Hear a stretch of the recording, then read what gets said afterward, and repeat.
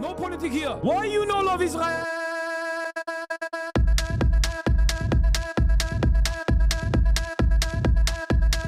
Oh, you hate it?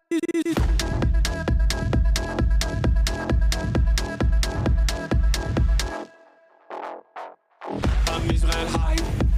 Am Israel high. Am Israel high. Am Israel high.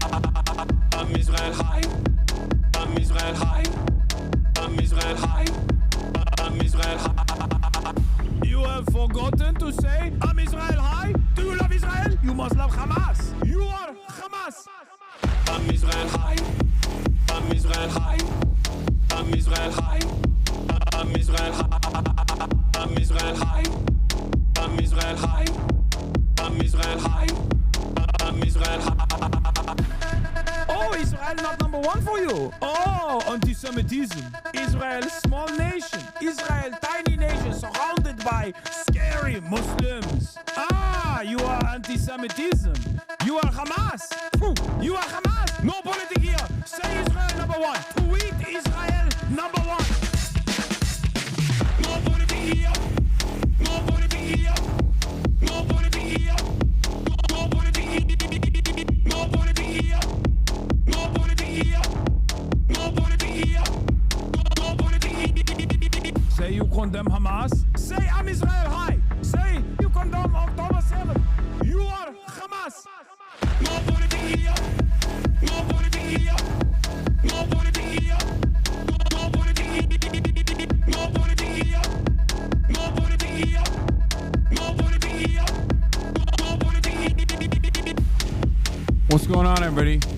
I hope everyone's having a fantastic evening, afternoon, pre-noon, no matter where you are in the world. I'm Hassan Piker, and this is the Hassan Ivy broadcast coming to you live from sunny California, Los Angeles. Folks, we're live and alive, and I hope all the boys, girls, and MBs are having a fantastic one, because today's a beautiful day. Today's a wonderful day. Today is a Monday, News Day. Abolish apartheid, free Palestine, folks.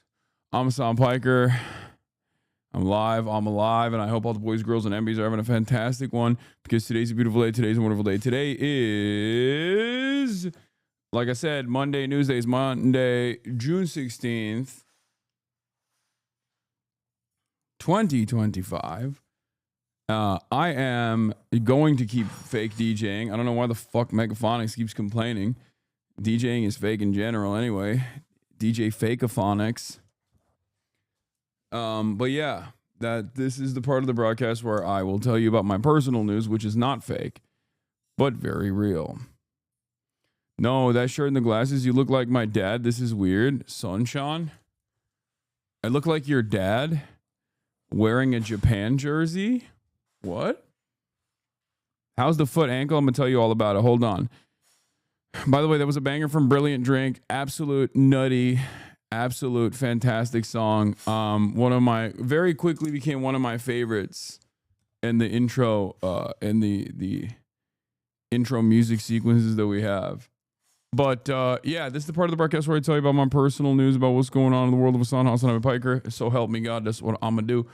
So, oh boy, another jersey. Yeah, I'm on a jersey arc. I've been rocking some jersey. I'm not gonna lie. This is a I Show Speed thing where like I realize that like a jersey automatically invokes a sense of anger or a sense of love in the audience. And I also think they look very cool. So I've been on my jersey arc because like, I don't know. I just like, it's very nice. It's very fit check now. You look Mexican, hell yeah. Yeah, they're comfy. Also, I'm a fucking Yoji fiend, as you guys know. That's what they call me, the Yoji demon around these parts. So, you know, this is the Y3. This is the Y3 Japanese jersey. And it's very big. I thought it was going to be like the regular Japanese sizing. So I saw a XXX one that was like super cheap. and I got the XXX one, not realizing that this was actually gonna be XXX. It is literally XXX. Look at this. Like, it's big.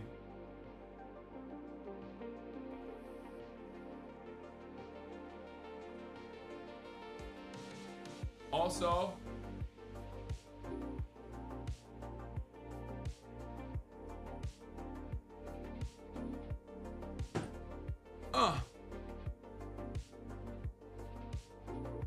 I got the friggin' sleeve. I got the German sleeve that Chatter recommended. It's actually nice. You dress like grandpa? Yeah, I got the Birkenstocks. I'm so comfy. This is so cozy. Bro, trying to be iShow Speed Unk status? No, this is my cozy fit. I'm wearing like a vintage Adidas corduroy pant that's like also not really a pant, but it's like a sweat pant, but a pant. And I'm wearing the fucking Y3 Adidas collab Japanese national team jersey. And I got the Birkenstocks on my feet. I'm not copying Speed at all. I'm just being an unk. This is the most unk fit. This is the most unk fit of all time. Speaking of which, so as you guys know, I got injured yesterday. Personal news wise, I got injured yesterday when I was playing basketball. Classic flagrant one foul. Dude pokes his foot underneath me while I'm taking a fadeaway fucking 3-point jump shot, and he goes right underneath.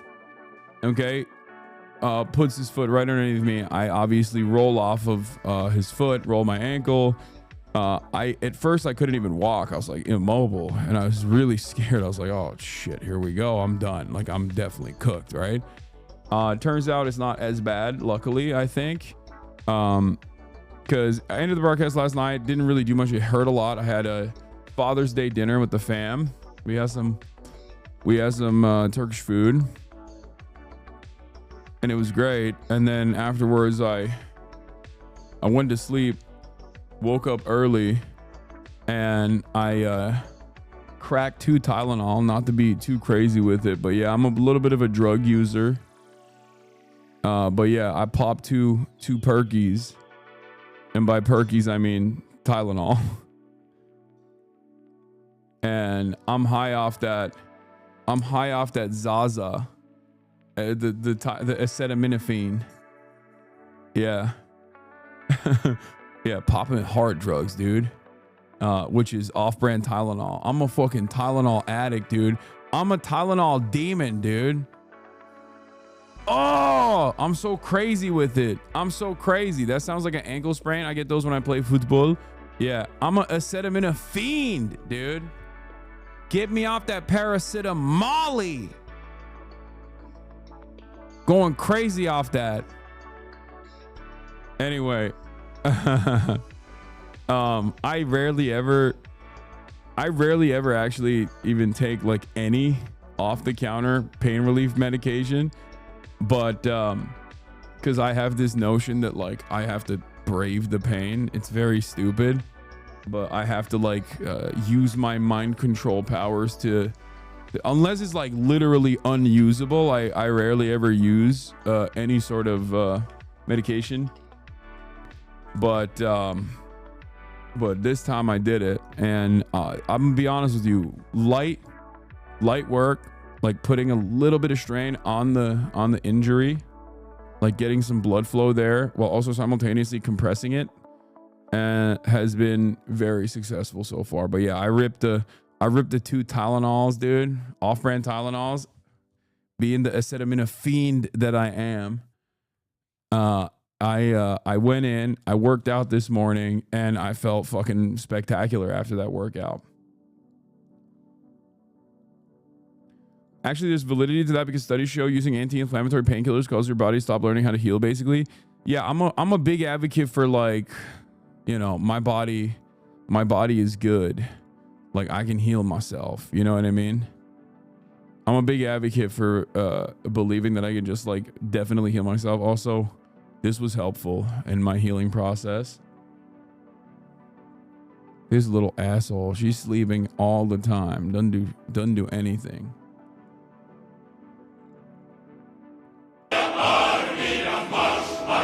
Yeah, that didn't stop me.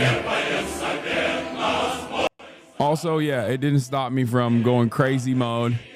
Just throwing up 225s. Like, it's nobody's business. You know what I mean? It's nobody's business but mine.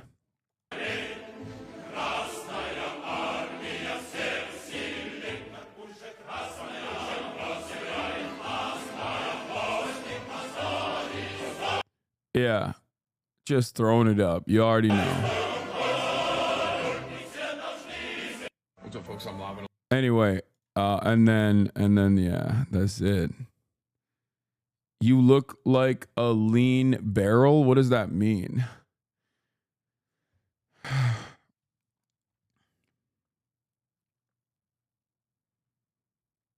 Could you bench me? I'm 180 pounds. Easy. Back buckling. Don't hurry back too. Martin and Hamza posted the YouTube video with you. Oh, they did? Okay, cool. Israel just banned foreign press from covering Haifa. Oh, shit. That means they got no fucking defenses in Haifa, and then they're just going to keep pummeling Haifa. Iran's going to keep pummeling Haifa, and they're going to stop letting people cover Haifa. Anyway, where was I? What? This clip is crazy. Is this Megaphonics? Is this a Cybertruck Megaphonics clip? Megaphonics, I thought we were done. I thought we were done with Elon Musk. I thought we had left Elon Musk in the rear view mirror. It seems like you haven't left him in the rear view mirror. It's like, it's still Teslaphonics. It's still Teslaphonics. Clearly Teslaphonics is still alive and well, you know? But,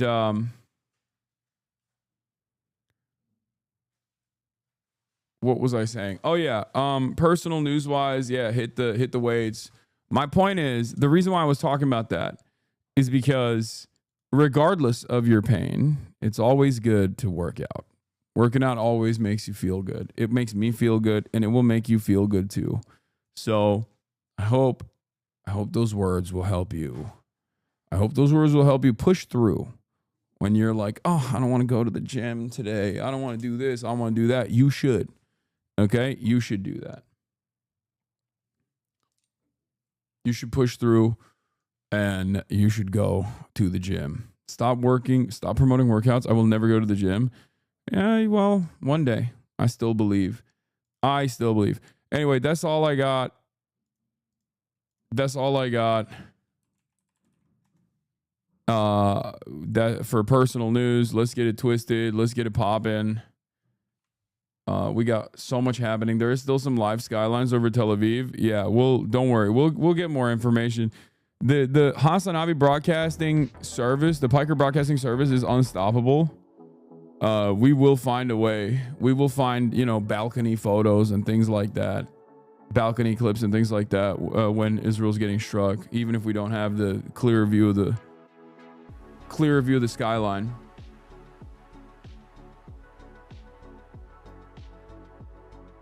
Kaya feeling better from her infection? I think so. Yeah. Where was I? What was I gonna do? Okay, I was gonna blast off. Let me do that. Okay. Ronix, Israel. Tit for tat continues. G7 meetups. Trump demands more ICE raids in blue cities.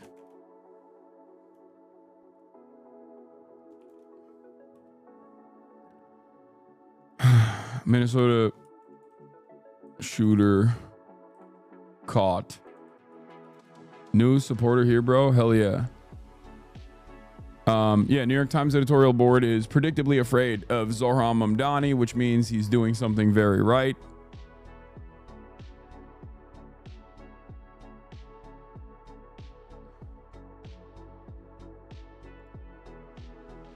They're admitting to war crimes. Yeah, they are. But America did this too in fucking Yugoslavia. like former glorious nation of Yugoslavia. Like they struck the broadcaster, the national broadcaster.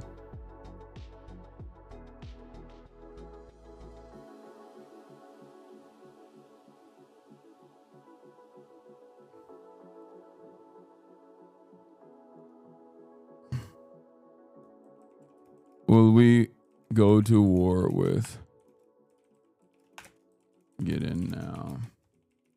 I haven't given you guys updates on One Piece because I haven't been watching One Piece because I want to wait. Like I want to have like a good runway. I don't want to dive back in after I've been hurt one time. I've been hurt in the past. You know what I mean? I watched One Piece from start to finish. And by the time I finished One Piece, yeah, Timasius, you got the playlist. There's a crazy Benjamin Netanyahu interview as well. We'll obviously get into that. But yeah, by the time I got to the end of One Piece, like caught up, they took a massive hiatus and it hurt me so bad that I was like, you know what? I'm not going to do it. I am not going to do a weekly thing. I'm not going to like be a weekly watcher. I'm going to wait until there's a decent runway. Communist attacks New Yorkers not voting Mamdani.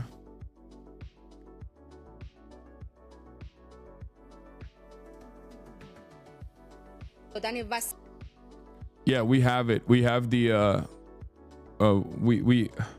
I will obviously cover Israel's insane attack against the Iranian national broadcaster.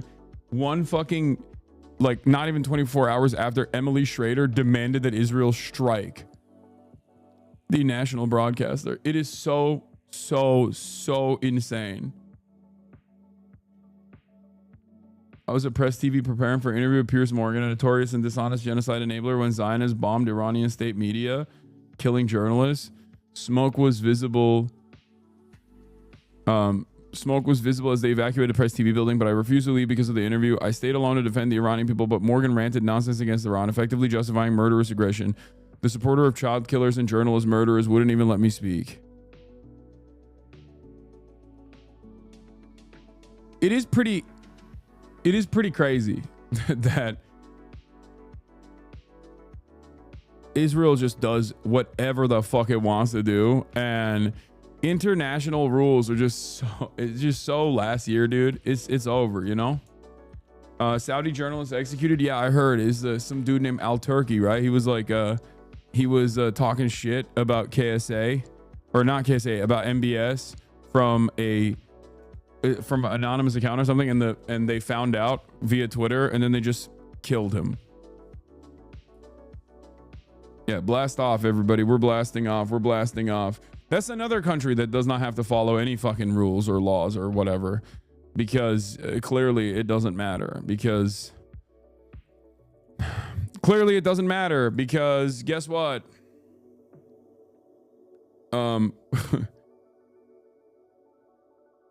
They're allies with America and they're allies with Israel, so they can do whatever they want.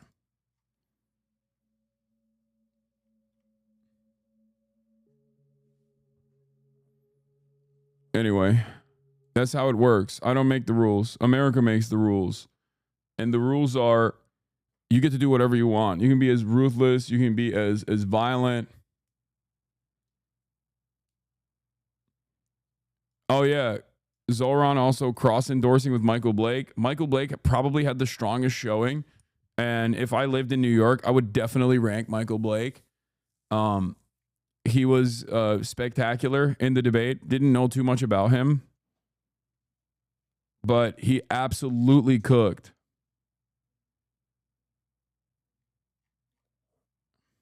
When are you joining Blue Sky? I don't know.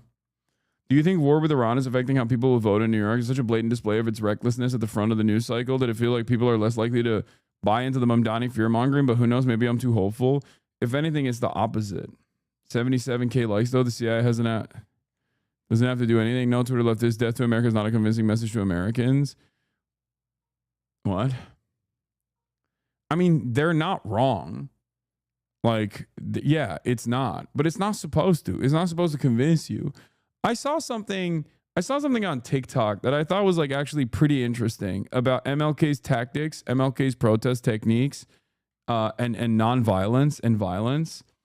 And I think it's really interesting. It was let me see if I can dig it up, but I'll talk about this in a second. Like in terms of optics, this guy was arguing that MLK wasn't trying to get white people on board by having Piker. What the fuck? This is the first thing that came up on my TikTok. God damn, look at this. This is as soon as I opened this up. Here, we'll start off there. We'll start off on the optics front on the protest. Obviously, protests have been happening all around the country. There's a lot of back and forth in terms of like, there's a lot of back and forth in terms of like what the best possible way to protest is and yada, yada, yada, and what the bad parts of protesting look like or what bad kinds of protests look like. I am in favor of protests and demonstrations regardless. You guys, as you probably know, I don't mind if it's like a libbed up protest. At the end of the day, I still think it's good. One of MLK's but here, this is a very short piece about MLK and what he was doing and what he was utilizing in terms of like optics. That it's a type of it's an attitude that I never really considered as well. Here. favorite tools to use was violence, right? Like he never once led a nonviolent protest. People getting beat within an inch of their life for ordering food is violent, right? But he was a mastermind at manipulating the visuals of violence. He understood that watching black people get beat up on live television is not an effective strategy at making racist people any less racist. But you, as a black person, having to watch your defenseless mother and aunties get hosed down is actually an extremely effective tactic at enraging both you and your local community to violence, right? There's a reason why after every major MLK city and peaceful protest got televised, there would be widespread violent uprisings, both large and small, all around the country. And this threat of widespread violence is what caused change. And there has been a lot of historical propaganda that goes into portraying the civil rights era as being the product of white empathy and not fear, the dominant group in America. Yeah, it wasn't those protests and like black people getting their asses beat at the civil rights sit-ins and whatnot that were inherently non-violent on the protester side, but there was tremendous violence against them on the police side. The violence in that regard and the imagery in that regard was not for white people to fucking feel sympathetic to black people. They didn't give a shit at all, which of course, as you guys know, MLK also openly talked about in terms of like white empathy and how white moderates were a significant hurdle to developing a coherent, successful civil rights struggle that had some kind of motion. Yeah, white moderates were like, no, we're not on board with that at all. Now, of course, also MLK does not work single-handedly with like on his own without Malcolm X, without the Black Panther movement, right? Without the Black Panther Party, and those guys were definitely not nonviolent. They understood that there was a necessity in certain instances for a little bit of militancy, recognizing perfectly that no matter how much militancy they applied, it would never reach the standard of the state, which is true. Like what they did, even if they were to get into like shootouts every now and then, or engage in the act of self-defense against the state that was like brutalizing black people, ultimately, none of that would reach the standard of systematized violence that the state was enacting with regular frequency under the auspices of lawfare. State has obviously a monopoly on violence. But in any case, point is, it wasn't about garnering attention from it wasn't about garnering attention and sympathy from white people, even though that is how people talk about it.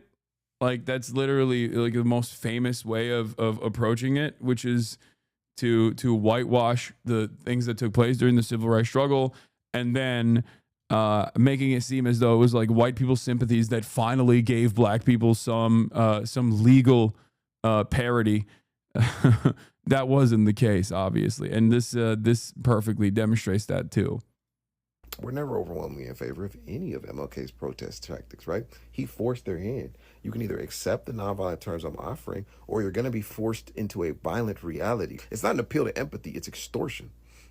And I think particularly towards the back end of his life, he started to make certain realizations, right? That you cannot argue with somebody in a language they do not speak.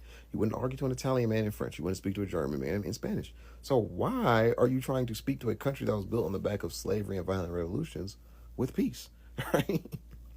And I mean, we kind of seen how that ended, right? I don't know, y'all. I just think if your oppressor agrees with your method of protesting, you're not protesting, you're loitering.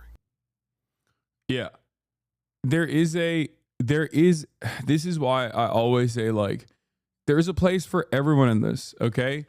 Like, even the liberals, the Barbers and the Debras coming out and showcasing their discontent with the current administration. That's good. That's good. Okay? So you won't see me shitting on those guys. Like, I'll make some jokes every now and then, but obviously, like, I'm in favor of that. I'm in support of that. I've talked about how I'm in support of all of that. But also, you won't see me poo-pooing other methods of protesting and trying to dismantle or dismantle certain pieces of the state, or maybe become undeniable, become a real nuisance, muck up the works, gum up the works to the best of your ability. Like, these are things that people have done throughout history, throughout successful protest movements, throughout successful revolutionary movements. You can play a role in this. Just don't stand in opposition towards people that have similar goals that you have, right? That's it. Did the lib lay down and take it when the police charged them? Not the ones that were around. By the time I got there, they were eating it, but there's not really much you can do other than eat it when you're in that situation, because the cops are just like indiscriminately firing directly into the crowd, aiming at heads in that crowd. So it doesn't even matter. Peaceful protesting is good for getting attention for stuff, but it doesn't enact actual change. Historically, it doesn't work like that. And the other methods feel impossible now because the state is militarized rapidly against us. It's never impossible. You got a lot of numbers, dude. That's all I'm saying. Anyway.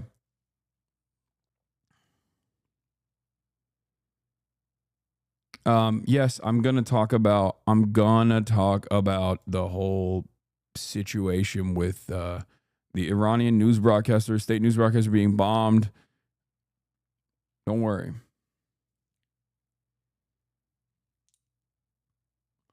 One important note, he was operating an anonymous account and the Saudi government paid 2 Saudi Twitter employees to leak his information, as well as other activists. Also, both employees escaped to the U.S. and they have active FBI wanted warrant. Will you be talking about Mike Lee? Yes, I am going to be talking about the Mike Lee situation, when I'm talking about the Minnesota shooter who was caught recently. It was one of the most insane things I've ever seen. There was a lot of insane things I saw this morning, okay? A lot. One of the funniest ones I saw, let's start with this one. Danny Danon, everyone's favorite anti-child drawing UN ambassador to Israel. He said, I am appalled by the outrageous and anti-Semitic incident that at the International Arms Exhibition in Paris, where the booth of Israeli companies were concealed behind black walls. This discriminatory act singled out against Israel, while representatives of other countries were freely allowed to showcase their technological innovation. Yes, he does have a fucking lisp, by the way, for the record, for the real knowers, for the real Danny Danon heads out there. Okay, this is as close as you can get to his accent. I'm not even, bro, admit you practice that in the shower. Israel stands at the forefront of global technology, and it is clear that some nations feel threatened by our exceptional capabilities. This is especially absurd considering that Israel's actions are aimed at protecting the free world, including France and Europe, from Iranian terror. instead of isolating Israel, the world should stand with us and learn from our knowledge and capabilities.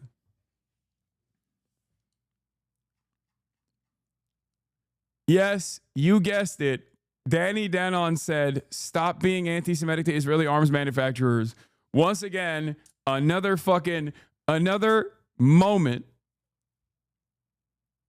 Oh, sorry. His name wasn't Al Turki. You'll get a totally different. Is Turki Al Jasser. Sorry. It is something that I have said as a joke before is like, wow, you're being quite anti-Semitic to Israeli weapons manufacturers. Like, wow, attacking Elbit systems. When will the anti-Semitism stop? Is something that I have joked about.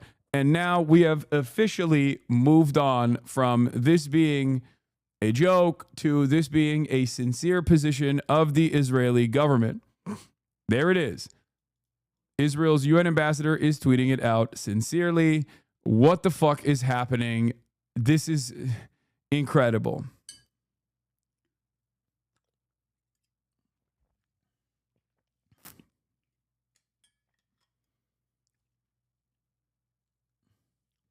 By the way, the French were not going to do that if the stand had removed the weapons, but they refused, so the government's like, get wrecked. Yeah, this is... Yeah, this is... Okay, tell me I was off with my accent. Of the United Nations, where thousands of people are passing every day, the UN decided to put an exhibition about world peace. Look at the drawings of children from all around the world. Look at the drawings of children from all around the world. Nothing about Israel. Nothing about our hostages.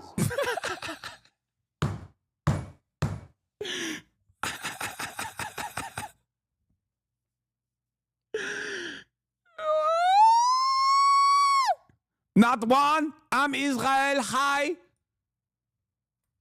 Not one. Not even one child. These are drawings of terror. These are terror children. This is not a parody. This is the real, bro. This is a real art installation of children that the United Nations put up at their fucking headquarters. Okay? It was a world peace art installation of children drawing stuff on a quilt. Danny Danon literally went there, cut this video, and actually successfully got the United Nations to take this art installation down. Look what they have. They don't recognize Israel. They promote hate in those drawings. This is my favorite. This is my favorite when it pans over and it just says, teach peace. Peace begins with a smile. It's all when he goes, they are teaching hate to these Hamas children, terror babies doing drawings. And he points to it and the camera pans to peace.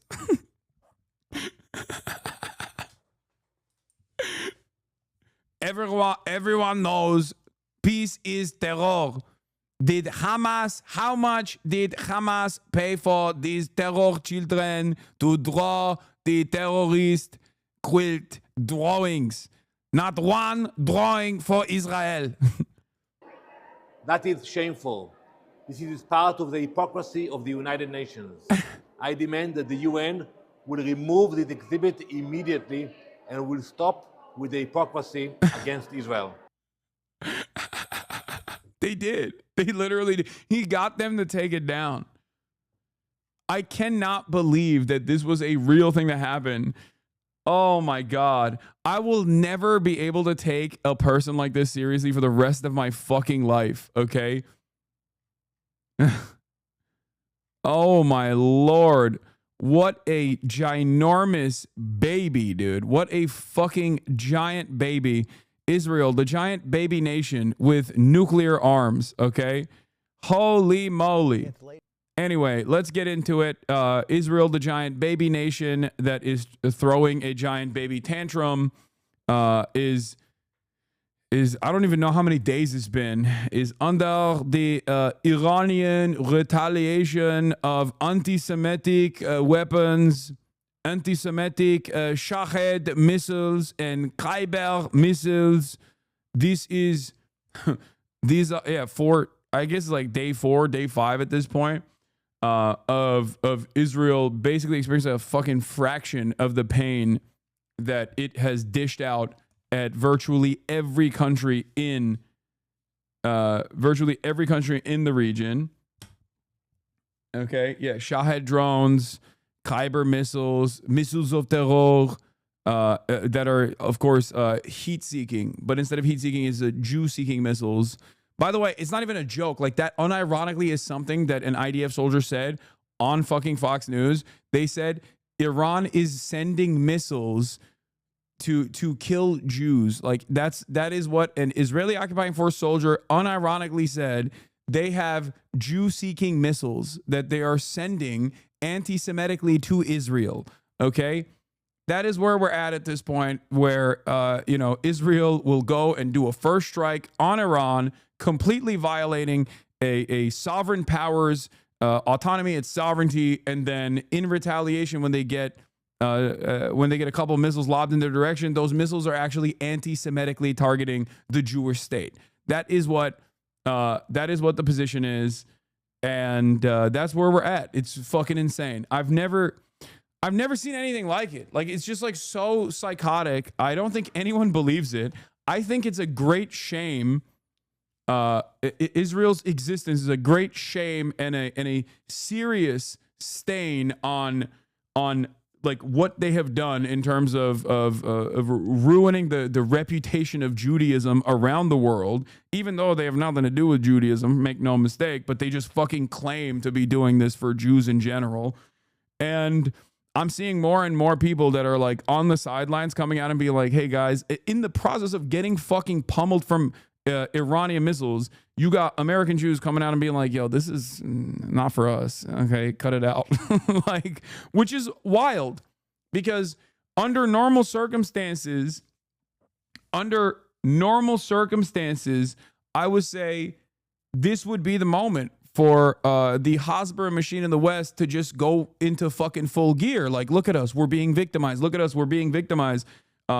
Look at us, they're killing us, they're attacking us, they're anti-Semitically attacking us. And yet, in the Western world, it gets very little play. It's actually shocking how little play it's getting, which leads me to believe that the silence coming from a lot of Westerners and even Western institutions is a little bit of complicity. Like, it's more so like, listen, we're holding, we would make statements and immediately come out and be like, oh, Israel, I can't believe Israel's being attacked this way. The reason why you see mostly radio silence from a lot of people, I think, is directly because people are just like, well, what did you fucking expect? Like, obviously, this community is a little bit different because we have been watching everything unfold in real time. But it's like crazy how much like normies who want to maintain their professional careers, who immediately would start posting like they're fucking running for office or some shit when moments like this took place, most of them have been awfully quiet about it. It's actually kind of shocking, because these are the moments where Israel is supposed to pop off. This is like the number one thing that Israel gets to do. The number one thing that Israel gets to do in this situation is be like, look at us, we're victimized again. Look at us, we're victimized again. We're being absolutely fucking destroyed. Like, how dare they do this to us? And I don't think they're getting that fucking support at all. And American Jews are also very quiet about this situation as well, because like, it's literally indefensible. Like, you've been doing a genocide for 20 months and then you fucking turn around and attack Iran. Of course they're going to fucking attack back. Like, what is the expectation? You know what I mean?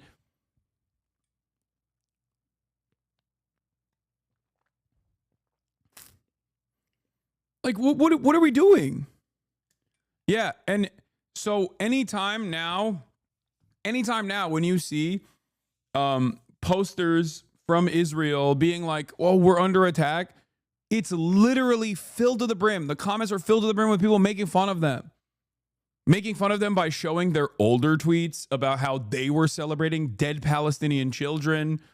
Like experiencing a fraction of the pain that the Israeli state has brought about and how much they've championed it has made it so that people don't want to even fucking defend Israel at all, even when Israel is like literally under attack. Now, this doesn't mean that America won't defend Israel. Of course it will.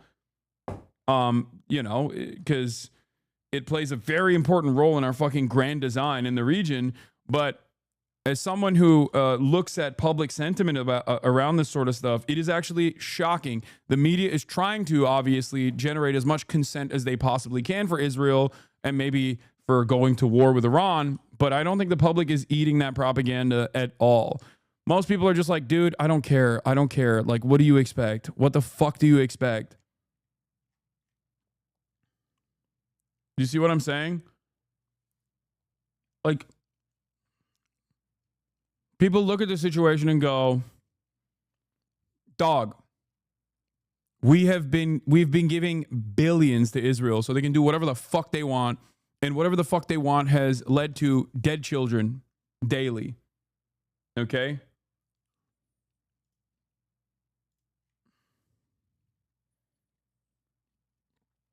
Kyrie Irving watching Nick Fuentes. Oh, I want to save him. I want to save Kyrie Irving so bad.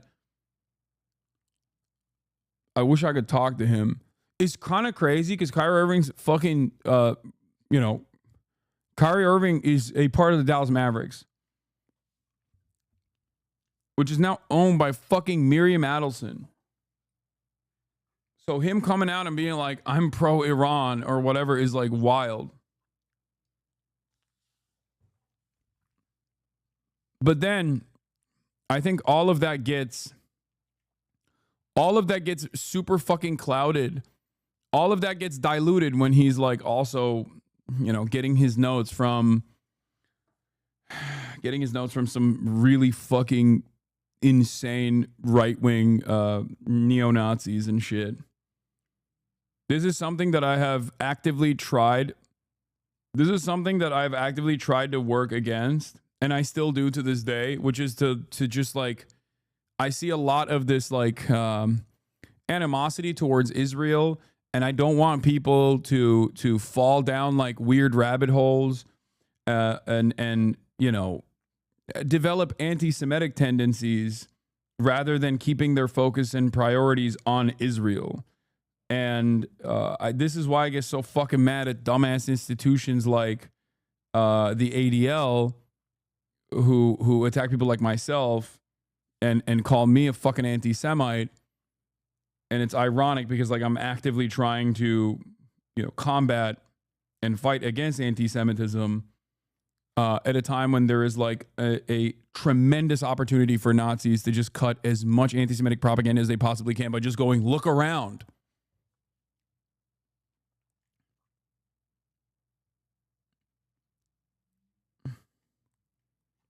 It's really fucking annoying.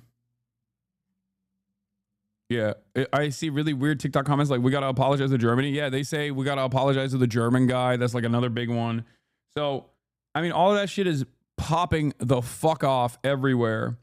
Everywhere. It's real. That is a real thing. You know what I mean? That is like a genuine problem. It's obviously anti-Semitism is still like institutionally protected, and that kind of enmity, at least right now, is not leading to like real violent consequences in the short term, but it can, and it has, and it will most likely lead to genuine problems in the long run, like real consequential, real scary fucking problems in the long run. And it's like entirely because of Israel. It is fucking crazy.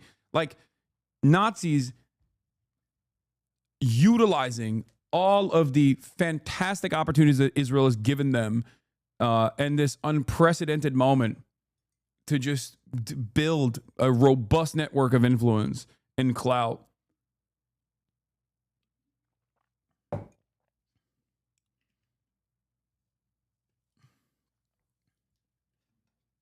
Anyway, having said that, let's get to the back and forth between Israel and Iran. Latest now in the escalating conflict between Israel and Iran. The countries exchanged deadly attacks throughout the weekend. Chief foreign correspondent Ian Pannell is on the scene in Tel Aviv. Good morning, Ian. Yeah, good morning, George. Attacks over the weekend and attacks early this morning. I want to show you the scene here in downtown Tel Aviv. That's where the Iranian missile landed. Just look at the devastation over there in the office block. But if we swing round 180 degrees, you can see these were residential apartment blocks, also devastated in this Iranian attack. This morning, a devastating strike. This is pretty crazy to watch.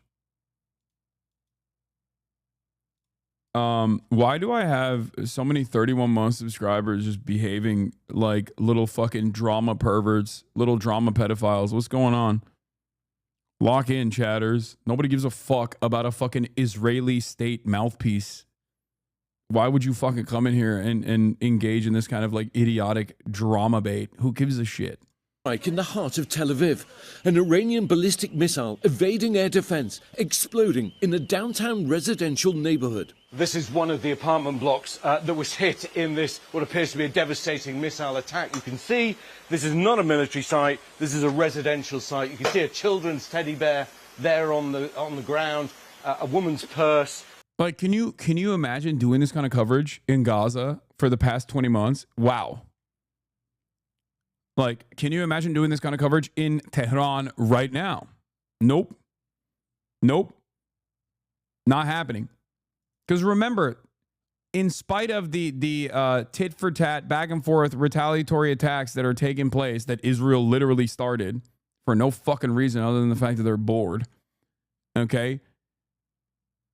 They're still conducting ethnic cleansing campaigns every day in the Gaza Strip, murdering children, sniping them directly on their way to get a crumb of aid. Make no mistake, that is still happening. And I want to read a take from Mohammed Shahada that I actually retweeted today. What Iran is allowed to do according to Israel's own rules of engagement in Gaza. If a single Israeli reservist or Likud member lives in a high-rise building, or if a single pistol is nearby, knock down the whole thing. If an Israeli reservist is being treated at a hospital, bomb the shit out of it.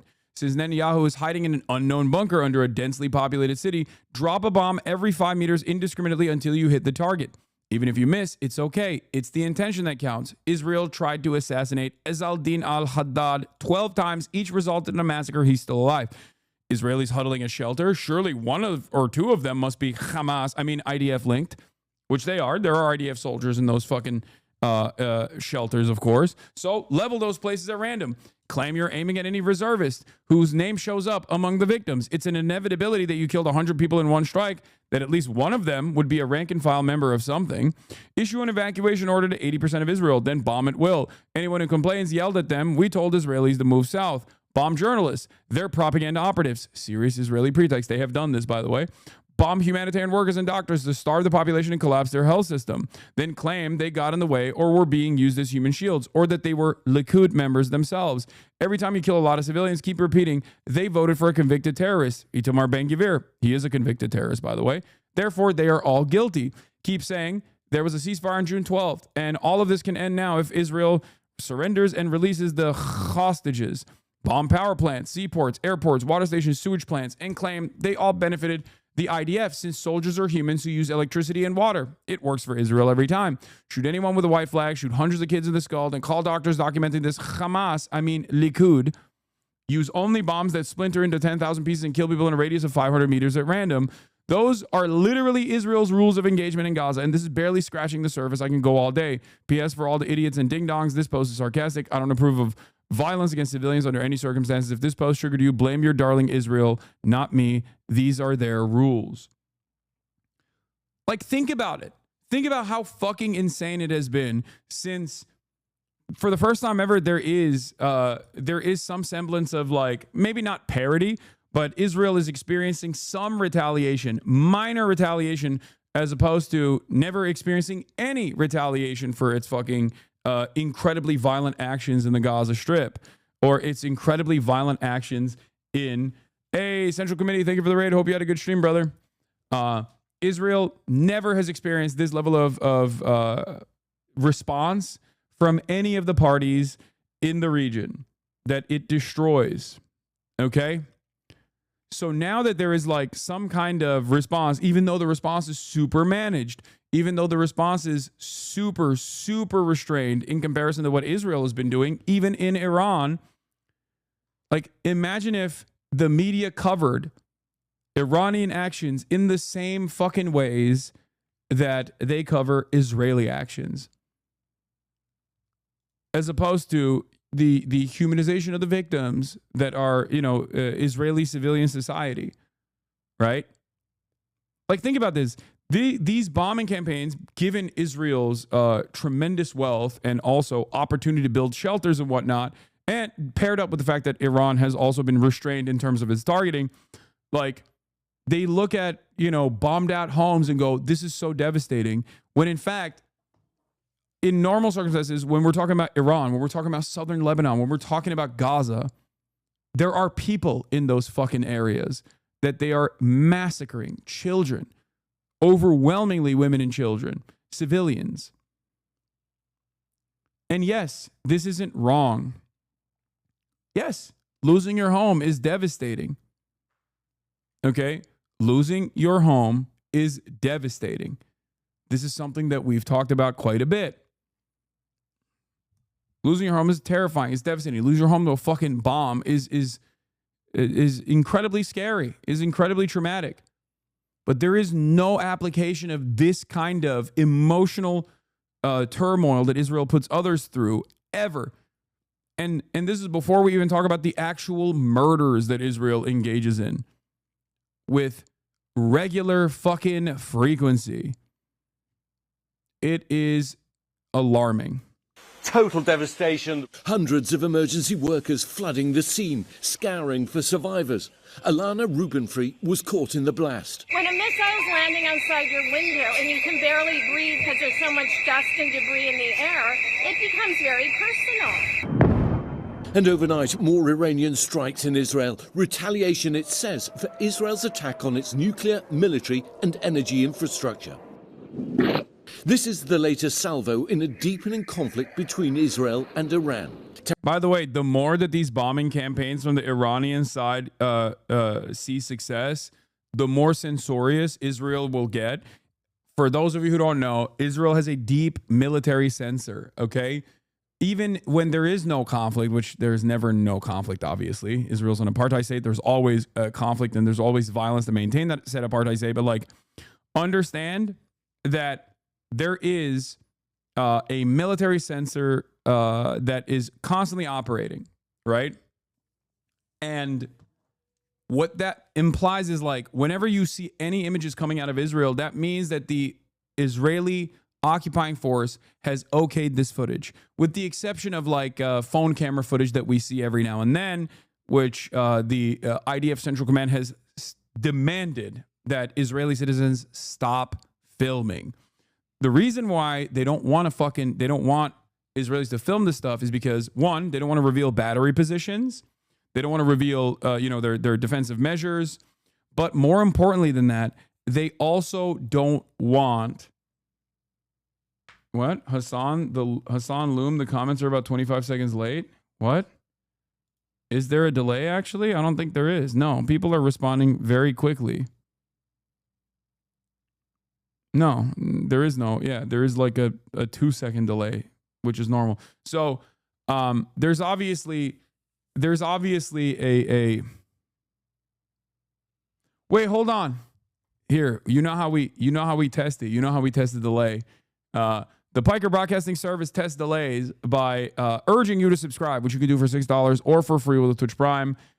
Twitch Prime is free, of course, or by getting gifted a sub. Let's take a look. Now that I've made a call to action for subscriptions, let's see if they start rolling in, and we'll test the delay. 1, 2, 3. Okay, some subscriptions are coming in. All right, I guess that's the delay. That's it. It's only a few seconds. It's fine. Where was I? What was I talking about?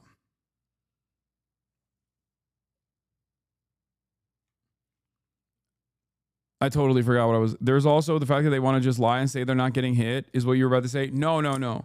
The other reason, the other real reason, the major reason as to why they don't want any of this information coming out, unless it's like something that they can use for propaganda to be like, oh, we're the victims in the situation. Look at them anti-Semitically attacking us, is because people just fucking feel tremendous hope when they see at least like a city block in Tel Aviv resemble a fraction of the fucking pain that Israel has dished out to both Tehran, but also to Gaza, especially Gaza. Like, that's it. They don't like, there's this delicate balance between like how much of the death and destruction, or how much of the destruction, because there's not a lot of deaths, even though there are some casualties. How much of the destruction can we show to the world to garner support and sympathy, while simultaneously not showing so much that like Iran can use it as propaganda, or people can feel people can celebrate and cheer on the toll that Israel has taken for the first time ever.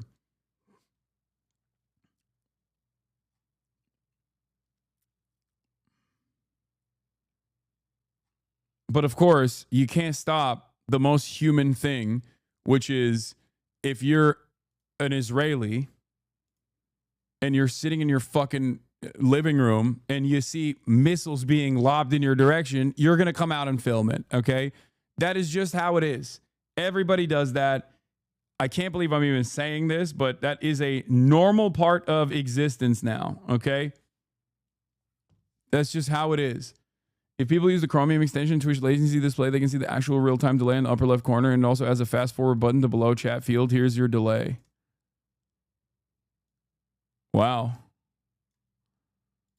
You freaking nerd. CNN reports Israel's Air Force attacked 2 Iranian F-14 fighter jets in Iran. Netanyahu does not rule out targeting Iran's supreme leader. Man, I sure love World War III. I know, we're going to get to that in a second. How much punishment are the Israelis willing to take? I don't know. You showed that it's possible to kill 100 Gazans a day and no one cares. Now they'll see that I'll do it for you too. What? Are we going to get used to 10 deaths a day and hundreds of people without homes, says Maya Kroll? And then third world is primitive accumulation. I guess Israeli anti-Zionist chatter.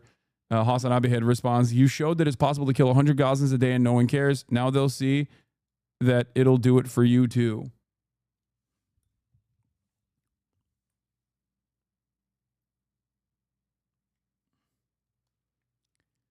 So one of the things I've talked about. Oh, he's Palestinian. Google Translate is cooked. Yeah. One of the things I have talked about in this process is U.S. gave Turkey a heads up hours before the attack. Yeah, that's not surprising. Anyway, we'll I'm gonna get back into this. I forgot what I was gonna say. Shit. My friend has family in Israel and Gaza. The family living in East Jerusalem have been told if they are caught sharing footage and photos of bombings, they will be dealt with using terrorism laws.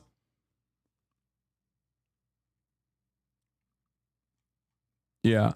Oh, one of the things that I talked about in the beginning of this was the appetite that like certain countries have for death and destruction, or like the tolerance that they have, not appetite, but the tolerance that they have for death and destruction in their own backyard.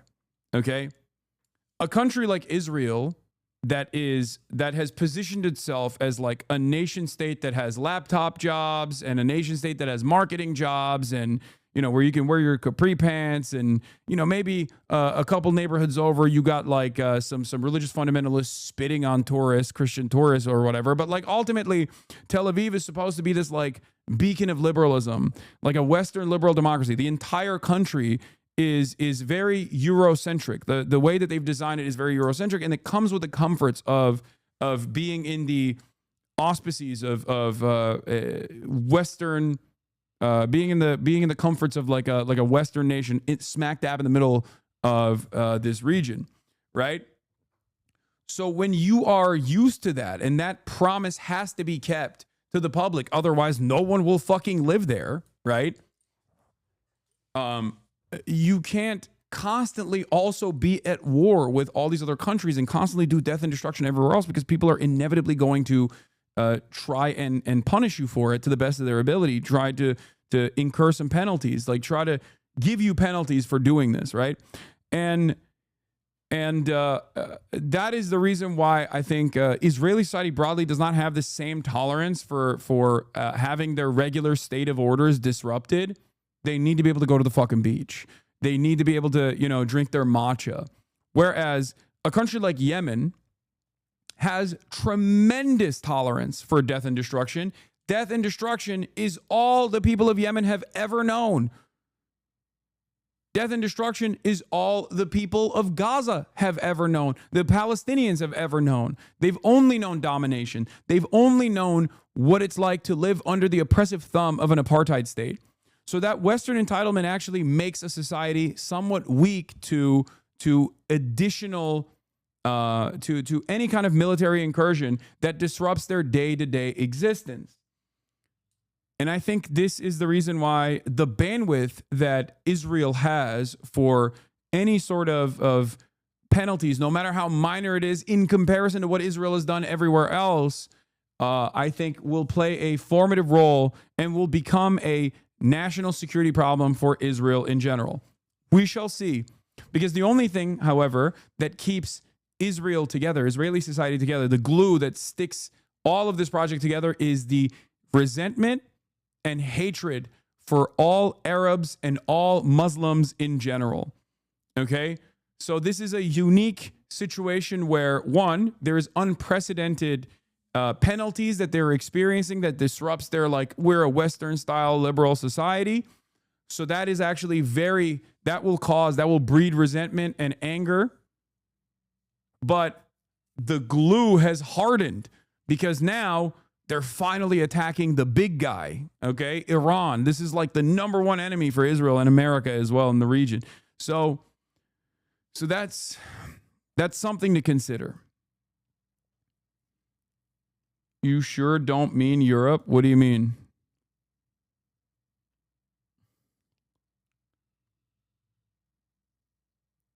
Wait till the only home motherfuckers flying out as soon as the airports are open. No, Haaretz has reported that they don't want Israelis to be able to leave on rescue flights.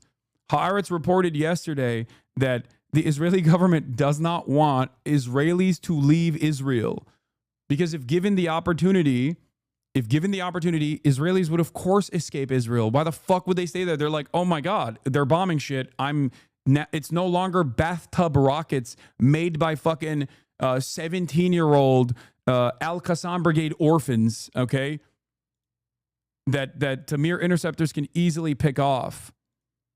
It's now real missiles from a real sovereign state that has the targeting capabilities of an actual full-fledged state. And the only reason why they are deploying those weapons, the only reason why Iran is deploying those weapons is because Israel struck Iran. That's it.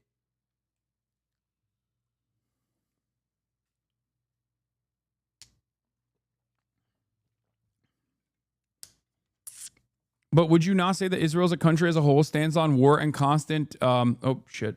I think you spammed it too hard, so you got clapped here. But hold on.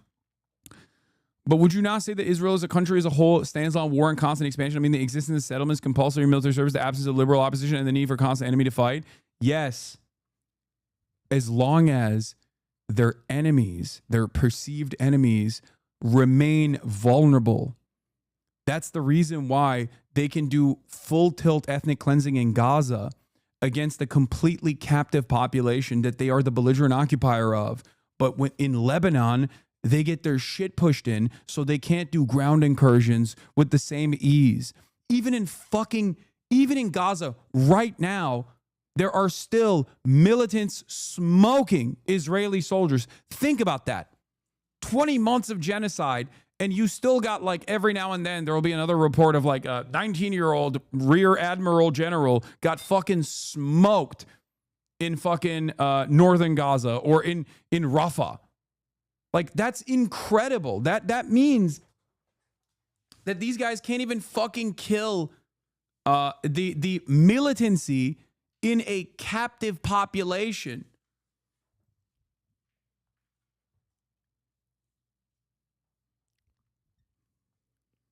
Here's one from just now.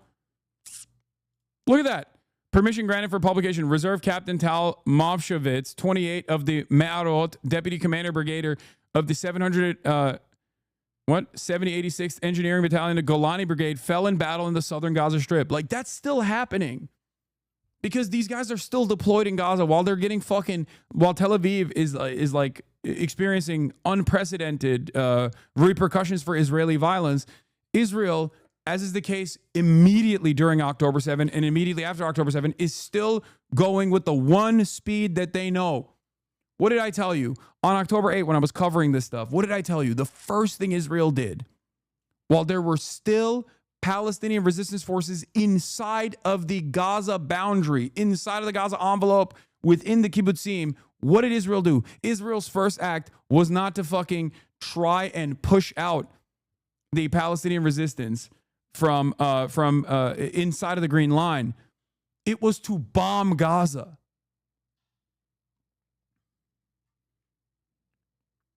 So while they're fucking being bombed, like, these motherfuckers are still conducting their ethnic cleansing campaign and they're still getting smoked.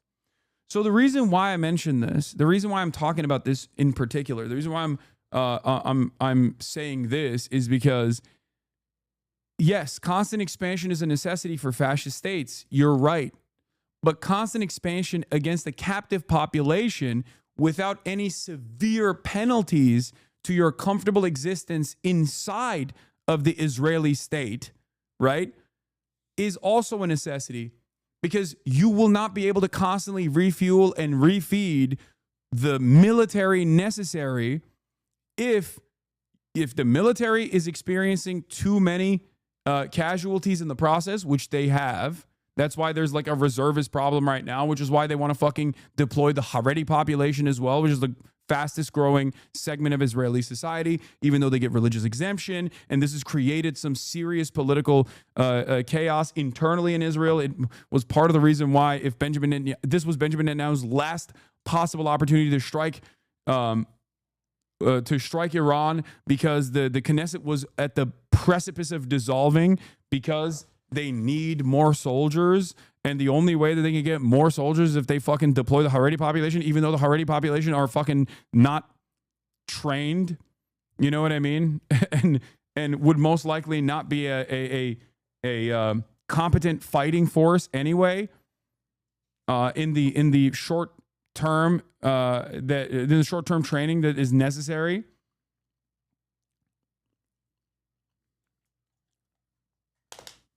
So my point is, a country like Israel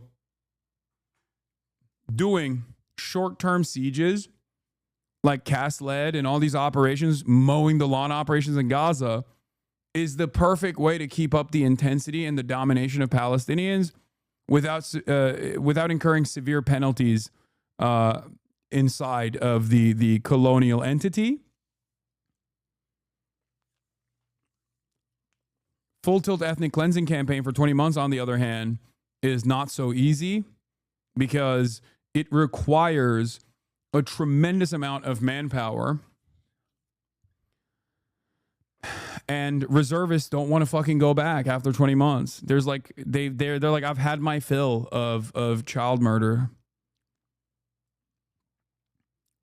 and that in and of itself. Like, that in and of itself is a problem, but then pair that up with like actual normal Israeli society no longer being able to get their fucking matchas and go to the beach and shoot their stupid fucking TikToks about how wonderful things are in Tel Aviv. Without that promise of like a bastion of liberalism, like we're a normal country. When that falls apart, And that only falls apart when the Iron Dome falls apart, which it is right now. When that falls apart, all of a sudden, the only safe haven for Jews is not so fucking safe anymore. You see what I'm saying? Because Israelis are not like a different organism. They're human beings just like you and me. They also like their fucking treats. Especially because their material circumstances, their material conditions are close enough to the experience that you can get in a Western capital. Okay?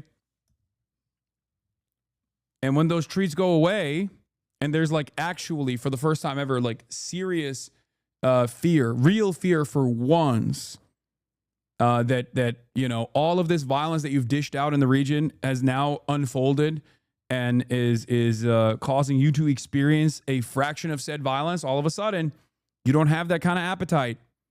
You don't have the same appetite for death and destruction, is my suspicion.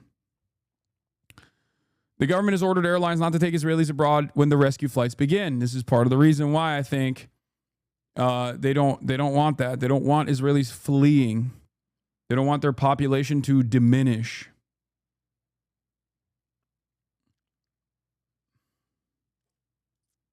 Yeah, here is a new policy org.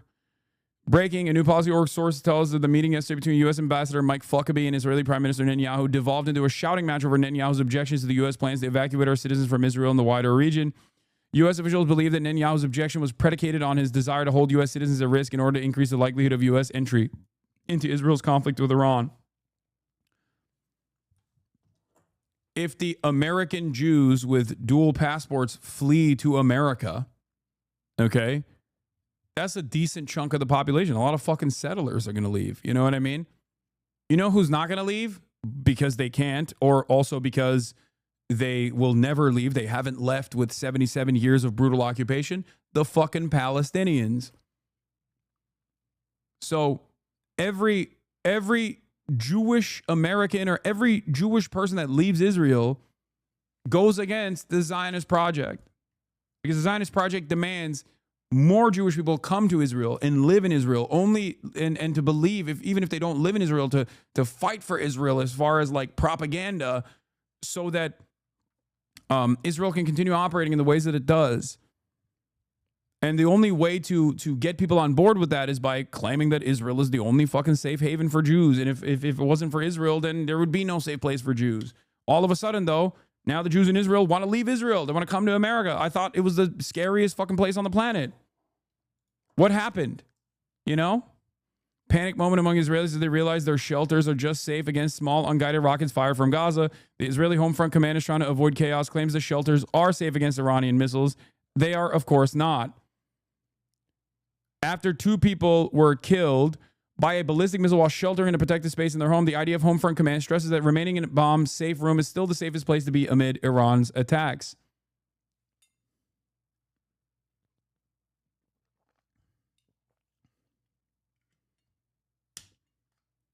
Yeah, they have all the smoke for a vulnerable captive population.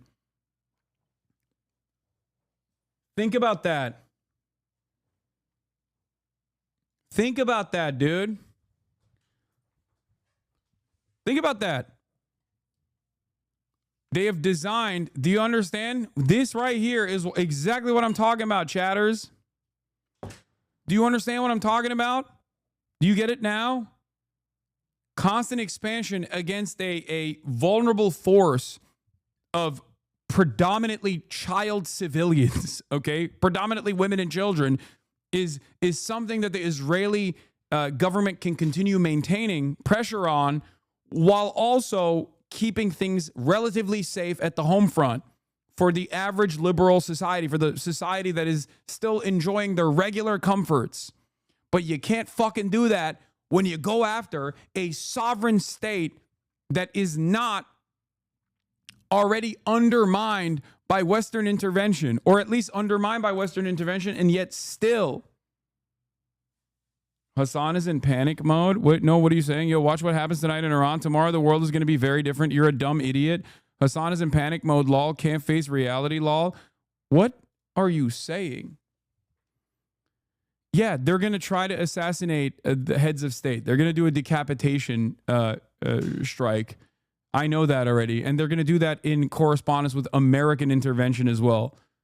This is not a shock to me at all. This is something that I have been saying. I'm describing the current attitudes in Israeli society and what I foresee looks like what kind of societal fissures exist within Israel, what kind of pressures Israel is experiencing for the first time ever.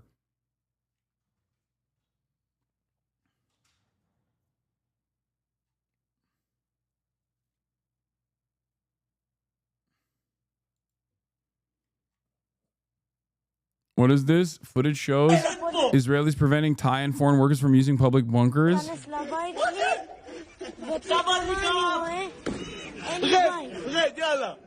I don't know if they actually did that. I don't know. I don't have, that's not verified. I mean, I wouldn't be surprised, but I don't know. There's not enough verification for me in that.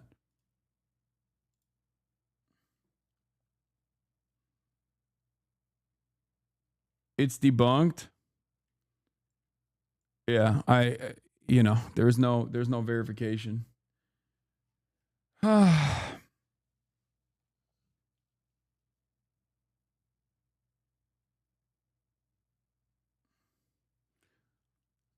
direct missile impact breached the bomb safe room, which are designed to sustain shockwaves as such missiles, as well as shrapnel. 2 people in the safe room were killed. However, those in shelters on the floors above and below were unharmed, the Homefront Command says.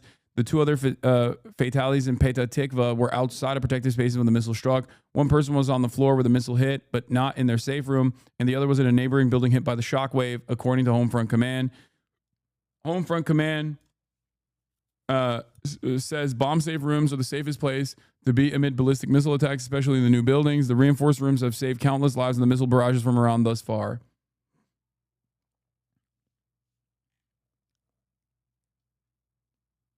Yeah, no, I know the Israeli government confirmed that Israelis cannot leave. I know. Tehran's attack coming hours after Israel launched strikes across Iran, hitting surface-to-surface missile sites and a gas depot on Sunday, with huge columns of smoke rising above the skyline. Now, new concerns that the United States could be dragged further into the conflict. 2 U.S. officials telling ABC News President Trump earlier rejecting an Israeli plan to kill Iran's supreme leader. The president hopeful for peace, but saying this conflict may be necessary. Well, I hope there's going to be a deal. I think it's time for a deal, and we'll see what happens. But sometimes they have to fight it out. From Tehran. Dude, by the way, how American is this?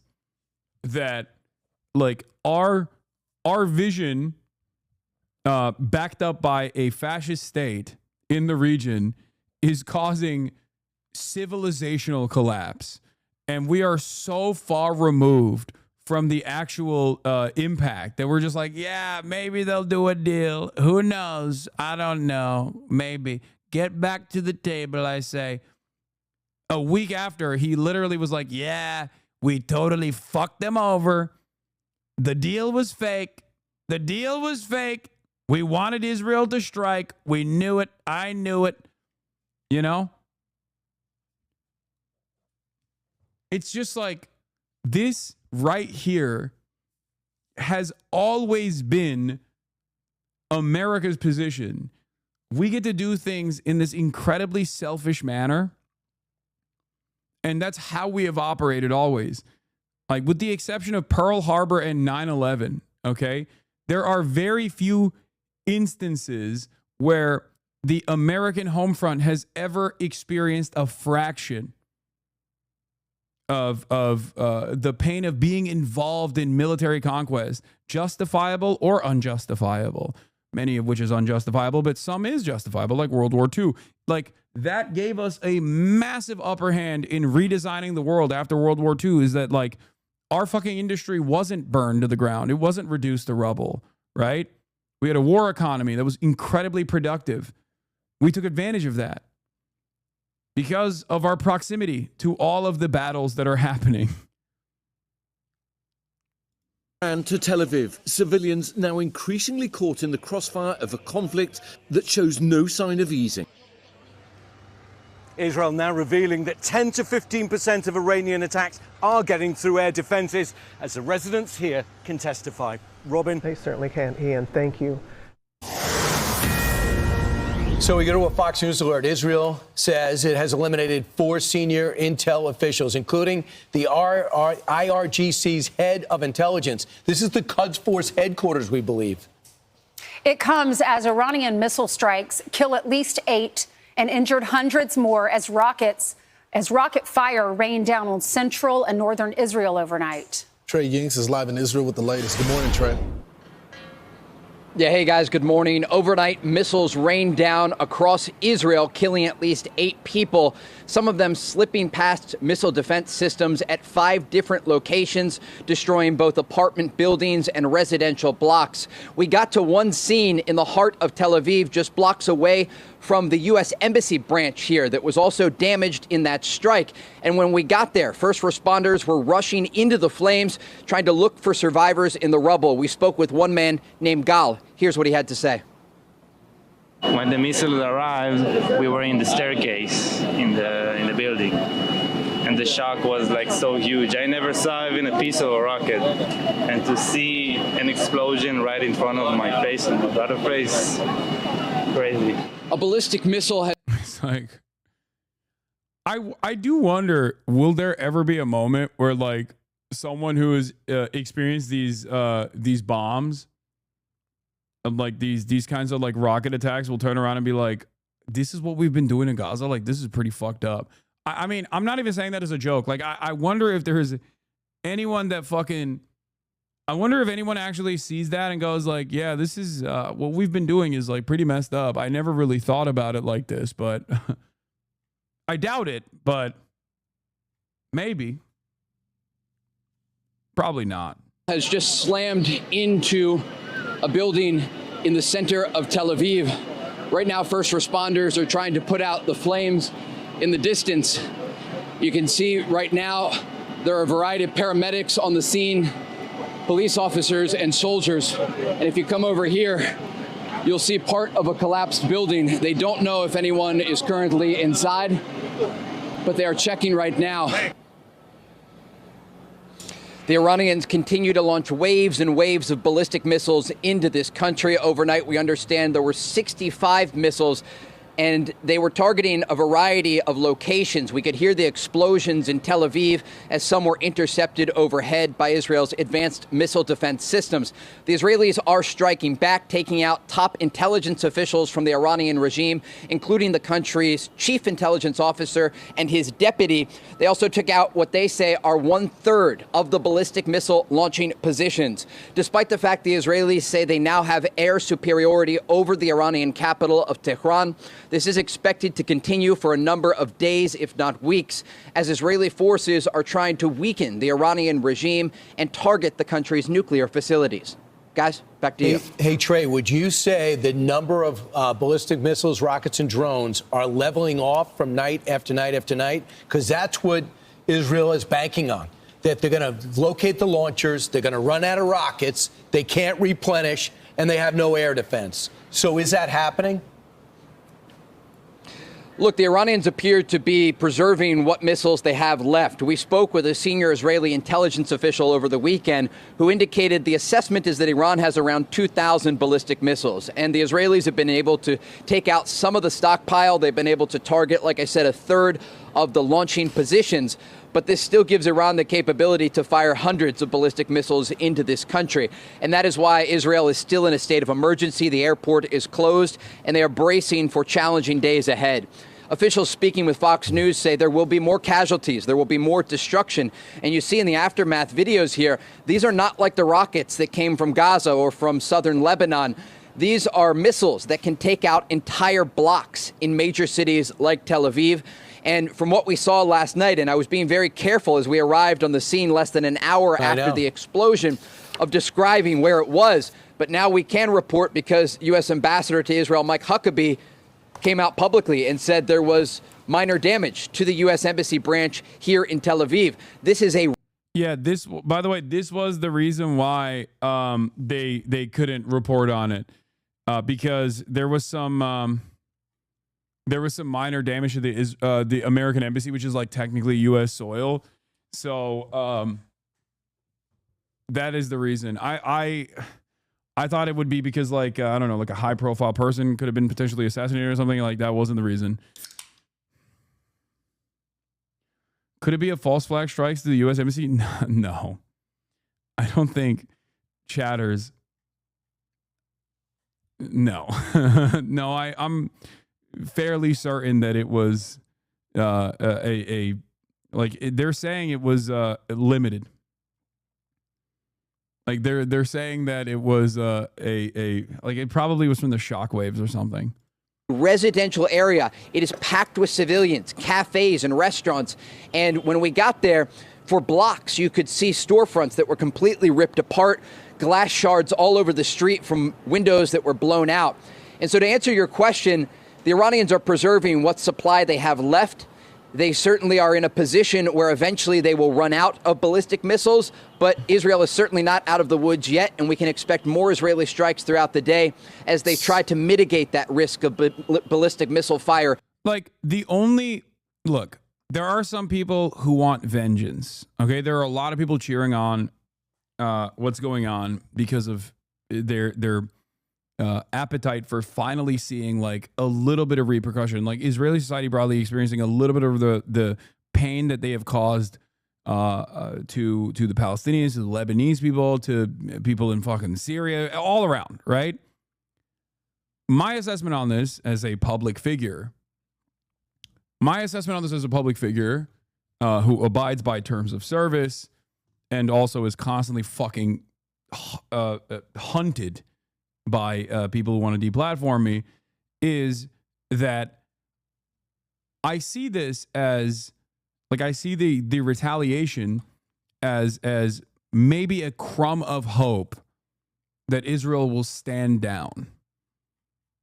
Like, that is my only hope out of this, is that Israel stands down, or America recalculates the attitude that they have for full tilt death and destruction.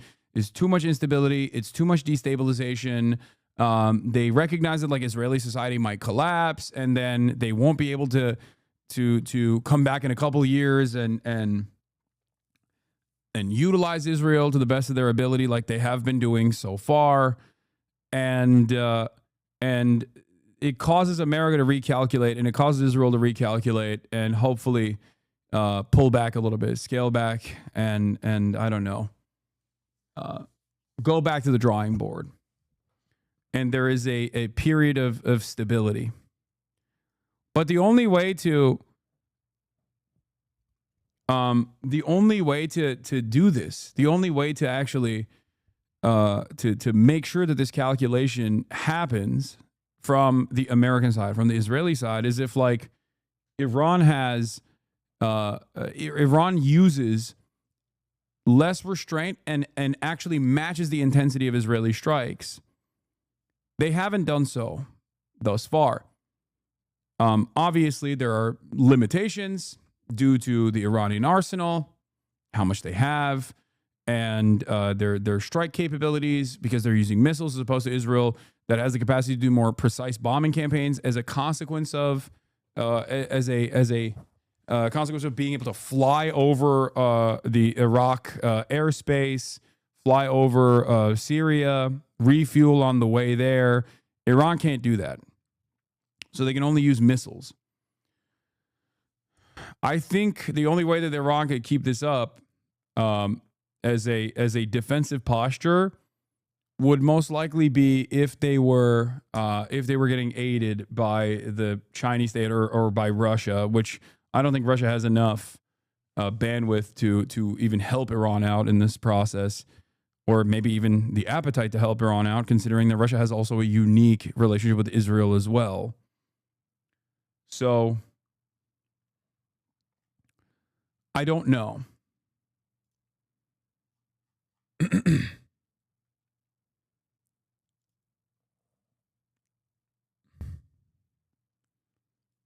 Self-proclaimed. Oh, this is Arsen Ostrovsky, my favorite international human rights lawyer, who is a fucking psychotic Hosberist. But self-proclaimed leading international human rights lawyer pronounces collective death sentence on Israeli media. That is a legitimate military target, given it's a key propaganda machine advancing Iranian military and nuclear goals. Breaking. Israeli airstrikes targeted Iran state broadcaster in Tehran. I don't understand how they're still operating with the same dynamic that they did with Gaza. They think Iran as a fucking nation state that has spent the last couple of decades building up their defenses and their offensive capabilities for this very moment will not be able to retaliate in kind. Israel struck the oil depot in Tehran. What did Iran do in retaliation? They blew up the fucking Haifa oil refinery. If Israel attacks the Iranian National News Agency, then Iran will attack Israeli news agencies. I don't get it. It's a back and forth. Yes, it is significantly less the damage to Israel that Iran can implement is obviously far less consequential, far less severe than what Israel can do to Tehran and Israel can do to Iran in general. But I don't understand how these guys are so callous in their indifference, even when there are clearly repercussions for regular Israeli society. They struck the nuclear scientists. Iran struck the academic institution in Israel. They blew up a fucking institute of research. They did that. So clearly they are getting their notes as far as their strike priorities and their targeting priorities from what Israel does to Iran. Every single bit of violence that you have seen so far, every single instance of like retaliatory strikes on Israeli soil has come after Israel has targeted something similar in Iran.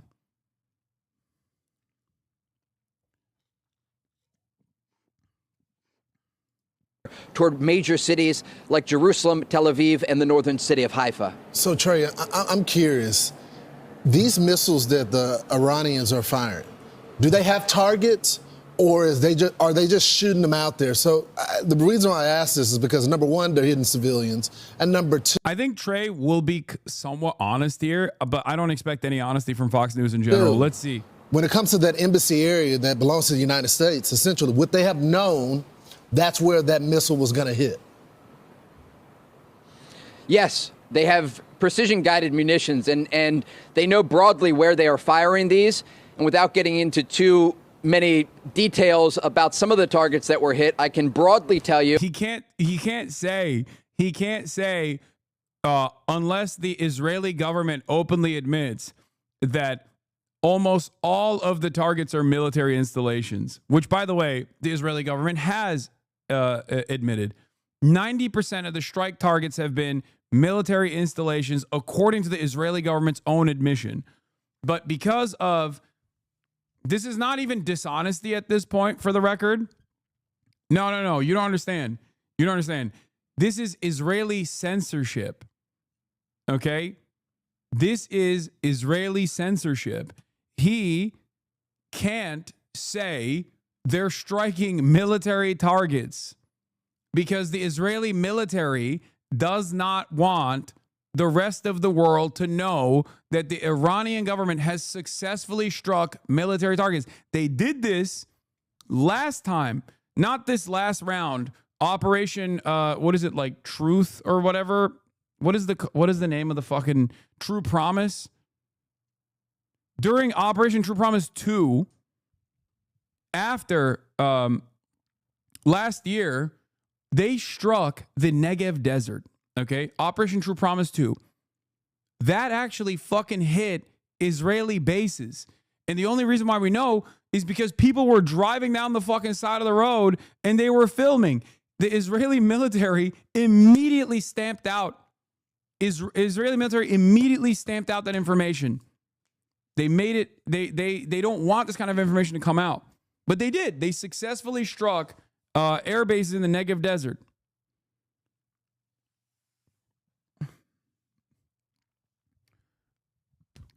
That's the reason why Trey can't say exactly what the Iranian strike targets look like.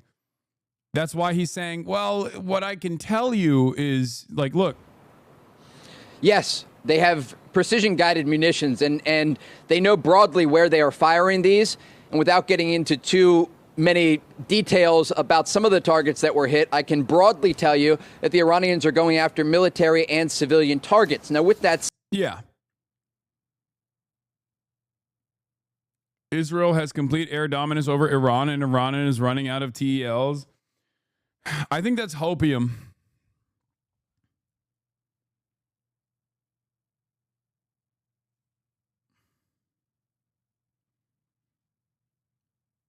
You are missing a huge point in this conflict, my brother. The regime is utterly incompetent. They're fucking idiots. They have all been chosen by loyalty instead of skills. They can win the mind game so easily, telling Israel was using human shield. They even refused to show the civilian death toll on national TV. What are you talking about? Are you talking about Iran?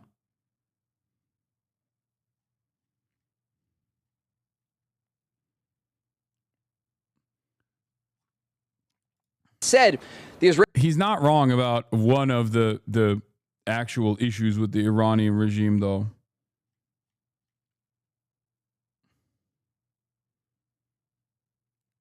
Like, that is the nepotism and like loyalty transcending the competence narratives is not simply a narrative, but it's also the reality. It's a major flaw within the Islamic Republic, for sure.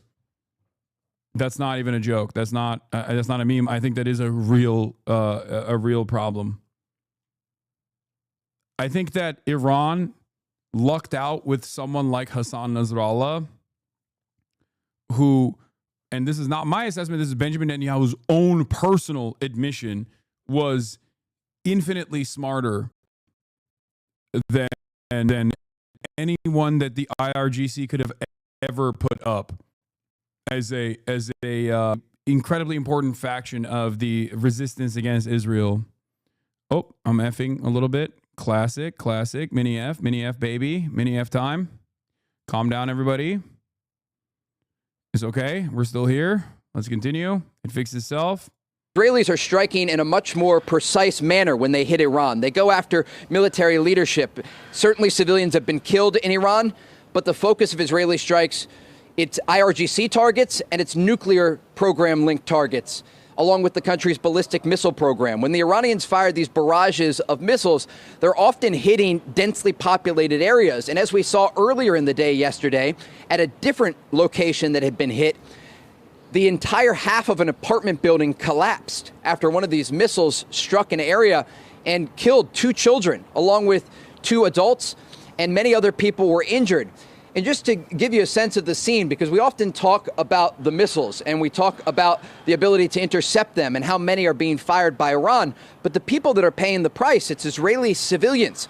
And when we arrived at that scene earlier... Like, this is the propaganda side of this is when he says, oh, sure, Israel has struck civilians too, but they're very precise targeted campaigns against the military. That's bullshit. That's fucking bullshit. Israel has been literally massacring civilians, so much so that it actually goes against their overall ambitions of regime change. Because if the ultimate goal here is to create instability and chaos in Iran and take advantage of the factional and sectarian tensions that exist in Iranian society against the fucking Islamic Republic, then they shouldn't be killing so many civilians. But because they've been fucking killing civilians, it goes against their overarching ambition of creating instability in Iran. All they have done is galvanize different sects of Iranian society that normally despises the Iranian regime to actually come to terms with an atomic weapons program their bloodlust is getting in the way of them conducting a more sophisticated military campaign that could work to cause chaos and create instability inside of Iran. So they don't actually have a desire for regime change, at least not like that. It's just what you tell the press in the world. No, they're not even saying that their final ambition is to enact a regime change. Their ambition is to enact regime change. Certainly, that's the ultimate goal here. Their ultimate goal is to take advantage of the existing economic strangulation of Iran and the existing tensions that are ever present in Iranian society, to completely collapse the Iranian state, to turn it into a failed state, and then put forth an American puppet, an American Israel-backed puppet in charge. Because their goal here isn't just about Iran. Their goal is, and it's certainly not about the fucking nukes. Their goal here is, their goal here is to destabilize Iran and then pack it up and bring it into the banner of either American and Israeli control, or at least leave it as a complete fail state, that like it can't do anything. It can't be a valuable and reliable ally to Chinese interests, because the goal is to focus on China. Like, make it look like either Syria or make it look like Libya. Is it purely Islamophobia, international relations? No, of course not purely Islamophobia. Islamophobia is the seasoning that you add. Yeah, Ryan Grimm talking about potentially China arming Iran is something that I have been paying close attention to as well. Felix says, do you know how badly I wish China was even 8% likely to do this? Man, I miss the USSR and I wasn't even around for it. And I think this is wish casting.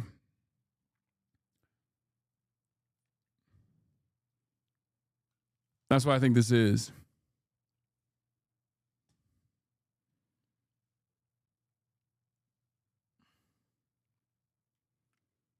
China did send 3 military planes into Tehran days ago. I mean, that's not an... Sect Saver, thank you for the 10 gifted.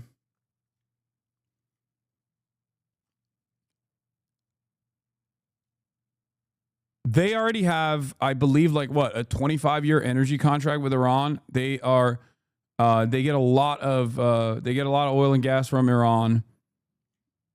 I mean, it makes sense for them to want to protect their asset, right?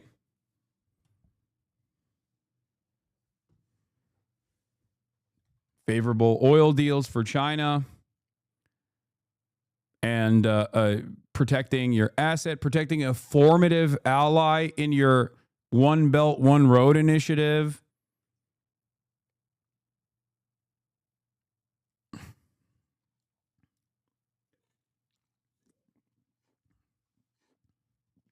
Continuing to have a foothold in the Strait of Hormuz. That's a hugely important. That is a hugely important a piece of military power for, or not even military power, but like it's a stabilizing force for China in the region.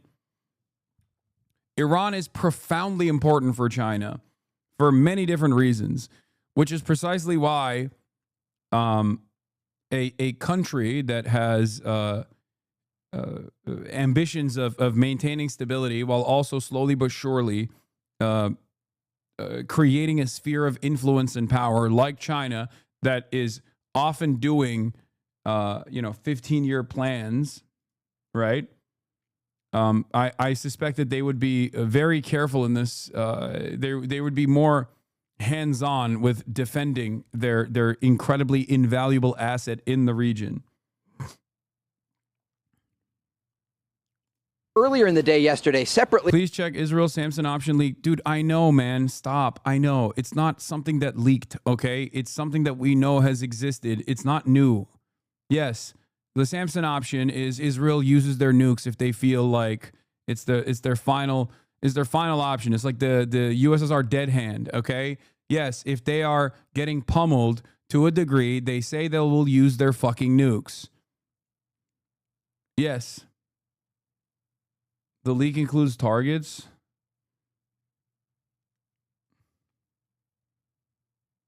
Oh yeah, Israeli THAAD scores a touchdown on itself on the Nevatim airbase here. A missile interceptor reportedly in the area of the Nevatim airbase suffered a malfunction and crashed to the ground. This is too big for the Iron Dome. Probably one of the larger interceptors intended to destroy ballistic missiles. We watched this last night. But yeah, this was crazy.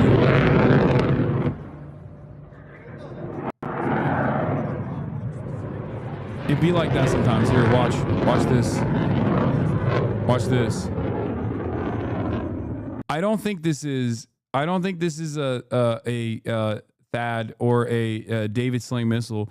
Isn't this one of those like dual warheads? Am I crazy? Missile autists in the chat. Missile autists in the chat. Isn't this one of those that just like isn't this one of those that like opens up and it's like a dual warhead that is Iranian? Or does the Arrow do this as well? Because some of those some of the missiles that I thought Iranians had would once they get into strike distance, they open up and they'll go in like two different directions or something. But yeah, look, watch this.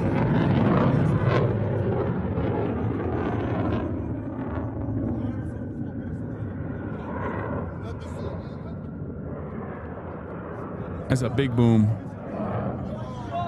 That's two big booms. Costco guys would say that's 5 booms.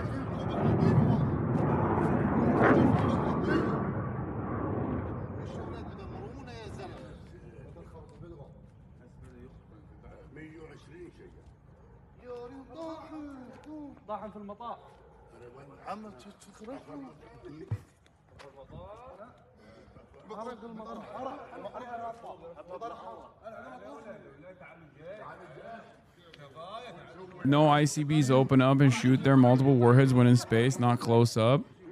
Oh. If it's THAAD, there's a reminder the U.S. produces 60 THAAD interceptors a year, as far as I know. Iran sent 140 drones 15 minutes ago. Can I send tweet? Yeah, we saw. That doesn't fucking... I know there's a new wave. Drone attacks are... Maybe I'm wrong, but drone attacks are... They get intercepted pretty easily. People say it's a THAAD. The missile broke into at launch.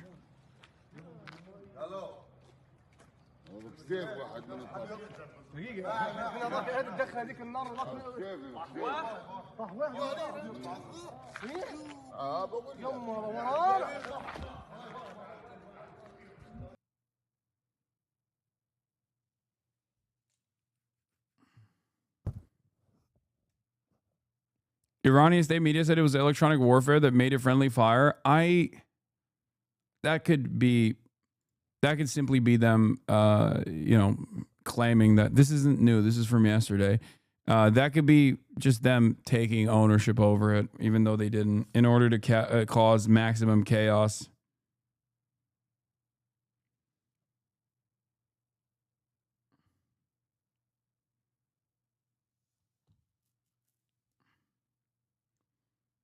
U.S. changed Nimitz South China Sea tour and is going to the Middle East now.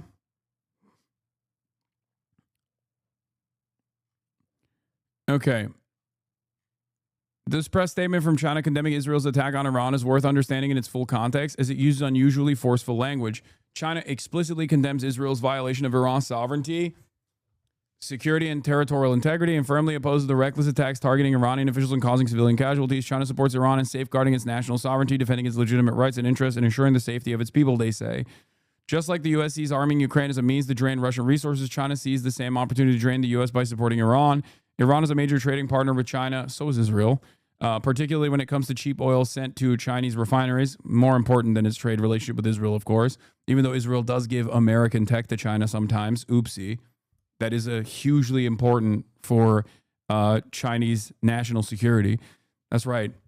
Israel sometimes gives American technology that China is not supposed to have directly to China. Make no mistake.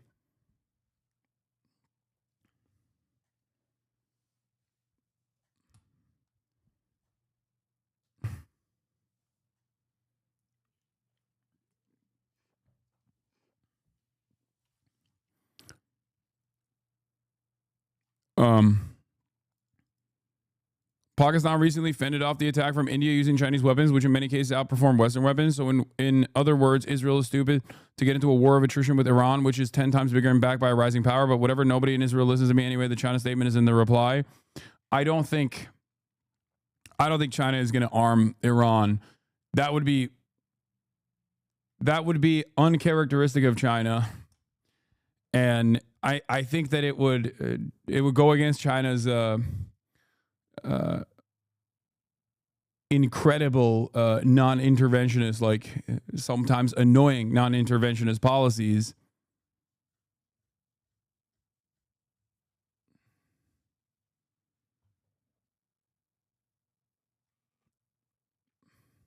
From where you saw that insert where I spoke with the wounded man, we saw a son, and he was wearing a hospital gown because he had been taken from the rubble to a local hospital, and he demanded that the doctors and nurses release him, despite the fact that he was wounded, because his father was still buried under the debris. And we brought you that story yesterday, but unfortunately his father was killed. His body was pulled from the rubble later in the day after we left that area. And it speaks to the people who are affected here. They are civilians, they're family members. No Israeli soldiers have been killed in the Iranian response. A few have been lightly wounded, but largely we're talking about civilians. According to the Israelis, 24 of them have been killed since Friday night when the Israelis launched this campaign targeting the Iranian regime. And so as we move forward here, this is really important to talk about the distinction between the target list here. Okay, yes. Israelis are human beings, and they're the only human beings in the region, and they get the human being coverage. Let's listen to the most insane interview with ABC News from Israeli Prime Minister, war criminal, Benjamin Netanyahu. Remember, this is like basically talking, it's like we got 20 minutes with Adolf Hitler, okay?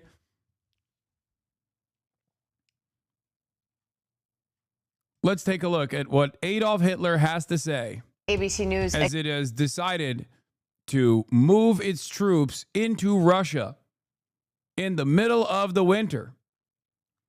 One final push, Adolf Hitler says.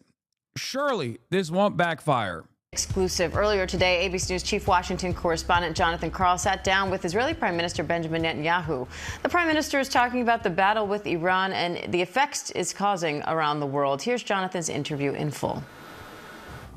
Now to an ABC News exclusive. I'm joined by Israeli Prime Minister Benjamin Netanyahu, who comes to us from an undisclosed location in Israel. Mr. Prime Minister, thank you for joining us. Let me start with the news that has just come in. The Wall Street Journal is reporting that Iran has been urgently signaling that it wants to end hostilities and to resume talks over its nuclear program. According to the Journal, they have been sending... We don't know if he's actually in Greece. I think he probably is in... I think he's probably in Israel still. Like, I know the flight, like the Israeli Air Force One flew to Greece. But I don't know. He could be. I could see him hiding in Greece. I saw a video that he shot that was in Israel, but he could have shot that video before. I saw a video that he released that he shot in Israel outside. But once again, he could have shot that video beforehand, and maybe he's still hiding in Greece. I assume he is, but sending messages to Israel and the United States via Arab intermediaries. Have you received that message from the Iranians? Well, not directly, but I'm not surprised. I mean, they want to continue to have these fake talks in which they lie, they cheat, they string the U.S. along, and you know, we have very solid intel on that. But of course, they want to. They're stringing the U.S. along. They're lying. Their talk is cheap. You are Benjamin Netanyahu, man. Who are you talking about? You struck Iran amidst a denuclearization agreement that was taking place, brother. Fuck you mean? And then you flexed and you said, haha, we showed you. Haha, we showed you we were actually faking. We had no interest in a denuclearization agreement at all.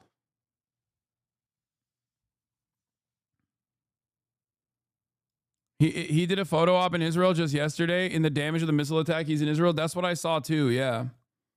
But I don't know. Maybe he's just like flying back and forth. I can see that. It's not that big of a flight.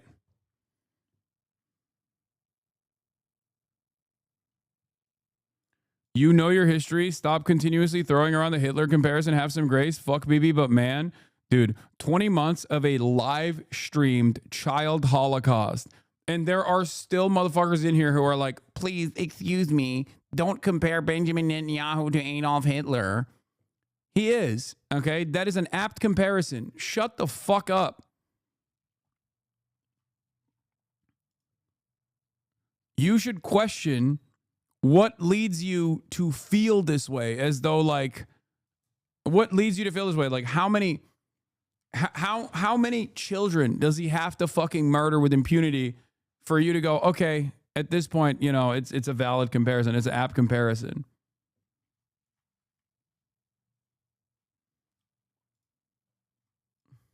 Keep on building their nuclear weapons and building their mass ballistic missile arsenal, which they're firing at our people. They want to continue to create the two existential threats against. Yeah, he's right. You shouldn't just compare him. The entire Israel state is Nazi state reborn. Oh yeah, no, for sure. For sure. Zionism is a fascist ideology almost identical in its ethnic religious superiority that it feels in its in-group and its exterminationist policies to Nazi sentiment, okay? It is fascism through and through. Israeli society reflects the Nazi society's exterminationist ambitions broadly. And Adolf Hitler is a decent comparison to the guy who has been helming this exterminationist policy in the Israeli society.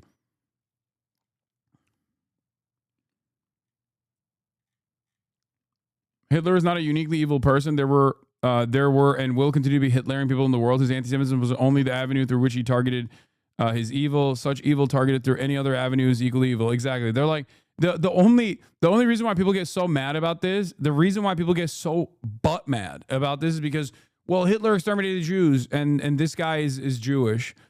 You're fucking insane if you can't see that, like, it doesn't matter what the in-group, out-group dynamic is. What matters is the violence and the extermination that is taking place. Okay? I am not going to sit here and be like, oh, I'm sorry that your sensitive feelings are hurt.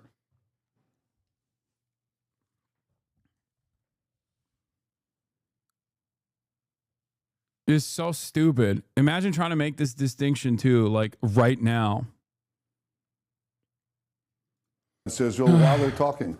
That's not going to happen.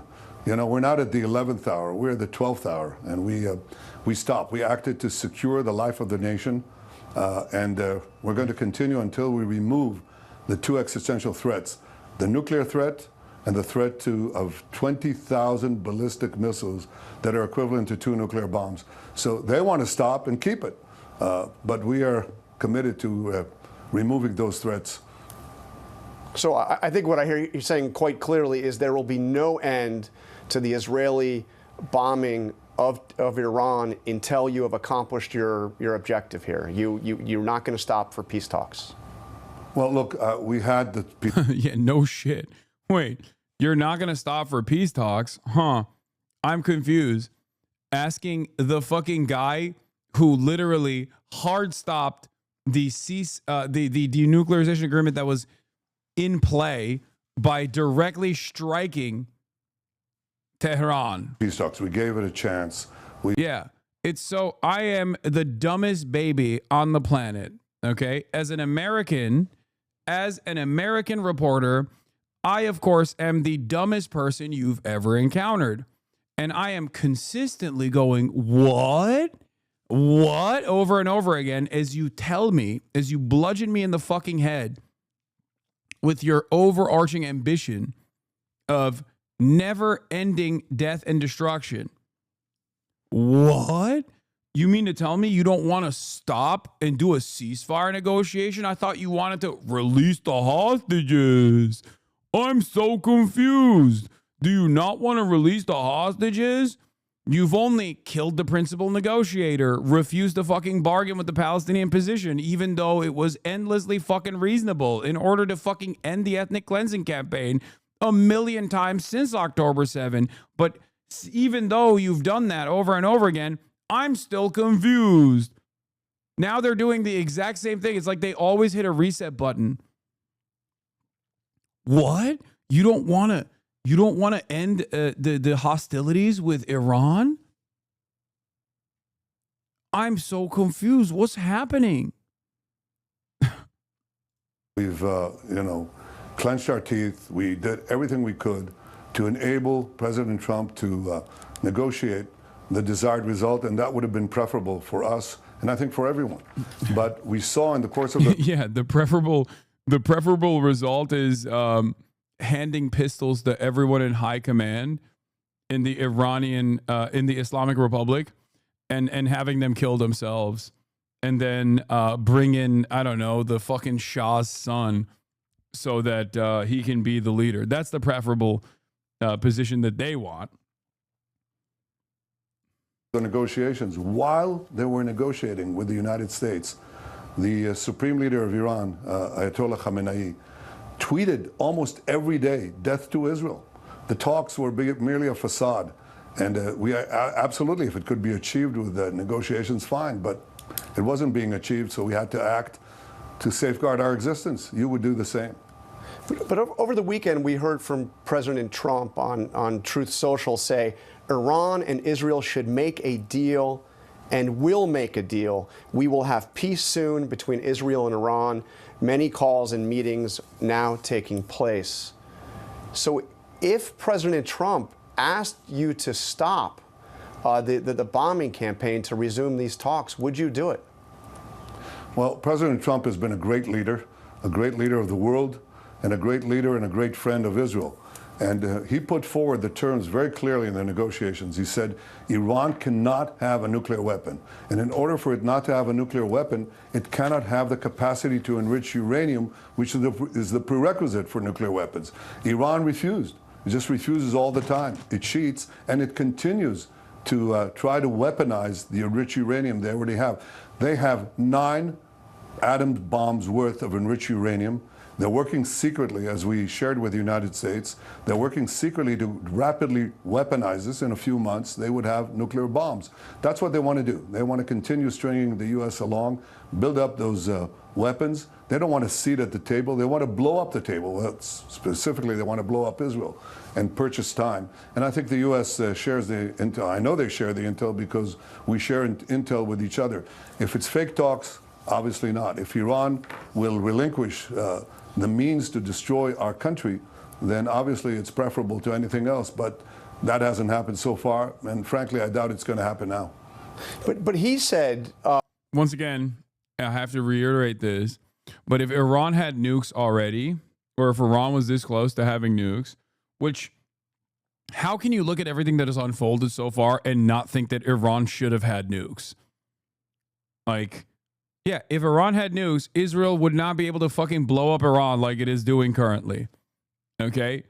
It is the very fact that it did not foolishly develop nukes after Israel kept saying Iran has nukes, Iran's about to get nukes for the past 40 fucking years. That is the reason why Israel gets to do whatever the fuck is doing in the region right now, including to Iran right now. Yeah. By the way, here it is.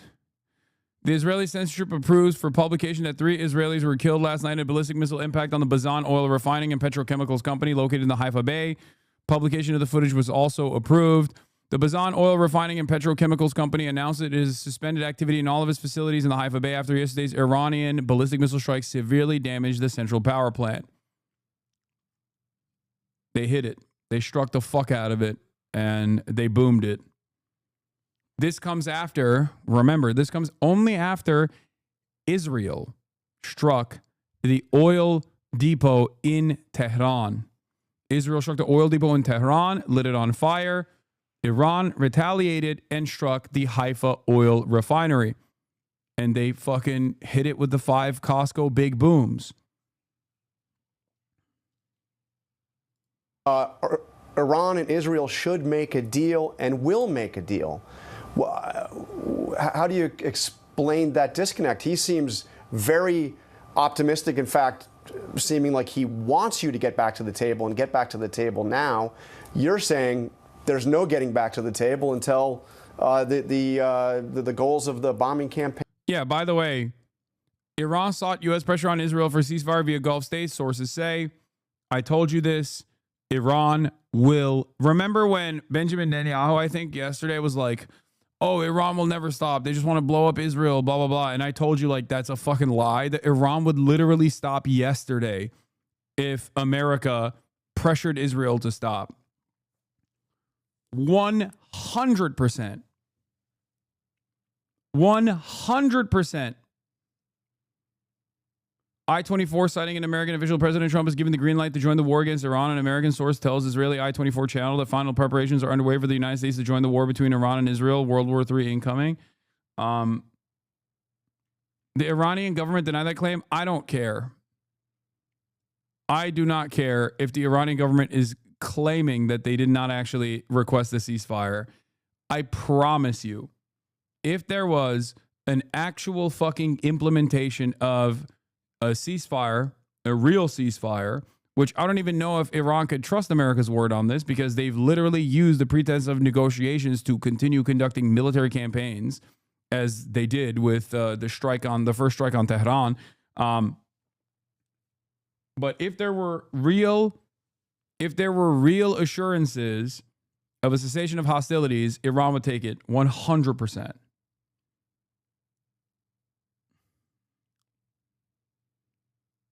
It is in their best interest to not go into a full tilt World War III style situation with America and Israel. They don't want that.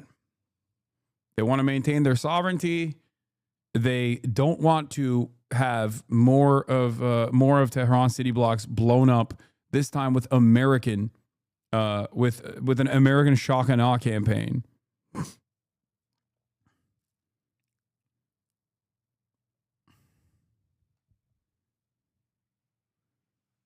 Do you think Kamala would have helped Israel by now? I don't know. Probably. We have no way of knowing. We have no way of fully knowing. But what I can tell you is this. If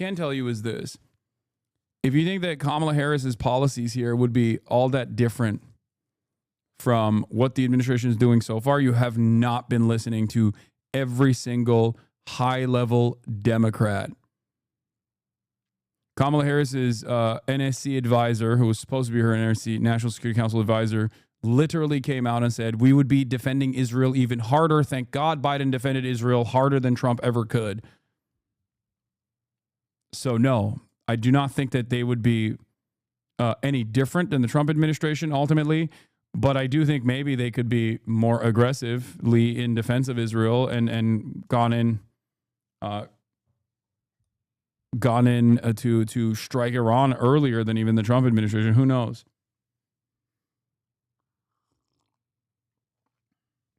The I-24 report is probably bullshit. I don't know, but pain are achieved. Well, if the goals could be achieved through negotiations, fine. I said that to the president when I saw him in Washington. That didn't happen in the 2 months of negotiations that President Trump gave them. Right now, Tim Kaine in the membrane disagrees. Tim Kaine has been also one of the few voices against endless militancy in Gaza. So it's not shocking. There are a couple of is this like pointing to fucking Marjorie Taylor Greene, chat, or pointing to what's his face, Thomas Massey. Okay, there's like a couple politicians that actually stray away from the uniparty position. There are more of them in the Democratic Party, certainly, but these guys don't fucking matter in the grand scheme of things because Tim Kaine on foreign policy issues was a lot better than the average Democrat, and he has consistently maintained that position even when Joe Biden was the fucking president. And did they listen to him? Fuck no.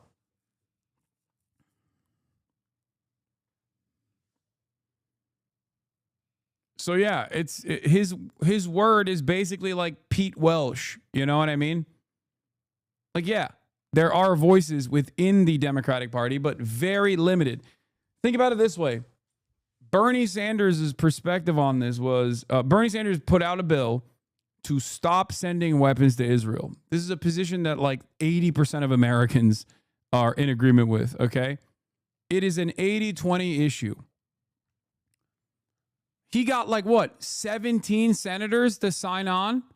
17 senators. That was under the Biden administration.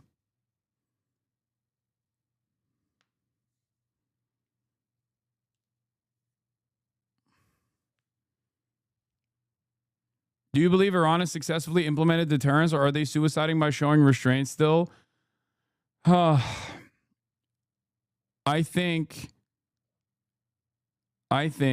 Iran is restrained in its retaliatory attacks, and I think that ultimately it doesn't matter because America is. I foresee America joining the battle here. They thought that they could get away with it. They found that our very decisive and very precise military action against their nuclear program, against their ballistic missile program, is effective. So now they want to stop it and continue on the side to continue to develop those two means of mass death. Yeah.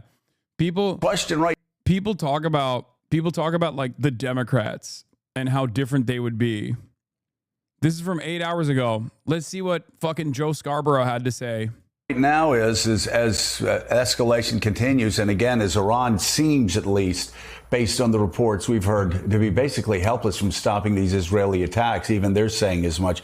Question is, why would Israel stop against an implacable foe who, since their creation in 1979, has made their existence about the destruction of Israel and the destruction of America about as much as anything else? It's hard to see a Netanyahu who the world couldn't bring to the peace table for Hamas or Hezbollah.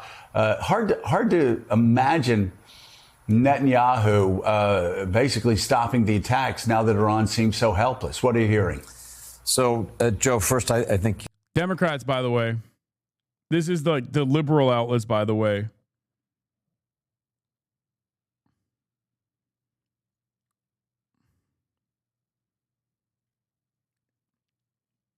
Thank God.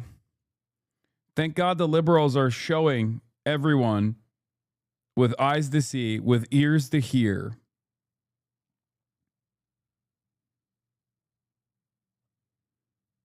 that the liberals themselves are not in any way, shape, or form meaningfully opposing Trump's militancy. your description is entirely accurate. Israel now has operational control of the skies, or certainly over Tehran, and it appears over much of Iran, in a way that it can just choose targets now. It decides that it's going to take out the Quds Force leadership, and it appears in an operation overnight they did just that. It said that they could have targeted the supreme leader, Ayatollah Khamenei, but decided against it. So they get to choose targets now, but there isn't really a target that says, here's how to end the war. I think Israel faces a problem a bit like what it faces in Gaza. You can have total dominance. I mean, Gaza is just almost undefended, and yet Israel's had trouble ending the war, getting somebody with whom it can make a deal that finally brings the conflict to an end, and who is prepared to surrender to Israeli power. You're not going to find an Iranian surrender mandate until you have regime change there. So I think inevitably, Prime Minister Netanyahu in Israel has talked more and more over the last several days about a regime change option. Talking yesterday to Iranians who monitor the situation back home very closely, their view is that the Israelis are not really much closer to having a regime change. How much weight do you give Khamenei's fatwa against nuclear weapons as a reason why Iran hasn't developed a nuke? I mean, nah. I don't think. I don't know. I'm not super. I'm not as like as tapped in with like how truly religious Iranian leadership is. Like if you were to ask me about Erdogan, I can talk all day about whether he is truly like a modest and honest, earnest believer in Islam, especially when it comes to his like governance. Okay, I don't know. I don't know how fucking. I don't know how firmly committed they are to things like that.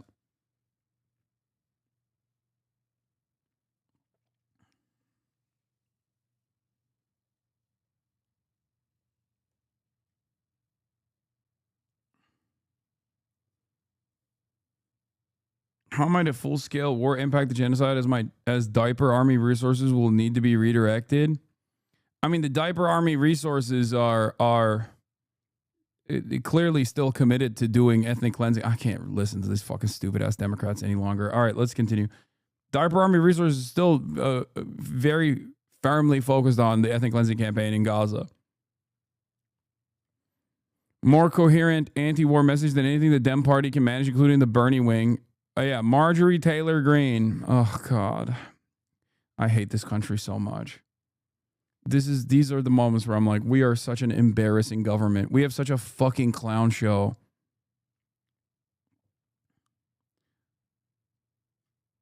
It's hard to fucking show love to this goddamn state, dude. Hasan abi probably has Alevi heritage.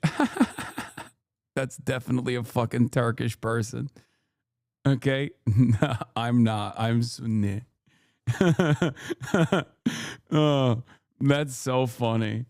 Yeah, this guy, secret Alevi. Abi Alevi bu.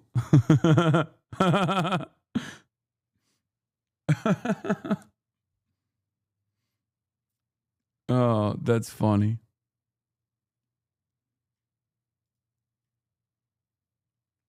Okay.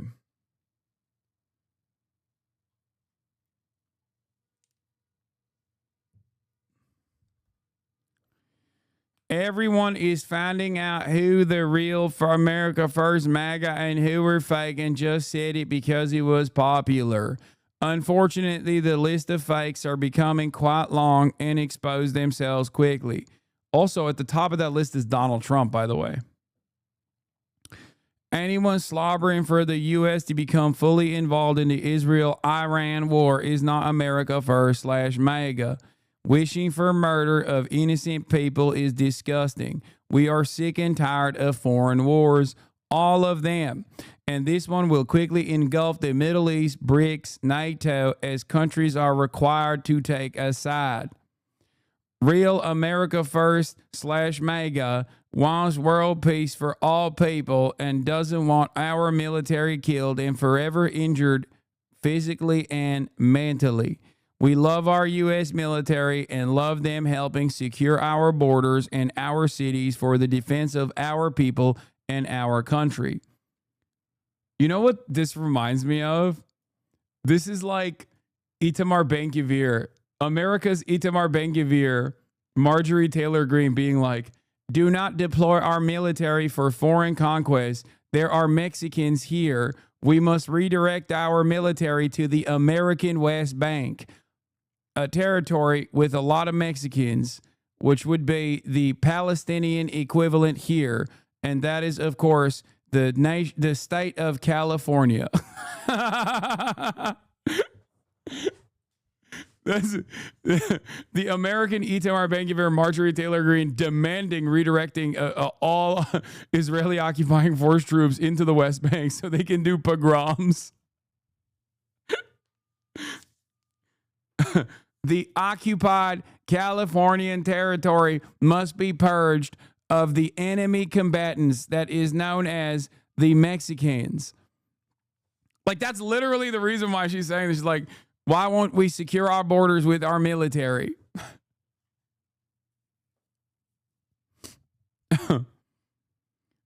Stop manifesting this. I'm not. She has said this before. They are our friends, spouses, cousins, nieces, nephews, sisters, brothers, sons, woke. We have spent trillions in the Middle East, and we have dealt with the aftermath of death, blown apart bodies, never-ending suicides, and disabling PTSD.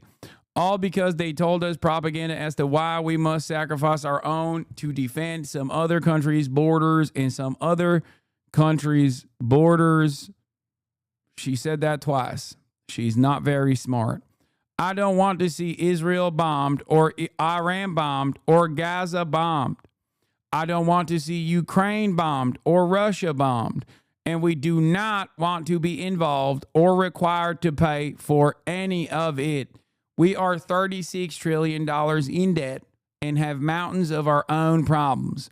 We have giant planks sticking out of our own eyes while we complain about splinters in others' eyes.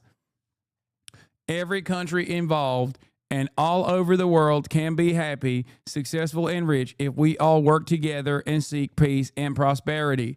And by that I mean we must bomb Mexico. Once we are done cleansing our borders of all Mexicans, we must bomb Mexico directly. After all, lots of Mexicans there. It's in the name. Taking this position is not anti-Semitic. It is rational, sane, and loving towards all people. Okay.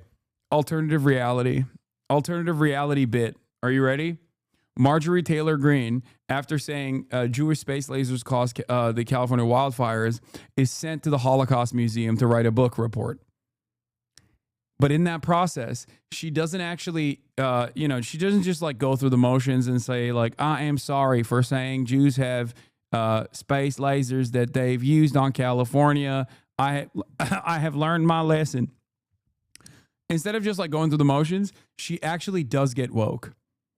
Okay? She actually does get woke. She's like, I saw the shoes of children in a pile and I was overcome with emotion. The sheer cruelty of man doing such horrific acts of systematized violence against other men. It changed my perspective entirely. This is why I am guided by an anti-Zionist sentiment, and this is why I now want world peace. She got reverse John Fetterman at the Holocaust Museum.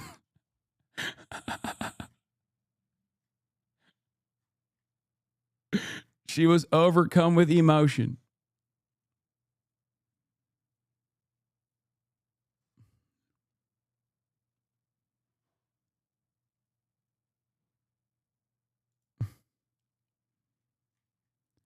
Trump this morning per The Atlantic. Well, considering that I'm the one that developed America First and considering that the term wasn't used until I came along, I think I'm the one that decides that.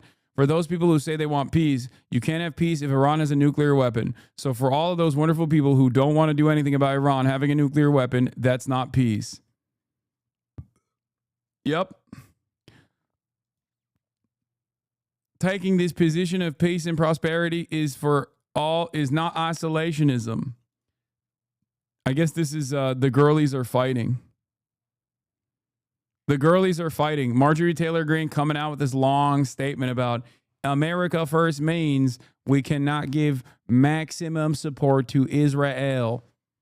And then Donald Trump's like, no, America First means we have to give maximum support to Israel. The girlies are fighting. I think one of the funniest things is, okay, if I'm being very real here, if I'm being sincere with my analysis, as opposed to joking about Marjorie Taylor Greene becoming woke, I think she's too stupid to understand. Gelmedi mi hala? Yok, gelmiş olması lazım. Bir dakika. Gelmiş mi? Aa. Yok, hala orada.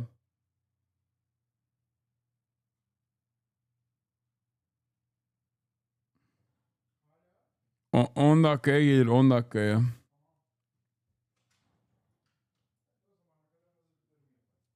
Okay. Hold on.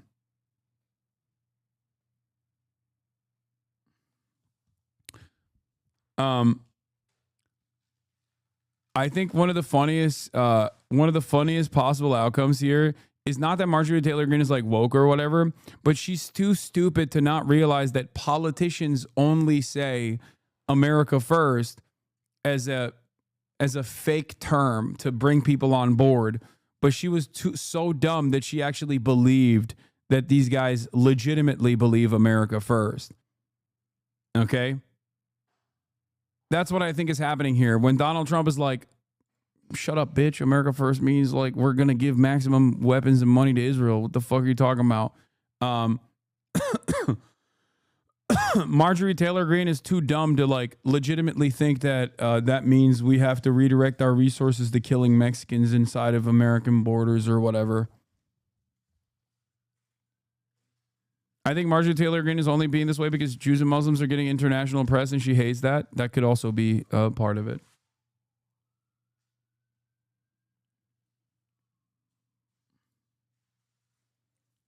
Yeah, I saw this. Matthew Kroenig says, supporting strikes on Iran's nuclear facilities is an America first position. My family and friends in Missouri don't want to live under the threat of an Iranian nuclear attack for the rest of our lives. Yeah, dude, Iran is going to nuke Missouri. Iran is going to nuke Branson, Missouri. Felix says, your family is about 2 trillion times more likely to die by your hands than by a hypothetical Iranian MIRV that some reason is targeted at Smegma Bay, Missouri. Can Iran even strike anywhere in the U.S.? Fuck no. What are you, crazy? Of course not. Iran does not have the strike capabilities of even going past like Eastern Europe. That's why it's so funny when like Israel's like, Iran was one step removed from bombing Lyon, France. We must stop Iran from doing terrorism and nuking France. It's like, no, dude, they don't have that capability at all. Iran can't even hit Western Europe.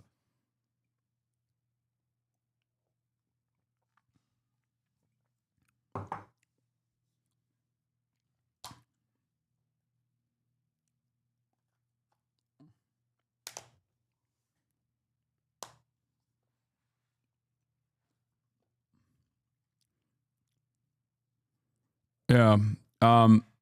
They're so stupid. I thought that was a joke. No, Naftali Bennett posted that.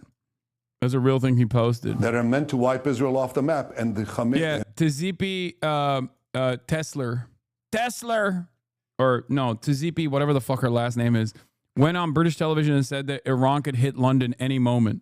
And this is a battle, that we have to assure is won. If it could be won diplomatically, fine. Frankly, it didn't happen diplomatically, and we had to act because we're not going to put our neck on a nuclear, to a nuclear knife and let them destroy us. We're fighting this larger war against this oppressive regime that has oppressed the Iranian people for 46 years, that has spread mayhem, violence, and terror throughout the Middle East and well beyond. They tried to assassinate President Trump.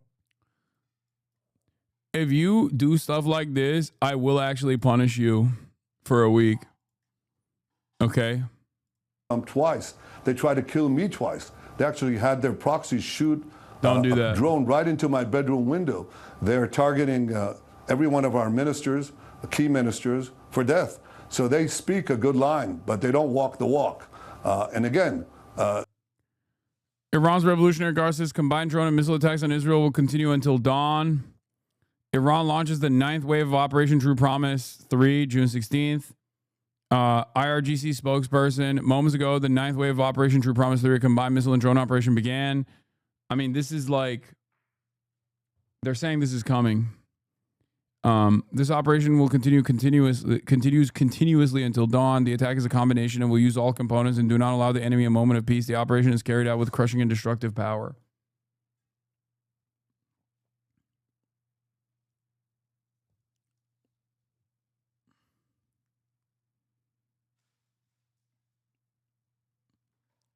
Yes, we did. We looked at Iran's strike capabilities and their distance. The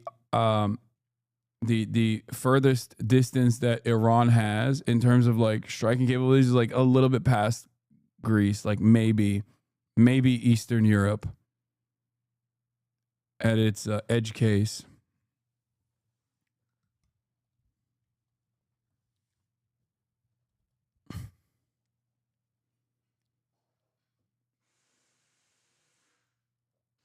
So, oh, by the way, here is Israeli orders from the Israeli government and military censorship authority to the media. Subject, roaring lion. Israeli military censorship guidelines for media coverage of attacks on the Israeli home front. Key reporting points. In light of the ongoing campaign against Iran and the current emergency situation, it is necessary to adopt strict measures regarding media reporting, especially in open channels and live broadcasts, on missile and drone attacks targeting the Israeli home front. Remember what I told you before, that they have like severe military censorship in the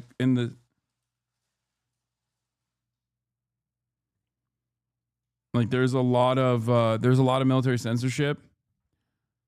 Israel does not have First Amendment protections, obviously, and they also have like some pretty restrictive rules in place.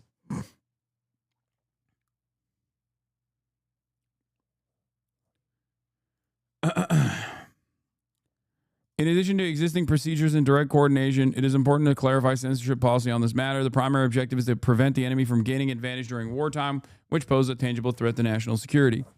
As I told you before, part of the reason is because they don't want Iran to cut propaganda. That's a big part of the reason. They don't want people to feel like they're having a lot of success penetrating the Iron Dome. They also don't want to show where the anti-missile defenses are. But there's already full-blown military censorship on military positions anyway. That's why you rarely ever see any of the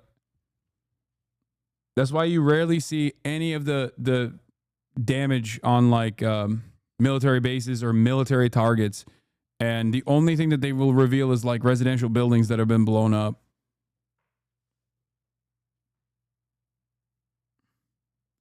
According to BM, Israeli anti-Zionist, an Israeli policewoman tells demonstrators in Haifa that the text "Stop the War" is illegal.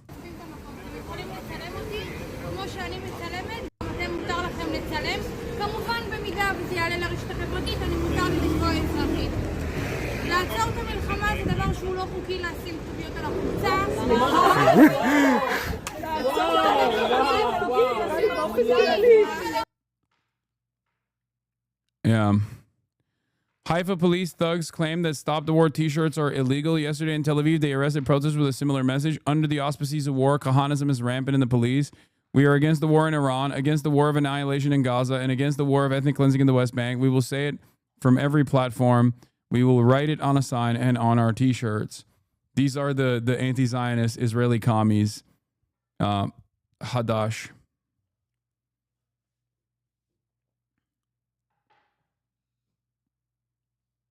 As far as like the military censorship goes, of course, Israeli police reportedly raided an apartment in Haifa where a foreign news crew was filming the skyline in anticipation of incoming Iranian missiles. There's a new, wait, what is this? Watch, Israeli police raid Palestinian journalists' offices in Haifa and confiscate their equipment, alleging that Arab channels illegally broadcast footage of yesterday's Iranian bombing.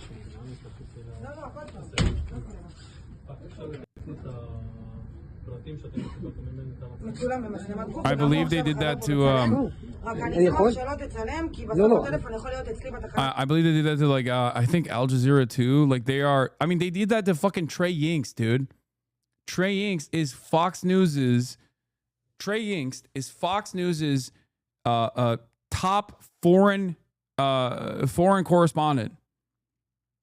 And he went to the IDF headquarters the first night when it was bombed successfully, and they literally pushed him away. They were like, get the fuck out of here. You're not supposed to film this.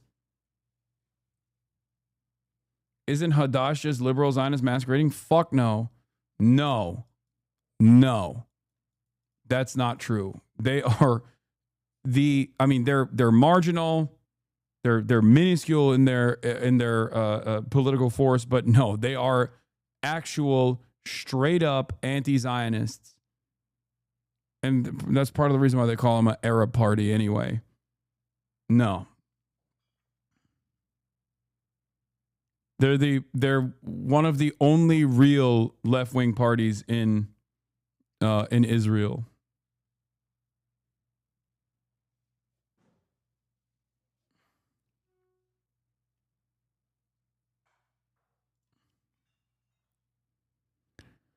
Thanks, Mayor of Hampstead, Canada. Do not share any pics of damaged sites in Israel. It helps Iran with BDA battle damage assessment. BDA helps Iran to make informed decisions about future action, says Mayor Jeremy Levi, Mayor, Town of Hampstead.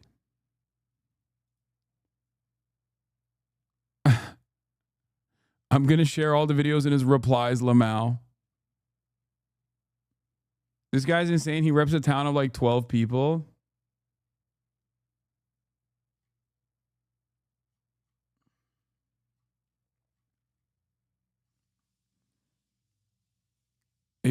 I'm glad that Canada has their very own Richie Torres.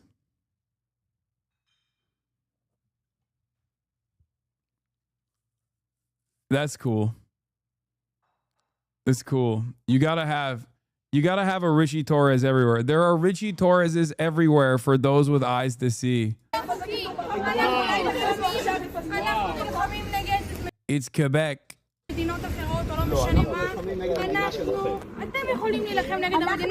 Anyway, going back to the military censorship. You can't show locations of impact sites. A distinction must be made between military and civilian targets. Filming damage at or near military locations is strictly prohibited. The use of drones or fixed cameras to capture wide-angle shots of impacted sites is forbidden. In civilian areas near security installations, broadcasting the exact address of the impacted site is not allowed.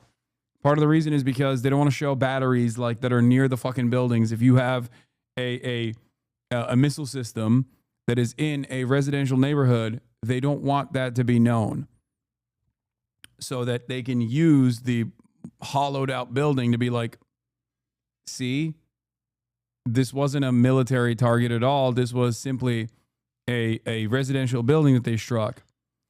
Now, but it's out in public. I know, but it doesn't matter. They're trying to massage the narrative to the best of their ability. That's the whole point.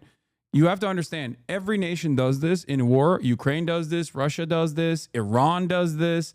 Every country implements strict censorship protocols whenever there is whenever there's any sort of like war or military campaign happening, in an effort to also do just this, like not inform the Western public that are watching from afar.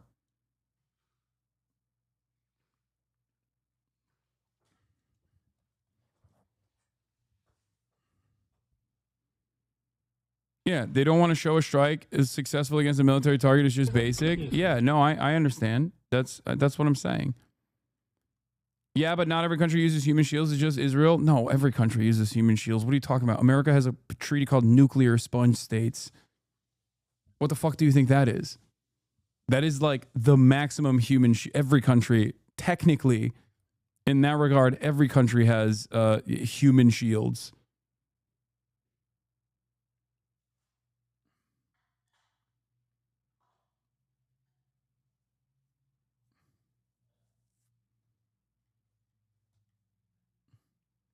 The only difference is Israel is much smaller. Yes, a calculated, acceptable loss of life is a decision that every nation state makes. And yes, if you're in the Dakotas, you're fucked. Nuclear sponge states are 6 states where there's not a lot of people that are fine if they were to be nuked, potentially as nuclear first strike targets. That's where all the nuclear silos are.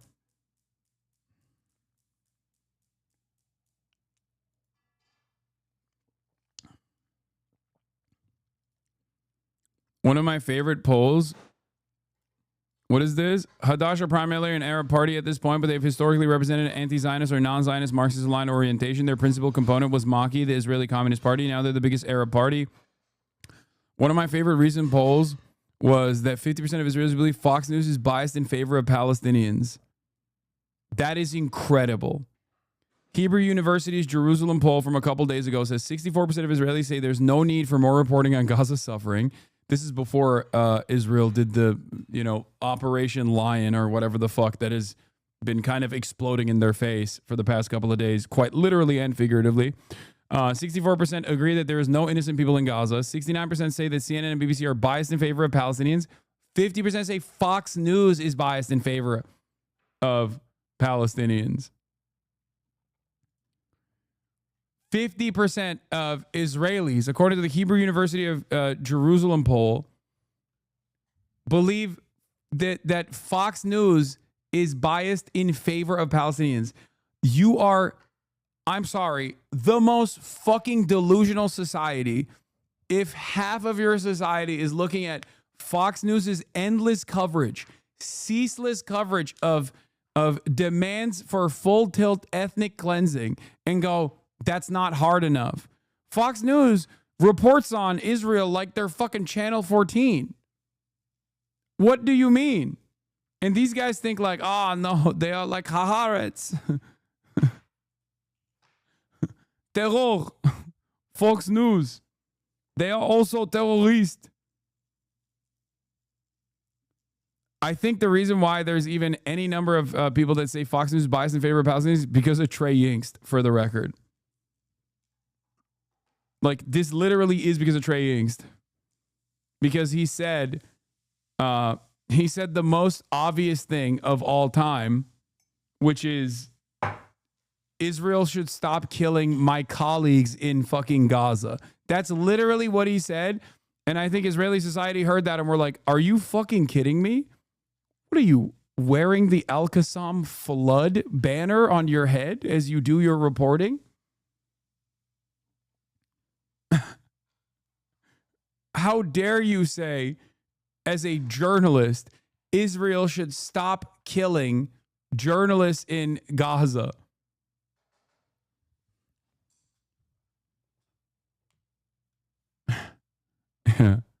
Trey Yingst.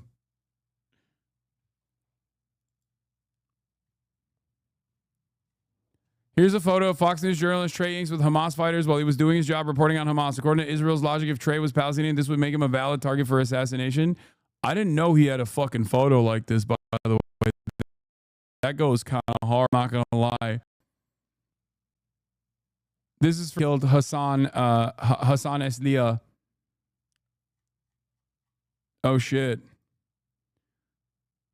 Bro, Trey was farming aura so fucking hard with this photo, it broke the stream.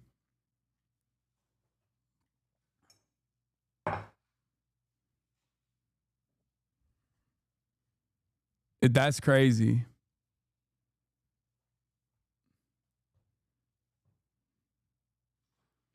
Haaretz, Israelis and foreigners flee to Cyprus by yacht. Hundreds of people want to leave Israel by sea in exchange for thousands of dollars. Oh my God.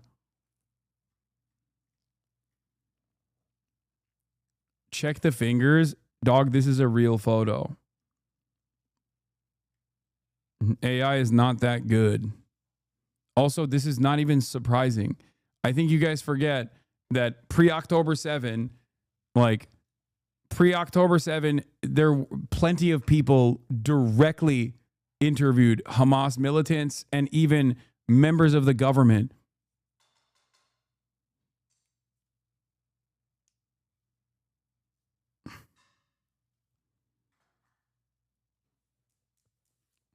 Like, friends of the show, Hind Hassan straight up went and interviewed Yahya Sinwar when she was in Gaza.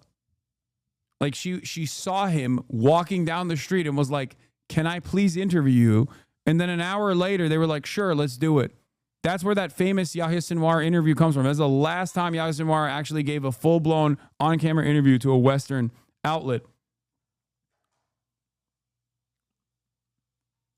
Oh, yeah, Beitar's been freaking out about Trey Yings. Every day they keep posting. Deport Trey Yings from Israel. He's giving exact locations and information to the enemy.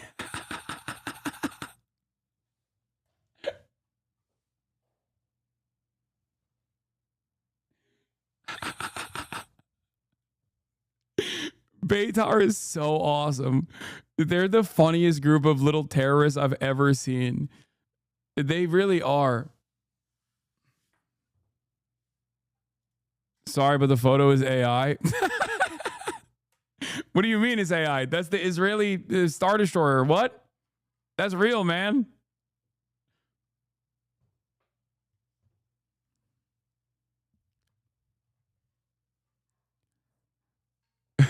Beitar famously, Beitar is so insane that they famously developed a list of bad Jews, okay?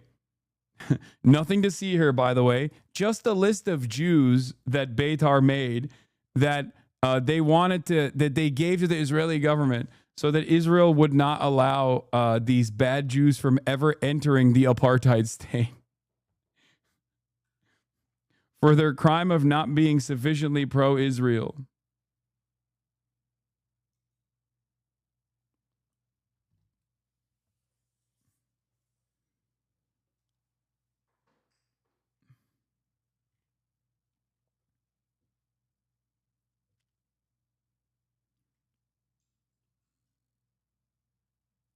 To be fair, the majority of these guys have no idea what Fox is saying about them. It's more of a statement on the complete bubble Israelis live in. Without knowing anything about the channel's actual coverage, they'll just assume it's anti-Israel. I mean, I've talked to fucking American Zionists that unironically have told me, dead to rights to my face, that New York Times and BBC are some of the most biased outlets. And these guys read the New York Times and they read the BBC. And they legitimately think that the New York Times is so biased against Israel. Is one of the most common things I hear from, like, especially older Zionists in particular. And it's like one of the best, for me, it's one of the best indications that this person that I'm talking to is just hallucinating, okay? Because the New York Times and the BBC are two of the worst when it comes to foreign policies, especially when it comes to covering Israel. They have dropped the ball so spectacularly. Like, I understand why you would say that about, like, Reuters. If these guys actually knew Financial Times and they're reporting, oh my God, they probably demand that Israel bomb the fucking Financial Times headquarters, because Financial Times is actually doing real coverage, right? As opposed to a lot of these other outlets. Like Channel 4 does decent coverage in the Western press. But when someone tells me that the New York Times and BBC, two of the worst offenders when it comes to horrible coverage on Israel, like incredibly biased in favor of Israel, you think that they're biased against Israel, it's like, that's crazy. That's like, you're not a sincere part. You've lost your fucking mind.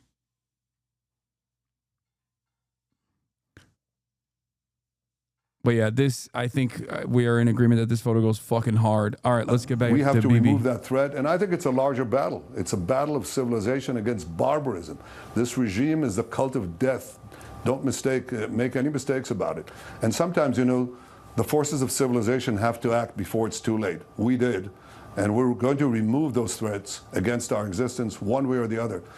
The Jewish people haven't traveled over time this great odyssey of 3,500 years with some of the worst tragedies meted out to any people during their existence. We're not going to have a second Holocaust. We'll do whatever is necessary to prevent that. And President Trump has been a terrific friend and a terrific leader, and I trust his judgment. And we have, together, we know what needs to be done in order to assure that those two twin threats to our very survival, to the survival and the peace of the world, are removed. So are you going to target the Supreme Leader? We're gonna let you have that information in a little while.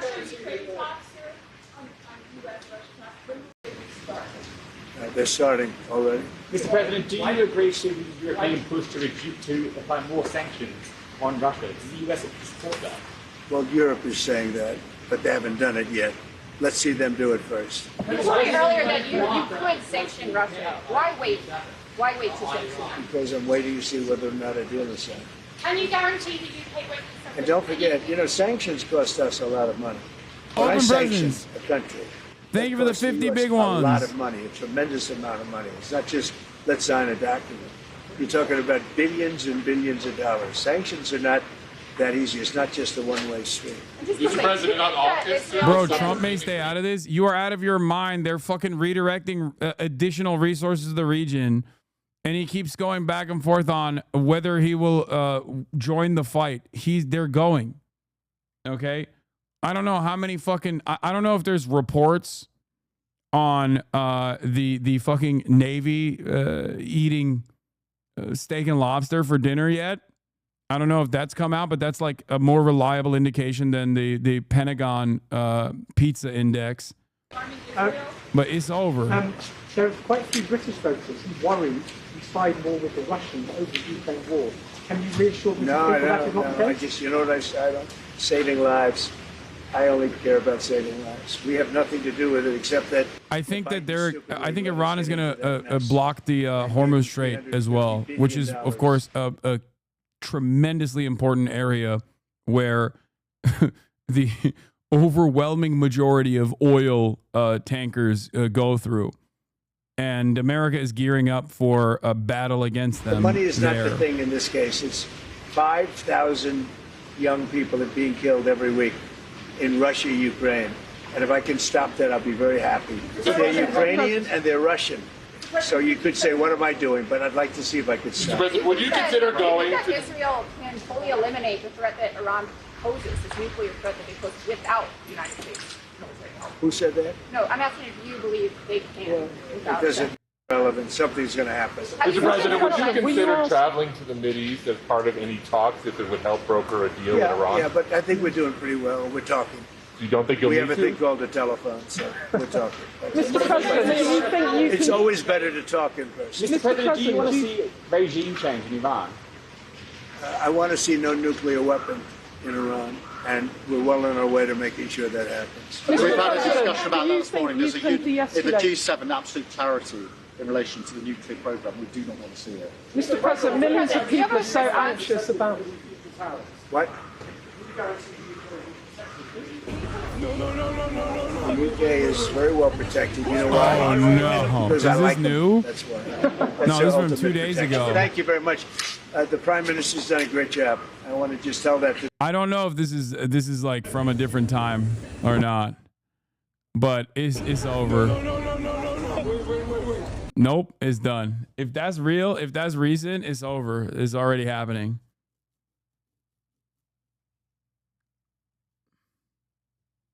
They served steak and lobster a couple days ago. Then yeah, what more fucking indication do you need that we're gearing up for war?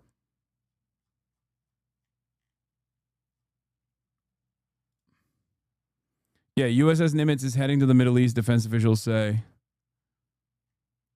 This is the most homophobic thing we could do, by the way. Sending yet another carrier in the Navy filled to the brim with our gayest of troops. This is homophobia through and through. I'm sick and tired of this, okay? I'm sick and tired of refusing to recognize in the month of June, nonetheless, Pride Month, and we're throwing our gayest troops in the line of fire for Israel. It is really fucked up. What more has he said there? Yeah, calling for Iran to sign a deal and do it now, so they should have signed it before, but not suggesting at this stage, it seems, that there should be a stop to the bombardment. Iran's position is clear. They would come back to the table if there was an end to the Israeli military action. And reading between the lines, and we have to do a fair bit of this here because some of the clear questions are not being answered, but it seems that the US position is that Iran should come back to the negotiating table while under fire. And you saw a relatively friendly display there between the UK Prime Minister and the US President. But I can tell you behind the scenes, it seems there are some differences That of video is what old, the right? G7 That's should not do on recent. this. Whether the G7 should have a joint statement calling for de-escalation. That certainly is something that Prime Minister Starmer at the beginning of the day was saying was definitely the best way forward, and he was confident that could happen. Well, what we're hearing is that US officials, for now, and these talks continue, they go on all day Tuesday as well. Oh, the fucking parody account, the Iran parody account. Stop sending me that. That's not official, okay? Who knows what kind of fucking Of course, videos that they're means posting. If there's Stop. no statement backed by the US calling for de-escalation, that's the only thing That's all old shit. That's not new. Israel might listen to. So it is significant. I think you have. What does the US lobster on and steak one mean? Lobster and steak means that you're about to go to war, or at least like, you know, get deployed to a much more get deployed towards a military position that will put your life at put your life on the line. It's like there's like a morale boost that they offer, a morale boost that they offer before deployment, almost like a final meal.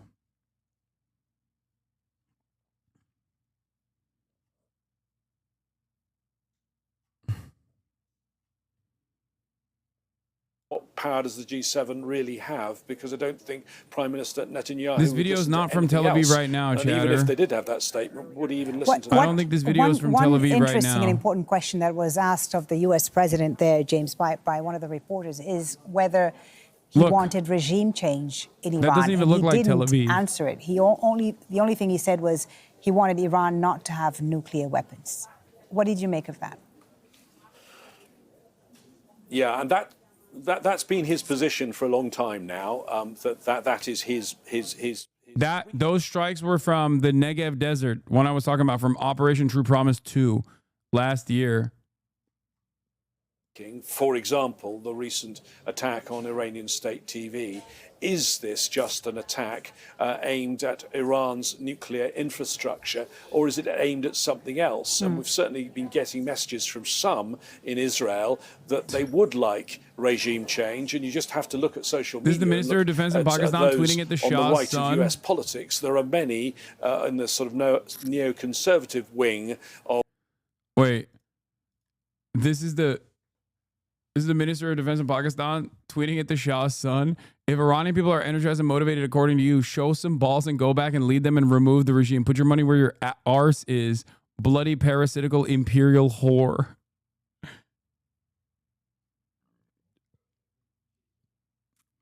Is Iran also belling? Or are they just not allowed to have news because vibes? Wait, what?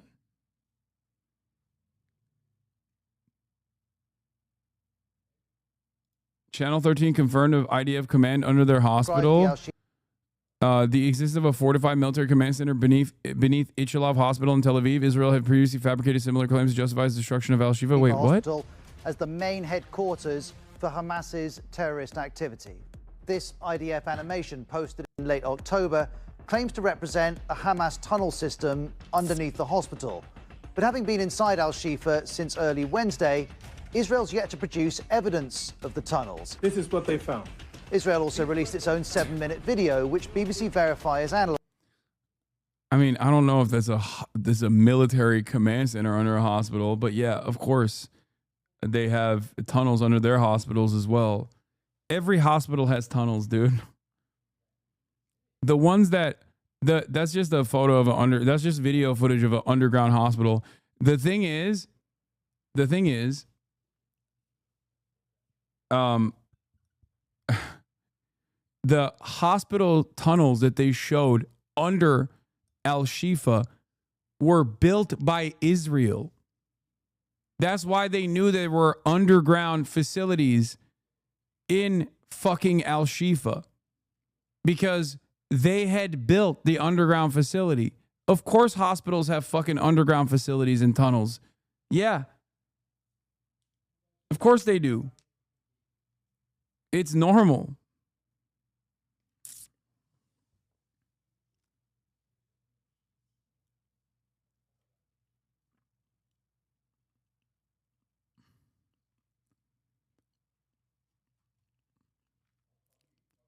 It just doesn't mean that you can use that as a reason to blow up the fucking hospital, man. That is psychotic. Yeah, it's called a basement.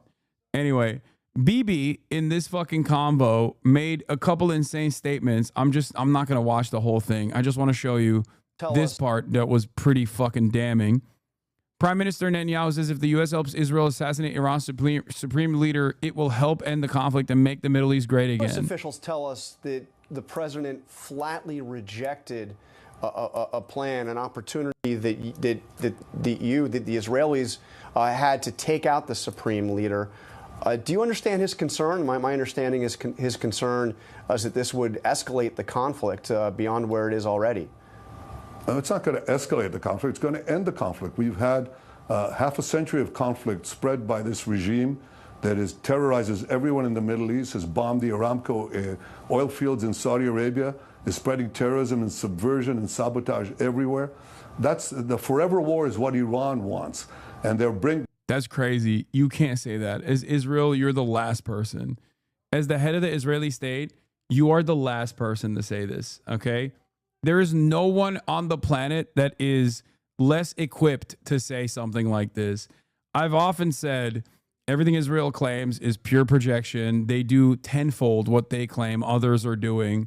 They will say, they want endless death and destruction and destabilization. They want that times a million. Okay, Israel wants that times a fucking million. It is incredibly annoying to have to entertain this song and dance over and over again, but I do think that a lot of people don't believe it.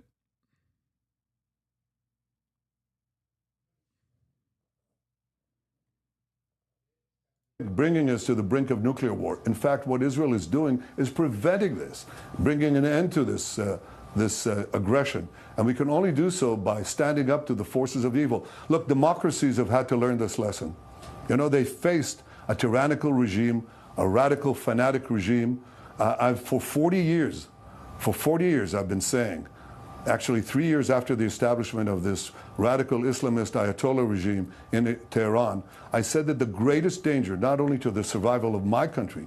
Who do you think genuinely believes this? Like, actually, I think due to the unprecedented death and destruction that Americans have seen and Western society has seen coming from Israel and Gaza specifically, there is a much smaller number of people who believe this now than ever before.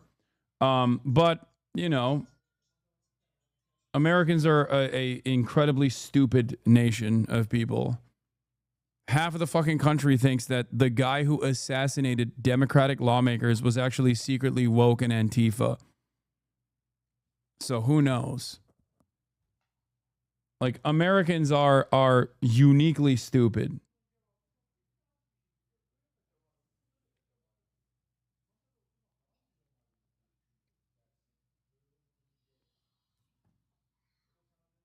Our literacy rate is 76% or something. So we are a tremendously dumb and incredibly violent nation, unfortunately. But to the peace of the world is Iran's pursuit of nuclear weapons. And they are on the brink of achieving that. So imagine what they're doing now without nuclear weapons. Chanting death to America without nuclear weapons. Imagine what will happen if they had nuclear weapons and the ICBMs, the intercontinental ballistic missiles, to deliver it to every place on Earth. We're preventing the... Yeah, dude, Iran's going to nuke the planet. Like, Iran's not even going to nuke Israel, dude. Shut the fuck up. most terrific war imaginable, and we're bringing peace to the Middle East. And I believe that after our action, we're going to be able to bring the Middle East to new heights that nobody even imagined. You know, make the Middle East great again. Make it truly great.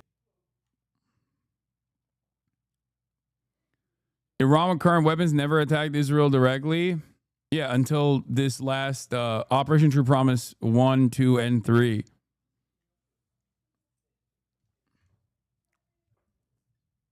That was a new meta. After Israel struck Iran, Iranian soil. Yeah.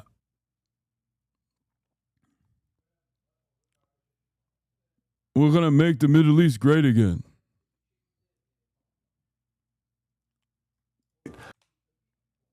Worth remembering Netanyahu's 2002 testimony to Congress urging the U.S. to invade Iraq based on lies.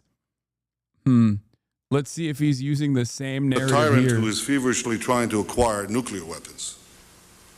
And today the United States must destroy the same regime because a nuclear-armed Saddam will place the security of our entire world at risk. It is simply not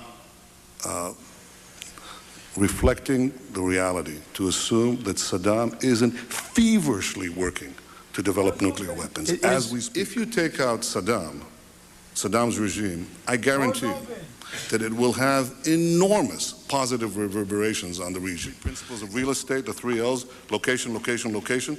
The 3 principles of winning the war on terror are the 3 W's, winning, winning, and winning. The more victories you amass, the easier the next victory becomes. The first victory in Afghanistan makes the second victory in Iraq that much easier. The second victory in ISIS, enormous positive reverberations. I mean, it was positive for Israel. Iraq will make the third victory that much easier, less than dismantling his regime will do.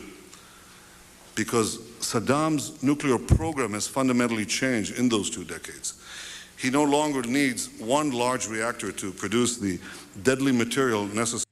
Like, I'm sorry, guys, if you fucking believe a lick of if you think that there is anything that he's saying that's truthful, you're the dumbest guy on the planet. Okay? These motherfuckers have been lying, and the American government has been lying in the same exact ways in perpetuity. Okay? We have to go to war. There's nothing we can do. They got endless weapons. They will train those weapons on us. We have to kill them. We have to kill them dead. It'll be super positive. Yeah, super positive for the interest of the military-industrial complex. Super positive for oil producers. Super positive for Halliburton. Super positive for capital, for sure. Necessary for atomic bombs. He can produce it in centrifuges the size of washing machines that can be hidden throughout the country. And I want to remind you that Iraq is a very big country. It is not the size of Monte Carlo. It is a big country. And I believe that even free and unfettered inspections will not uncover these portable manufacturing sites of mass death.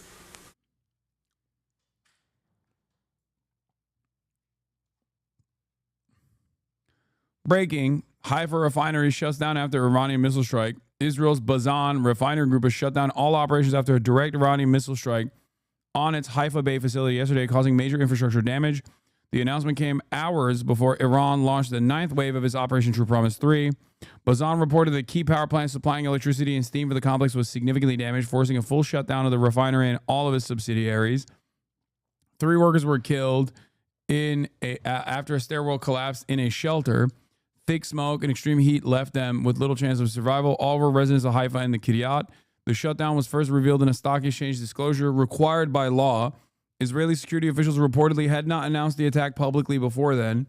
We saw it, but we saw it not because of the Israeli media reporting on it, but because people were literally fucking filming it in and around the area, in spite of the Israeli military censor's best practice here.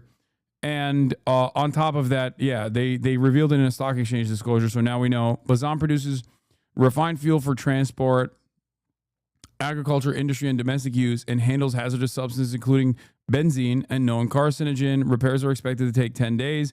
Environmental officials say the strike confirms longstanding fears. 2 of the 3 missiles and the whole system collapsed. We warned of this scenario years ago. Iran says the strike was retaliation for Israeli attacks on civilian areas in Tehran. The Haifa refinery supplies 65% of Israel's refining capacity, making it one of the country's most strategic energy sites. A leak of benzene is so good for the lungs. I mean, it does smell tasty. Trump responds to Tucker Carlson's criticism. He says no free clout. Wow. Donald Trump takes a jab at Tucker Carlson after he criticized Trump's support for Israel's attack on Iran. I don't know what Tucker Carlson is saying. Let him go get a television network and say it so that people listen. Oh my God. He said no free clout. You're cloutless. You're bitchless, Tucker. Oh my God. 6 years, right? 6 years. And he's done what they haven't been able to do. So he's done really a very good job. I hate this animal so much. Like, I can't, dude, I almost called him Keir Stalin. Keir Starmer is so fucking pathetic. He is so servile. He is such a fucking Weenie Hut Jr. little cuck sitting on the cuck chair being like, yes, England is also at the table. Imperial conquest is a fantastic opportunity for us to show all of our mighty weapons. I hate this motherfucker so much. He is so fucking pathetic. They are breaking missiles have been launched by Iran towards Israel. Will arrive in a few minutes.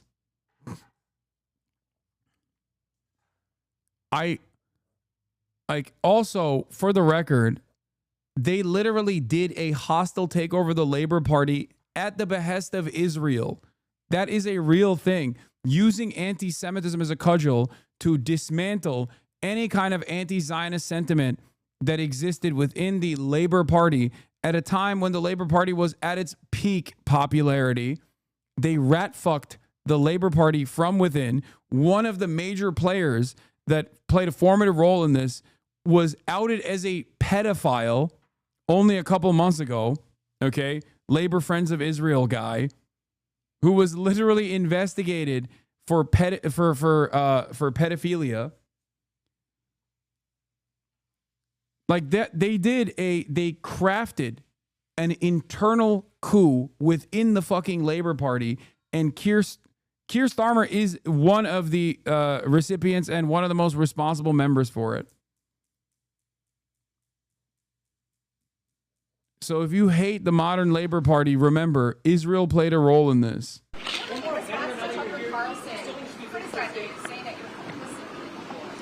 I don't know what Tucker Carlson is saying. Let him go get a television network and say it so that people listen. Thank you. Thank you. Yeah, he said no free clout. What is this, Brandonization? Trump drops what PM Starmer calls a very important document. POTUS jokes, it's a little windy out here, calls it an EU trade agreement, but it's confirmed to be an agreement with the UK.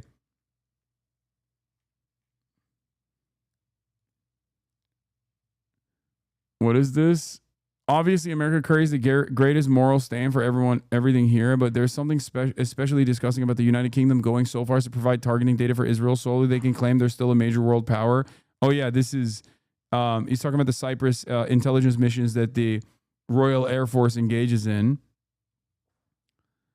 Biden bought his first ticket to hell a long time ago, but he logged this last one because of his personal Zionist bloodlust and spite. For Trump, it was for Miriam's checkbook and his pre-existing neocon impulses, but for Starmer, it's just an attempt to look important. Missiles incoming. Sirens are now lit up in Tel Aviv. Oh my God, AP having the chat live is crazy. There's so many Turks in here saying Allah Baba geliyor. Aha geliyor Hüseyin Alak.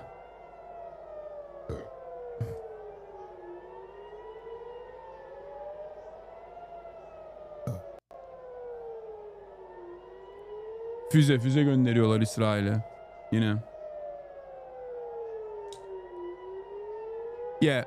Keir Starmer's personal motivation for being for playing an active role for playing an active role in Israel's ethnic cleansing campaign is so crazy, because like there's no real what the fuck?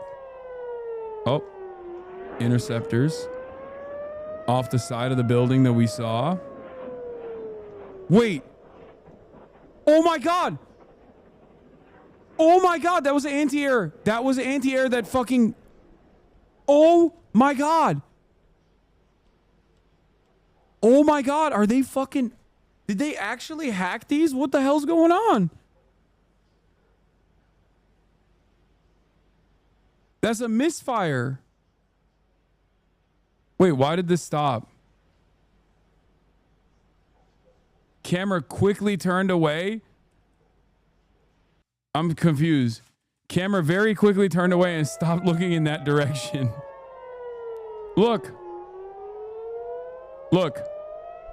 You can see it from the building. One of them is deployed right here, and it's supposed to be an interceptor, and then it literally lands back in Tel Aviv.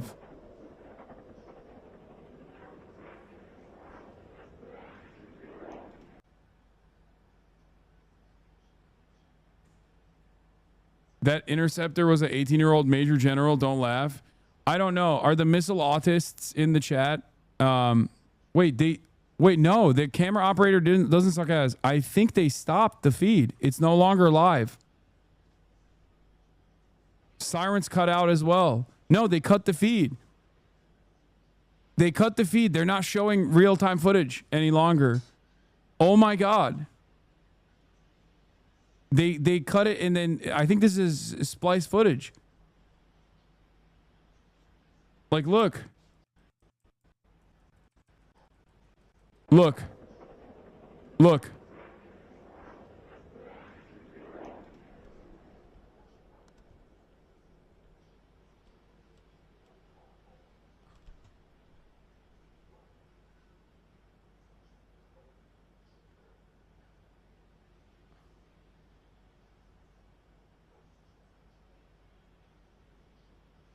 No fucking way.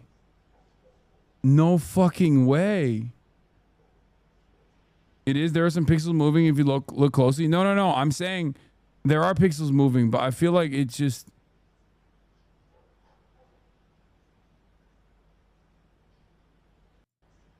Wait. Maybe I'm crazy. Nearly all YouTube live streams showing Tel Aviv and Haifa skylines are being taken offline, reportedly at the request of Israeli authorities. No! That's crazy. They're all showing the same footage now. And we will, of course, keep a close eye on the situation and what's happening over Israeli skies here on Al Jazeera. Chat. There's probably a fucking loop. I'm saying it feels like they flicked the camera. They flicked the camera after the Iron Dome interceptor failing, and they flicked it and then most likely put a loop on. I don't know. I don't know what the fuck happened there. Now the camera is moving again. Maybe I'm wrong. I don't know. CNBC's feed is at a different angle with different lighting too.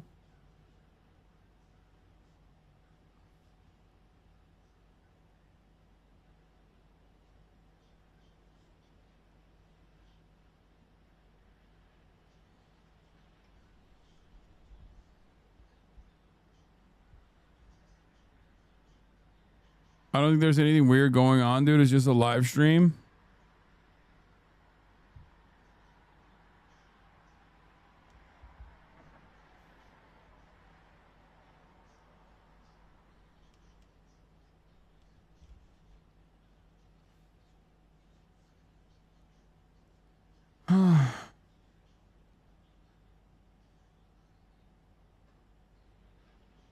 If I still worked in broadcast, I would have hooked you up with some live feeds. I don't know why the siren stopped. Maybe the missiles, incoming missiles stopped. I don't know. Haifa police opened an investigation after receiving reports of individuals filming the Haifa port from a hotel balcony. Officers confiscated the cameras and some of the photographers were questioning. Details were handed to the General Security Service for further security review. Yeah, they're also clamping down on read the AP pinned on the live stream. Our live streams are a view into some of the biggest events and moments every day. Donate to support AP journalism. What? That's the pin.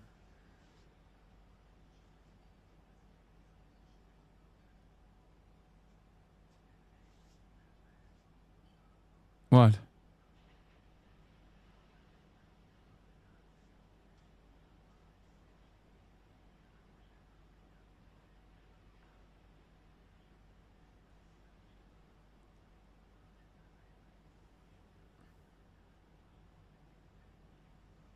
They said the sirens are set 90 seconds and don't go for the duration of the strike. Live link. What is this? It's not loading.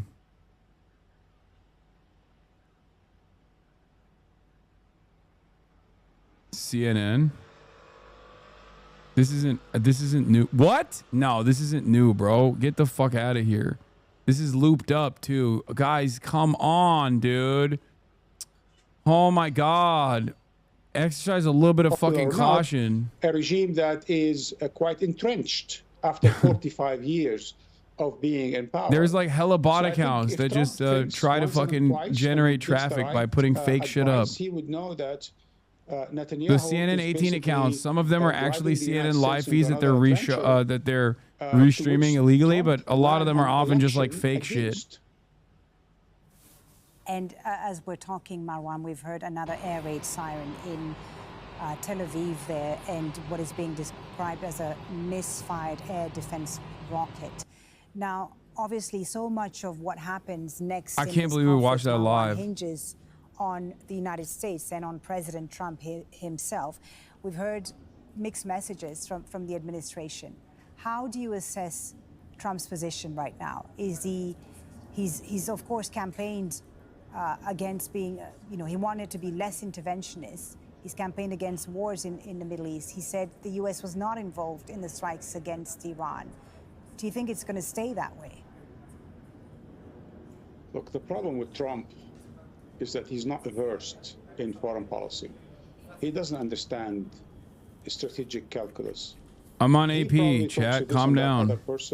He's surrounded by yes men. Is there a fucking delay? And he's certainly influenced by Netanyahu and Chat. his Israel lobby, including Test the delay. evangelical Subscribe Christians who now. would like to see Iran annihilated. For $5 or $6 or for free with a Twitch Prime. He's going to get the right advice or the wrong one. Okay, there is no delay in the chat. At the G7, he'd probably hear a bit more sobering advice. It's not to say that his European partners are, holier than thou. They're not. In fact, if you allow me, I'm just going to take a few seconds to give you a bit of a perspective. Right. Regardless what one thinks about the Iranian regime. I don't know what happens to misfired munitions. I don't know if it like explodes before impact with the ground. No, there was just a plain drone, but you missed it. The fate of the Middle East, the fate of Iran, 70 years after they did that, when they changed a government democratically elected in Iran in 1953, 70 years later, we have a British prime minister and an American president, the same type of characters that tried to dominate, tried to rob, tried to redraw the Middle East. Then we are living those moments again, a bunch of white imperialists trying to redraw the Middle East with an attitude of an holier than thou, that they are supporting an ally, which is actually an implant for self-defense, when we all know that definitely these exploded. are the same You can colonial see imperial powers like that that tried to definitely run hit. and divide the Middle East Right? just a century earlier. Or maybe not. It's kind of eerie to Maybe watch, it was more so the flares as it was Van going Leyen down. talk about how Israel has the right to self-defense and how the French and the British are silent and complicit, and how the Americans are smug and say how excellent it is that Iran is being destroyed. Again, you don't have to be a fan of the Iranian regime to know that this is going to lead to huge pent-up violence in the Middle East. There are no victories in the Middle East. We've seen it happen and again over a century. Every time Israel says it won a war, it came out victorious the past 70 years. Right. For some reason, it's fighting more and more wars. And you know, what is also interesting here is that President Trump seems to have failed on all the big foreign policy issues that he promised he would solve quickly. They all seem to have gotten worse, whether it's the Middle East, whether it's Russia, Ukraine. There's no doubt that the false promise that I will resolve everything in 48 hours and 24 hours, of course, is all wishful thinking. And he said, well, wasn't serious, and all the rest of it, not really understanding that these are very complex issues that have history. It's not a question of, as Biden framed it, terrorism against democracy or tyrannies against democracies. None of that.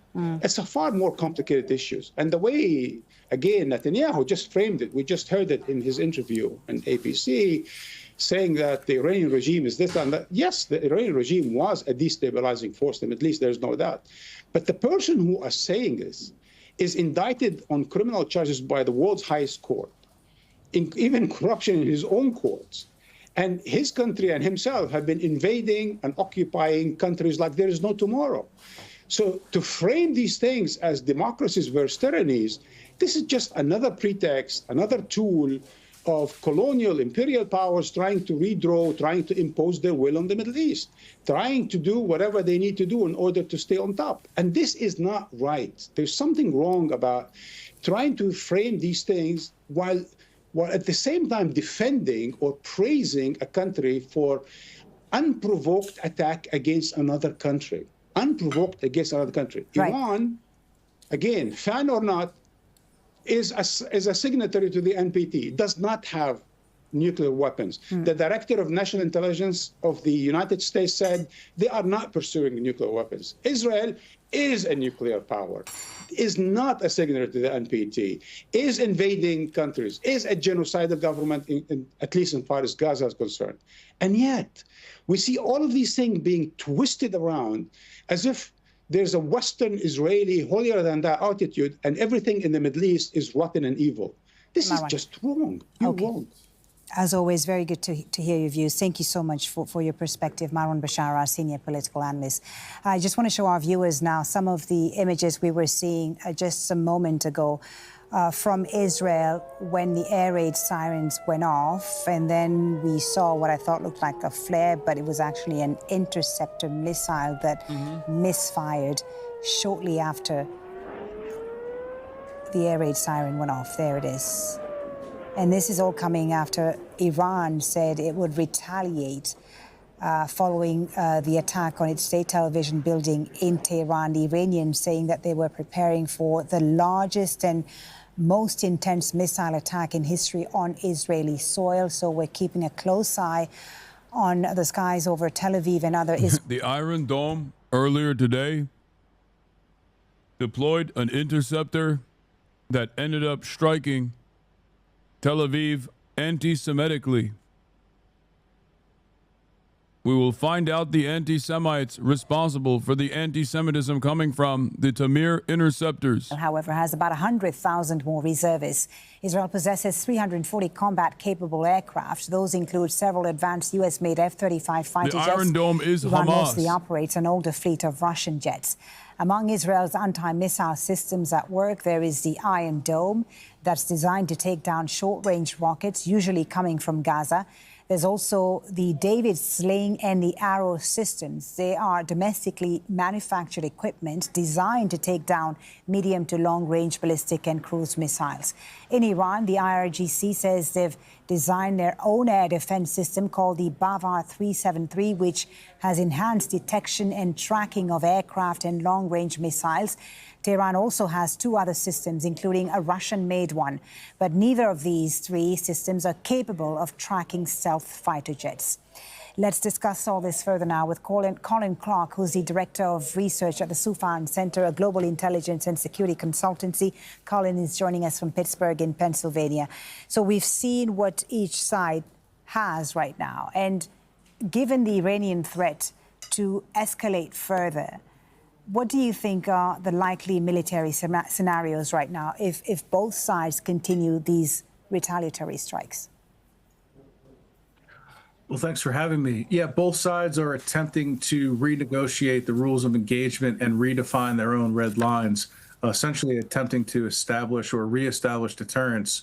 It's really going to be a kind of blow-by-blow account over the next at least 24 to 48 hours. The United States is moving a lot of military muscle into the region to help the Israelis. And so I think we're likely to see continued fighting and escalation, at least for the near term. Beyond that, President Trump has expressed some optimism that the Iranians are willing and ready to come to the negotiating table. But I have my own doubts about that based on what I've seen. Colin, what is your assessment of the level of destruction of the targets that each side has been aiming for in these past 5 days? How significant are they in terms of operational and symbolic impact? So it's still too early for a formal battle damage assessment, but symbolically, both sides are, absorbing blows, pretty significant blows. If we've seen the recent Iranian attack against Israeli energy infrastructure in Haifa, and the Israelis now with air superiority and air dominance have had their pick of going after various surface-to-air missiles and Iranian anti-missile defense systems. So this is a real knockdown, drag-out conflict. It's really what we've all been hoping to avoid since October 7th, 2023. So do you think we're looking at a protracted, low-intensity conflict or something with the potential to spill over into a broader regional war? Well, it's hard to sustain this level of intensity, this operational tempo, because the blows have been so severe. Although the Iranians have said and have attempted to make clear that they've been holding back their most strategic and advanced weaponry, whether or not that's true or if that's simply a threat, yet to be seen. Although what's happening right now as we speak could be part and parcel of that. I think, we're likely to get some clarity again over the next day or two. I'm hoping that we don't see a broader conflagration through the region. And one of the reasons to be optimistic is that the axis of resistance have been significantly weakened already. I was going to ask you about that because the axis of resistance has been weakened indeed. Hezbollah weakened in Lebanon, but we have seen the Houthis in Yemen engage Israel. We've seen missile attacks on Israel from Yemen. Are we likely to see a greater involvement of the proxies? We very well could. It's something I've been watching closely. I wouldn't be surprised to see the Houthis become more active. The big question becomes Hezbollah. What are their capabilities at this point, and what's their desire to actually get back involved in a tit-for-tat with the Israelis? Hezbollah is significantly weakened since the pager attack in September, since the targeted assassination of its longtime leader, Hassan Nasrallah. However, if Hezbollah feels that the Israelis are instigating something that they're probably not going to look for, we could see Hezbollah join the fray as well. Colin Clark, good to get your insight. Thank you so much for joining us again on Al Jazeera. Thank you. As we heard earlier, the G7 summit in Canada, U.S. President Donald Trump spoke to reporters about de-escalation efforts in this conflict between Israel and Iran. Here's what he had to say. Have you heard any signals or seen any messages from intermediaries that Iran wishes to de-escalate the conflict? Yeah. What have you heard? What have you heard from the Iranians? They'd like to talk, but they should have done that before. I had 60 days, and they had 60 days, and on the 61st day, I said, we don't have a deal. Bro. They have to make a deal. You shot them. It's painful for both parties, but I'd say Iran is not winning this war. And they should talk, and they should talk immediately before it's too late. And what would you say, in your opinion, what would it take for the U.S. to get involved in this conflict militarily? I don't want to talk about that. We've always supported Israel. We have for a long period of time, strongly. And Israel's doing very well right now. Let's discuss all this further now with Mohsen Milani, Executive Director of the Center for Strategic and Diplomatic Studies at the University of Florida, is joining us from Tampa. Thank you, Mr. Milani, for being with us again on Al Jazeera. President Trump there calling for a deal to be done, but not really calling for de-escalation. What do you make of this? Thank you for the invitation. President Trump's strategy from the very beginning was to put maximum pressure on Iran to accept American terms. In other words, if I have to summarize it, it's either comply or we bomb. You choose. And one of the key demands that the president has had from Iran is to dismantle its uranium enrichment infrastructure in Iran. And for the Iranian leadership to accept that, having spent billions of dollars to set up that infrastructure, would amount to a political suicide. And therefore, they rejected it. However, they were pretty close to an agreement. As a matter of fact, a few days before Israel launched its attack on Iran, American and Iranian negotiators were scheduled to meet. And unfortunately, they haven't met yet. And today, what the president is probably asking for Iran to accept before joining the negotiations, that they would surrender their nuclear program. And I think this is unlikely for Iran to do at this time. If they're not at this moment willing to stop uranium enrichment, as you say, what would it take? What would it take for them to rejoin the negotiations? What could convince them to get back to the negotiating table? They should have been fucking enriching already, dude. They should have had a nuke by now. That way they could have defended themselves from any sort of escalation. Attack on Iran, and of course, Iran has to stop its attack on Israel. As long as the two countries are engaged in a war, and as long as Tehran believes, as it does, that the U.S. is directly involved in these operations against Iran, Iran is unlikely to join the negotiating table. However, if there is a ceasefire, I think it is likely that Iran... You need to be careful, feds. I mean, what do you mean? Like, what the fuck? Like, from a... Oh, here's the other angle from the interceptor.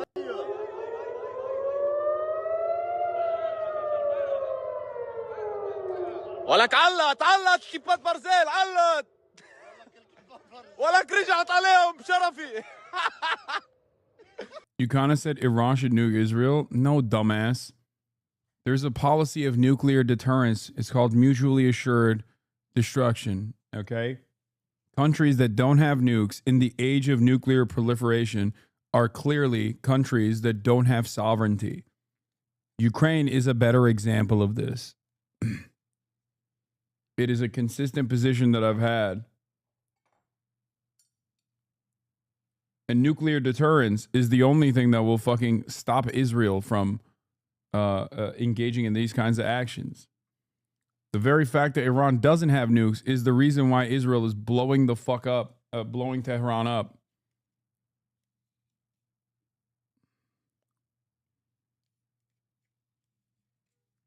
Don't put words in my fucking mouth.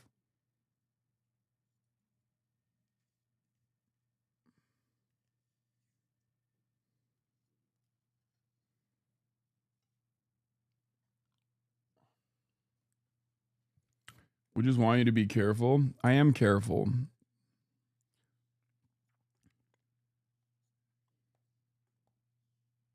Anyway. يا بشرفي رجعت. يا حلال والله واحد Yeah, nukes in India and Pakistan. The IDF says it's over. The idea of home front commands that civilians could leave bomb shelters after Iran's latest ballistic missile attack. According to initial IDF estimates, a small number of missiles were launched in the attack. But they said they were going to do a fucking crazy campaign tonight. So the fact that it was just like a couple missiles, let's see what that. They are let's see disgusted why. with the Islamic Republic, as a lot of people are. They think they need to come to the defense of the motherland. The Israeli Prime Minister has made Israel it no today, secret hard to that tell if what he Iran would is like toying to with us see is and intends to wake Israelis up every hour all night long, or if they're simply no longer capable of launching a major barrage. That is the question, isn't it? First of all, let me be very clear. Israel does not have the power to launch a regime change in Iran by itself. That is an illusion. They just don't have the capability They don't have the power to do so unless the United States, directly or indirectly, agrees with it. But the ramifications of regime change are going to be absolutely profound, much more destabilizing than what you saw in Iraq and Afghanistan. All I have to say, that we have had two experiences with regime change in Afghanistan and in Iraq. The United States spent over $2.5 trillion, with a T, $2.5 trillion. What happened in Afghanistan? After getting engaged in America's longest war in the history of this great country, the United States of America, we ended up more or less accepting the rule by the Taliban, the very force that we overthrew 20 years earlier. And look at Iraq. Look what happened to Iraq.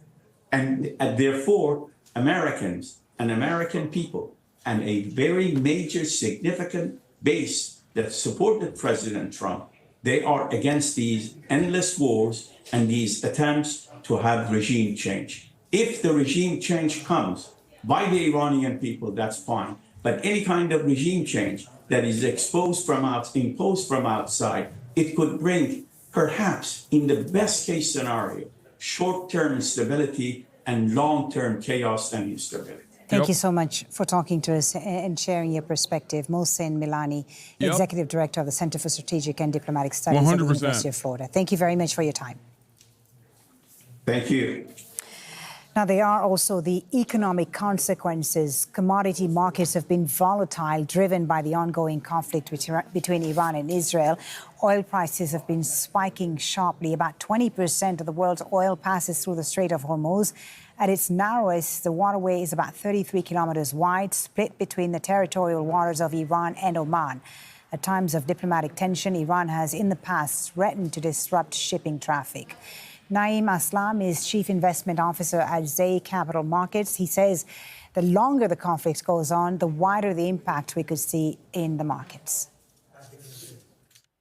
Yes, a lot of focus among investors and traders. It is all about the energy market. And of course, the recent attacks on the gas refineries over there, what that would entail for the Europe, because there could be another crisis because of that, because Iran plays a very, very imperative and important role with that one. But the important aspect out of everything is that particular Hormuz pathway is not only for oil, all the rest of the trade, also those particular containers and ships that cross that path. So if that is... I'm in Iran and my internet is constantly cutting off, so I don't know if you covered this, but Iran started a new wave an hour ago. They sent drones, 140, which take hours to arrive. They'll then launch cruise missiles and normal missiles consecutively so that they all reach Israel at the same time around 3 or 4 a.m. They're doing cyber attacks right now. Channel 14 is cut off, Iron Dome hitting itself, alarms malfunctioning, and random missiles. That makes more sense. But I don't know why the IDF would release a statement saying you got the all clear, you can go outside.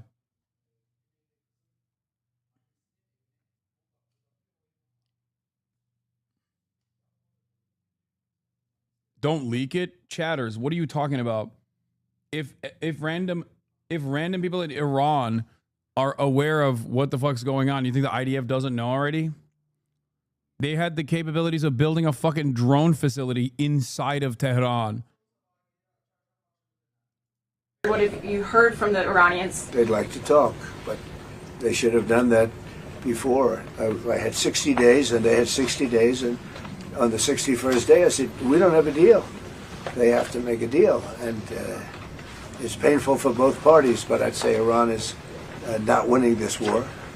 And they should talk, and they should talk immediately. At this hour, the G7 summit is officially underway in Canada. And U.S. President Donald Trump and Canadian Prime Minister Mark Carney are now taking part in a bilateral meeting on the sidelines.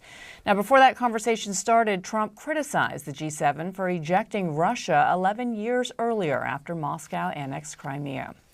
The leaders of the G7 countries, which also include France, Germany, Italy, Japan, and the UK, have a lot to discuss over the next few days.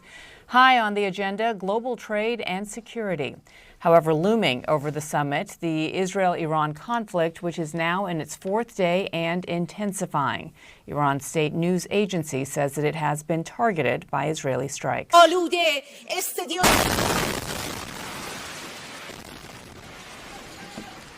And as you just saw there, the attack happened while a live newscast was underway. You saw the news anchor essentially evacuate the studio very quickly. Earlier, Israeli Prime Minister Benjamin Netanyahu urged Iranians to evacuate the capital as the death toll on both sides continues to grow. Iranian officials say that at least 224 people, most of them civilians, have been killed since Israel launched a wave of airstrikes on Iranian nuclear and... Yeah, last night it was Emily Schrader or whatever. One of those fucking dumbass Hasbarists was talking about how Israel should strike the national broadcaster of Iran.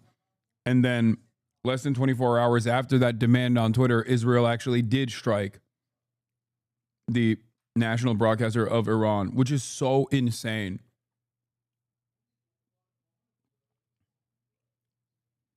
Like, it blows my mind. Every single day there is a new form of depravity where it's like getting your fucking strike priorities, getting your targets from like Twitter users is so psychotic.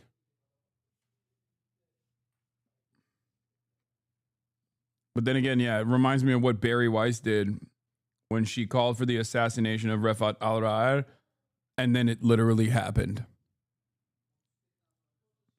Genocidal Zionist propagandist Emily Schrader gloats about having put a kill target on Iranian journalists and having enacted it. She herself claims to be a journalist, so Iran, you know what to do. Follow her own standard.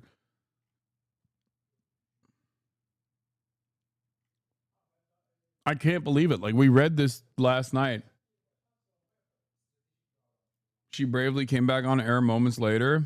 دقایقی پیش در ساختمان خبر صدا و سیمای جمهوری اسلامی Moments ago, the building of the Islamic Republic, a clear and obvious example of opposition to freedom of speech. It is not the building that was bombed, it's the freedom of speech and the voice of truth that was bombed. In a powerful act of defiance, Iranian national broadcaster anchorwoman Sahar Emami returned live on air minutes after the Israeli missile struck her TV building. No PTSD, unshaken, powerful, and confident. That's crazy. Oh, there was also a cyber attack launched against Channel 14.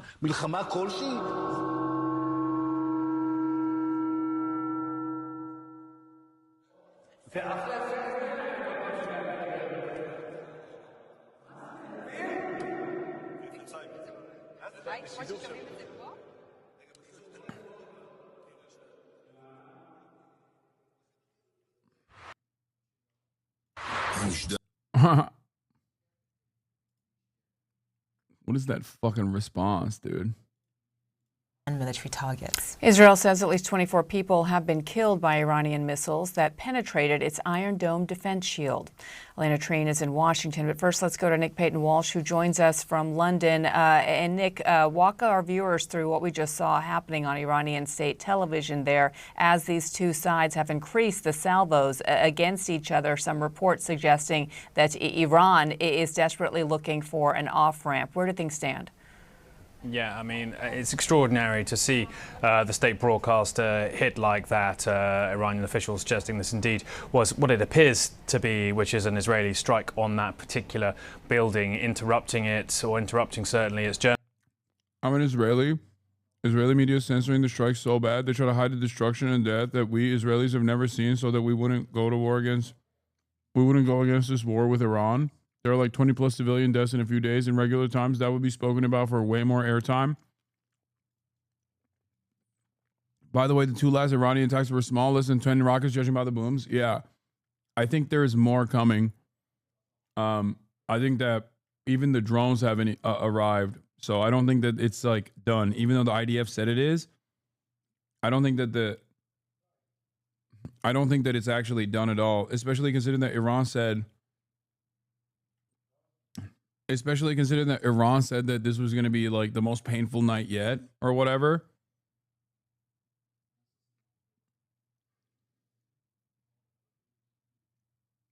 I don't really get why Iran is talking tough for years, but when it's going down, they try to avoid the confrontation. I mean, why tough talk then? What do you mean? They don't want the smoke. Air raid sirens go off in Tel Aviv. Iran says Massive it's fire at the preparing for what it Nevatim Air calls Base. the largest and most intense missile attack in history on Israeli soil. Yeah, good luck. This is the most we'll see from this, okay? Impact recorded in the south, possibly Nevatim Air Base. Yeah, they will never. This is the type of shit that is super illegal in Israel, by the way. This image right here.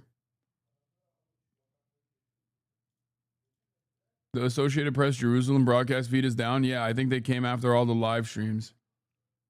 They're cutting all the live streams off. They're coming, Hassan. Iranian TV, what has happened so far was the result of the launch of cruise missiles, and the ballistic missiles have not yet reached the occupied territories. This is from 7 minutes ago on Tasnim, I guess.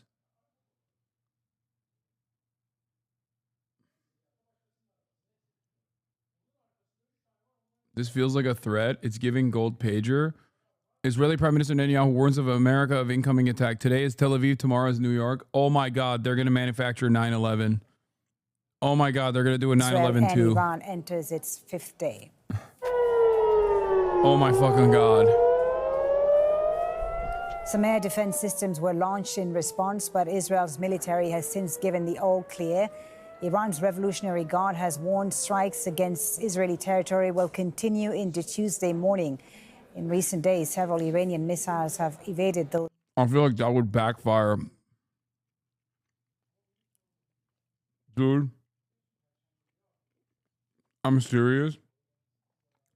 Given the way that misinformation runs rampant, paired up with hatred towards Jews and Israel specifically, but Jews specifically because of Israel, if there was another 9/11 style incident, I'm not even kidding when I say this, I feel like the Republican base would fall apart. Like I don't know if they would be as horny to go to war with Iran, or if they would be advocating directly to like nuke Tel Aviv or some shit. Because I feel like even if it had nothing to do with Israel, even if there was a 9/11 style attack that took place again on U.S. soil at this stage, given how every American is primed to believe conspiracy theories rather than the fucking truth that they can see, the truth that they can feel, the truth that they can touch. Okay? I'm telling you right now, I feel like Americans broadly would not be like, we have to go to war with Iran. I'm sure that there would be plenty of people who would be geared into sharing such sentiments, but there would be a tremendous number of people, I think, right now than ever before in American history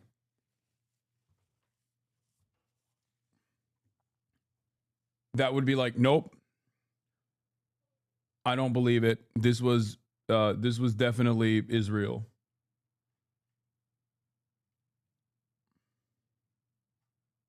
Journalists during that particular broadcast. We understand that this building may indeed be in District 3 in Tehran, and the Israeli Defense Force putting out a statement in Farsi, the Iranian language, telling people to evacuate that particular area hours prior to these images emerging. Now, we don't know the consequences of that particular attack, whether they're injured or dead as a result of it, but there have been increasing images emerging of strikes around Tehran. And indeed, Israel's Prime Minister Benjamin Netanyahu saying they control the skies over western Iran and Tehran indeed. And in fact, Israel's Defense Minister, Israel Katz, clear a matter of hours prior to those explosions that you saw there, and I'm paraphrasing here, that the regime's mouthpiece would indeed be silenced. Not entirely clear if he was referring specifically to that state broadcaster, but certainly a coincidence that those words emerged just after the evacuation orders and prior to that particular explosion. But increasing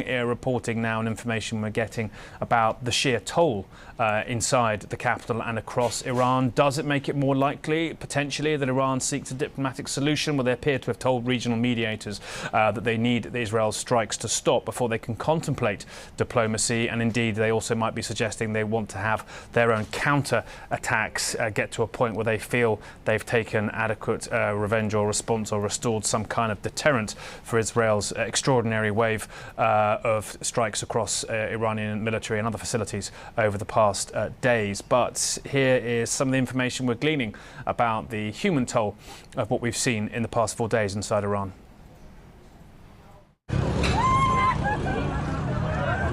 Screams echo across the ordinary streets of Tehran. The horrors in Iran are harder to find video of, but it's hard to watch when you do. A deputy foreign minister posting this damage to his ministry. Several civilians injured, he said. Israel's defense minister clarified Monday he meant no harm to Tehran's residents when he said earlier the city would burn unless Iran's missiles stop. But many have seen flames already and are fleeing the capital. Nothing like this before in their lifetimes. In the western city of Kermanshah, state media posted images of the intensive care unit of a hospital damaged.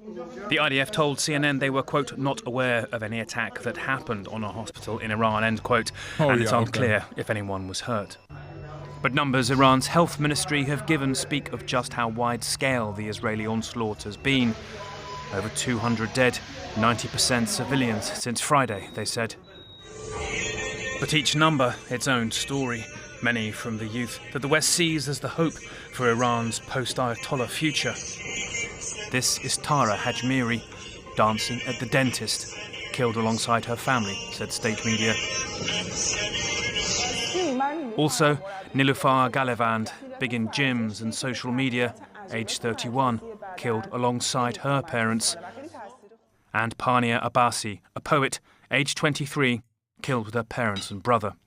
Her poem, The Extinguished Star, reads, "You and I will come to an end, somewhere. The most beautiful poem in the world falls quiet." Now, there appear to be images now emerging of the aftermath of what seems to have been a strike on that Iranian state broadcast. I wonder if we can show them to you now. It's CNN London. Like, this is the international news coverage of CNN, which usually is like early in the morning. And it's also like it's earlier in the morning in America, and it's usually way more forgiving of victims of Israeli violence as opposed to like later coverage. But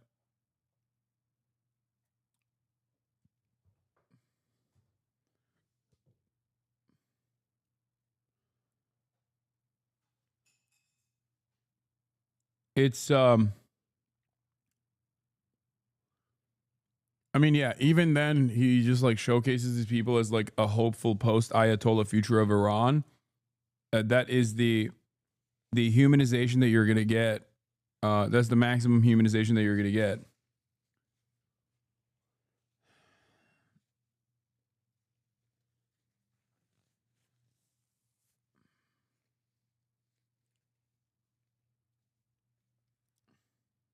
Now, but I think in the hours ahead, potentially, given the scale of that evacuation order from District 3, maybe we'll see more images as it appears this tit for tat, the back and forth between Iran and Israel now heads into its 5th day. Right, Nick Payton-Walsh, live for us there. Thank you so much. Elena, let me bring you in because we saw at the top of the bilateral meeting between President Trump and, of course, Canadian Prime Minister Mark Carney, where they literally just sort of touched on what was happening with Iran and Israel right now. One of the things that President Trump said towards the end is that Iran wants to talk because they know that they're not winning this. But he would not answer a question. This is, I think, is key. He would not answer a question about what it would take for the U.S. to become more involved in this war. Just give us your take on that. Yeah, I mean, these are actually questions I should note from our colleague. All right, guys. I'm not defending the Ayatollah at all. Okay. It would be wonderful for Iran to have democratic leadership, fully functioning secular government. That'd be fantastic. That's actually something that would be also tremendously popular amongst the Iranian population as well. But that cannot come from outside forces. That cannot come from outside forces trying to decapitate the fucking leadership. It certainly cannot come from Israel or the United States of America. That's it. Like, the idea that like these sorts of outside violent interference from the outside forces, ones that have already through their endless destabilization and coup d'etats have ruined ruined any attempts at Iranian democracy. Like, this is a country that has already experienced tremendous outside intervention. Their anger and resentment towards their current leadership is a direct consequence of previous incursions of outside intervention. It's so stupid to assume that, like, by and large, every Iranian living in Iran right now is looking at this and going, oh, please glass us more. Are there people who have that kind of attitude? I'm sure there are.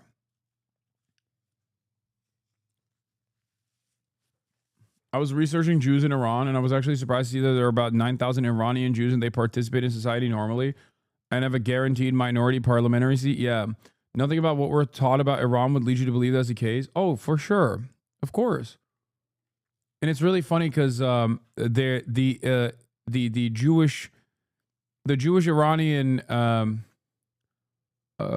parliamentarian literally came out and was like, Iran has a right to defend itself. That was like one of the first statements that came from the Iranian government, was like the Jewish member of the parliament being like, the fuck are you guys doing? Iran has a right to defend itself.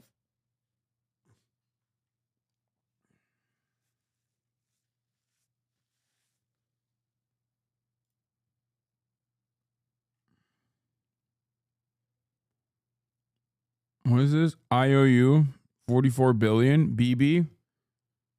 I can't tell what this is.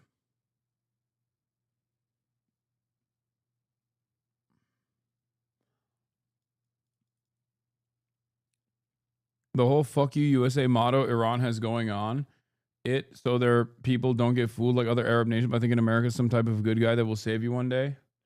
I mean, I think Iranians know by and large that America will not save them.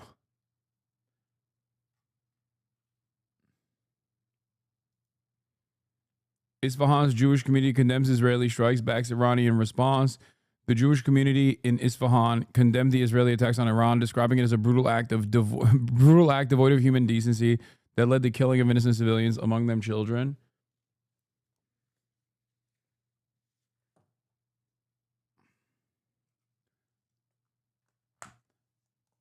I'm very certain. Please stop sending me fucking Hope Corps shit. Let's infantilize Iran, lol. What? Lemafayal. Let's have the great Satan overthrow our government. Let's infantilize Iran. What is this infantilization of Iran? They were given a safe voting location and a campaign opportunity to talk to candidates, and it was spun by VOA and the UN as deeply dangerous and discriminatory. But when that happens in the US, it's a good thing. Yeah.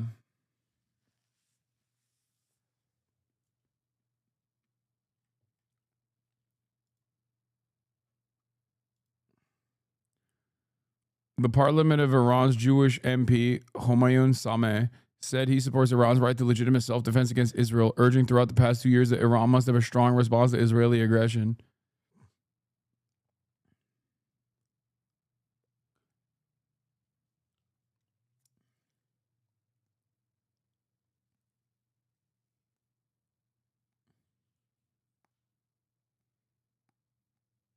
Anyway.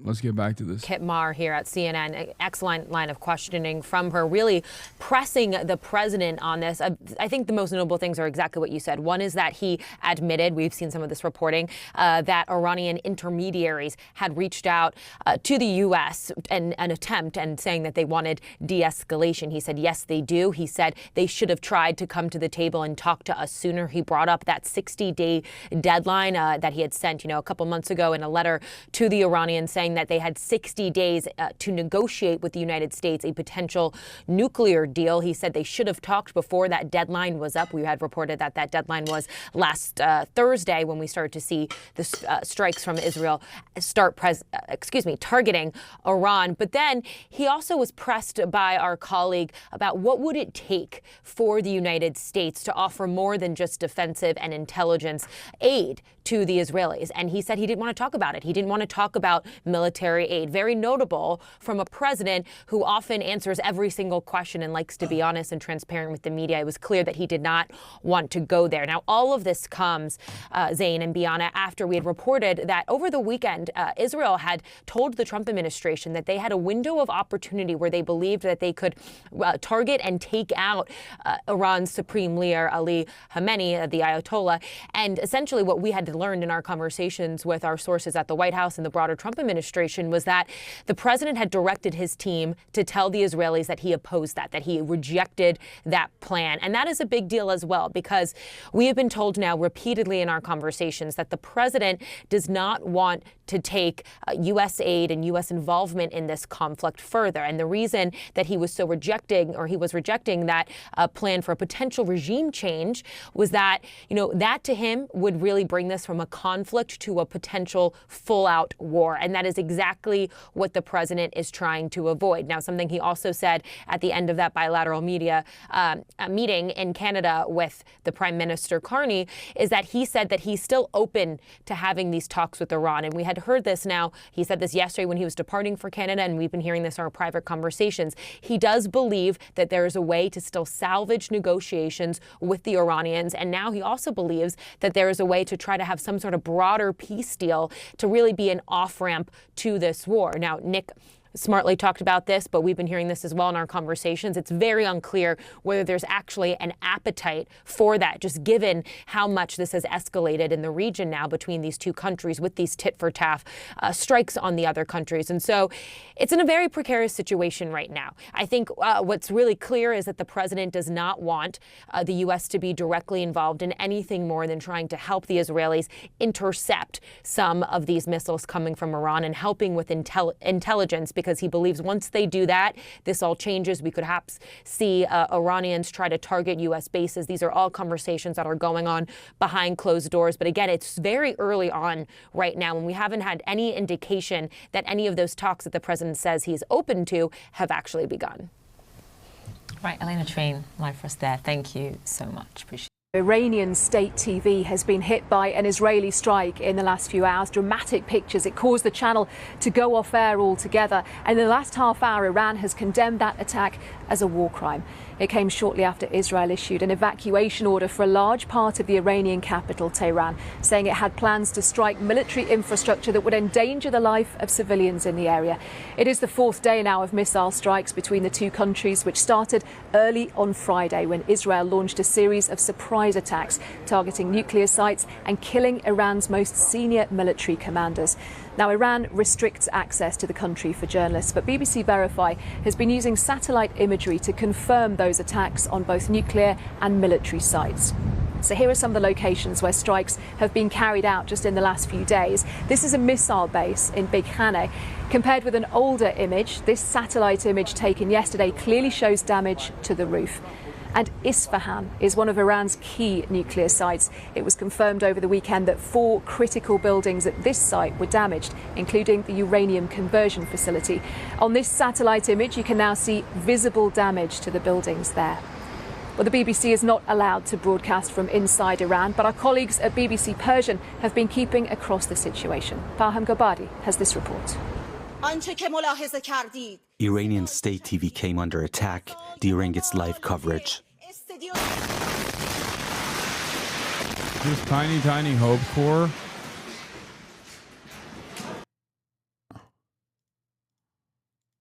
Dude, I've seen it, man. I've seen it. Stop sending it to me. Okay? You've been sending me this nonstop. I love you, chatter, but please stop spamming the same fucking video over and over again.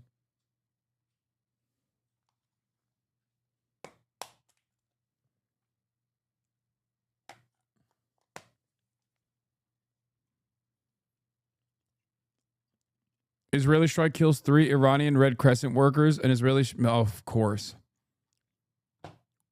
An Israeli missile strike killed 3 Iranian Red Crescent workers while they were aiding the wounded in Tehran's Shahid Bagheri district. The organization said in a statement, this incident is not only a crime against international humanitarian law, but also a blatant attack on humanity and morality. Oh my God, brother. Israel literally cannot help itself. Like, it has to fucking shoot at kindergartens. It has to shoot at hospitals. It has to constantly fucking kill. Kodor, thank you for the 50 bones. God damn. It's wild to me that no matter what the fuck happens, Israel still finds a way to kill children and also healthcare workers, dude. How, like, what the fuck? I don't understand it. They have to do double taps.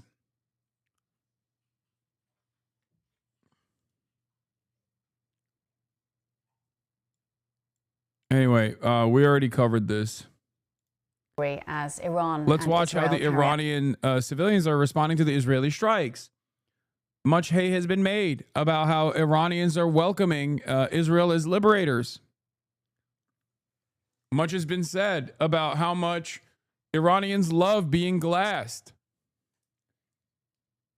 I wonder if BBC's coverage reflects that.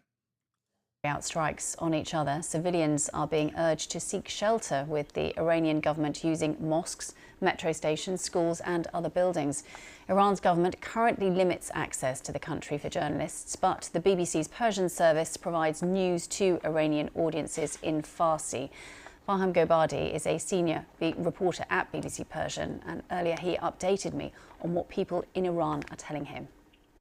Many people who have texted me in the past 24 hours, they were complaining about that our voices are not heard. People don't know what we are going through. For example, one of the things that Iranian people are extremely worried about is what the Israeli defense minister has said recently after the last night barrage of missiles that Iran shot at Israel, and at least 8 people, Israelis, were killed. Iranian defense minister said that residents of Tehran will pay the price for that, and soon they will pay the price for that. Right after that, there was a report by Jerusalem Post saying that they expect that Israel will ask certain neighborhoods in Tehran to evacuate. And things like that has worried a lot of, especially residents of Tehran, because they are saying that we are not the ones who are shooting missiles at you. Many of us are oppressed by this regime as well, and now we are the ones who are paying the price for that. So there are several things that they're worried about. One thing is that overnight they cannot sleep. They've got sleepless nights because of. Why don't they let journalists in? Feels like it would be good for the world to know what's going on there. They do. They let in. I mean, fucking Max Blumenthal went there, but he's obviously very anti-America. But I don't know. I suspect it's probably because they want to. It's the same principle behind China and Russia, where they want to control all the flow of information coming in and out, and they also don't want espionage opportunities as well. Because in many circumstances, like the media is often used as like infiltration. Attacks that are taking place across. I'm living in Iran. I thought people would really support Israel or any other invader before the attacks, but when the bombs hit, the mood shifted. Haven't seen anybody happy about them except on Twitter. In the real world, everyone is either in shock or haven't yet gotten a grasp of the situation. I mean, look at Lebanon. It's literally the gayest country in the fucking region, okay? Look at Lebanon. Gayest country in the region, and look at their attitude towards Hezbollah, which is an anti-gay militancy. In times of Israel strikes on Lebanon, it's the same shit. It's the same shit. You got mad secular people who otherwise would look at this as like a Shia fighting force, even thinking about Hezbollah very differently because of Israeli violence.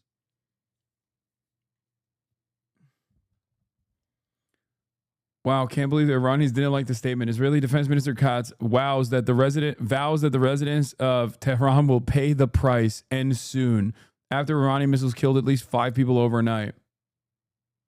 As an Iranian, it's funny that you pronounce Tehran more correctly than this BBC Persian guy. Yeah, he doesn't want to scare the audience. That's why.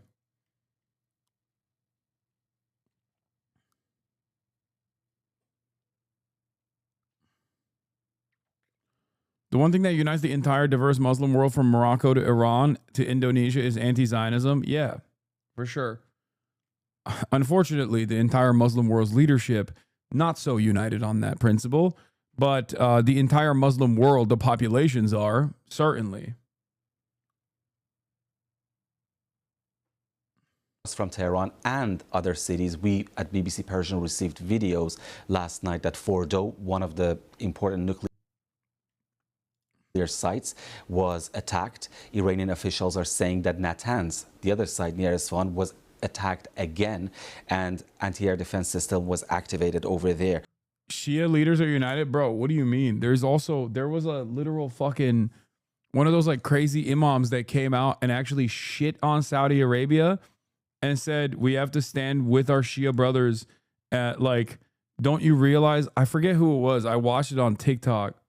There was a dude who was literally like, we're done. We're done with this like sectarian conflict. Don't you understand that like Zionists invoke this kind of sectarian hate to ensure that the Muslim world is not united? These guys are Muslims first and foremost.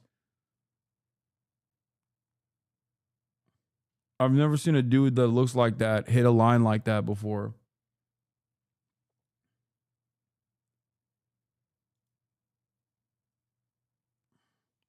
If you see... No, not this guy. This guy sucks. Wait, this guy actually fucking says something about Israel? No, I'm not talking about this guy. This guy is notoriously a dick rider. Many of those famous fucking Salafist sheikhs are fucking such rapacious little fucking Israel dick riders. They go to the UAE all the time. There is like, okay, listen, I don't know why I'm tapped into this. I don't know why I'm fucking tapped into this, because it's not within my field of interest at all. But I will tell you this. I will tell you this much. There is a lot of drama in the famous Salafist sheikh world. Okay, all of these guys that do the funny memes, and it's like, oh yeah, if you are jerking off during Ramadan, it's haram. Like all those guys, they all have noticeably been absent from the conversation about Israel. And at a certain point, I think it was like 15, 16 months in, people started being like, why the fuck haven't these guys said anything about Israel at all? What the fuck is going on? And basically then more information came out showing that they were like, some of these dudes were straight up like going to UAE and even meeting with like Israeli envoys and things like that.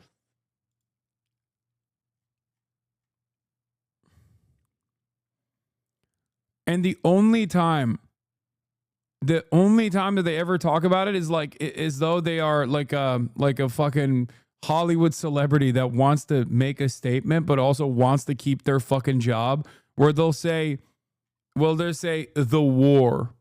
Like they'll be like, oh, we must stop the war. Like, weirdly enough, like they have more smoke for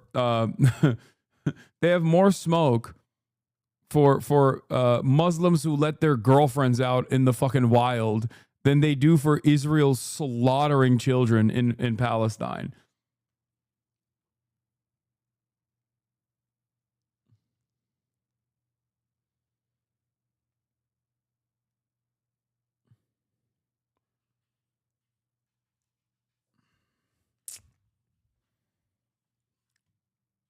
What is this?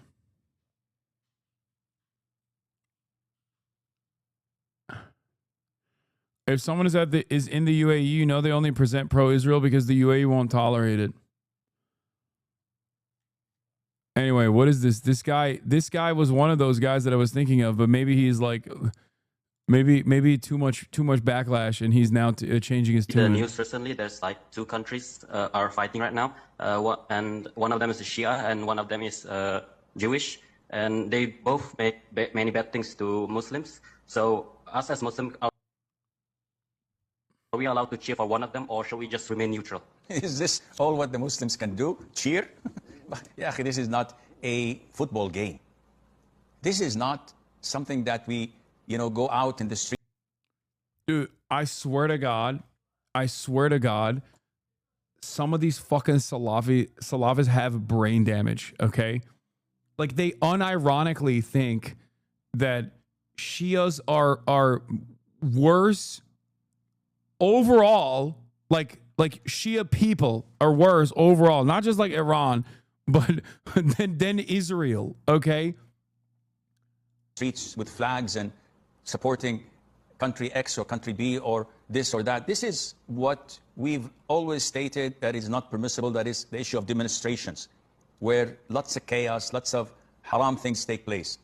As Muslims, we side with anyone who claims to be Muslim, even if they're full of innovation, even if we believe in their hatred and enmity of Islam and the Muslims, yet still they're better than the other part, which is blatantly killing civilians, women, children, and the whole world is watching. And their ministers say that we would like to annihilate all the children, all the suckling babies, even the dogs and donkeys and animals they have. We would like to wipe them all off, annihilate them. Is this is the guy who said protests are haram? Pakistani Twitter yelled at him for days. Something plausible to them, the disbelievers who are united against Islam? It is. And if any Muslim would have said this, they would have labeled the whole region as a region of terror and a bloodthirsty, violent fanatics. So we don't cheer. We judge things by what. My white brother is a Salafist revert and unironically says Shia Muslims aren't really Muslims. Dude, what did he fucking... Is he like a car crash victim? How the fuck are you a white guy and become a Salafist revert? I don't understand it, dude. I don't know. It's like, is this how fucking Catholics feel when they see all these like Catholic converts running around talking about how like the new Catholic church is actually a bunch of pedophiles or whatever, but like the old one was good or some shit because they're too woke? Like, I don't get the revert stuff anyway. I don't get it. It's like, I don't understand conversion, adult conversion across the board. I find it really strange. But like, especially to one of the most like fundamentalist parts, like this is so, like, what is a polar bear doing in Arlington? Whenever I see a fucking white Salafist revert, I'm like, what are you? He used to go to Catholic school and now he says Catholics aren't Christian either, Lamau. Trump, everyone should immediately evacuate Tehran. What?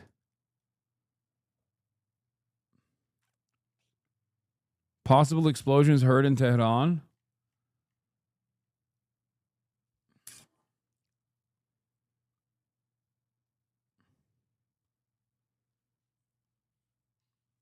What we see. And definitely to side with a corrupt Muslim with corrupt aqidah against any non-Muslim is a priority in Islam, and Allah knows best.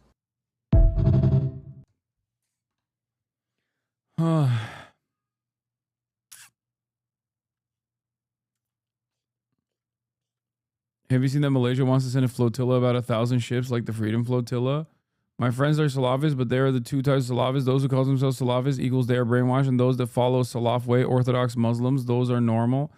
I mean, I just don't get the fundamentalism no matter which religion it is. You know what I mean? Trump, Iran should have signed the deal I told them to sign. What a shame and waste of human life. Simply stated, Iran cannot have a nuclear weapon. I said it over and over again. Everyone should immediately evacuate Tehran, says IDF's favorite correspondent, Barack Ravid. What the fuck are they about to do, dude? Oh, Jesus Christ. Fucking Al Jazeera on a fucking ad break.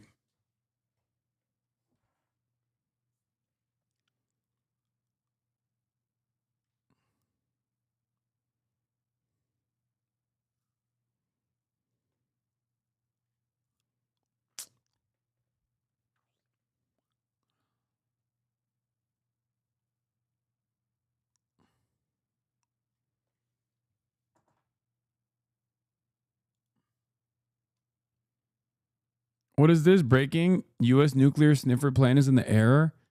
What? Okay, I don't want to. This is no. No, I don't know about all this. Okay, that seems. Here's his full statement. I gave Iran a chance.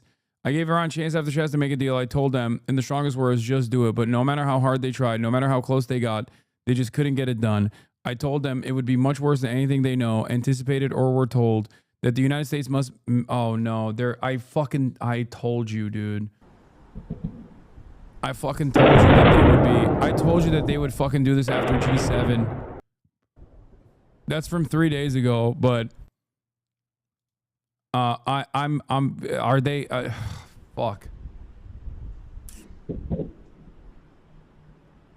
No, this is the new statement. Iran should have signed the deal. I told them to sign. What a shame and a waste of human life.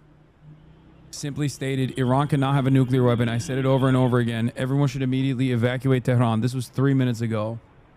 This is 3 minutes ago. This is the new statement.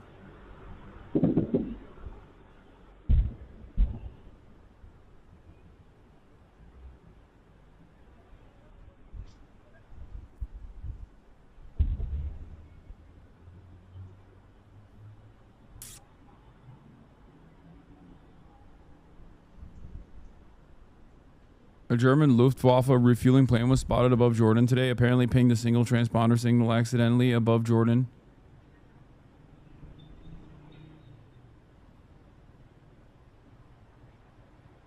Wait, what do you mean? Misinformation. This is not misinformation. This is Trump's latest statement, reported on by also Barack Ravid. I didn't say they're using a nuke. Everybody calm down.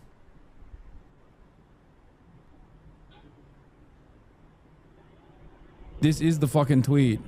This is the repost of said fucking tweet.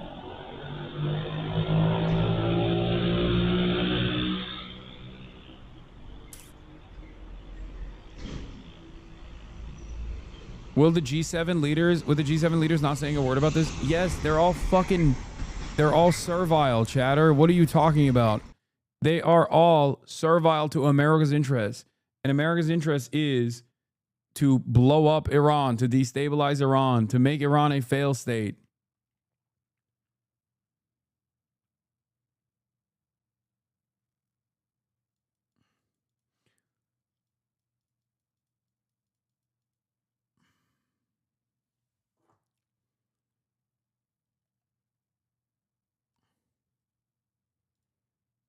I guess that explains last night's movement. According to U.S. defense officials who spoke to Reuters, the large-scale deployment of roughly 30 aerial refueling tankers of the U.S. Air Force last night to air bases in Europe is meant to allow U.S. President Trump options in handling the escalating war between Israel and Iran.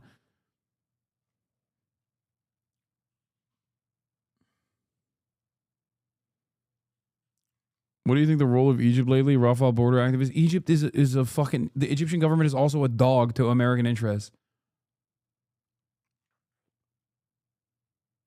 Were you saying that they would wait for G7 to be underway before attacking? I suspected that if there was going to be American escalation, like America joining offensively, America has already been collaborating with Israel nonstop, but like, if there was a significant escalation, it would come after G7.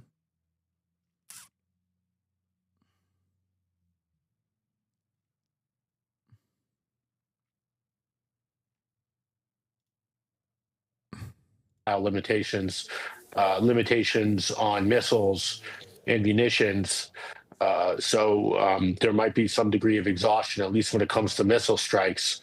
The Israelis, of course, have to keep up a fairly exacting amount of refueling to continue the war they've been fighting, and they may not be able to do that, which is one of the reasons I think they're going to be coming soon to the United States and saying, please help us, please get more directly involved in the strikes, whether through refueling or doing strikes yourself. Right. Are we likely to see that? I mean, President Trump has said that he didn't want to see the U.S. involved in any more wars. Yeah, that's a fucking bullshit statement. Americans love war. They have endless appetite for killing Muslims, okay? Well, I'm concerned about it. I think the United States at all costs should avoid that, avoid direct involvement. I think it would be a disaster for United States interests.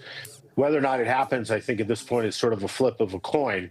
One way the United States could get involved is as a result of Iranian attacks on U.S. personnel, U.S. bases in the region, or even potentially on oil infrastructure in the region.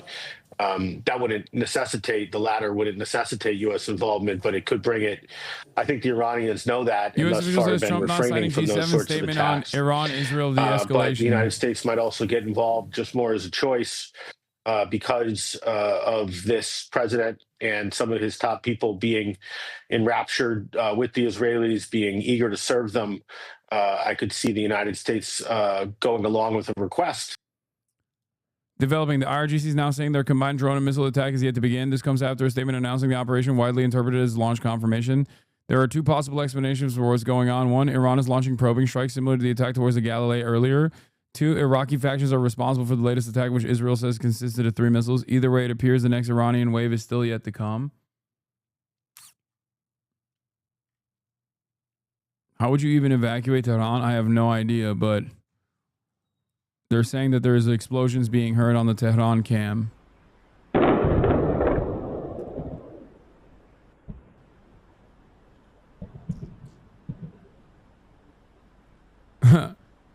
People saying, doesn't he need congressional approval to strike Tehran is so funny. No, chatters, no. Americans don't need, wait, I think are those missiles in Isfahan? No, I don't know. American presidents, Democrat and Republican alike, do not fucking care. The peaceful dove, more blood in your hands, guys. There is no, I mean, look at Yemen. Every president has bombed Yemen. Every single one. That's a whole ass sovereign nation. Why the fuck have we been participating in bombing campaigns in Yemen?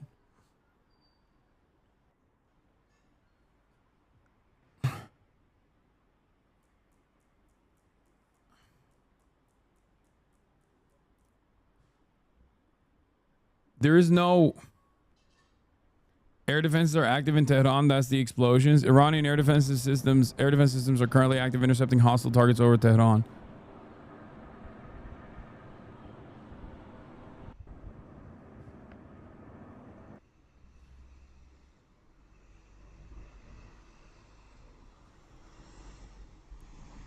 Ordering 17 million people to leave their city just because you wanted to join a war for its final act of terror performed by a narcissist. Yeah.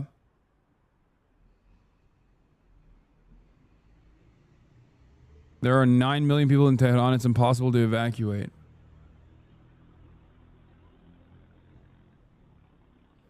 Air defense is active over Natanz. They already downed one Israeli drone from Iranian sources. Aren't Republicans more isolationist now? No, dude, that's not real. I feel like a lot of the stuff I say, I'm recognizing goes in through one ear and out through the other. I've told you this over and over again. There is no real, like, anti-war position in the American government. Okay? American foreign policy is uniparty.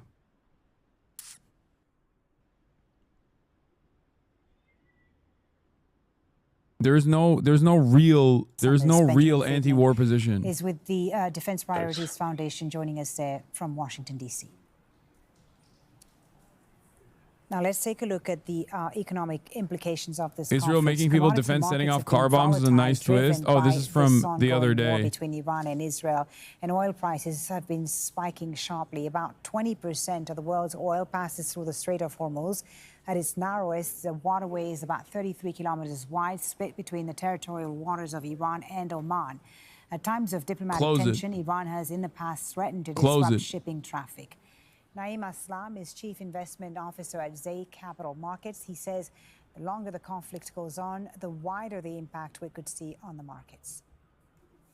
A lot of focus among investors and traders, it is all about the energy market. And of course, the recent we already covered it, MHUD. Refineries over there, what that would entail for the Europe, because there could be another crisis because of that, because Iran plays a very, very imperative and important role with that one. But the important aspect out of everything is that particular Nuke Sniffer landed 10 minutes ago. I've been tracking it. Not only for oil, all the rest of the trade, also those particular containers and ships that go past that path. So if that is closed, we're gonna go. I live next to Ramstein Air Base in Germany. It suddenly got very loud here. They're closing it now per Hassan Piker. No, I'm saying they should.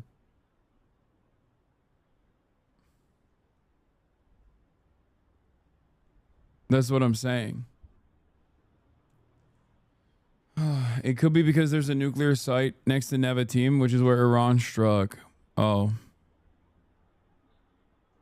Israel's strongest soldier has logged on. Did she actually post this? Gosh, she's so ugly. It's horrifying.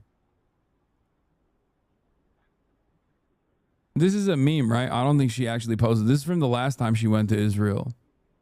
It's an old pic that they put. I'm ready to go to war.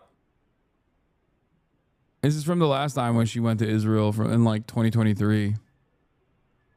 I'm fatlo. I'm fatlo. I'm Israel Chai. I'm ready to go to war. Strap me to a missile and launch me directly to Rafah. I'll blow up the border with my body.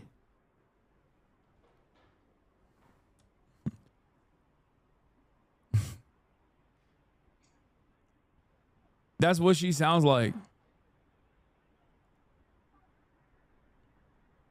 So beyond the realm of physical, mental, and psychological exhaustion right now that I can't actually believe the last 20 months were real.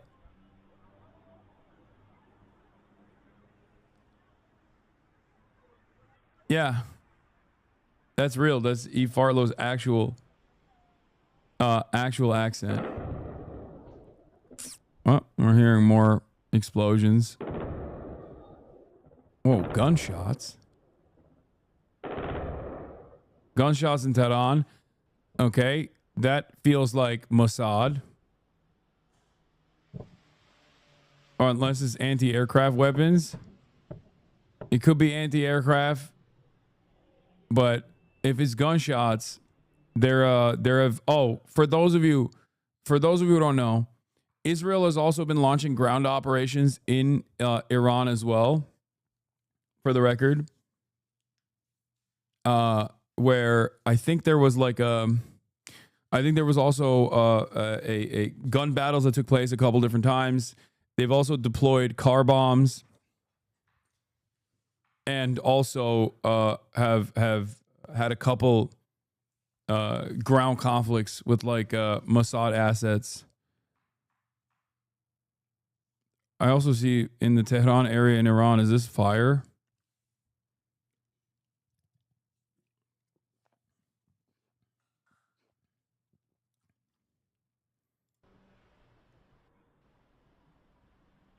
Not a single gun battle, 5 car bombs, nothing else. What are you talking about?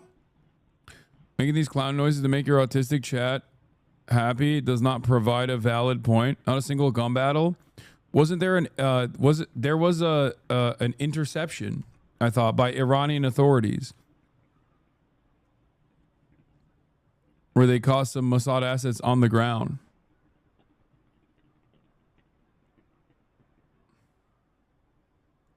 Am I wrong?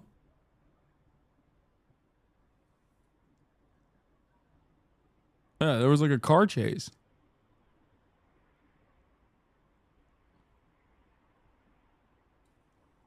$2012 Nazi account? Yeah, no, that's a That's the guy who is super edgy, but also pro-Israel. My favorite type of guy.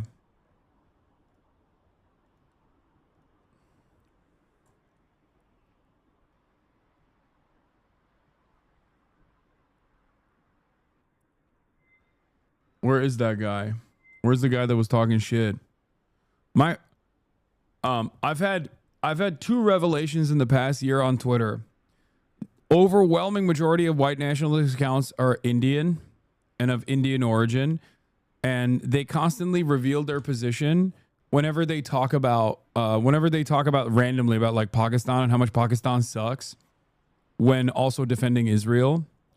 And that's like one of the classic moments of like figuring out that one of these like defend the West or defend Israel accounts is actually of Indian origin. And the other one is all of these Groyper accounts that will literally say some of the filthiest, most racist shit. And I always assume that they're like fucking neo-Nazis only until October 7, when they start talking about Israel with such reverence and such like they start talking about anti-Semitism being like a real violent crime. And I'm like, I thought you were a Nazi. Like, so many of these fucking Groyper accounts are pro-Israel. So many of them. And it's shocking to me. Those are the 2 ways to identify whether you're in the presence of a real-ass Groyper, anti-Semite Groyper, or if it's someone just like simply LARPing as a Groyper, but they themselves are actually simply racist as fuck, except for against Jewish people.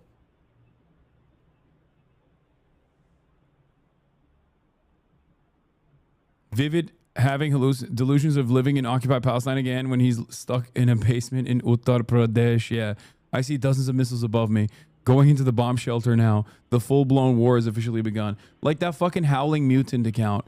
Like there's that alcoholic, pathetic fucking account who I, for the longest time, thought was like a straight up neo-Nazi, but it turns out they are a neo-Nazi except for anti-Semitism.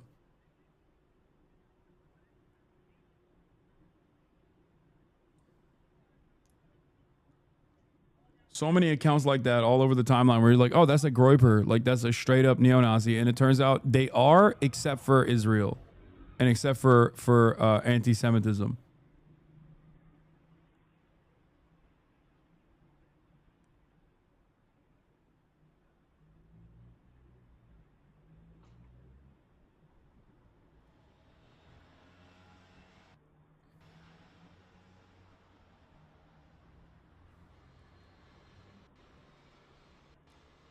Loud noises in Omaha, Nebraska, Hassan.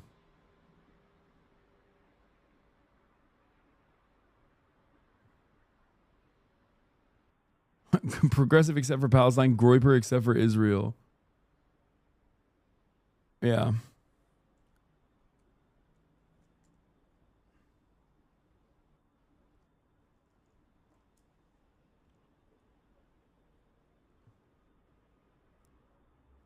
That's because they're Israelis?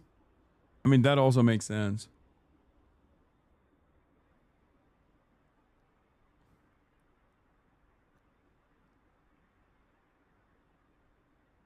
Secretary of State Rubio has reposted Trump's evacuation warning.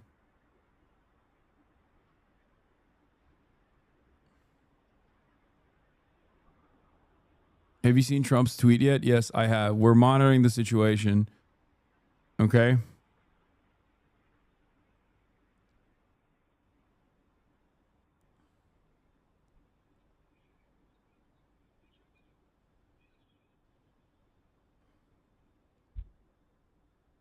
Just because they say they're anti-Semitism doesn't mean that they're not an insane Nazi who's still anti-Semitic.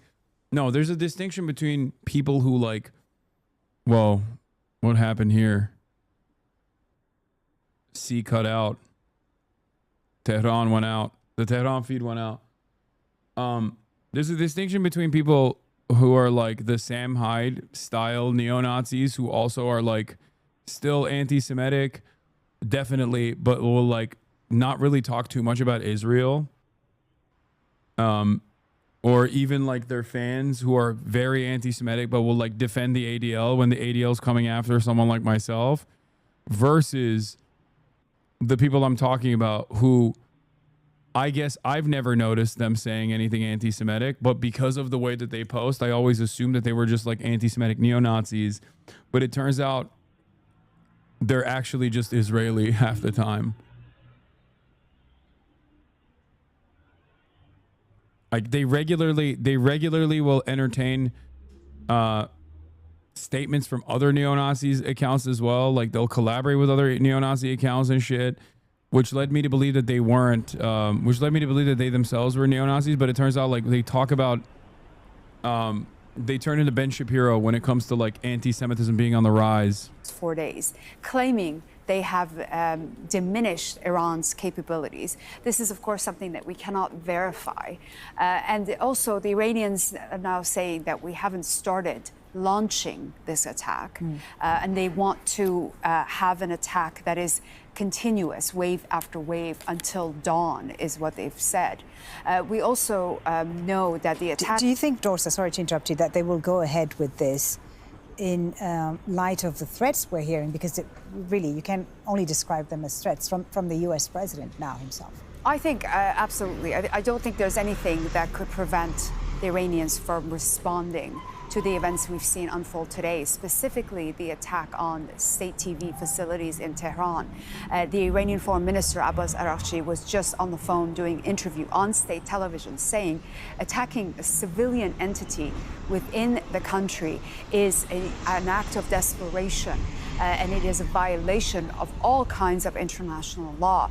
We saw incredible footage of the state TV presenter as she was reading the news and hearing the strike come closer and closer, and she ran off the set as the building was struck, and we understand at least one person has been killed in this attack.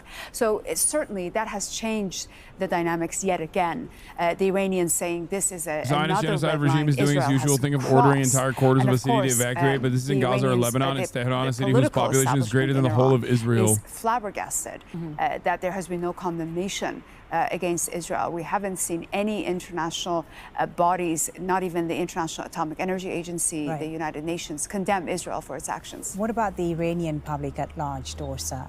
The Iranian people, the average Iranian, how worried are they today, and what's been the impact of these Israeli attacks on their daily lives? Well, it's been disrupted for sure. People are extremely worried. We have to remember, Iran hasn't seen these kinds of attacks on its soil in at least 37 years. In the last time they saw this kind of violence was during the Iran-Iraq War, and that ended in 1988. Since then, there has been no strikes, no airstrikes, no attacks inside Iran on this scale. So the general population is very much worried and scared, and rightfully so. Dorsa, thank you very much for that for now. Dorsa Jabari here in the studio with us. I'm Foli Batibo. Continuing coverage of the Israel-Iran war will continue in just a few minutes here. Trump's threats lost a ton of credibility. No, he was threatening Hamas with all hell breaks loose if they don't agree to release hostages in 48 hours. This isn't like that.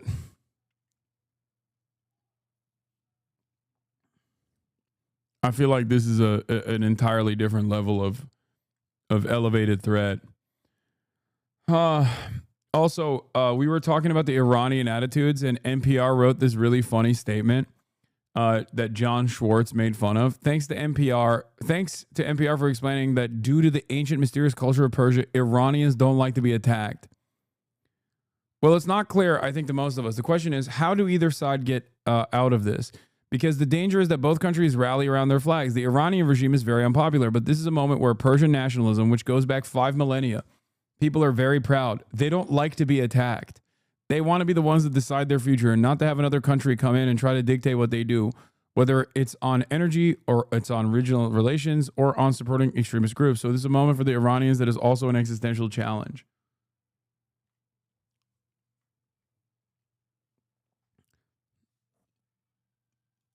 Improvement, I guess. It's an ancient Arab and Persian tradition to like it when 1,000-ton bombs are dropped on you. Yeah. I guess the NPR at least says, like, Iranians, due to their proud tradition of 5,000-year history, don't appreciate when foreign nations that have been around for 77 fucking years drop munitions on them.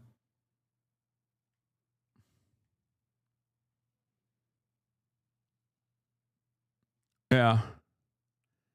As opposed to the other type of coverage from Washington Post, where they say stuff like, Iranians are euphoric to receive bombs from Israel. You know?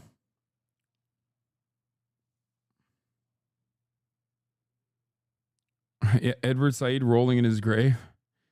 Dude, it's just, why did he even write a book?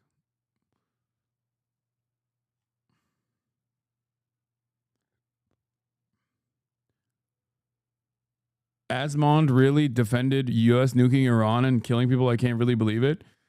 Why can't you believe it? It's the most believable thing. By the way, if I were to say that same thing about Tel Aviv, which I would never say for the record, and we ban people for saying that all the time, I would get banned instantly. But I have unironically used this as an example of like the double standard.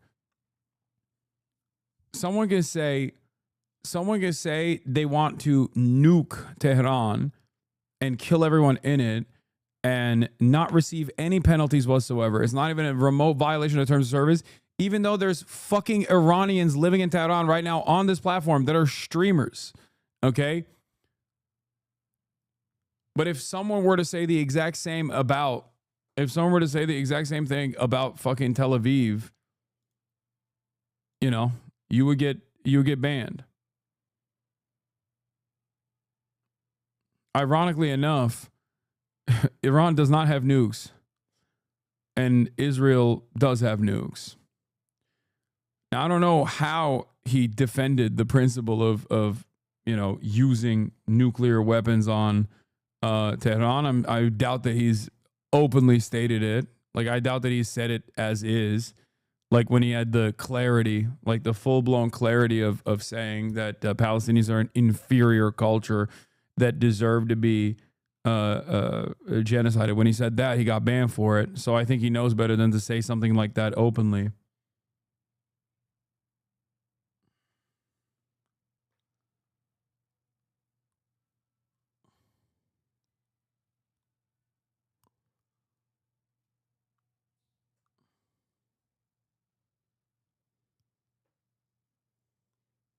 Yeah. Military site is the height of cowardice and a sign of desperation. Osama bin Javed has more. This is the moment when Israel attacked Iran's state TV during a live broadcast.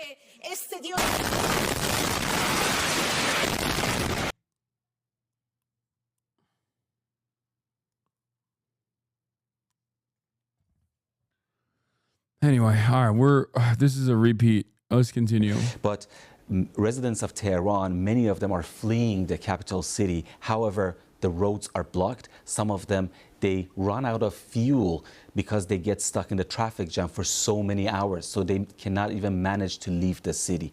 So what people are concerned right now is to stockpile food and find a way to escape Tehran. We know, don't we, that there has been unrest between the people and the Iranian regime over the last few years. Netanyahu, the Israeli Prime Minister, has been talking about the fact that, you know, the people aren't with the regime. Do you get that sense that this might unite the Iranian people? Are we able to get any of that sense? I get your point, because usually when at a time of war there is this rally around the flag effect. However, it's, I think, too early to see that. What I see and when you talk to people, they just are saying that they're in a state of panic, they're in a state of shock. So to expect Iranians to go on the streets and protest right now, I don't know how realistic that is. That was Param Gabadi from BBC Persian speaking to me a little earlier. And just to let you know, on the BBC News Live page, there are lots more reports. Let's get more analysis now from Abbas Aslani, who joins us live from inside Tehran. He's a journalist and also a senior research fellow at the Center for Middle East Strategic Studies. It is great to have you this morning. Thank you for joining us. Thank you, Paula, for having me. If we could, just give me a a general sense of what you're seeing in Tehran? What are people telling you? I've read reports that the ferocity of the attacks caught many people by surprise there on Friday. Paula, after the initial shock that came on early Friday morning, Iran tried to recover, and we were seeing that the air defense, including in Tehran and other cities, were trying to actively engage with the hostile targets coming from the Israeli side, or those, let's say, drones flying over sky. And, the feeling this time, comparing to previous exchanges in the past between Iran and Israel, is a bit different. There's a sense of war going on between the two sides. The high-ranking officials are using the term war, just a limited conflict between the two sides.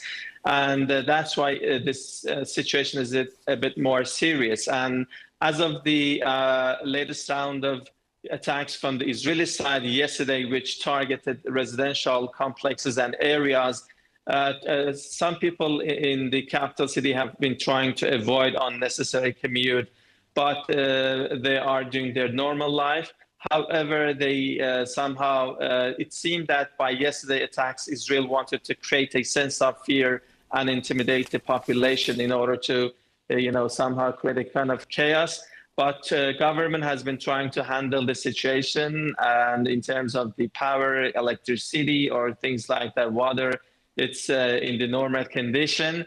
And in the meantime, we have been seeing from the Iranian side that gradually they have been trying to increase the efficiency and effectiveness of their attacks against Israel. Specifically, last night they tried to use newer missiles and more missiles reportedly. And the Iranian officials, when they are talking, they have been not talking about a specific time for the end of this conflict, but they the hint that this might continue in future. And if it continues, it will, become more crushing, and it will escalate into a, let's say, more complicated situation. And this indicates that, but why is that? Because when we are looking at the public in the country and in the capital city, we are seeing that this external threat coming from the Israeli side and this aggression has made different factions and different types of people to rally around the flag. And I was talking to even some people who are critical of the establishment and the government.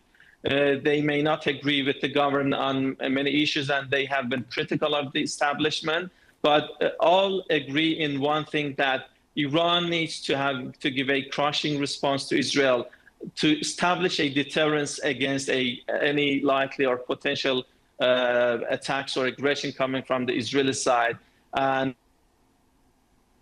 let's say unity among different political factions as well as the ordinary people.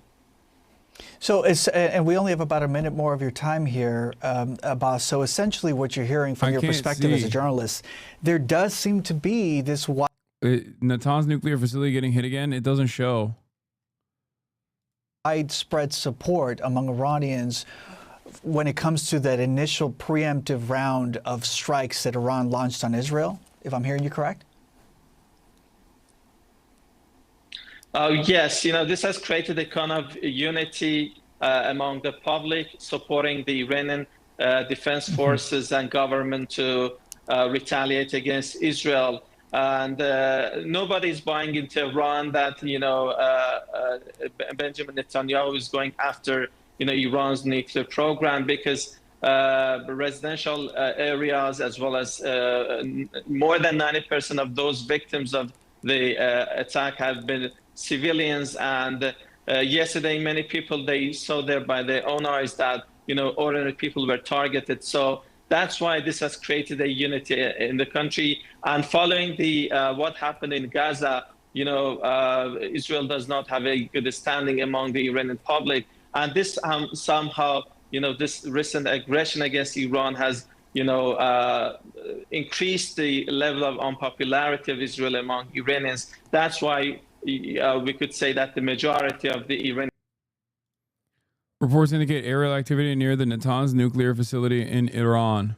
people are supporting that response against Israel, and they are demanding for more crushing, response. One is that because they maybe hate the actions by Israel, but defense reported secondly, they Iran's want Natanz nuclear the Iranian facility. side to establish a deterrence against any likely future attacks. Israel's defense minister has vowed, quote, the residents of Tehran will pay the price, and soon. Now, Israeli officials say at least 23 people have been killed since Iran's retaliation started. In Iran, at least 224 people have been killed by Israeli airstrikes since Friday. And that's according to... He's lying. By the way, this guy is on fucking CNN. So the idea that like a CNN commentator would use this as an opportunity to fucking not say what you think he should be saying is so funny. Yeah, no, he's lying. Iranians love getting bombed. Iranians actually are, they're massive fans of death and destruction and murder of their family members. Famously. White House officials comment on Trump's statement. New Trump's social media post telling Iranians to immediately evacuate Tehran reflected the urgency of need for Iran to come to the negotiating table at White House. Oh my God, I'm going to lose my fucking mind. What is this madness? What is this fucking madness, dude?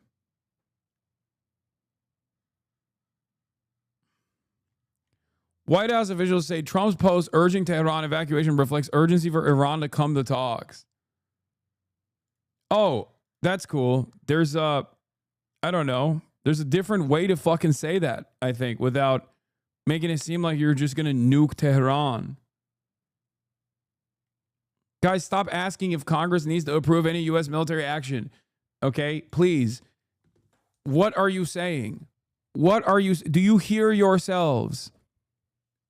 Do you hear yourselves? Look at the country. Look at the state of this fucking nation. Stop asking me stupid fucking questions. It's like, oh, well, they can't do that. They can't just like black bag American legal permanent residents for being mean to Israel, a foreign nation. Oh, wait, they have been doing that. Okay. Wait, I'm confused. Are you telling me that America, the American executive leadership, the White House could just single-handedly decide to strike a sovereign nation? Yes. The answer is technically no, but nobody gives a fuck. Nobody, especially when it comes to war. Democrats don't even give a fuck. Like, look at Joe Biden. Joe Biden literally bombed Yemen, okay? Did he get congressional approval for that? No, he didn't. It didn't matter. Trump did it as well in the first term, and Trump did it as well in the second term already. Again, bombing Yemen. There is no more, or Syria. There is no congressional approval.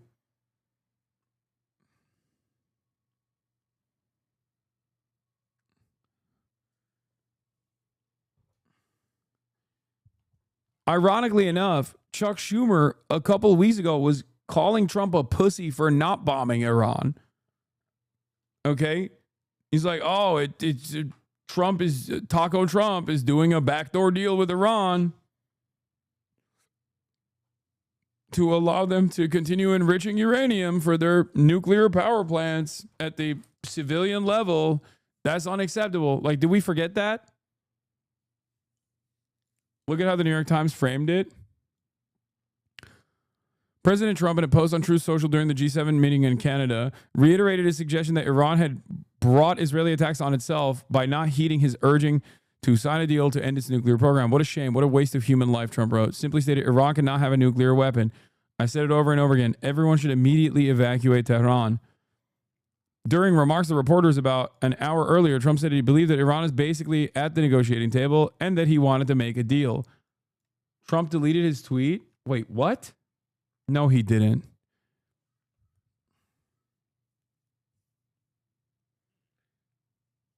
Also, why should any country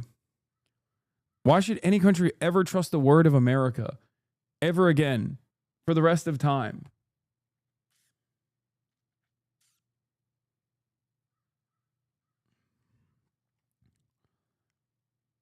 Like, this is happening amidst a denuclearization agreement.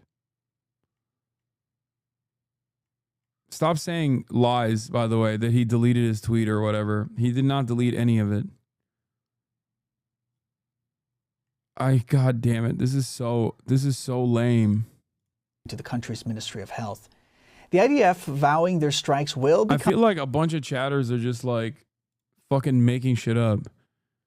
He didn't. It's still there. What? Yeah, it's still on his fucking page. What are you talking about? Dumb fucks. Why are you guys doing this?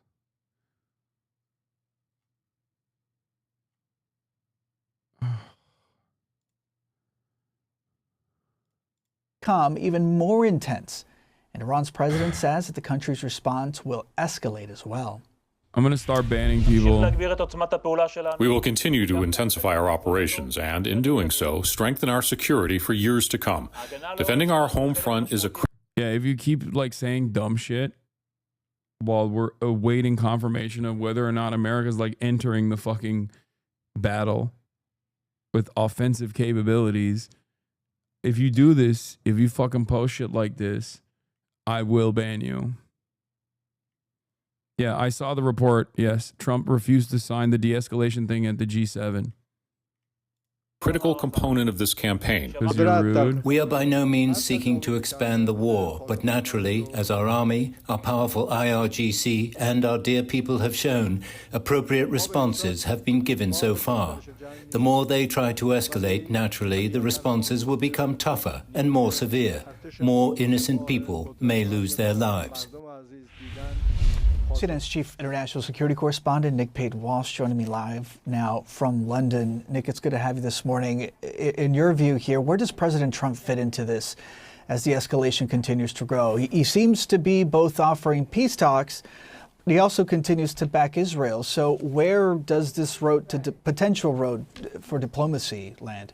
Yeah, I mean, it's been particularly opaque to work out exactly what the Trump administration wanted prior to this, and now it appears that they label these Israeli strikes as very successful. Exactly what they think their future position may end up being here. But President Trump, over the past hours, has said that the Iranians are talking, suggested that perhaps there could be a deal here. And I think for the moment now, while it appears that, as far as we know publicly, the United States is not materially involved in these Israeli strikes, that they may be holding themselves out as a potential off-ramp for some kind of diplomatic de-escalation here. Now, clearly, there were suggestions overnight too that an Israeli thought to kill the Iranian Supreme Leader, Ayatollah Khamenei, may have been something that was vetoed by the United States. And so there are suggestions potentially that the Trump administration is maybe trying to have it both ways, suggest they have some sense of control or veto power over exactly what Israel does, while at the same time aren't necessarily trying to call all the moves here. So Trump, I think, trying to have it both ways. There may be voices around him that are indeed suggesting that as Israel continues to take a remarkable, a devastating toll, frankly, not just on... Genuine question, how are people justifying backing Israel? I mean, if you ask the public, many people don't give a fuck about Israel. But if you ask politicians, when have they stopped backing Israel?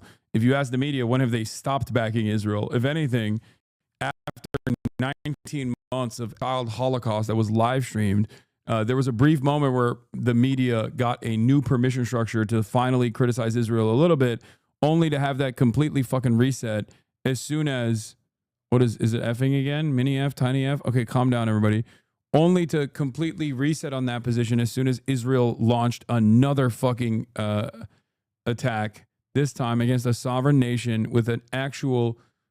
with actual targeting and strike capabilities that can actually punish Israel and Israeli society from afar. We have yet to see the Iranian retaliation tonight, for the record. I know that they were saying that that was going to happen. A big retaliation was going to happen. And the fact that it hasn't happened could mean two things. That their capabilities are diminishing, or potentially that they were worried about the Trump statement as well.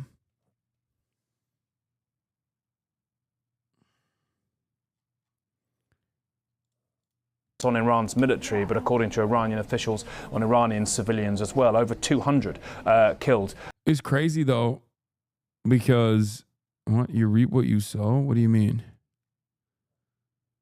Brandon moment.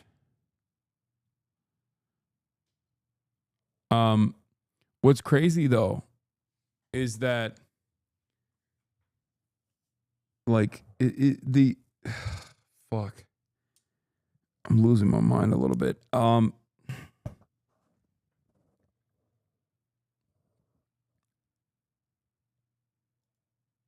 He's talking about Israel. I know he was talking about Israel. What's crazy is the idea that this is all about fucking denuclearization and getting Iran to the table is a lie. Okay? It has nothing to do with Iran getting fucking nukes. Does America not want Iran to get nukes? Of course. But the reason why America doesn't want Iran to get nukes is because then they can't dominate Iran. The same reason why Israel does not want Iran to get nukes. Not because they're going to fucking use it, but the threat of being able to use the nukes would make it impossible for Israel to bomb Tehran in the way that it is currently. Nuclear proliferation in the age of nukes simply means you get to have sovereignty. Okay? That's all this means.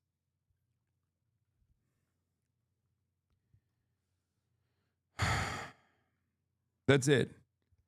If Iran had nukes, Israel wouldn't get to fucking fly over and bomb Tehran like this. Because the simple threat of Iran deploying nukes to Israel would be enough for Israel to never behave like this. It would make the region a more stable region. That's why John Mersheimer also says this. Okay? That's it. Having said that,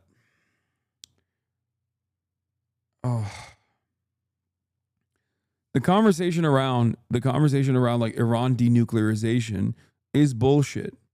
Okay? It's fucking bullshit.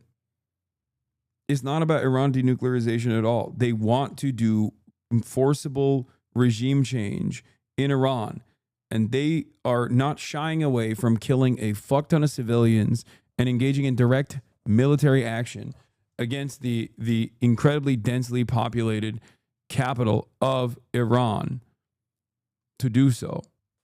Just like the hostages being released was not a real goal for Israel. Did we forget? That's just a talking point. The real goal was ethnic cleansing. Hostages, as long as they existed, could be used as a reason to do ethnic cleansing. And once the hostages were on the throes of being completely released, okay, because the remaining hostages are prisoners of war.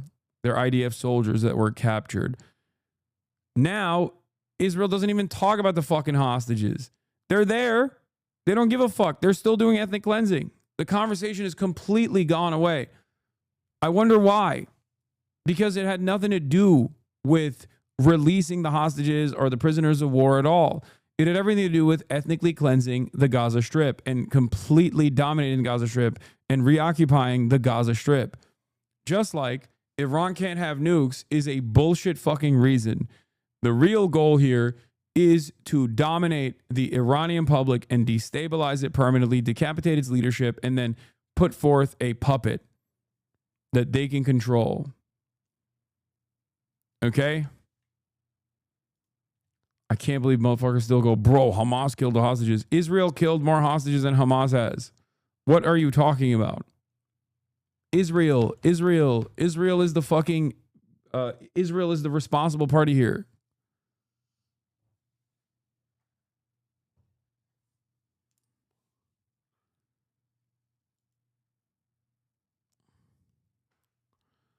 Watching Israel's Channel 12 News now, excitedly reporting about a new series of explosions in Tehran and the insane evacuation order Trump posted. They talk as if everything's already over and the Iranian regime is crumbling, the military's finished, and the Iranian public root for Israel, and very soon total victory will come. It's impossible to distinguish anymore between delusions and reality.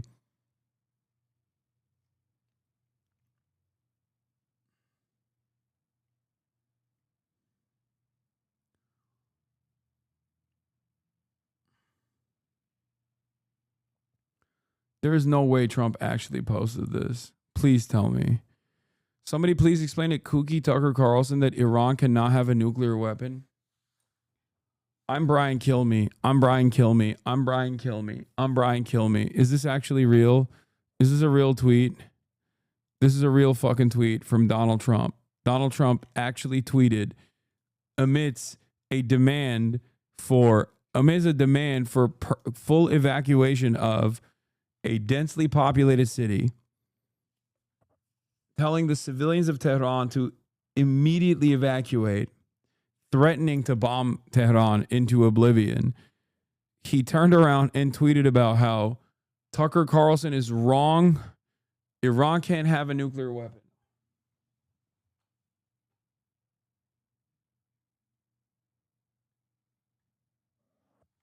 Oh my God.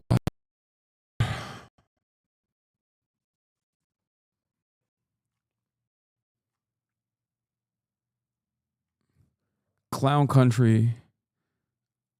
Utter clown show. Complete clown country. Is a F. Little F happened. Frame drop. I know. There's some frame. It's patchy. It's a little bit of frame drops taking place.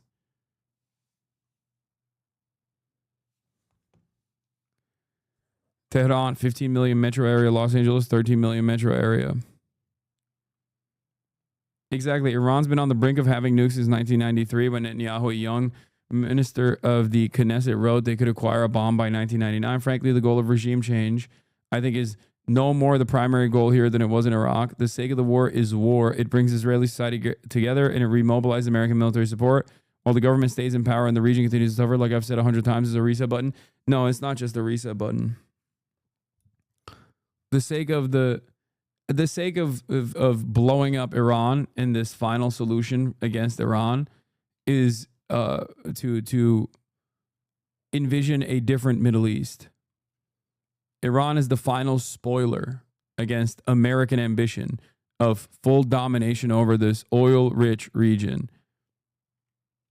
If it doesn't happen tomorrow, if it doesn't happen today, it was bound to happen in, I don't know, the next fucking 10 years.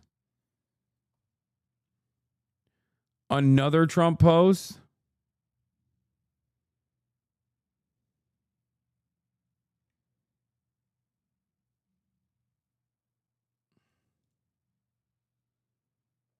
Tucker Carlson says in his newsletter that Trump is complicit in an act of war. Many in Trump's MAGA movement are not happy. A big chunk of them are isolationists who believe Trump would end all wars. Another chunk is anti-Israel. Tucker Carlson, this could be the final newsletter before an all-out war. U.S. says it was not involved. That's not true. Trump is complicit in an act of war. America first means many great things, including the fact that Iran cannot have a nuclear weapon. Make America great again. I'm sorry. Like, why are you even entertaining some fucking MAGA base that's going to get mad at you for bombing Iran, dude? What the fuck is going on? This is our fucking president. This is our future. This is our past. This is what we are living through. It's like, this is the possible lamest way to go into World War III.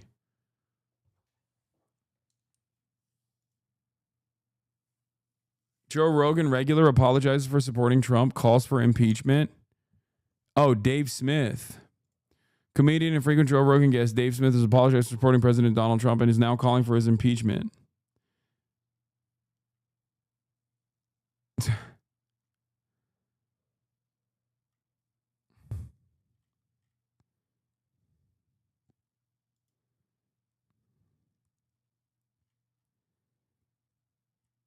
Watch the video on this. They feature you.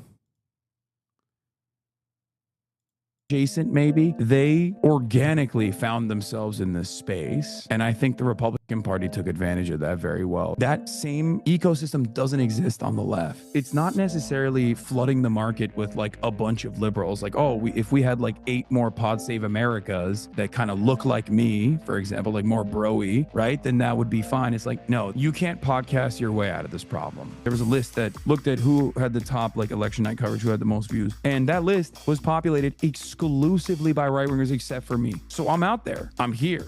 But obviously, I'm not directly aligned with the top of the ticket or with many of the establishment Democrats and their attitude towards consistently and stubbornly defending third-way neoliberalism. There is a divide here that does not exist within the Republican base of support that will develop a relatively conservative audience. So I think this is an issue that has to be solved top-down. I think first, it's not about like 10 more podcasters or 20 more liberal podcasters. I think it's more so about the Democratic Party looking within and doing.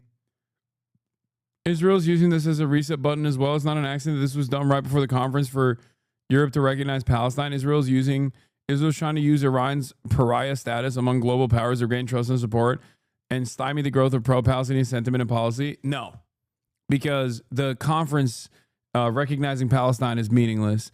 Like Ireland recognized Palestinian statehood a long time ago, and they still can't even fucking do BDS against Israel.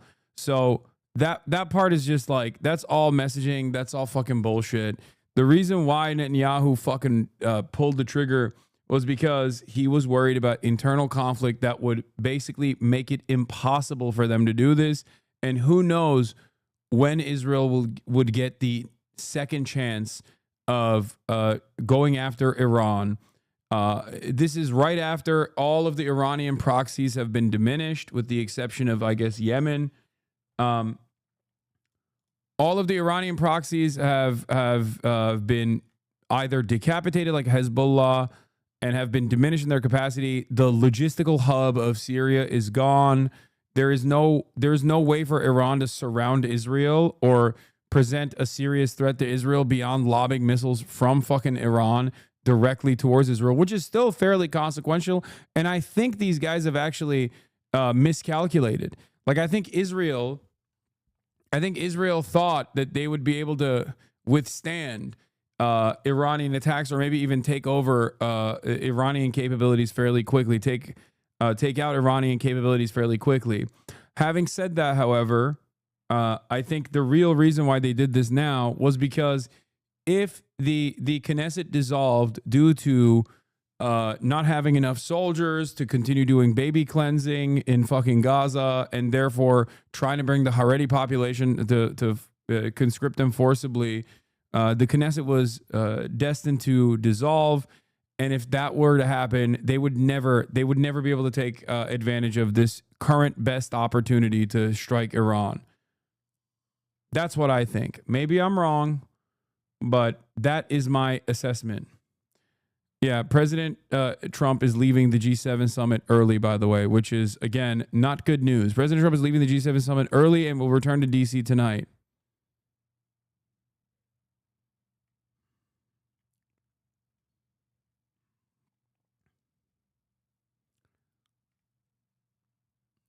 I think it is pretty funny, however, that the way that this is being done, like the consent being manufactured against Iran, is fucking identical to invading Iraq. Like, it is literally identical.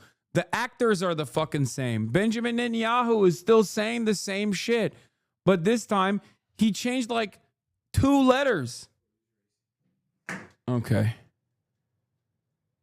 How crazy?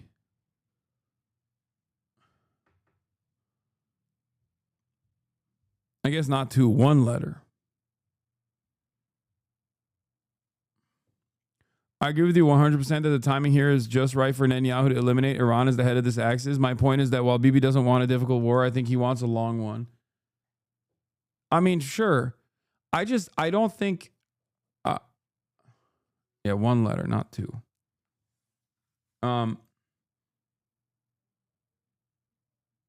Anyway, President Trump, Caroline Leavitt says, President Trump had a great day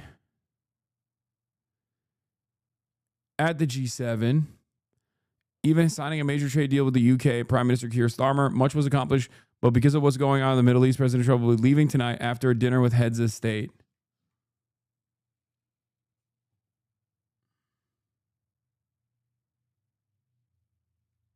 Reads like a daycare report card.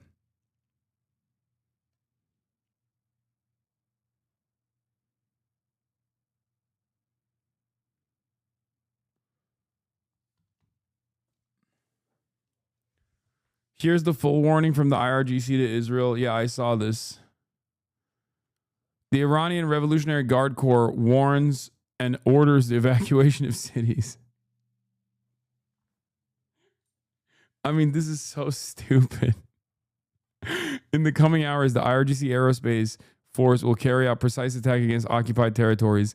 Any city, facility, or center within the occupied territories will be considered a legitimate target. You must evacuate the cities immediately. Okay, This also features the Gaza Strip and even the fucking Golan Heights. What is this? What is this fucking stupid ass? Yeah, they're using the Greater Israel map. Nowhere is safe. We are going to bomb the West Bank. We are going to bomb Golan Heights. We are going to bomb the Gaza Strip. It's our time. Sadly, it looks like I was right. Trump set to launch neocon regime change war against Iran on behalf of Israel. He's done nothing to explain his actions to the American public or even his base because he can't. He's forcing Americans to fight Israel's war because he's owned. A gigantic U.S. Air Force deployment is currently underway. This is from yesterday. With over 20 aerial refueling tankers moving across the ocean, along with many more military assets, as Netanyahu pushes Trump to join Israel's war on Iran. I'm certain that Trump does not want the U.S. directly engaged in the war, that he fantasized about winning a Nobel Peace Prize by ending it, and that in any case, he's too mentally lazy to manage such a conflict. I don't think so. Because if he wanted a Nobel Peace Prize, he could have literally gotten one by telling Benjamin Netanyahu to stop the genocide. And he never did.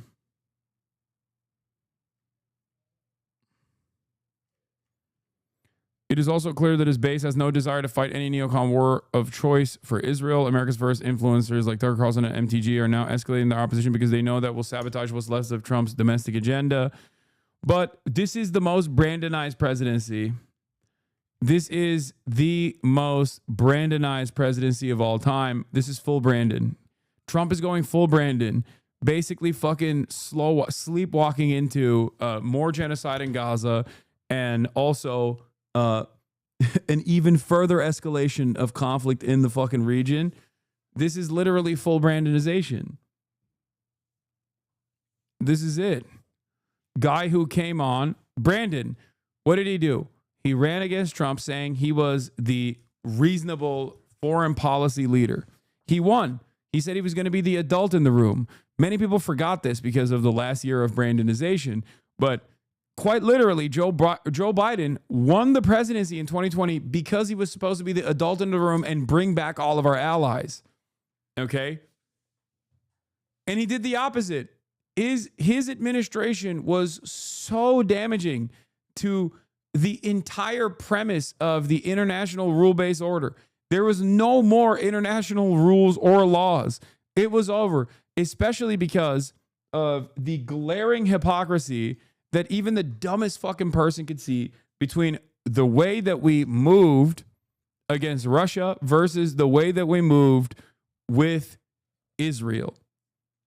That was huge. Those two things happening in the same leadership made it impossible to fucking hide and say, oh, well, this is like two different political parties and the way that they fucking react to situations are different. Like, it was over at that point, right? And then Trump came in, and what did he say? He said he was going to be the peace president. He said he was going to actually end the wars. Day one, he said. He ran against the Brandon regime and Kamala Harris specifically by claiming that he was a fucking peaceful dove, claiming that he was going to end the wars. He was going to be done with it. No more unnecessary wars, I say. I'm going to end both Ukraine and Russia day one, and I'm going to end the Israel-Palestine situation day one, okay? That's what he fucking said. What has happened since then? More war. No, nothing has ended. I'm willing to entertain how much more difficult it is to navigate through Ukraine and Russia because Russia is the responsible party for the invasion and it's a foreign adversary. But with Israel, the ethnic cleansing campaign could have stopped. He has all the fucking power. You know how he says, you have no cards. You have no cards to Zelensky. He has all the cards with Israel. He could say that to everything Trump said to Zelensky. He could have literally said to Benjamin Netanyahu. The humiliation that he put Zelensky through, he could have absolutely put Benjamin Netanyahu through 100%. He could have done that, but he didn't. He didn't do that at all because he also is a part of the uniparty strategy. Now we're getting double the fucking war. Full Brandonization, baby. Full fucking Brandon.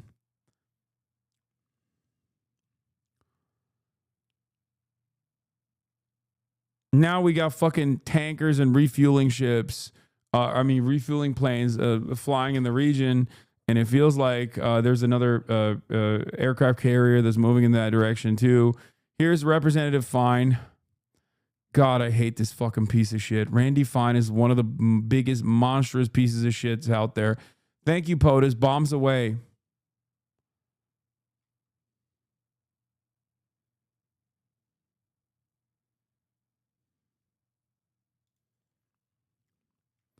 Iranian air defenses were activated in the city of Masjid Suleiman, Khuzestan.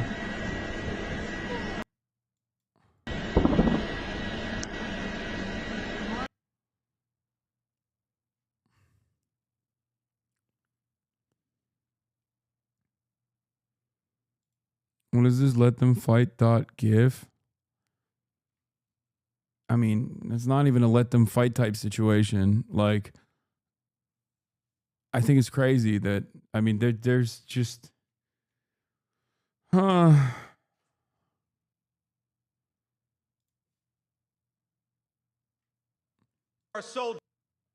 President J.D. Vance declares, we never ask you to go to war unless you absolutely have to at the U.S. Army's 250th anniversary military parade in Washington, D.C. And so to our soldiers, we're so proud of you. And let me tell you that the way that we honor and respect you is, number one, we never ask you to go to war unless you absolutely have to. And number two, when we do ask you to go to war, we give you the weapons and the support needed to kick the hell out of the enemy and come back home safely. The gunshots that we heard weren't gunshots. It was anti-aircraft battery, I think.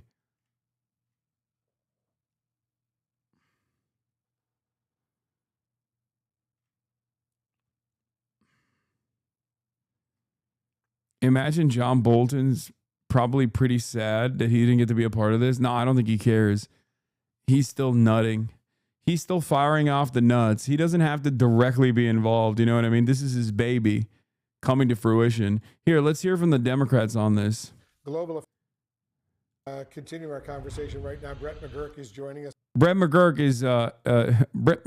is a responsible party for the Brandon White House coordinator. What is happening? Brett McGurk is a responsible party for Brandon's Israel defense. Global affairs analyst. And let's see what he has to say about the Trump administration. I'm sure he's got a lot of smoke for them. Middle East and North Africa. We're seeing Iranian missiles hit central Tel Aviv and Haifa, for that matter, as well, going after oil refinery projects in Haifa. Where do you see all this going? I think if it comes back to one question to me, Fordo. Fordo is the deeply underground nuclear enrichment facility buried into a mountain about a half-mile underground. That is something the United States can take out. It's something the Israelis will have a lot of difficulty doing. If this ends with Fordo intact, you could actually have a worse problem. You could have Iran more inclined to go to a nuclear weapon, and they have that infrastructure intact. Wait a minute. Wait, I'm so confused. Everyone keeps yelling at me saying that the Democrats would be very different than Donald Trump on this issue. This is so weird. Here is the former White House coordinator for the MENA region, Brett McGurk, who I believe famously told Israel to strike Lebanon now. Wait. But I thought foreign policy wasn't fucking uniparty.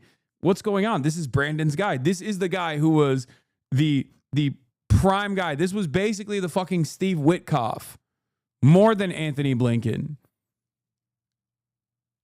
Actually, ironically enough, Marco Rubio and Anthony Blinken would be the analog here, and Steve Witkoff and Brett McGurk would be the analog between Trump and Brandon.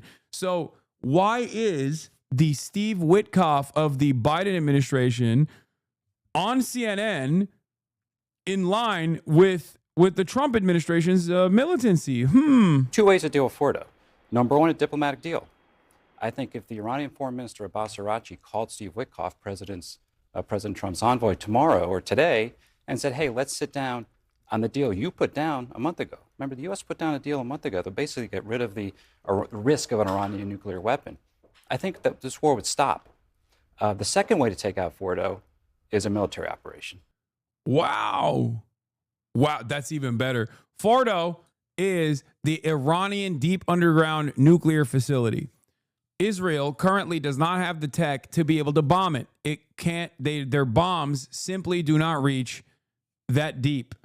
Okay? America is one of the only allied countries to Israel that has the Moab style bunker buster bombs that they could potentially deploy to blow it up. They need a B-2 bomber. And it's weird because here you have Biden's got, even for the record, like even it's not a guarantee that even like American munitions could actually hit it. Open presents, thank you for the 50 big ones, the 50 bones. Okay? It is super deep underground. The earth still reigns supreme when it comes to withstanding explosive ordnance.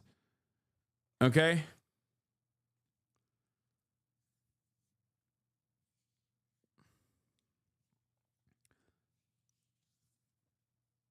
So I'm confused because everyone keeps saying this straw manning is where the left loses me. This straw manning. I heard this. Who said the Democrats are different on this issue? Who said that? We said domestic. Have you ever heard me say that the Democrats are in lockstep with the Republicans on domestic? No, I always say the Democrats follow the past 4 years of the Republican administration. They're marginally better on domestic issues. That's not a straw man, dumb fuck. There are plenty of people who have been yelling at me since the beginning of this administration every single fucking day, every single goddamn day, about how the Democrats and Republicans are not uniparty. Ironically enough, the Obama plan is one of the few instances that I point to talk about how the Democrats actually, if left to the rest of the Democrats, they wouldn't have ever continued with the Obama plan. But yes, the Obama denuclearization agreement was good. That is the signature accomplishment of the Obama administration. I've said that. So you're wrong? Oh my God. Oh my God. Oh my God.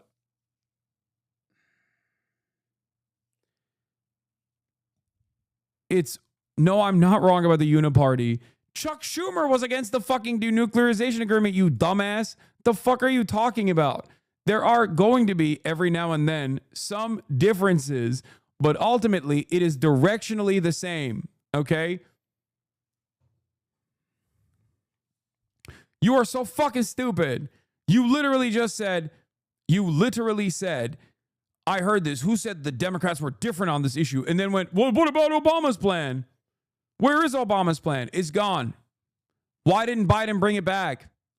Biden was Obama's vice president. Why didn't Joseph Robinette Brandon bring back the Iran denuclearization agreement? Because of Trump? Oh, I'm sorry. I didn't realize for the first 3 fucking years of the Biden administration, Donald Trump was actually running for president. Because of Trump? He couldn't? There were no relations? That's not true. That's fucking bullshit. You are wrong. Biden even hired some of the same people that Obama had initially to restart talks with Iran. Why didn't they follow through on it?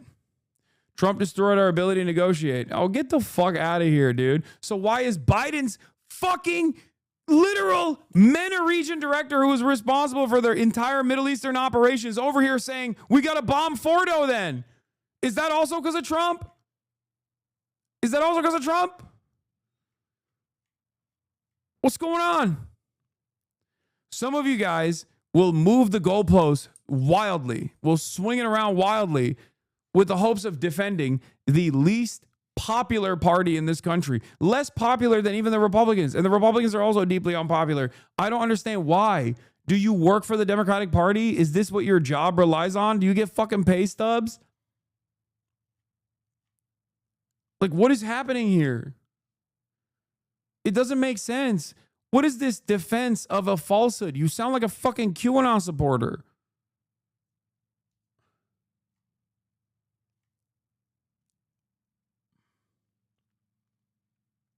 Nope, my family's being deported. My family's being hurt. dude, don't ever fucking come in here and act like I haven't been screaming about the Democrats and their refusal to fucking defend undocumented migrants when Kamala Harris literally repackaged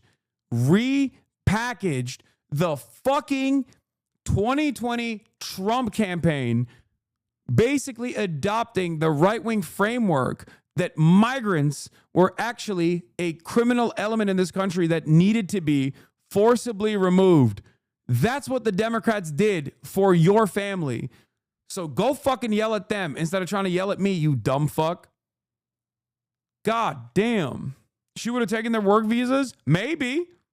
Do you really want to use your fucking family's work visas as a own here in this circumstance to go to one of the fucking only outlets that is defending unconditionally undocumented migrants? Really? I'm your enemy, huh? The Democrats, they're your friends. I'm your fucking enemy for yelling at the Democrats for not even fucking protecting the migrants. You are so fucking stupid and so fucking brain broken, dude. Go take it up with the rest of the fucking libtards in your stupid fucking circles that you spend time in online that celebrate, that salivate at the notion of, well, you know, they deserve it. They deserve it. They didn't sufficiently vote for Kamala Harris. Nope, you're wrong here. Oh my God. Oh my God. We deserve everything that's coming for us. I swear to God, we all deserve it. Fuck. I'm in my office helping with the immigration. I see the pain. Yeah, you see the pain. Make sure you figure out whether or not the people whose families have been sufficiently in support of Kamala Harris next time you're fucking processing someone's like deportation order, trying to fight against that, okay?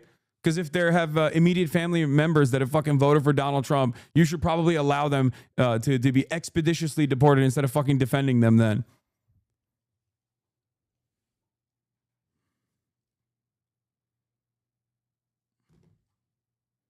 I don't do that, which is the straw man. I don't know what you fucking do. All I can say is you are so firmly committed and invested to defending the Democratic Party that you move the goalpost to immigration, which again is a fucking weakness for the Democrats. And it's only a weakness because they never defended migrants, because they don't give a fuck about the migrants beyond a talking point. And the quicker you, as an independent voter, realize that and demand change from your own fucking elected representatives instead of coming to a fucking person who actually does have a real commitment to fucking defending migrants, the better this will be for you. The more productive it will be for you. You stupid fucking moron. Democrats are also responsible for all of the fucking awfulness that migrants are experiencing right now. They normalize this sentiment. I've been begging since 2021 for the Biden administration to actually develop a counter message to get ahead of this problem before the Republicans use it. I've been saying it for the past 10 years, but especially detailing exactly how things were going to unfold for migrants if the Biden administration didn't quickly follow through on their fucking promises of amnesty for migrants, keeping them in undocumented limbo, instead of keeping them in undocumented limbo, to actually go after and tackle this problem and counter message aggressively. And they didn't do that. And what did they do instead? Waited out 3 fucking years, allowed this problem to fucking fester, allow the Republicans to message about how migrants are fucking eating cats and dogs, like your Haitian relatives are eating cats and dogs, is what the Republicans said in order to win the election.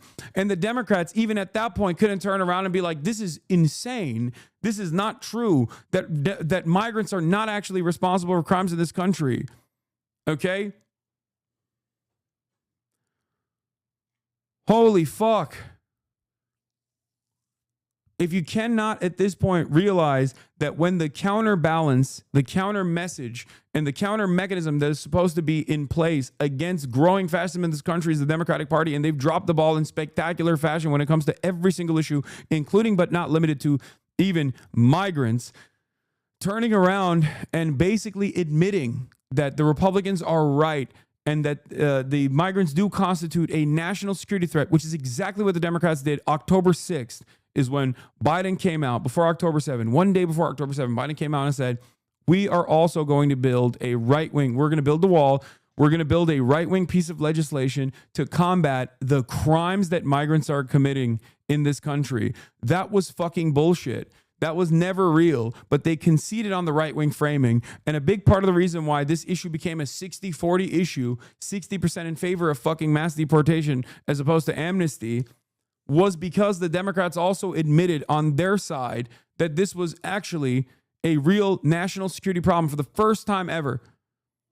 In contemporary Democratic Party history, for the first time ever, Democrats literally came out and said undocumented migrants are actually constituting a fucking national security problem. They gave ground but wouldn't take work visas. You are such a fucking moron, dude. You are such a fucking donkey. Who gives a fuck if the Democrats would offer temporary work visas while simultaneously literally admitting a falsehood that the Republicans had presented, that they are actually a fucking national security threat?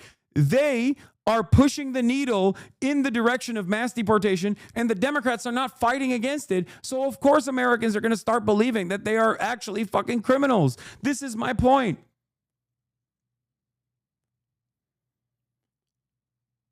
Also, you said you're Haitian. I don't know if you're also Haitians, or if you're Haitian or you're working with Haitians in the office of I don't know. I guess you're an immigrant attorney, but I doubt that you're a fucking immigration attorney. If you were an immigration attorney, you wouldn't even be fucking angry at me. You'd be angry at the Democrats altogether. What the fuck is this?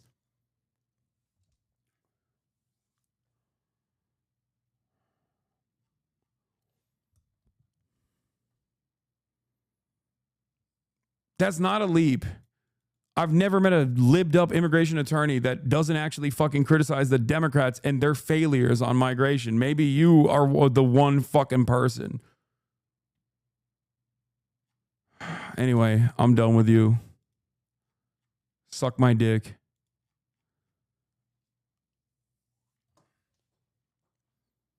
Yeah, Biden was so good on the Haitian migrants, remember?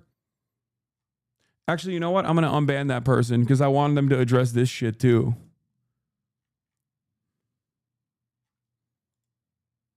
What was the fucking account username? Chat.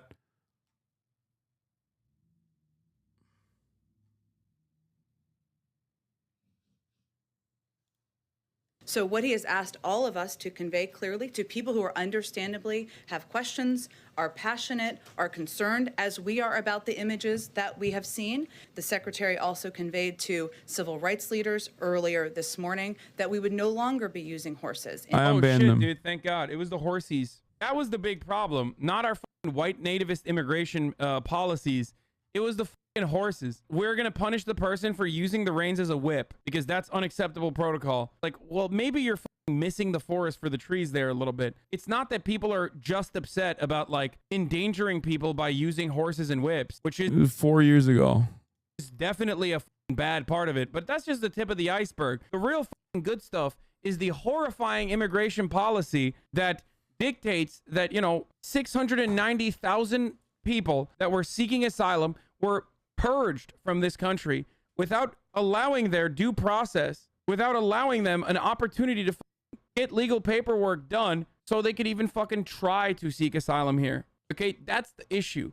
Not just the horses, it's not just the whips. This is not a W, all right? I'm sick and tired of this bullshit. Many of the 15,000 migrants have been deported to their native Haiti, but sources tell CBS News more than 1,000 have been allowed into the U.S. to ask for asylum. The governor of Texas has been using a line of police cars to keep the migrants out. More than 1,400 Haitians have been deported since Sunday. Meanwhile, in Washington, members of the Congressional Black Caucus met with White House officials demanding accountability for what they consider the mistreatment of migrants. We witnessed cowboys with their reins again, whipping black people, Haitians. What's your take on this? What do you think? What do you think my take? He wasn't perfect. He did go hard after undocumented. Point was documented. People who did everything right, saved in Haiti for years with no money. Trump going after documented is crazy, even don't know how to navigate most cases. I'm going to fucking lose my mind.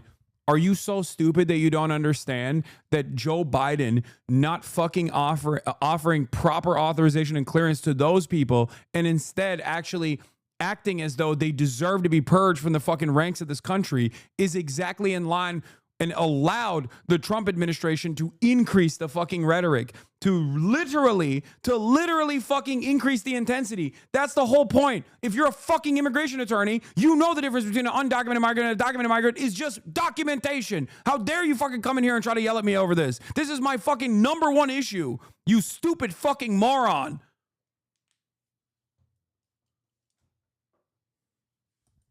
Exactly? What do you mean exactly? What do you mean exactly? The fuck is wrong with you? You just admitted that the Biden administration was going hard after undocumented migrants.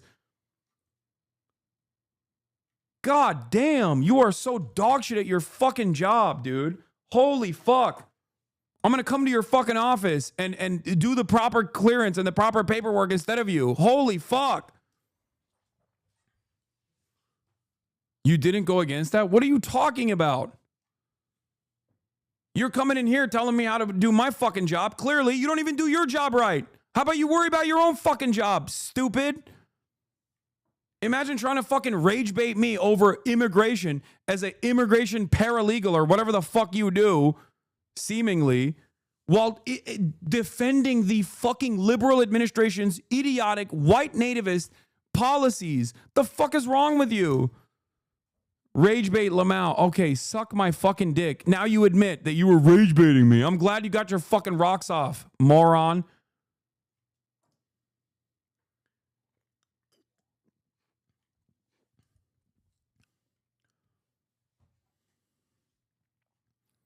Incredible stuff. I'm a fucking immigration attorney, but I think the Democratic Party made a lot of mistakes with immigration, but are actually still really fucking good.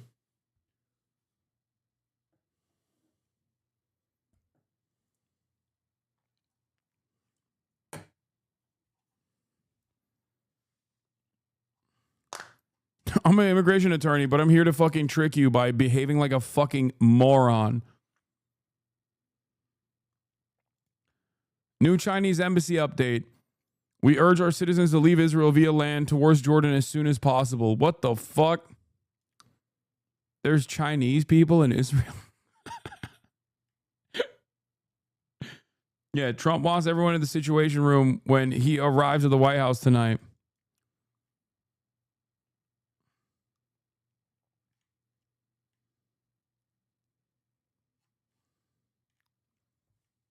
I just didn't expect there to be Chinese people in Israel.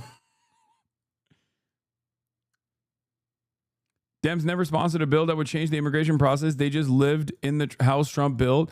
Not only that, but they also literally repackaged the Trump administration's anti-migrant bill from 2020 and then presented it as their own, and then also admitted that Trump's false smears about undocumented migrants constituting a criminal element of this country was real. That admission alone played a prominent role in people generating this like reactionary white nativist sentiment within the ranks of the Democratic Party.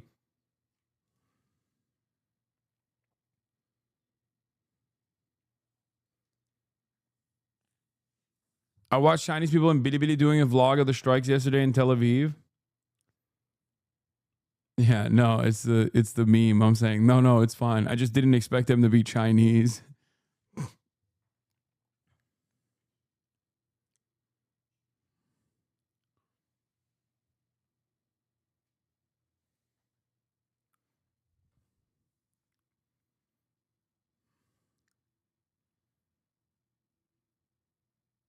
Anyway.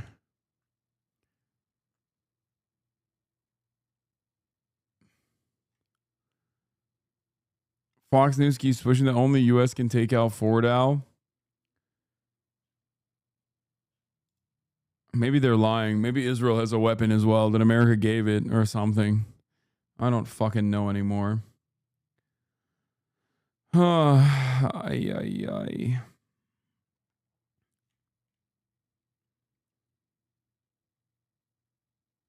Dems in 2023, no more kids in cages. You misheard. It's no more kids in cages. Yeah.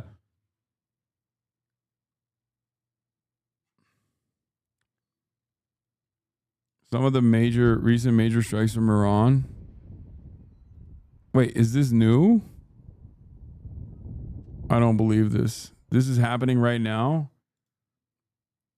This is old, probably. This is old footage, chatter.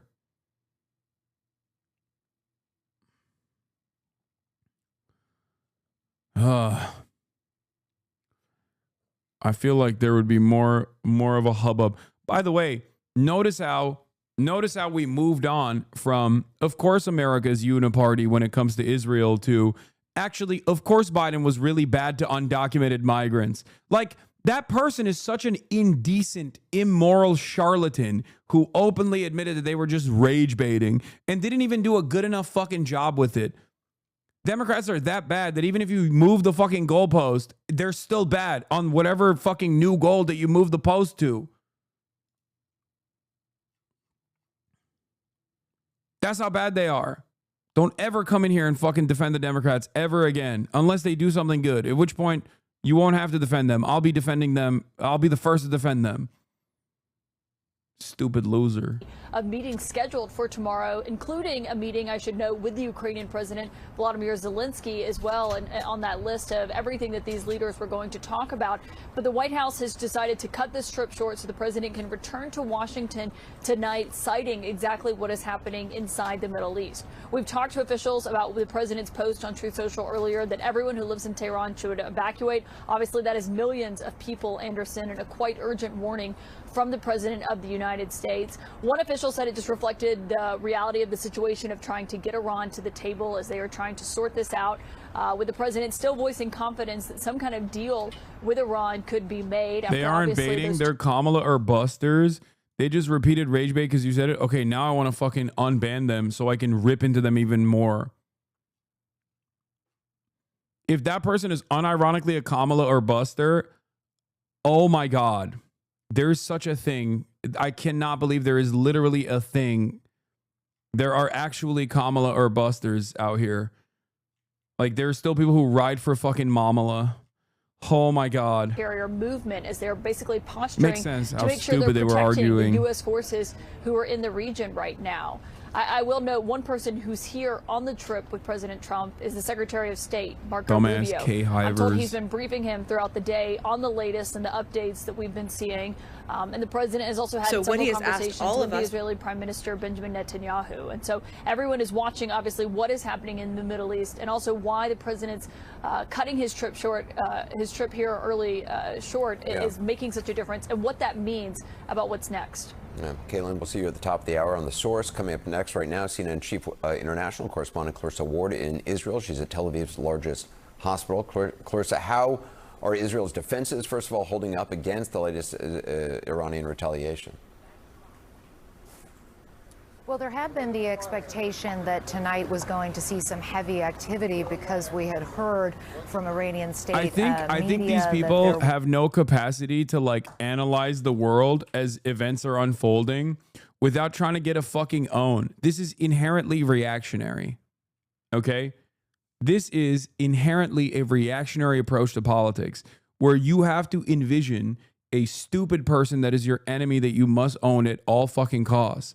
Like, you have no substance to your commentary. You have no worldview. You are just simply moving along with the I told you so narratives. If you want to be on the right side of history and constantly tell people in the smarmiest ways possible, I told you so, become a fucking leftist, okay? You shouldn't do that regardless, but trust me, you'll have plenty of I told you so opportunities, you fucking morons. Oh my God. It's so crazy. The idea that like, well, imagine if we had Harris right now, we wouldn't be in war, is so fucking stupid when you have literally every Democrat saying we want more bloodshed in the Middle East. Every top Democrat, including former top Democrats who work with the Biden administration, including Kamala Harris's own foreign policy apparatus, coming out and being like, we would actually defend Israel harder. If we have the opportunity, give us the opportunity, we'd be so hard defending Israel right now. And these fucking morons still go, Kamala would have never done this. Let it go. Let it go. Drop it, please. I don't want to argue with dipshits that have this kind of opinion right now in this like time of unprecedented danger that Kamala Harris would certainly also be on board with. Waltz was significantly more progressive than Kamala. Murat! Fuck! The nuclear Jesus material Christ, that they're dude. working with, that remains. And unless the U.S. is involved, it's a real question whether or not they can actually take out both of these Iranian nuclear facilities. And it's interesting, Anderson, you know, when you talk to people here about the possibility Swear to God, of, he's a look, it looks fucking like Iran has aerospace made engineer, but he has the IQ of a fucking plankton, dude. He opens the door and revs the engine to his fucking dual sport literally outside of the fucking house, like right next to me. I can smell the fucking fumes. I'm losing my fucking mind. I don't know why he has to always use industrial equipment or loud sounding fucking motorbikes right next to me with the fucking door open. Progress has already been made in that endeavor. But if the objective is to completely dismantle it, to ensure that it can never be resurrected, that seems to indicate that regime change is really the desired outcome here. Not clear how that would transpire or what that would look like, but certainly that is raising a lot of anxiety, Anderson, across this entire region. Yeah, Clarissa Ward, thanks very much. We're going to check back in with you later on in this hour. I want to get perspective now from CNN Global Affairs analyst Brett McGurk, former Middle East and North Africa coordinator for the National Security Council, also retired U.S. Army Colonel Pete Mansour, senior fellow at the Mershon Center for International Security Studies at Ohio State University. Colonel, first of all, what's your read on the president's social media post calling for the evacuation of Tehran? Do you think that is an indication that the United States is going to get directly involved in this? It certainly seems that way. You know, I didn't really think the United States would get involved unless it was attacked in the region by Iran. But with the president returning a day early from the G7, there's really no reason for him to do that if he's just monitoring the situation. He can do that up in Calgary. So I think this may be tipping the hand that the United States might weigh in a military sense to complete the job that the Israelis have started. Brett, do you agree with that this seems to be an indication of something? That's Brett McGurk. I think there's two things going on here, Anderson, and both are linked. I think we are moving our military assets into place to be able to do a strike into Iran, particularly to take out that Fordo facility deeply underground, something really only the U.S. can do. But secondly, there's still an off-ramp on diplomacy. This is coercive diplomacy, what you're seeing. Oh, dude, yeah. Basically, the White House believes they put a deal down to the Iranians about 6 weeks ago that it's a good, fair deal. The Iranians really never responded to that. In fact, they escalated their program in response to that. And basically, I think the view is if Abbas Araghchi, the foreign minister of Iran, calls Steve Witkoff, who is President Trump's envoy, and says, you know what, I re-looked at the deal you put down, I'm ready to take it, that's the off-ramp. If Iran does not do that, I think we're actually, it seems like the U.S. is putting everything in place to get directly involved militarily. One way or the other, it's very clear here. I think Iran cannot be left at the end of this with that enrichment program in place at Fordo. Natanz is the other one. The Israelis have hit that. And then you have the conversion facility. This is part of the fuel cycle at Esfahan, which has also been hit. But Fordo, that is the key. And if you don't dismantle Fordo at the end of this, as you said, Anderson, not only does Iran have the know-how, they have an underground facility with about 10 cascades of very advanced centrifuges, and then you're kind of in an even worse position. So this is really coming to a head fast. It's unprecedented. If anybody says they know where this is going, they don't know what they're talking about. But I see putting the military pieces in place, that's smart, as you have a diplomatic off-ramp. So, you know, let's hope Iran decides to take that off-ramp. Otherwise, I think we're possibly looking to an American strike at Fordo. Colonel, do you have a sense of how long it takes to get U.S. assets in place? I mean, we're talking about, you know, battleships and other assets. Well, we're really talking B-2 bombers and other aircraft like the B-1 that can carry the kind of weapons that could penetrate the mountain at Fordow and destroy it. You know, some of those systems are already in place. They're at Diego Garcia in the Indian Ocean. They're at Qatar. And they can fly from Whiteman Air Force Base in Missouri, for that matter. So we have the capability now to strike Fordow. It's just a matter of giving the word. Brett, as we said, Tehran is home to more than 9 million people. Obviously, a complete evacuation of a city of 9 million people is a difficult thing, particularly if there's incoming fire. And at the same time, we heard from Israel, from Netanyahu, the idea of Iranians rising up and overthrowing. No, he escaped on a motorcycle. That seems a difficult. I mean, obviously, we've seen demonstrations before. There's clearly a lot of animus toward the regime, a lot of dissatisfaction. There's a lot of different ethnic groups as well. But rising up while under bombardment, that seems a contradictory thing. No, if I were advising the president, I would say you got to keep the Israelis, avoid mission creep here. The declared objectives of the Israelis are the nuclear program and the missile program. If by taking those out, you wind up with a regime change scenario, that's one thing. Guys, there's a lot of diversity of opinion here. Regime change. I'm looking at Pete on the fucking CNN panel. I would not try to go down that road. Keep the mission focused. Align your ends and means. Big diversity in the panel here. Program. How much do we bomb Iran? The mission creep scenario, you get into massive unintended consequences, don't know where that's going. I think you want to have an endpoint. Again, align the military resources, have a diplomatic off-ramp. I can see that's what the White House here is trying to do, but it's very unclear where this is heading tonight. Colonel, you would agree with that, given experiences in Iraq and other places. Regime change should not be, in your estimation, part of the He told me he had headphones on, so he couldn't hear me. It's going to take a long time. He had AirPods in, so he couldn't hear me yelling at him. The Iranian people to rise up, but they're leaving the one city that matters. If they're going to rise up, it's going to take months or years before that happens. If there's to be regime change in Iran today, it's going to have to come from within in some sort of coup. And I don't think the Iranian Revolutionary Guards are going to assassinate the Ayatollah. So I agree with Ambassador McGurk.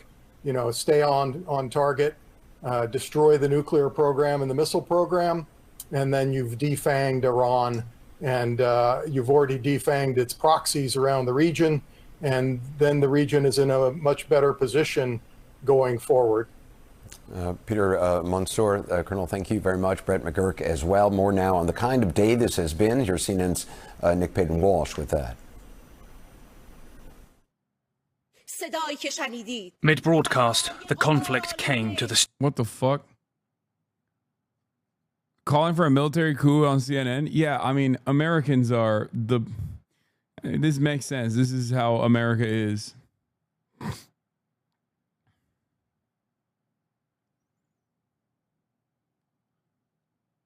Are we unironically talking about assassinating the head of state of another country? Yes. Yes. They are. Like, they're also fantasizing about, like, the Iranians moving to the mountainside away from Tehran only to return to fucking do regime change.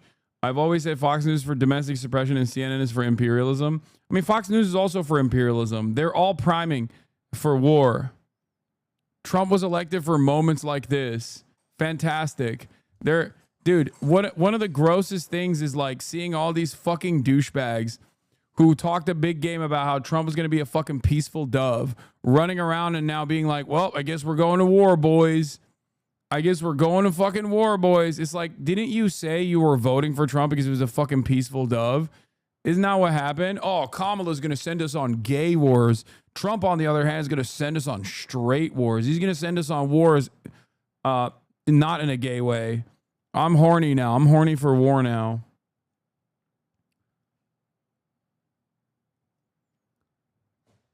God damn it, dude.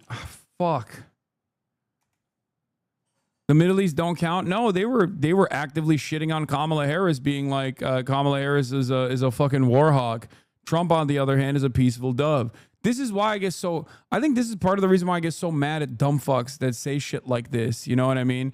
That people that go, oh, the Democrats wouldn't be putting us in this mess. It's like the Democrats put us in this mess. What are you talking about? I don't care. I don't care what party representation someone has, as long as they're like actually actively anti-war.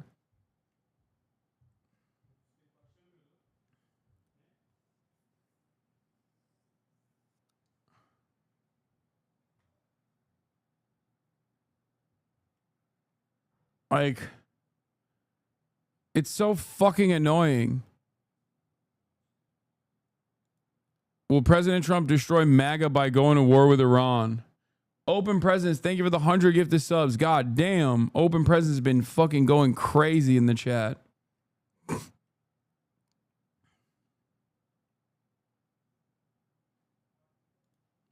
Trump campaign uses picture a lot. It was a huge part. Yeah. Pro peace ticket.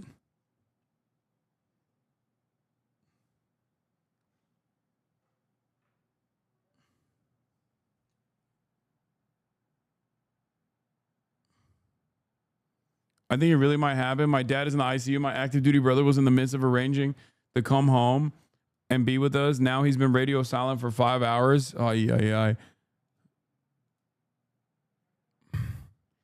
I have no, like, I have,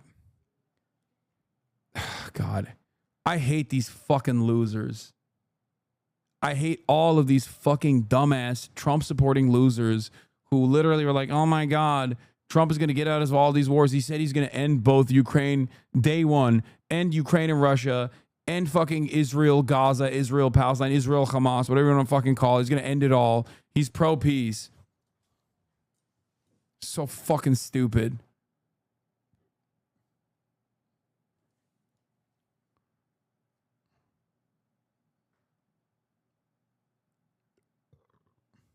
Trump ran against Hillary Clinton successfully by positioning himself as against the Iraq war. That was a bad war. It was a shitty war. We should have never entertained it. We lied to go into it. Okay. Now the guy that said the same things about Iraq is saying the same things about Iran, and you're on board. You know?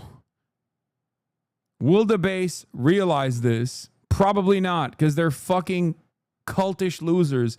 But it seems like we have the same level of cultish fucking morons on our side too, on the Democratic side too.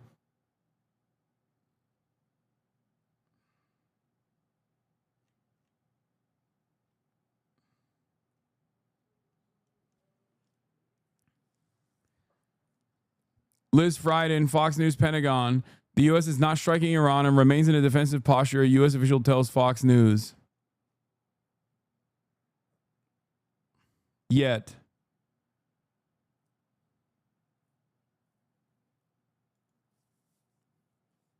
Yeah, CNN continues to promote Middle East announcements from Biden aide Brett McGurk, who directed U.S. support for bloodshed, strategic drift in Gaza and Lebanon. He now says the U.S. can reach a diplomatic outcome by moving towards direct involvement versus Iran alongside Israel. McGurk's role in the venture capital firm called Lux Capital that seems focused on expanding its influence in the Middle East, his founder Josh Wolf has for been days promoting pro-war content, including the surreal claims Iranians will welcome military-enforced regime change. Do you have more information about McGurk or other former Biden administration officials who led us to this scary moment that the public deserves to know? You can reach me at Akbar.58 on Signal. A privilege to celebrate Founding Day with His Royal Highness Crown Prince Mohammed bin Salman, plus Lux venture partner Brett McGurk. MBS and Kingdom of Saudi Arabia are taking key role in diplomacy on all key conflicts. That's how you know these motherfuckers are going to slaughter Iranians, dude.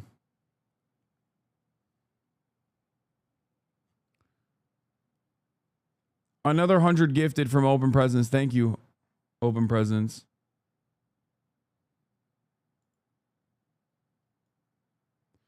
Remember what I previously said. Obama will someday attack Iran in order to show how tough he is. 2013.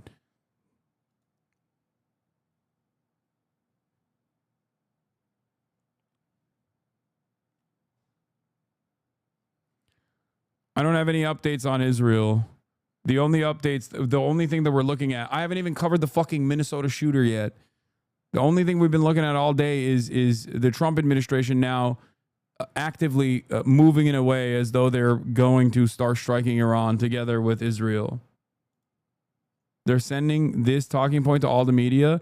U.S. is not joining Israel offensively in its military operation, per U.S. officials, despite reports that President Trump asked the NSC and Situation Room to be readied. I'm told NSC cabinet members are already on standby 24 hours a day, including since Israel's Operation Rising Lion began.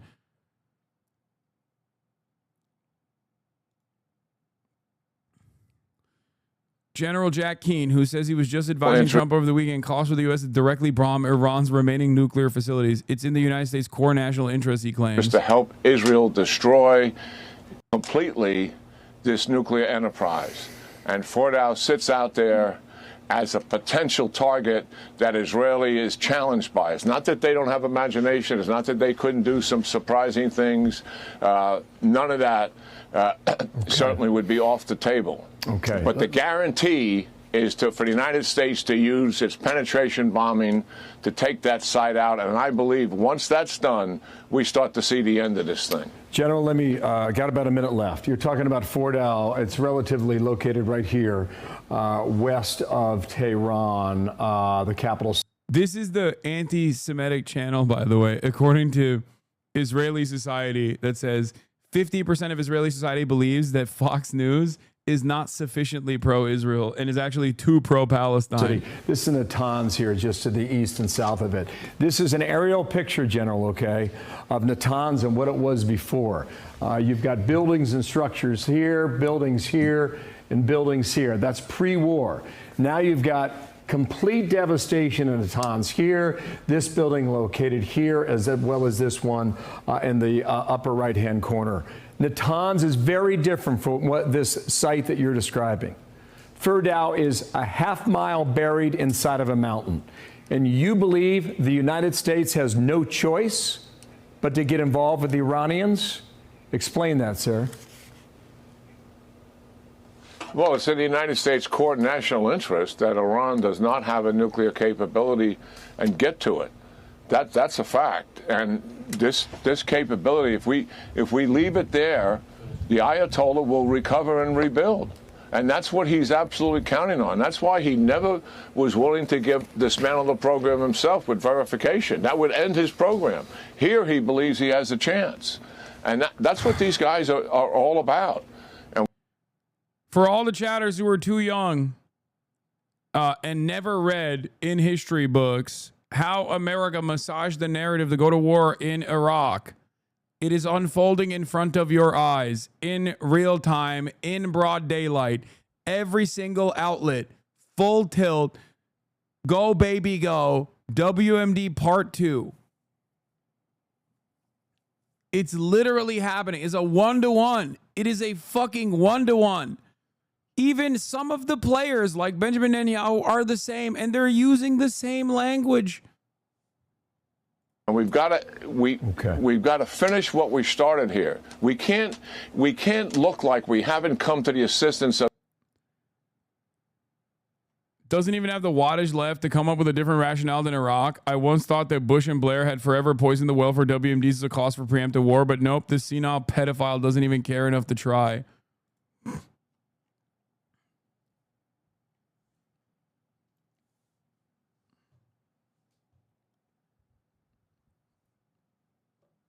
Half of the people that are also salivating to do this are the same people, are the very same people that were never punished for lying about WMDs in Iraq.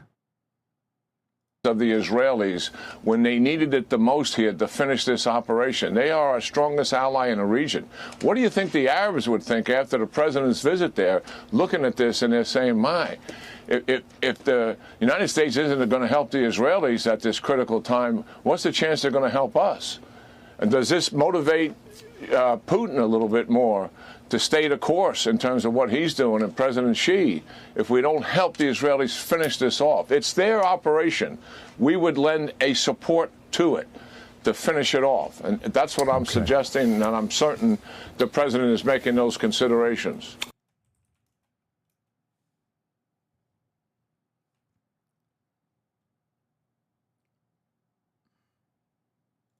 Here is also Glenn Beck. Has Israel... Here is Glenn Beck literally refusing to recognize the identical talking points while still trying to maintain an anti-Iraq war posture, talking about why we definitely have to go to war with Iran. Asked us to fight their war. Answer, no. Is this another Iraq, or is it something entirely different? Well, let me tell you what makes this moment unlike anything else we have faced before. First, this was not a call to war. This was not a land invasion. This is not a campaign to topple a regime and then sit around for 20 years trying to rebuild a culture that doesn't want what we have. Even though Iran, the Iranian people are good people, the Persians are great people, and they do want a life like ours. But this was targeted. This was surgical. This was preemptive. Not against an idea, not against a guess, against the very real, very stated intentions of a regime run by men who do not think like we think, okay? They do not want what we want. We choose life. They literally choose death. That is as clear as it is. Do you choose life or do you choose death? That is a culture of death. So I want to start with the clerics of Iran, the ayatollahs, the supreme leader, the mullahs, the puppet masters of the so-called Islamic Republic and their Sharia law. I have said this for years and years and years. If you don't understand this, you don't understand Iran.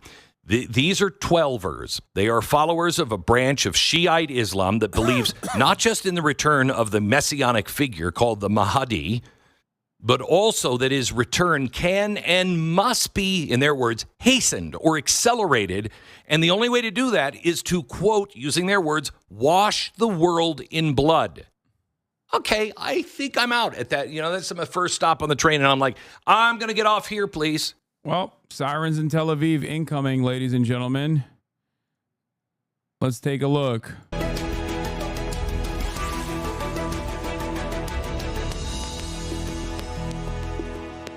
Hello there and welcome to the program. I'm Nick Clark. So it's been several days. Israel now Defense since Forces Israel detected the launch launched of ballistic its missiles surprise by attack on Iran against The Israel. conflict has, of course, since escalated, with each side launching dozens of strikes. And since the warring sides do not share a border, the attacks have largely been focused on airstrikes. While Iran may have the largest stock of missiles and drones in the Middle East, Israel's air force is considered one of the most powerful in the world, and its air defense system one of the most advanced. And more crucially, Israel has US backing. So is one military at a clear advantage? Does the length of the conflict make a difference? And are there other factors that may play? Al Jazeera has a pre-recorded segment right now. During this siren alert, let's go to the cameras.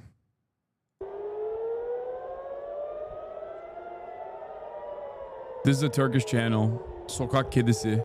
Stray cat.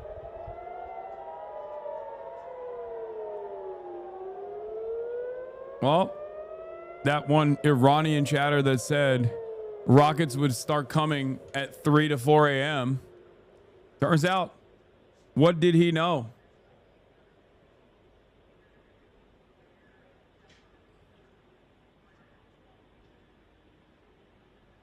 Siren stopped. Yeah, I mean, this is the same time as last night. These are the first sirens that come. They're not going to be the rockets are not going to come yet.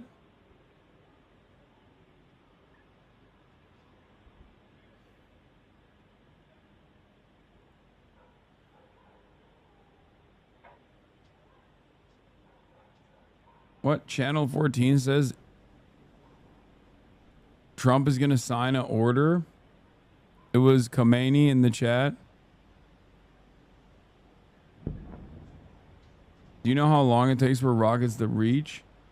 Once we get like confirmation from the Iranian side of launches, it'll be around 10 to 15 minutes. I think it's like a 10 to 15 minute but we don't have confirmation on the launches. Any valid info on cyber attacks against Israel? Channel 14 was actually attacked. Channel 14 withstood a cyber attack. And also there's speculation that like the interceptor failure was due to a cyber attack as well, but I don't know about that.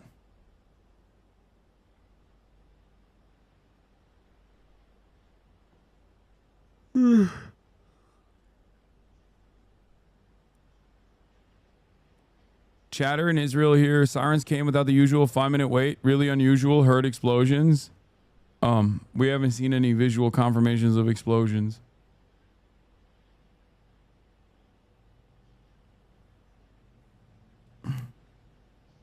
They sent fake red alerts and told Israelis to avoid shelters because of a warning of terrorist attacks on shelters. Wait, really?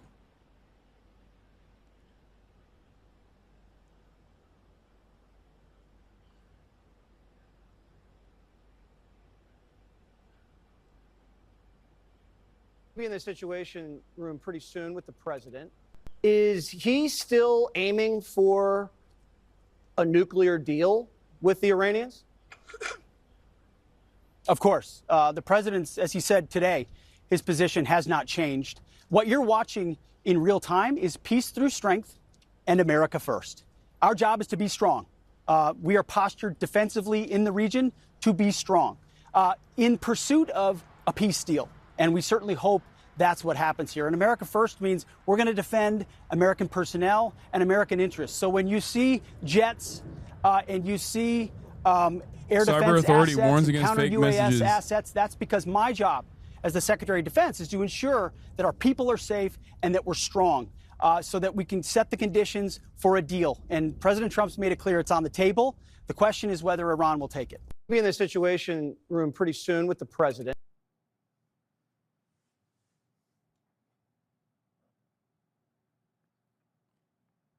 I hope China reconsiders their stance. I don't know. They issued an evacuation warning for Tel Aviv.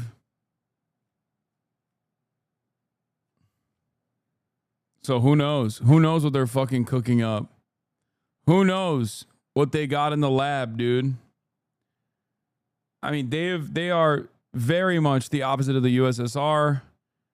But then again, like I said, this could be the push comes to shove moment that accelerates that pushes China to finally take an interventionist stance that directly is antagonistic to America's immediate military goals in any part of the planet.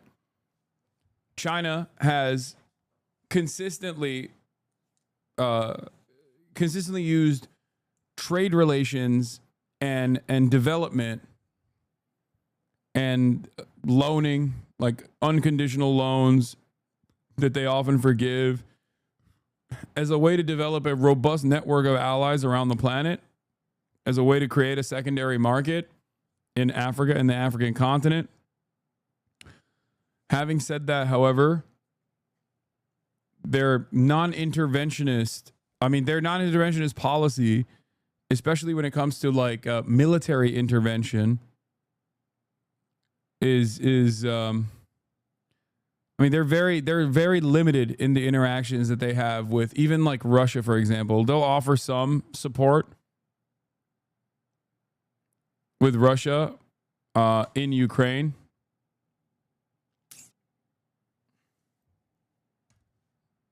But this is different than that. This would directly, in my opinion, America's actions alongside Israel in the region is directly against China. Explosions in Tel Aviv, we're not seeing shit, we're not hearing shit.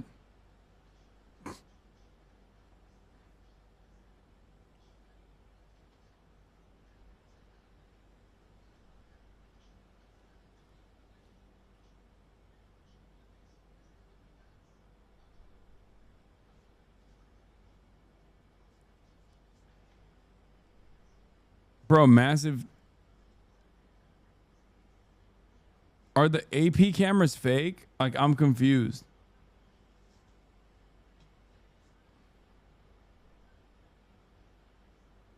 Al Haddad correspondent, 2 rockets fell in Beersheba.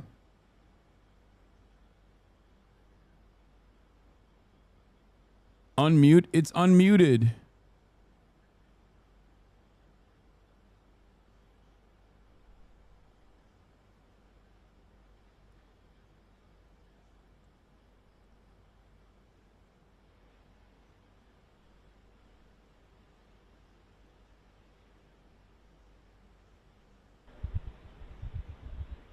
Bro, this is the same live feed that everyone is using. I don't know why you guys are saying this. Literally the same live feed that like all the OSINT accounts are using as well as the Associated Press live feed. Trump says he must return to Washington as soon as possible. Trump says he must return to Washington early for obvious reasons.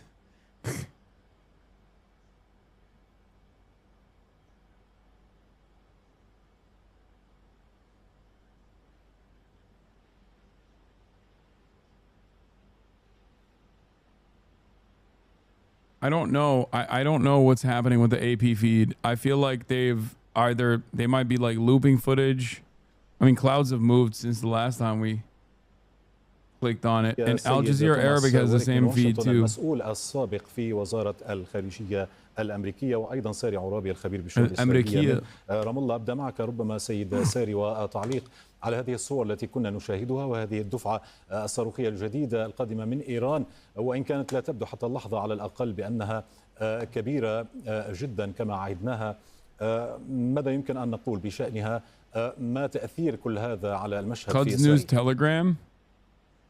يعني الحقيقة تأثير هذه الصواريخ على المشهد بإسرائيل منوط بقدرة هذه الصواريخ التدميرية. هل ستكون هذه الصواريخ كما I can see Israel doing a total blackout of all information coming out of Tel Aviv.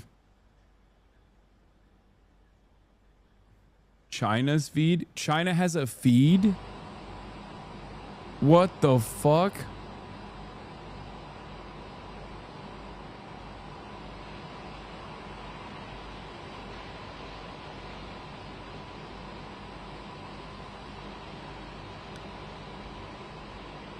Why did China set its citizens to immediately evacuate? For me, it's not just about Iran's missiles. I think something very bad and big in history will happen after that.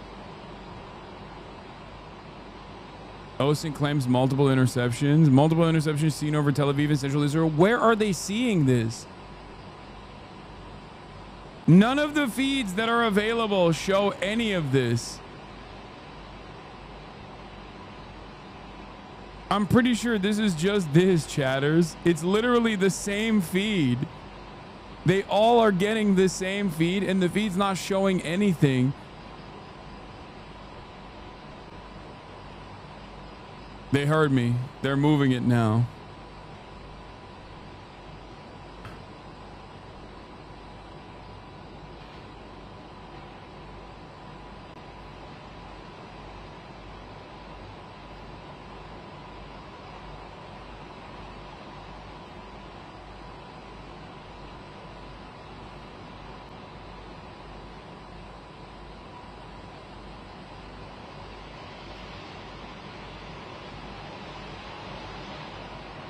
U.S. Central Command an hour ago, Iran is preparing to launch a large-scale, unprecedented attack on Israel. They've been saying this nonstop, dude.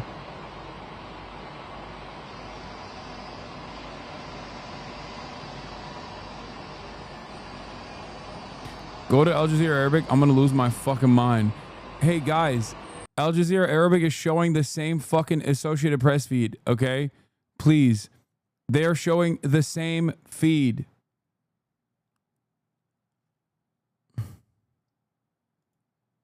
Breaking loud blast heard in Tel Aviv. Why are we not seeing it? There was literally a rocket. Where?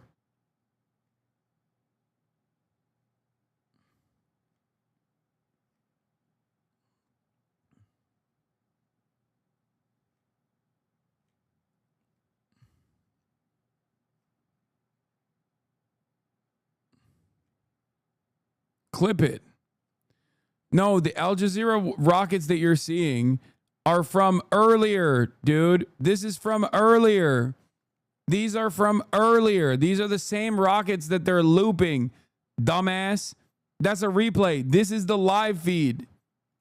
The live feed is identical to the AP live feed. They're literally looping. There's nothing happening in Tel Aviv. Where are the Israeli chatters?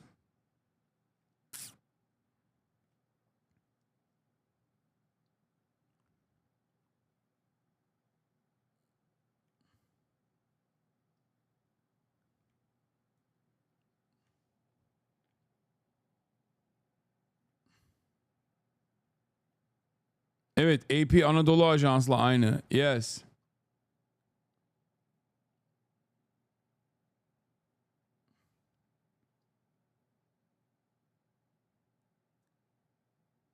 Now Tel Aviv is given the all clear. Update. Civilians may now exit bomb shelters following Iran's ballistic missile attack. The home front command says, what is happening? We're not. What?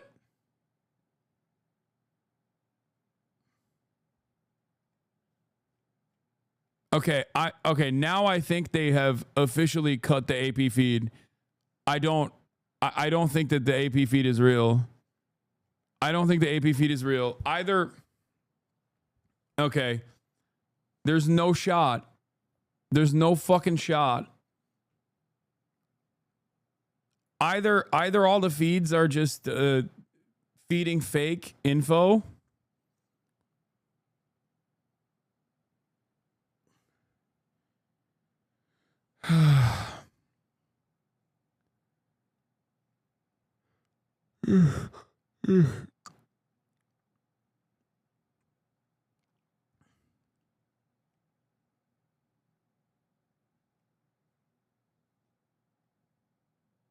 It isn't. Look at the skyline versus the others. Yeah, it looks the same. What are you talking about?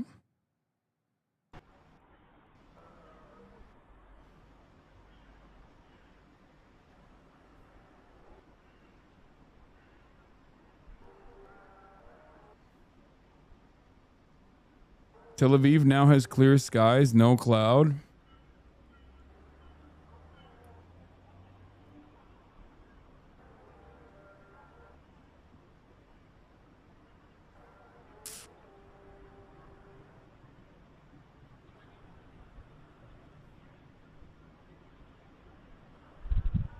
What the fuck was that? Bugs, I guess. Yeah, it's just birds.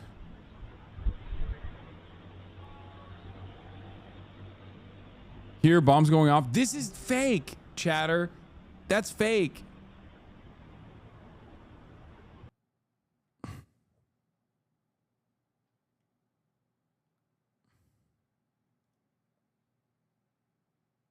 Yeah, I feel like there's either nothing going on.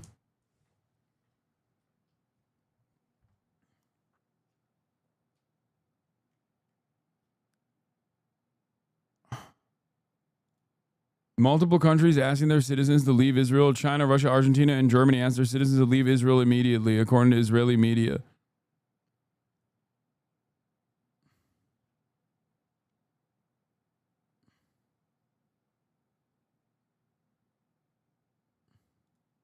Radar stop for technical maintenance.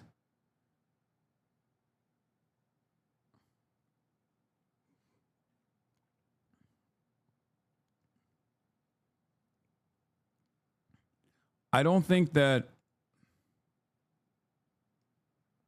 IDF Home Front Command stated the civilians can now leave their shelters. Look at the third failed ballistic missile attack today against Israel by Iran. IRGC and Iranian news are both saying they hit Tel Aviv.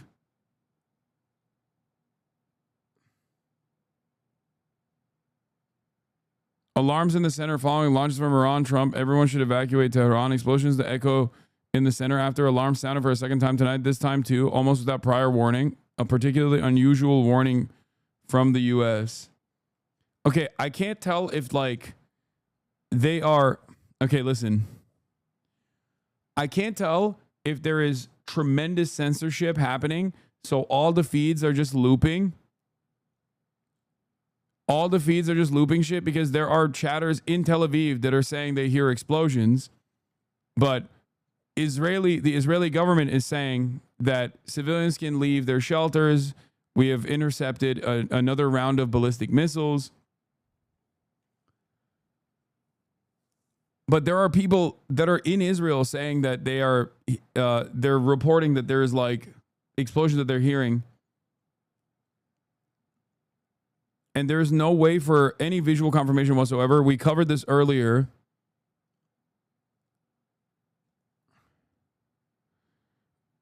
Mint Press says, according to reports, a single cruise missile was fired and was not detected by Israel until it reached its target. An explosion was heard in Tel Aviv. No official confirmation of what was hit or if there was a last-minute interception. It appears that Iran is probing.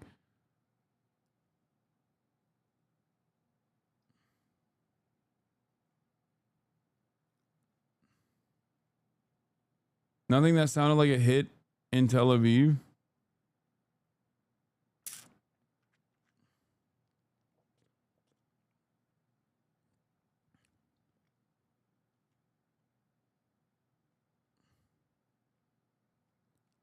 Probing is when you send a missile to test out the interception capabilities, or if you send a dud. I mean, maybe the cameras are not looping, but it's just like it hits somewhere else. I don't know.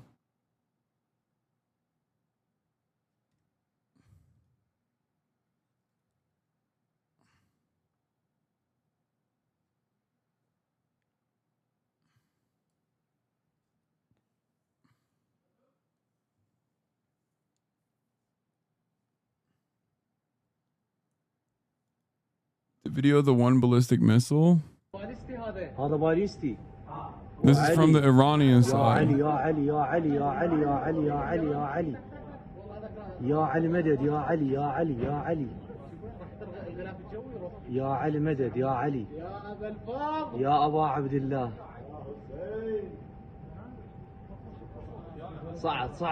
know IDF is confiscating live stream equipment. I know.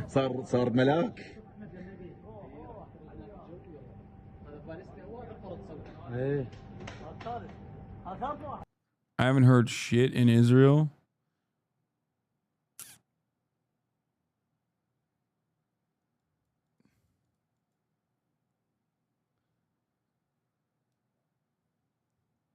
Only a small number of rockets were fired this time, and reports of one explosion in Tel Aviv. Some channels say it's a direct hit. Regarding reports, police launched a campaign today to remove all sitting cameras like the one you're watching and confiscated all footage from many news channels. I'm surprised to see that there are still channels broadcasting live footage of the Tel Aviv sky.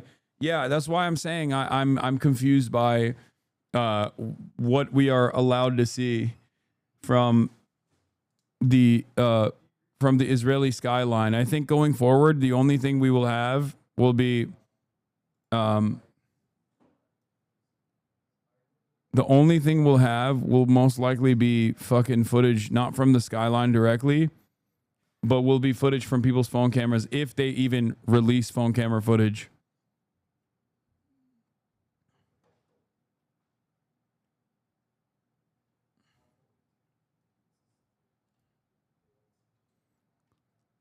Tehran's residents have nowhere to go despite Trump's threat. Explosion in Tel Aviv as air raid sirens blare in central Israel. The Reuters news agency is reporting explosions in the sky over Tel Aviv after the Israeli military said it's working to intercept missiles launched from Iran. Times of Israel says air raid sirens are blaring across central Israel. This is from 2 minutes ago in Al Jazeera.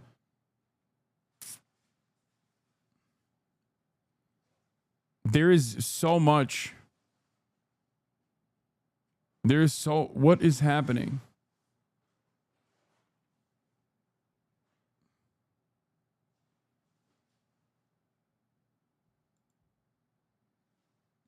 The attack on Tel Aviv a few minutes ago seemed different. Sirens howling, but no Iron Dome interceptors launched a big massive boom, followed by very shortly after sirens were activated, but no video footage. I don't know. This is speculation. All of this is speculation.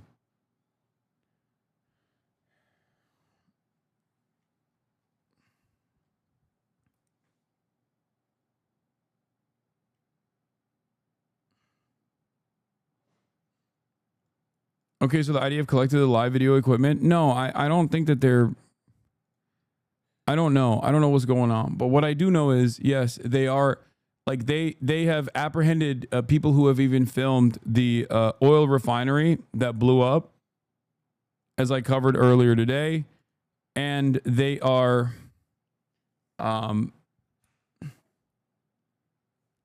They confiscated the footage of people who have filmed previous strike locations. They also released, from Central Command, they released a new mandate that no one should actually film. Anyway, CNN's talking to Benny Gantz. Let's hear what he has to say. Anything like that before in those kind of long distances all around us. On the Iranian issue, there's no right or left. There is right or wrong, and we are right. And just finally, what is your message to President Trump in terms of U.S. First, support? I want to thank President Trump. Yes, I want to thank President Trump. I want to thank the American people and the American administration for many, many years of partnership. And it's definitely the same values, but also the very, very same interest. It's true that for us, Iranian issue, it's an issue with existential potential threat for us.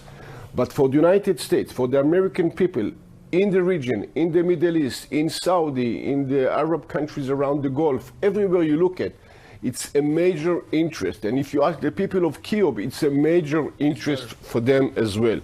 So I'm sure President Trump, understanding the importance of him being a global leader and probably the most important person in the world in terms of political leadership, I'm sure that he will direct the right thing for him, for the world, and for the region. And of course, I'm sure he cares about Israel very much, but it's their decisions.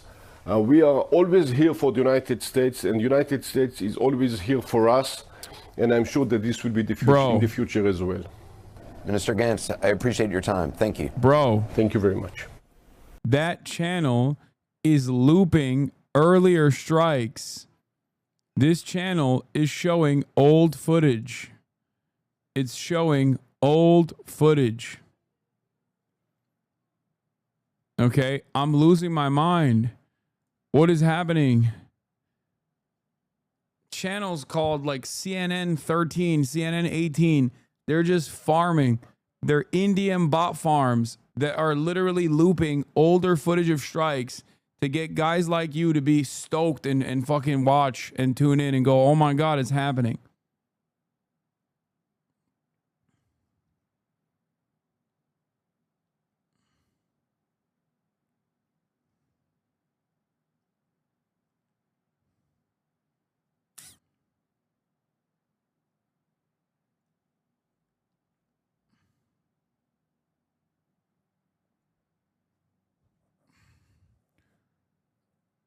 Trump to hold meeting with the NSC as U.S. sends additional forces to the Middle East. Our favorite really good guy in America joining that the United States of America and the President of the United States have an obligation to make sure that the region is going to a positive way and that the world is free from Iran that possessed nuclear weapon in the middle of the richest place in oil and gas in the world. This could be a disaster for the world. And I believe that the determination of the American president that have been shown recently will pave the way to America to enter into this very important operation. The President of the United States have the option to change the Middle East and influence the war and influence the world, not only the war, in order to do something that will create a better future for all of us.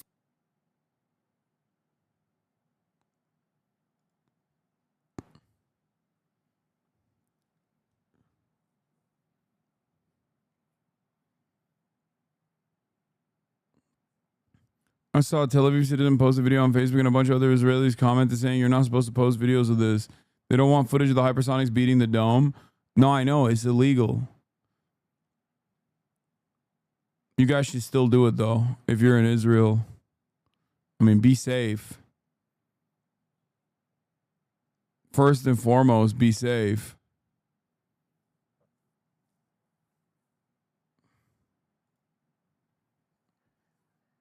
But if you're in Israel, and let's say, you know, you fucking film something,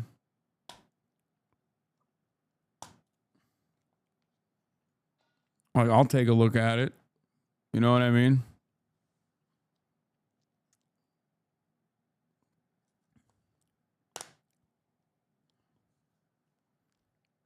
I am not going out there to play with the hypersonic missiles. To each their own, I'm saying. Listen, I'm not saying go outside. I'm not saying leave the bomb shelter, okay? But let's say you're in a position where you're already outside, you know? At which point, you might as well whip it out. You might as well whip it out, you know?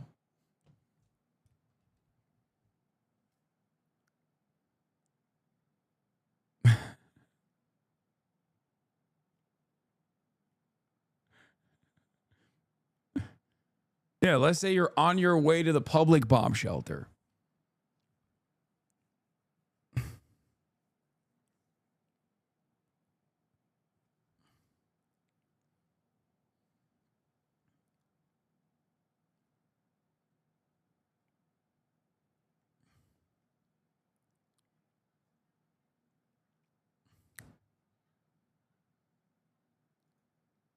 That's all I mean. I don't want to see rocket attacks from last night, chatters. I don't want to see that.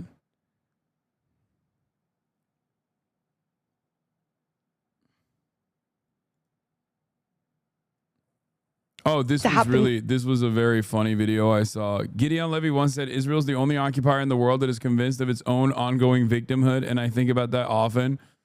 I saw this video on my TikTok timeline. I was going to say nobody can prepare you for what you're about to hear, but I think many of you are exactly aware of what you're about to hear. But here it is. The average Israeli position post Iranian retaliation. Why does it have to happen to us always? Why is it always the Jewish people? We didn't do anything. Like, it wasn't us. Like, we really didn't do anything. Critics of the Jewish state would say you guys started this war by attacking Iran about 48 hours ago. I love that he says about 48 hours ago. Like that right there makes just to help you understand the timeline here. That makes it so much funnier. No. We did not start. No, the Jewish people, Israel doesn't want to ever do a war. The entire world is really against Iran. I don't think anybody wants them to have nuclear weapons. So Israel's doing the job, and then Israel gets all the damage after it. Why does it have to happen to us always? Why is it always the Jewish?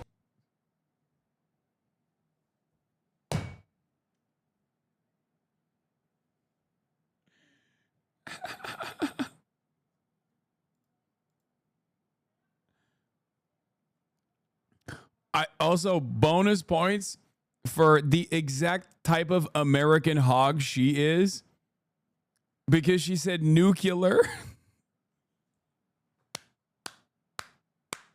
Like, this is our own, okay? This is a fresh import. You know this is one of ours, all right? Like, she said nuclear. That's a homegrown.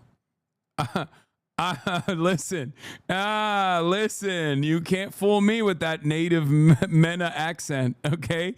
You can't fool me with that native regional accent. I know one of mine when I see them, okay? That's homegrown American public education right there. She said Iran and nuclear, okay? That's homegrown, baby.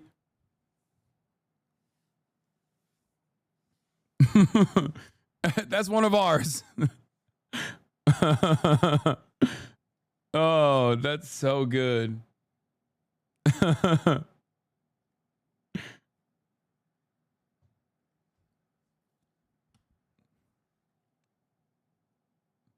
Israeli wants to thank you from the USA. We did all the war for you, you piece of shit. Say thank you, Israel.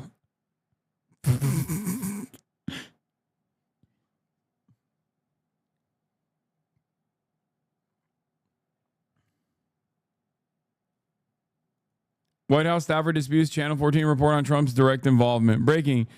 U.S. fighter jets participating in airstrikes on Iran, according to Israeli Channel 14. Alex Pfeiffer says, fake news.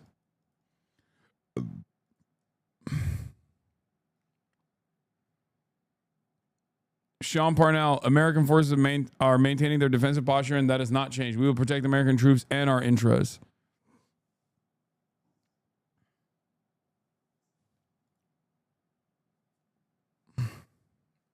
Fuck is this? Breaking, Trump has instructed his aides to try and arrange a meeting with the Iranian officials as soon as possible. What the fuck is going on, man? What is going on?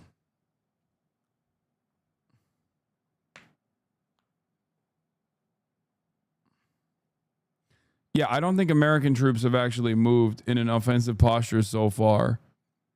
I don't think that that's going on.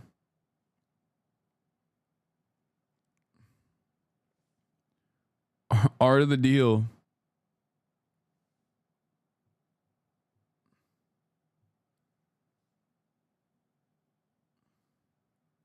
Check Al Jazeera. It's over. What do you mean it's over? It is not true that US is attacking Iran, and it goes on to say that American forces are maintaining their defensive posture. So no change on that front. As you mentioned earlier, areas we've just here, seen and so far this photo. team remains on standby. But that doesn't mean that we are headed for any kind of de-escalation here between Israel and Iran, as both sides are continuing to maintain we didn't see any of this that shit. this very deadly. Okay, the AP feed is bunk. If this is from literally the last round of strikes, we didn't see any of that shit. So the AP feed is definitely bunk. This is literally Tel Aviv. This should be seen. This should have been visible from the fucking AP feed. At diplomacy amid all of it, but from here, I can tell you that the feeling is certainly that this is not ending anytime soon. That this could go on for weeks, perhaps, as the Israeli Prime Minister now talks about what he believes he has dealt in terms of a blow to Iran, saying he believes he has set back Iran's nuclear program a very long time, although he declined to elaborate. But he did make clear that there are still additional targets for Israel to go after in Tehran. And we are, of course, watching, even in just the last few hours, those airstrikes are indeed continuing. Caitlin? I know it says Reuters earlier, but... All right, Jeremy Diamond, keep us updated on what you're seeing on the ground. Obviously, we've seen a lot of late-breaking developments this evening. Also, CNN's chief international correspondent, Clarissa Ward, is joining us. Clarissa, and as you look at what's happening here, you're at Tel Aviv's largest hospital where you just had to take shelter, just to give everyone context for what it's been like on the ground. Tell us what you've been seeing tonight. Well, it's been an unusual scene, Caitlin, as you just heard Jeremy articulate there. For the past 3 evenings, anytime you hear those sirens, you know you have about 90 seconds to get to shelter, and then very soon thereafter, we have been used to hearing those barrages of Iranian missiles, some of them intercepted, some of them making landfall. But on these last two occasions, we haven't really heard much at all. And on the last one, the most recent one, just about 45 minutes ago, there wasn't the pre-alert. It simply just started with the siren. Again, usually you're given a pre-alert that gives you about 15 minutes to find a shelter. So a sense that things are a little unusual tonight. Doctors here are continuing to be prepared for any and all eventualities. Often these strikes have been happening in the very early hours in the morning.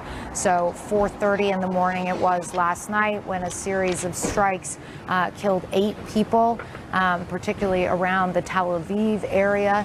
And what the doctors have done, Caitlin, which is kind of extraordinary, I haven't seen it before, is to move this entire hospital, some 600 patients, they moved them into a parking lot that 4 days ago was full of motorcycles and cars and is now, and they did it in the space of 7 hours, full of hundreds of patients who are down there 24/7, since this all started, because they cannot be moved easily in the event of an emergency. They have a whole operations center down there as well, so that they can track which strikes are hitting in which areas and which hospitals it makes sense to bring which patients to. So still bracing themselves potentially for what the rest of the night and the early morning may bring, but so far relatively quiet here in Tel Aviv, Kayla.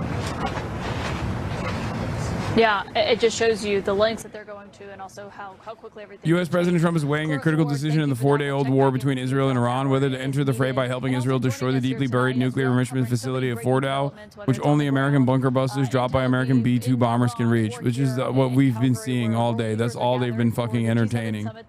Ostensibly going to be about or to force a truce. Other issues, but obviously the topic, a main topic, has changed given what's happening in the Middle East. Joining me now is Israel's ambassador to the United Nations, Danny Danon, and it's great to have you here, sir, because obviously the president coming out tonight and warning that everyone who lives in Tehran needs to evacuate immediately, and then cutting his trip short has raised a lot of questions about what may have changed. Do you know if there is anything changing on the ground? Are there more strikes happening in Tehran tonight? What is the latest that you've been briefed on?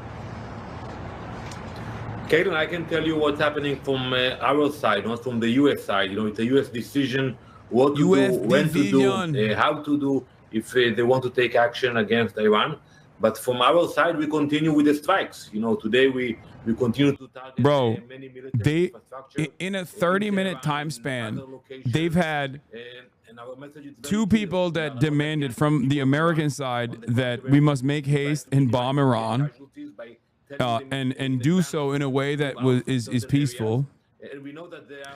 And then you had Benny Gantz, the former opposition guy, and now you have Danny Danon,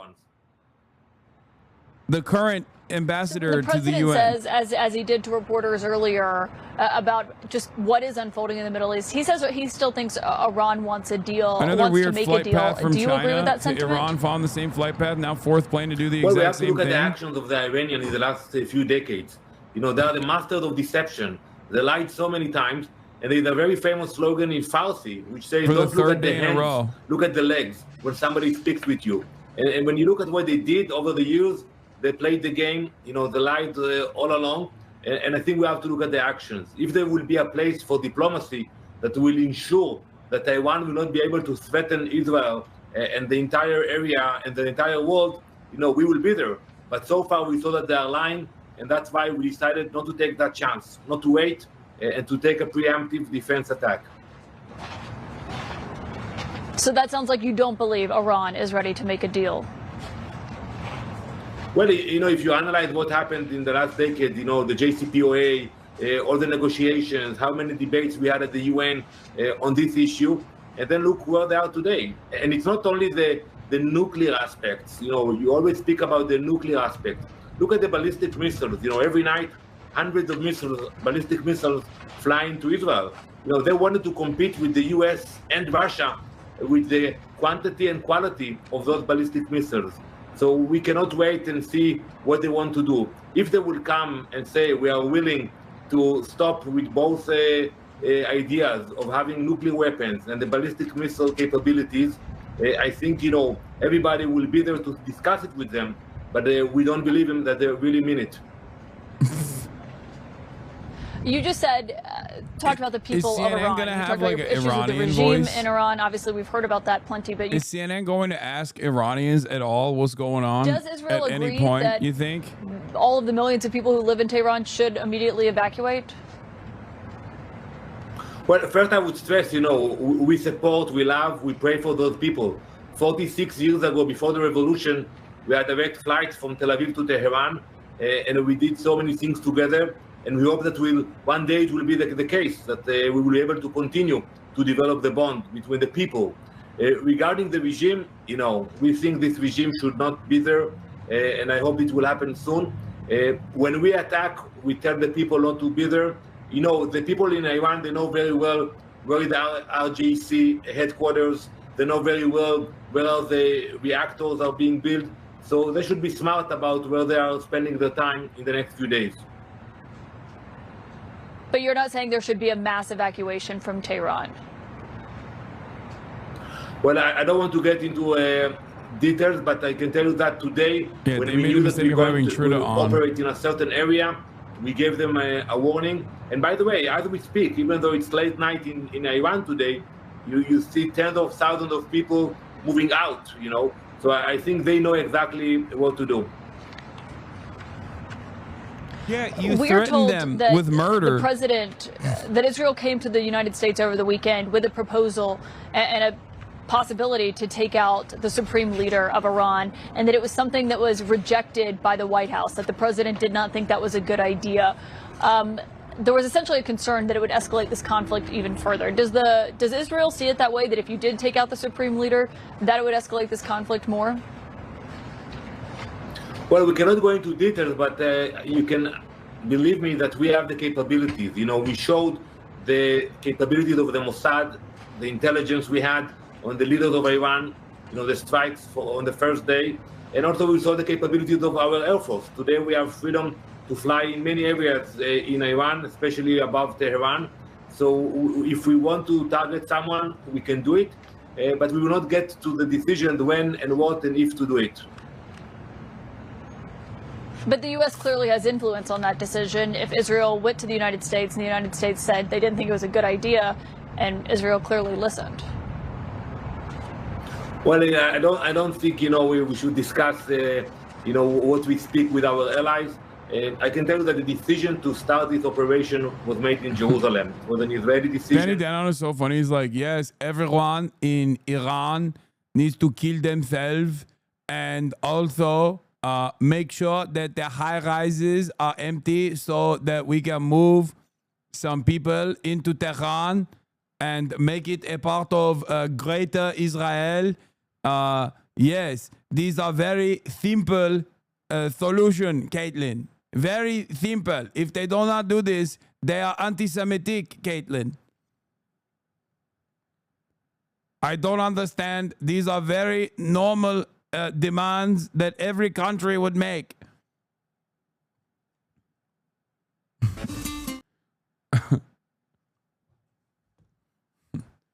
Why won't they leave Tehran?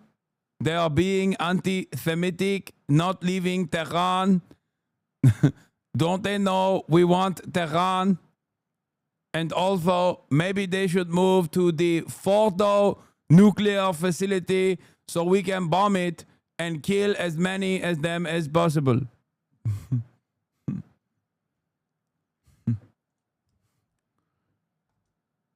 Let's hear what Fox News is saying for a change of pace. And U.S. drones, stealth bombers, tomahawks from the Gulf, B-2s, hitting that Fordow bunker nuclear site underground. And once that goes off, it's end of story for Esfahan, Iraq, and all of the other enrichment facilities. They're going to be gone.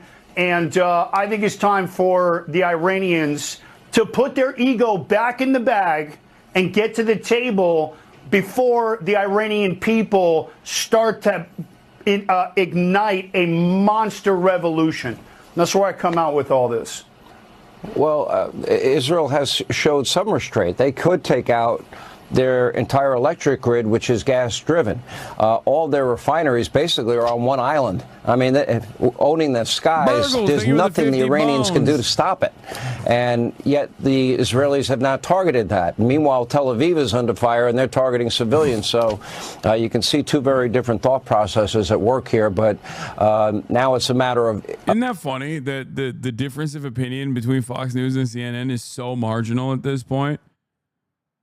Like, is South Carolina Senator Lindsey Graham. Senator, you know, you were praising the president for Senator from Tel Aviv and going back to the table and back to the table. Yeah. You can't say that he didn't try to give them an out, an opportunity, knowing what the eventual outcome was going to be. And, you know, he said, I told them it's a shame. It's a waste of human life. They can't have a nuclear weapon. And everyone should immediately evacuate Tehran. How do you interpret that, sir? Well, I take the president at his word. He gave Iran 60 days to do a deal. On the 61st day, we are where we are. There's two ways to stop Iran from having the nuclear weapon. One is diplomacy, the other is force. I think the headline tonight is we're moving into the land of force.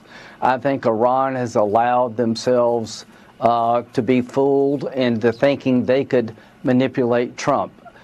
Same old tactics with the wrong guy when it comes to Trump. To all those who voted for President Trump and got him in office, God bless you. He's the right guy at the right time. These are dangerous times. Why do we say no nuclear weapon for Iran? They're a religious theocracy. They're built around an extreme version of Islam. They want to destroy Saudi Arabia and the Sunni branch of Islam. They want to kill all the Jews in Israel and come after us.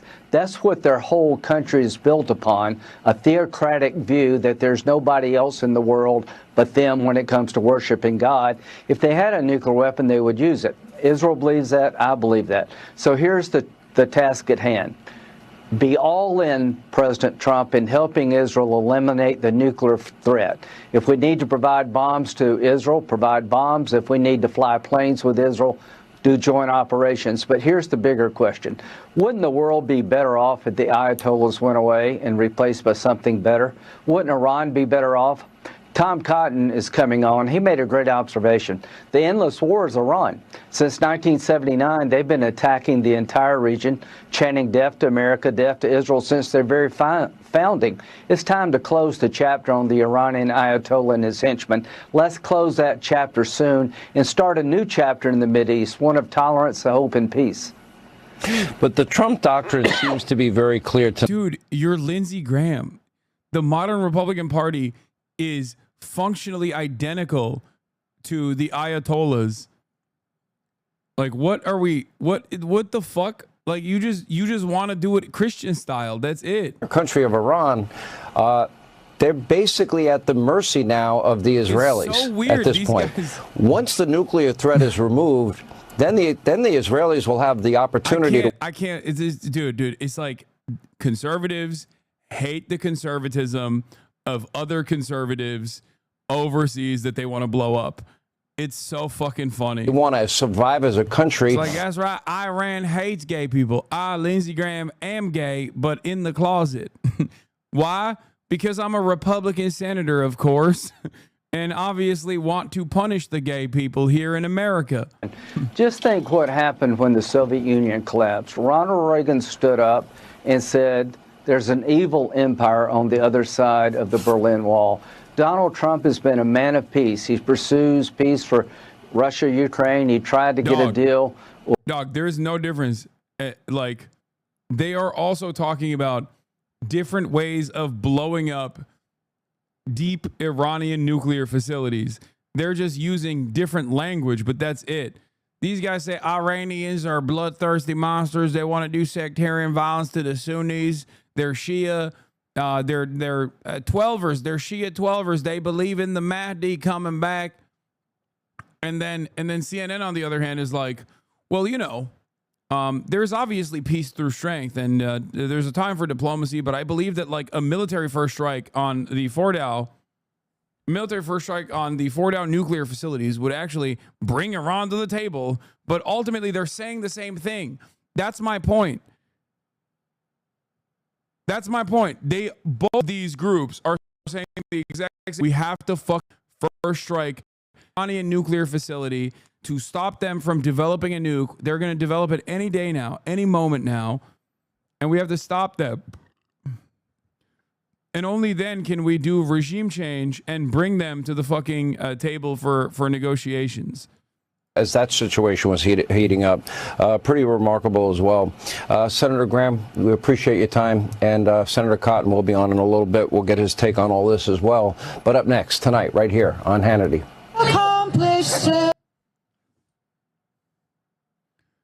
But yeah, obviously, this, I think, should help people understand that American foreign policy is uniparty regardless. They use different language, but it's uniparty nonetheless. I mean, this literally happened with Biden when he pulled out of Afghanistan. Okay, Biden pulled out of Afghanistan, and the media launched an endless fucking negative campaign against them. And liberal media at the time was talking about how fucked up it is that we're pulling out of Afghanistan and how the women are going to get destroyed. They won't be able to have an education. Republicans, on the other hand, were talking about how humiliating the pullout was. That's it. Ironically enough, the Biden pullout was also orchestrated by Donald Trump, going back to the uniparty principle that I was mentioning. So there's always, what is this? Iranian official news agency IRNA has announced the launch of a new barrage of missiles heading towards Israel. This will be the third barrage fired in the past 4 hours from Iran towards the occupied Palestinian territories. I mean, these barrages have been no motion, I'm going to be honest. We haven't seen anything, partially because of the censorship.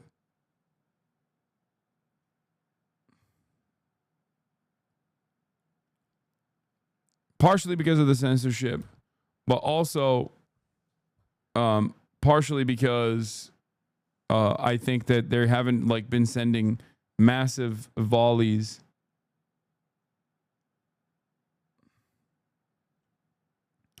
Hassan PBS, thank you for the 5 gifted subs. Do you believe the small annoying strikes for psychological warfare? Yeah, I think so. I think that's definitely a part of it. But the more limited the strikes are, the more Israel will feel galvanized to retaliate aggressively.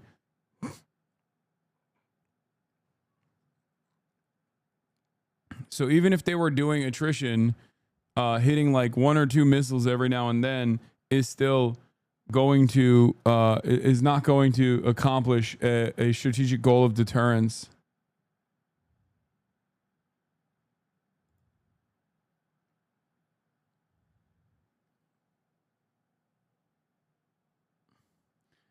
The closest gay bar to the Pentagon, Freddy's Beach Bar, is currently reporting below average activity. Domino's is being high and the bar being low is the classic indicator that something is off. Okay, yes, I know. They're there. They're working. They're working in real time. We know. Does Iran actually have a nuke? No. If they had a nuke, this wouldn't be happening. Leo, Virgo, Aries, thank you for the 10 gifted. The Hasanabi, the Piker Broadcasting Service, PBS, is sponsored by you, the viewers. It is an ad-free experience through and through. But once again, your subscriptions are the only way to support the stream, the Piker Broadcasting stream, the Piker Broadcasting Service. The Piker Broadcasting Service has no sponsors other than you, the subscribers. Please subscribe for $6 or for free with a Twitch Prime.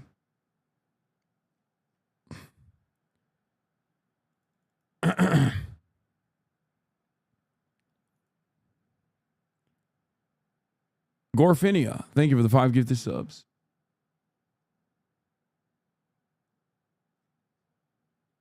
Kit Lisi, thank you for the 10 gifted subs.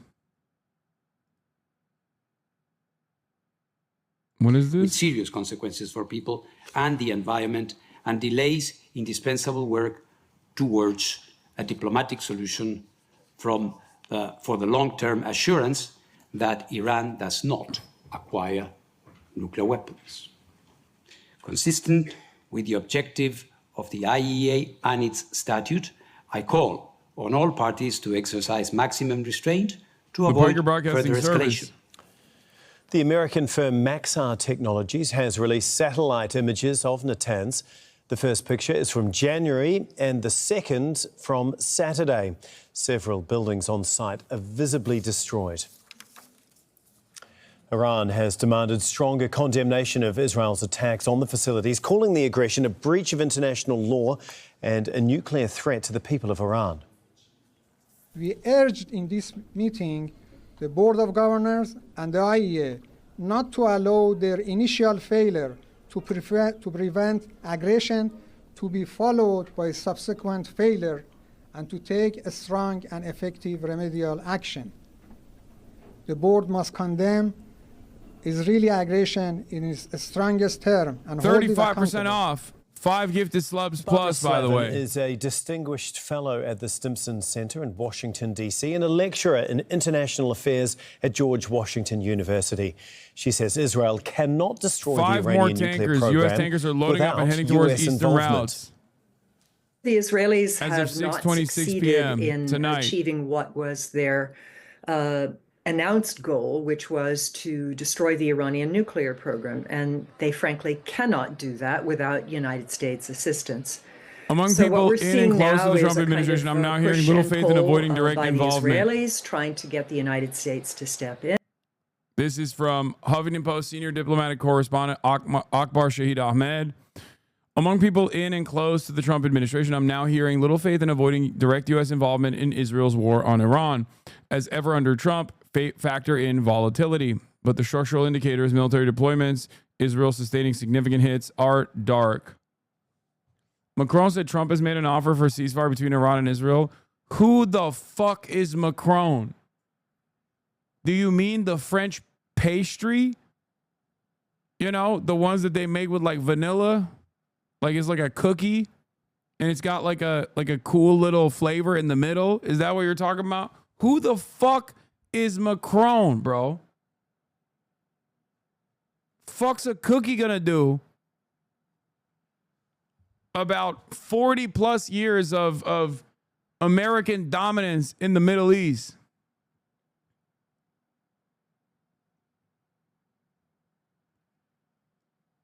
What do you mean, Macron? Oh, you mean macaroni, like the pasta, like the one that you make with cheese. Is that what you're talking about? What's a pasta gonna do?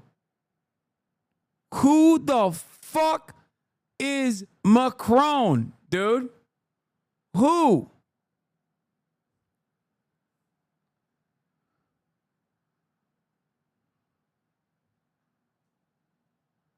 Who's that guy?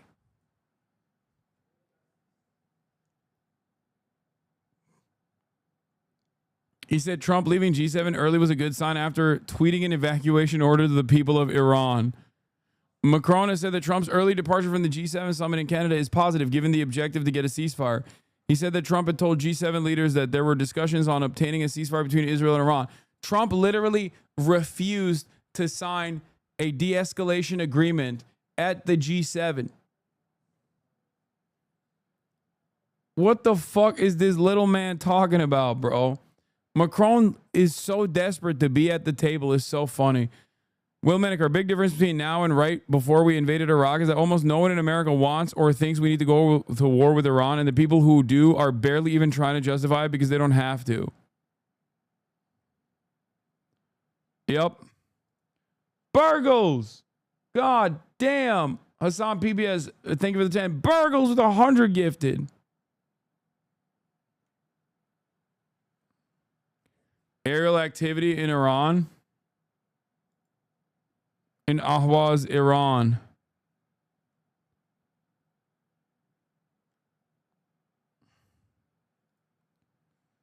Right now, I'm treating every single thing, every single piece of information that comes out of the will they, won't they style situation that we are watching unfold as smoke and mirrors until there is verifiable proof that America is de-escalating tensions in the region and redirecting its military positions away from Iran.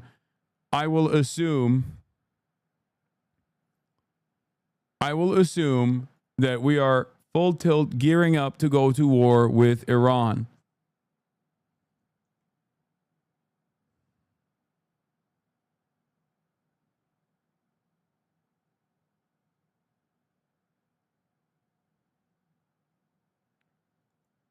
Fightux breaking ballistic missiles launched from Iran.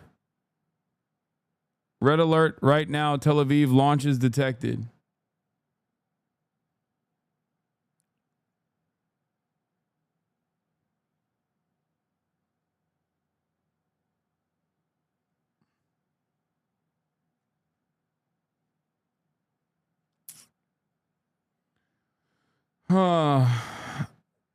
Breaking. Detection of launches towards occupied Palestine. Alerts may be activated in the coming minutes in the areas of the Gulf, Manash, Wadi Ara, the Carmel, Upper Galilee, the Confrontation Line, the Northern Golan, the Valleys, the Central Galilee, Southern Golan, and Lower Galilee.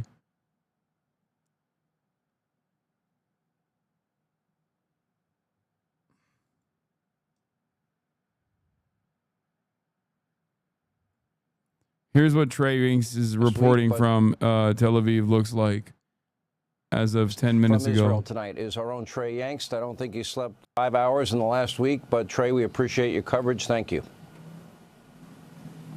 Sean, thank you. It's been another difficult 24 hours for Israel. Just about 30 minutes ago, air raid sirens were sounding across the city of Tel Aviv, sending nearly 1 million people in the metropolitan area into bomb shelters. Last night, 11 people were killed as 65 Iranian ballistic missiles streamed through the skies of Israel, 5 of them impacting the ground below, one in the heart of Tel Aviv. We arrived just minutes after the explosion, speaking with survivors. When the missiles arrived... Oh, we covered this already. Sirens going off on the live stream. I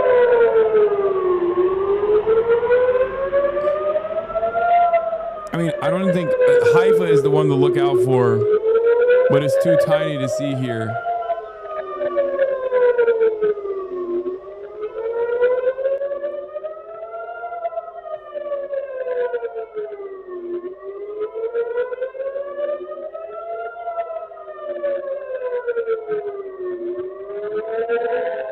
Trey says, more incoming. We can see interceptors streaming through the sky towards the north. As of a minute ago.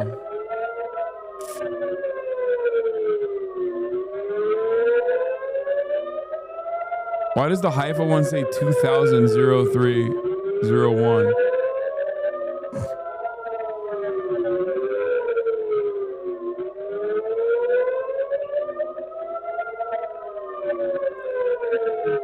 I don't even know where this fucking, I guess it's coming from Ashkelon. Some of the material being promoted tonight by the users of this platform in DC, including many folks in government and close decision-making circles. Israel Defense Forces, if we don't stop them, you're next. IRNA said launches happened 15 minutes ago, but Israel only just now detected them. What the fuck? There's something very weird happening. There's something very weird happening with the Israeli detection. I don't know what it is. It's wonky as fuck. And we have no visual confirmation capabilities because I think that all of these fucking cameras are busted.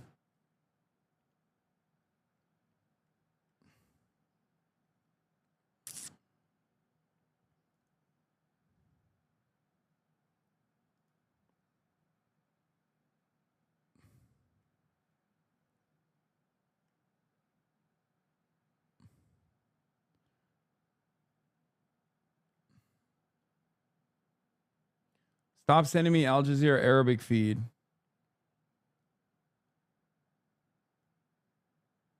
Definitely cyber warfare, but I don't think Iran has that capability, though I could be very wrong. No, I think they did. They released a fake.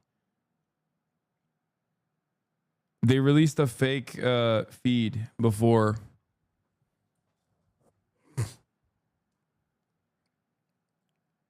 They are not a fake feed, sorry. Iran released a fake alert.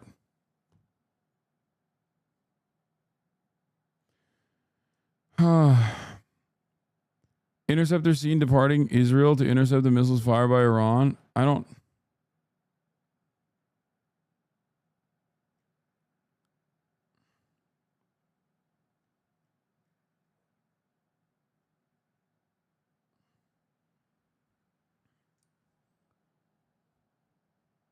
It's not fake. I hear missiles crashing right now. Well, we can't see anything. Trump has encouraged Vice President J.D. Vance and his Middle East envoy Steve Witkoff to offer to meet the Iranians this week, according to a U.S. official New York Times reports. Okay. That's a decent update.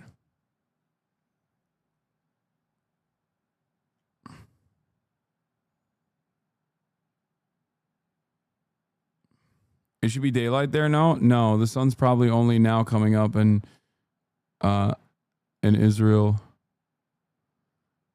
If they want to send JD Vance, that means they want to kill everybody. Whoa, what the fuck? What is all this shit?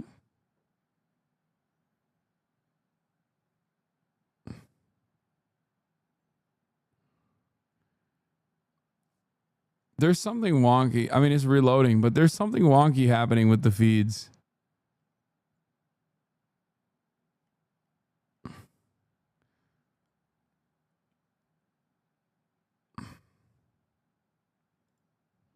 The Western Wall cam? What the fuck is this gonna do, bro? me and 72 others just watching the Western Wall.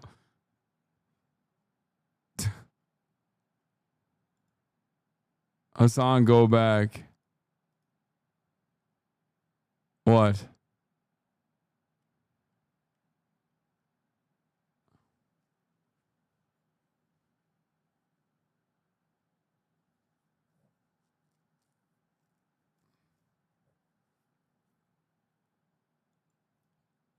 Oh my God, I'm gonna lose my mind. If one more person sends me a CNN 18 link, I'm gonna end the stream.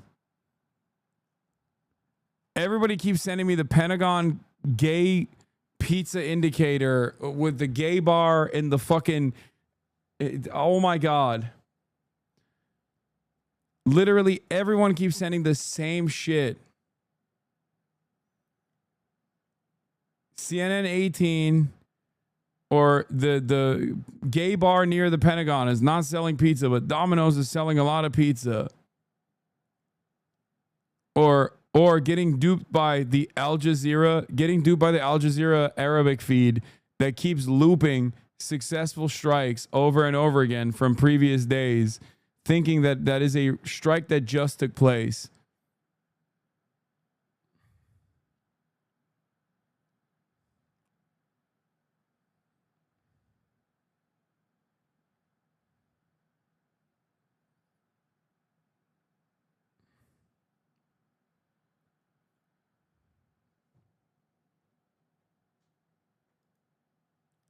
They're not hitting Tel Aviv anyway, or Jerusalem, I don't think. So the Jerusalem feed wouldn't show anything, I don't. What is this looping into?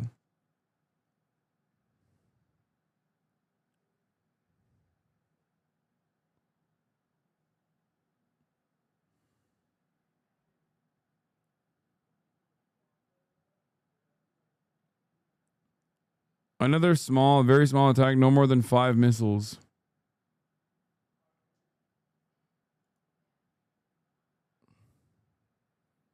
Open source intel, I heard at least 20 interceptions. Haifa area targeted right now.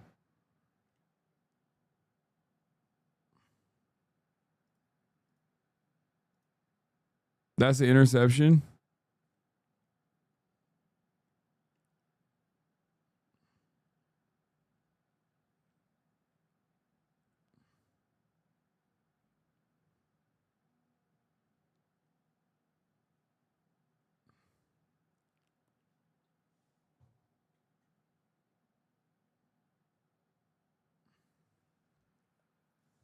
I feel like we're getting more and more insane trying to watch this and trying to make sense of it.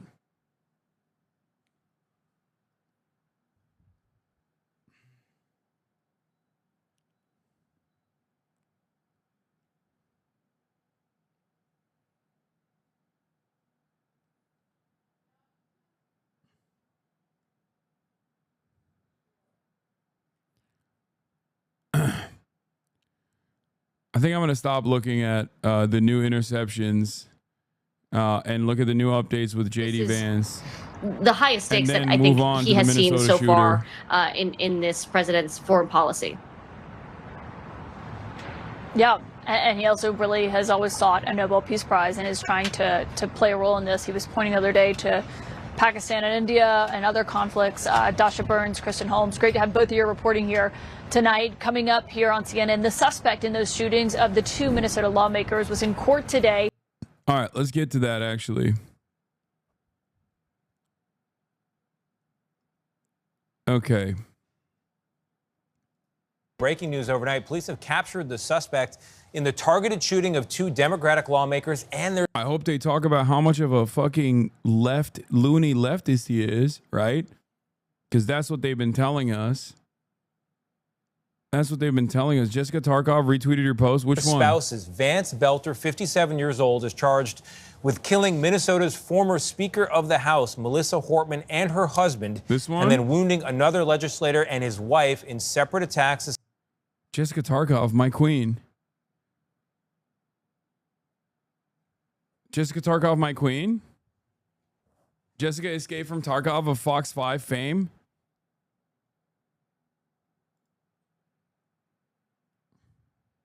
Wait, she follows me? I didn't even realize. Oh, this one. There's no need for the CIA or NATO to do sophisticated influence campaigns and false flags anymore. Half the country literally believes this.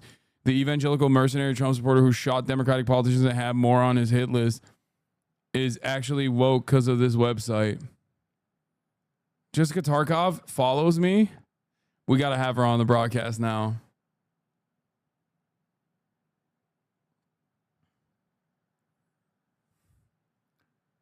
That's a moot. That's a Twitter moot now. Jessica Tarkov is a Twitter moot. Our queen. Our queen. God, we're so fucking lame. This community is the only community on the planet that gets excited about fucking Fox News reporters. Wait, I want to hear Fox News coverage on this. This wooded area, he now faces both federal and state charges, including murder and also stalking. Prosecutors say that he really carefully planned these attacks. He did a lot of research. He had information about them and their family members and even stalked out their homes for days prior to all of this. Sean, officials here in Minnesota say this was by far the largest manhunt the state has had in its history. All right, Brooke in California, thank you so much for that. Minneapolis, rather, thank you for that update. Now to the unrest in Los Angeles. Oh, yeah, quick update. That's how you know he's a right-winger, bro. That's how you know. That's how you know he's right-wing as fuck. Minor update on the guy who shot a fucking Minnesota Democratic state legislature lawmaker. Moving on. Nothing to see here. Wow. This happened early Saturday. Lilia Luciano is in Minneapolis for us. That is where Belter is being held this morning. Lilia, good morning to you. That's right, Tony. Good morning. Last night, during a press conference right after his arrest, officials told us that Belter was taken into custody without incident. That means that neither the suspect nor police were hurt, even though they say he was armed. They also found in one of the abandoned vehicles he left behind a list of possible targets, including abortion clinics, advocates, and politicians beyond Minnesota. After a two-day manhunt, 2 sleepless nights, law enforcement have apprehended Vance Belter. This is Vance Belter, flanked by Minnesota state troopers immediately following his arrest. The pursuit for the fugitive ended in a field in rural Sibley County near his home, about 45 minutes southwest of the Twin Cities. Police say... So when Luigi Mangione shoots the UHC healthcare CEO, instantly, insta-lock terrorism charges.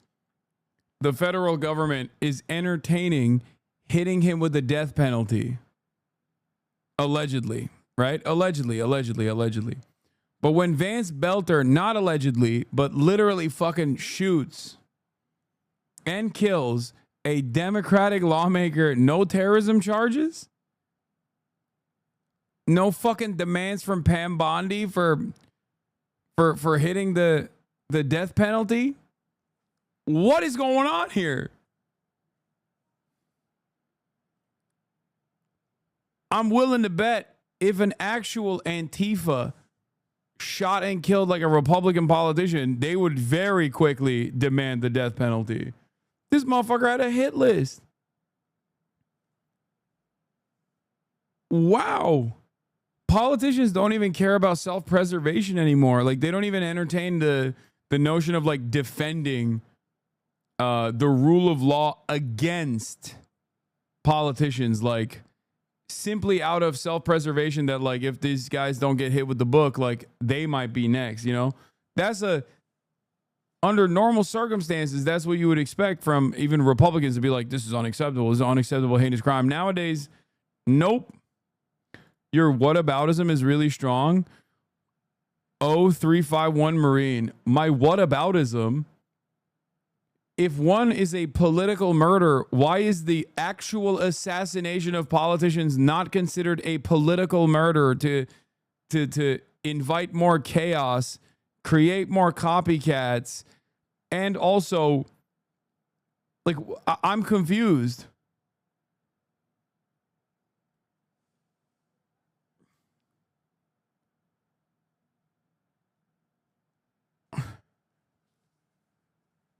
Do you think that's a whataboutism, or do you think that's a direct analogous situation? Don't Google what whataboutism is. Oh, definitely needs to be looked into. Can't jump to conclusions. Thanks, man. 0351 is infantry, by the way. Literally dumb grunt. Yeah, no, he spat out the crayon when I noticed him. He spat his crayons out. Hey, shouldn't you be getting fucking deployed to defend Israel right now? What are you doing? What are you doing in the chat? Go eat your fucking go eat your steak and lobster. Surf and turf for you.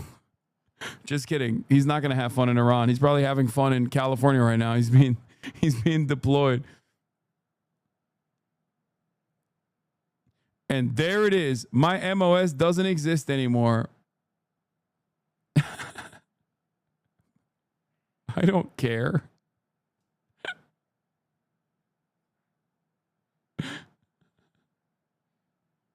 I'm joking. You fucking dummy. There it is, dude.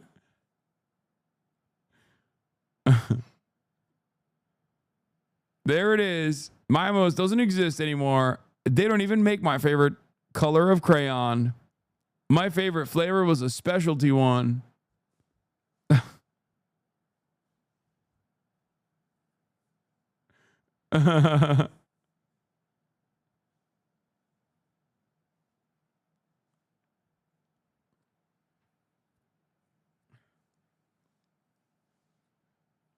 You knock all military like this? Why, you think that members of the armed services should be treated like special class status? Is that what you think? Are you going to cry in here? Are you going to tell me that you went and you fucking... I mean, you probably didn't even tour, but let's say you did. Are you going to tell me that you went on active duty? I saw combat. You knock all military like this? I knock everybody like this. Yeah, it's a Twitch stream. What are you going to do? Cry?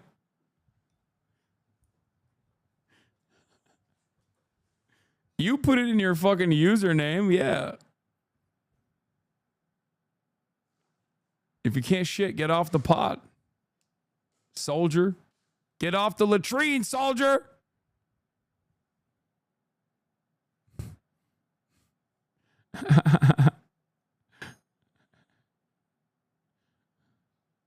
You are dismissed.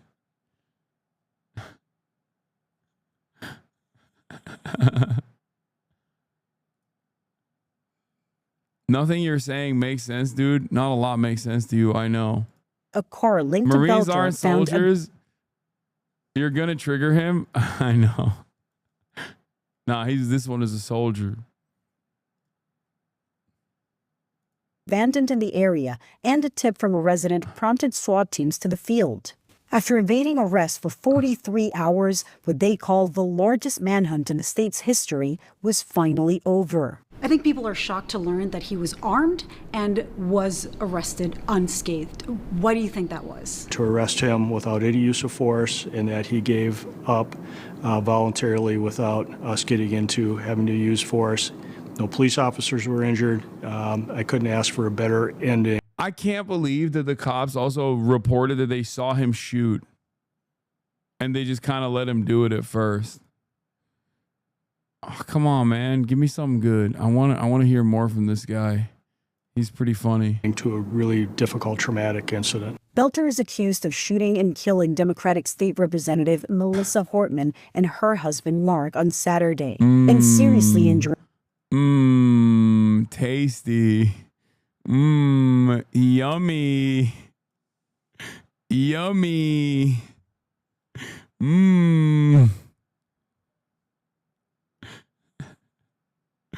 Too many flavors.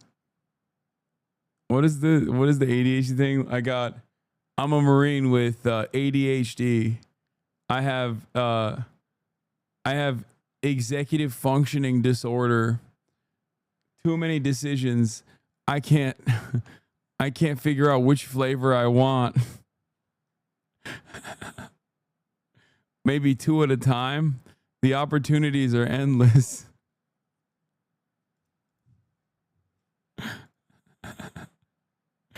You are bullying a neurodivergent Marine, sir.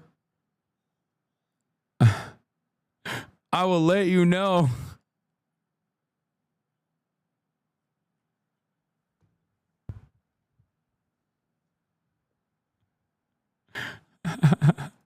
State Senator John Hoffman and his wife in what the governor called a politically motivated attack. This cannot be the norm. It cannot be the way that we deal with our political differences. Investigators say security video from the Hoffman home shows the suspect wearing a face mask while posing as a police officer, that he shot the Democratic lawmaker at around 2 a.m. Saturday. Then at around 3:30 a.m., officers checked on Representative Hortman's home as a precaution about 9 miles away. That's when they say they witnessed the suspect shoot and kill Hortman before exchanging fire and escaping on foot. Police say Belter left behind an SUV disguised with police lights and markings. Inside, they say they found at least 3 assault rifles and a handgun. There was also a list of more than 50 possible targets, including lawmakers and abortion rights advocates and clinics. Yes, they saw him kill her. Yeah. This afternoon, Belter will go before a judge. He's facing 4 counts, 4 now, of second-degree murder and attempted murder. If found guilty, each of those carries up to 40 years in prison. Gail? Such a senseless tragedy. Lily, thank you. Images show the tools prosecutors say Vance Belter used in the deadly rampage he planned for months. Firearms, ammo, a hyper-realistic silicone mask, and notebooks filled with scribbled notes. And I wouldn't go that far. As far as hyper-realistic, I wouldn't say it was a hyper-realistic mask. It was a fucking very lists of creepy targets, one. including many Democrats. His crimes are the stuff of nightmares. Belter stalked his victims like prey. And in another disturbing twist, officials today said Belter didn't just target 2 lawmakers that morning. Belter went to the homes of 4 Minnesota state politicians with the intent to kill them. Belter was arrested Sunday night after the largest manhunt in Minnesota history. You saw him in this grass? Yeah. Wendy Thomas believes she saw Belter in the hours before his arrest, saying she was leaving a friend's house when she... I don't get it. Why is this second degree? Is there like something in the Minnesota? Sometimes states have different determinations, but I don't understand why they would give second degree to premeditated murder. Does that mean premeditated murder in Minnesota? Oh, this is federal charges? I mean, easier to convict. You need a grand jury to indict him first? Oh.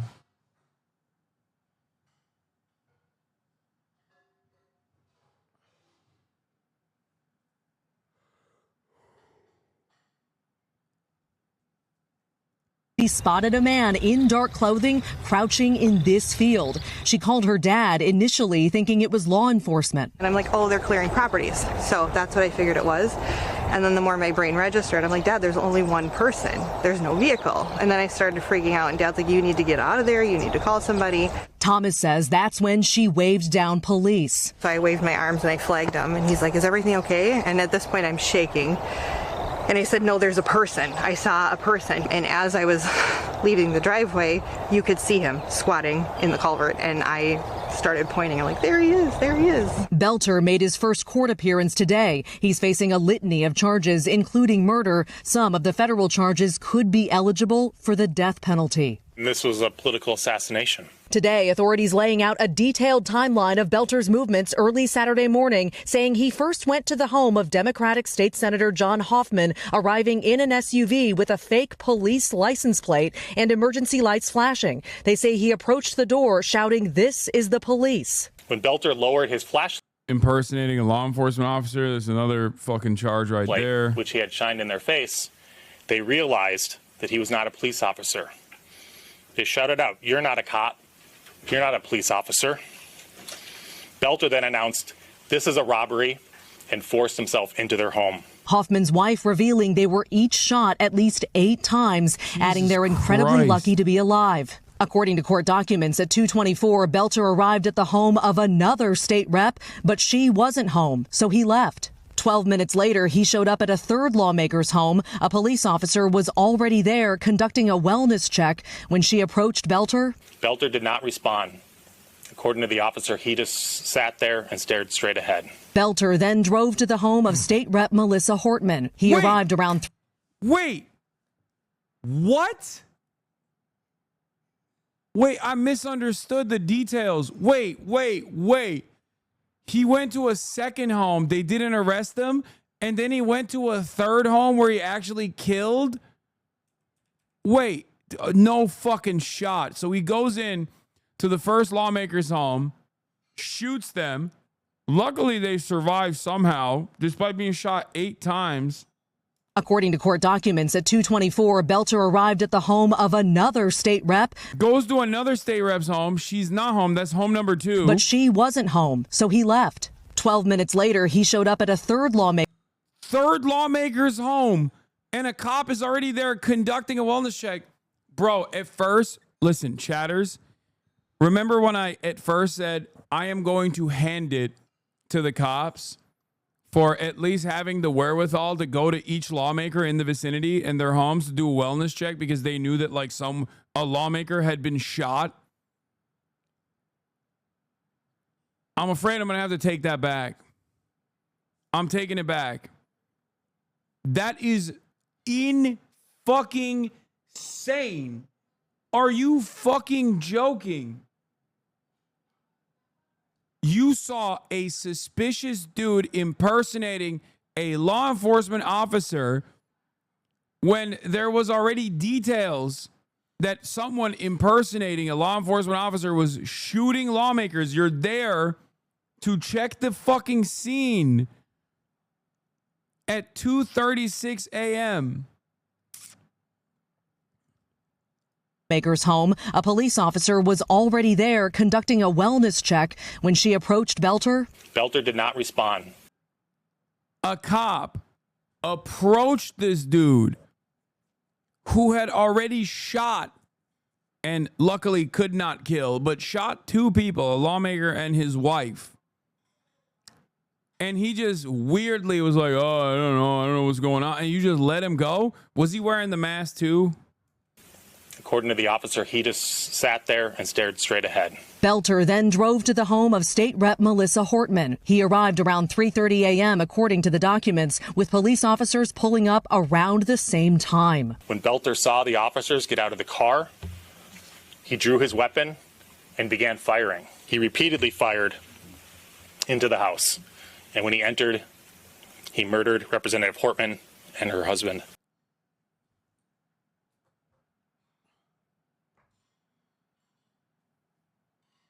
I'm sorry.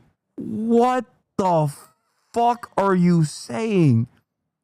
So then by the time this happens, he's at the 4th house and the cops arrive. He pulls his gun out, starts shooting at him. They don't do anything in return.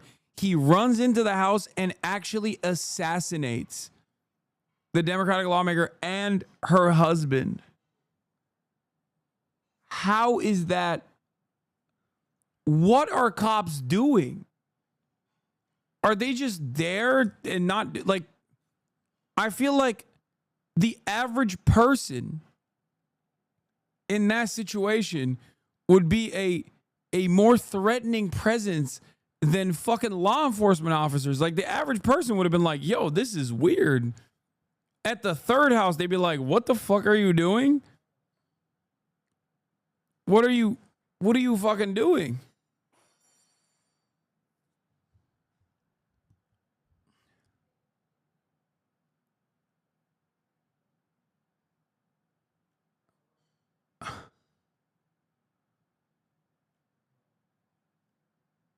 What, is it just like because he looks like a cop? Is that what it is? Like I cannot comprehend what took place here. I don't understand how the first cop let him go. I don't understand how the second cop they shot. Like he shot at them and they were like, well, he's a white guy. He probably was threatened. Like, how is this? How does this make any sense? He shot at the cops, walked into the house, killed the fucking lawmaker and her husband, and then was able to escape on foot.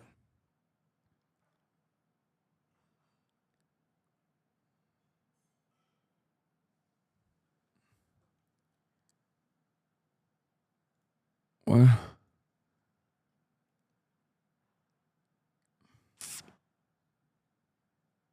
Bro was wearing the mask when she talked to him and let him go. That's why they keep calling the mask hyper realistic.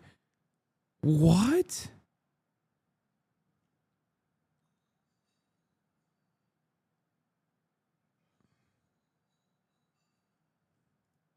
Mark. Belter fled on foot. He repeatedly fought a car. He drew his weapon. Same time. Look, when Belter saw the officers get out of the car. Like, he was arriving at the fourth house at the same time as the cops were. He sees the cops arriving. He's not in the house yet. He starts opening fire on the cops. He drew his weapon and began firing. He repeatedly fired into the house. And when he entered, he murdered Representative Hortman. Wait, oh, what? He saw the cops arrive on scene and started opening fire into the house. He fired into the house and then he entered the house. He didn't even shoot at the cops. Why didn't the cops shoot at him? Why didn't they shoot him?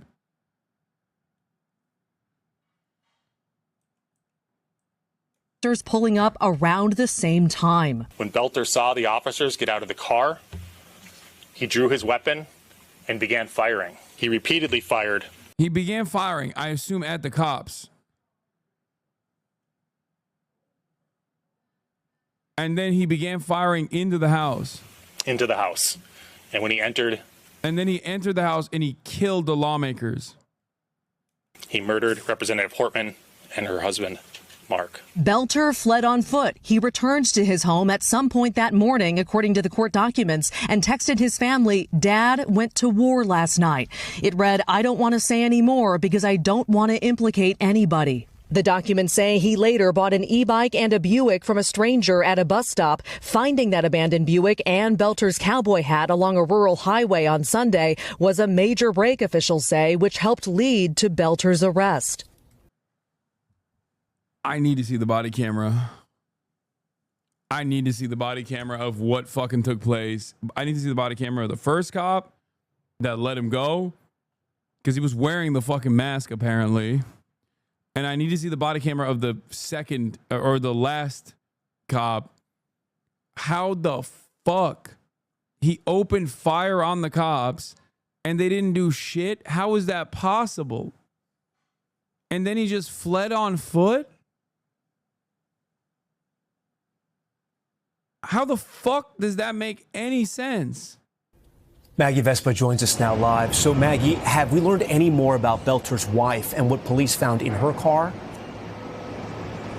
Yeah, Tom, we have. That affidavit also unveiled that law enforcement searched Jenny Belter's car on Saturday, finding in it, documents say, 2 handguns, roughly $10,000 cash, and passports for her and her kids who were in the car with her at the time. Now, law enforcement has since stressed Jenny Belter was cooperative. She was never detained. We have reached out to her, and we haven't yet heard back.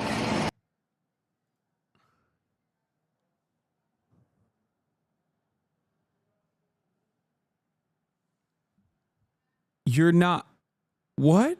You're not even investigating if she's involved at all?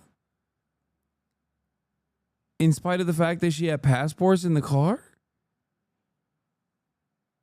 Well, I'm not saying like arrest her permanently. But like not even a little bit of an investigation to be like, so what's up? Like, why are you escaping? This looks like you're escaping. What's, dude. Handguns, passports, and $10,000. I get stopped with passports in the car, handguns, and $10,000 on a fucking busted taillight. I'm getting detained. Okay, I'm 100% getting detained, and I'm not directly tied to a fucking assassin. what is going on right now? What is it like if you're in Minnesota and you're white, they just let you do it? Like, what's happening? None of this makes sense. Am I crazy? I feel like is that the cheat code? You got to be white in Minnesota and they will literally be like, "Oh yeah, you're free to go, ma'am."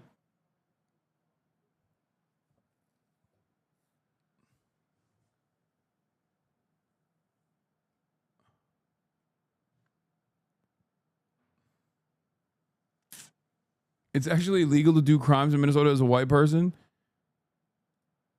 Brother, the Hogs are saying the cops aren't investigating her because she interned for Tim Walz. She didn't. What?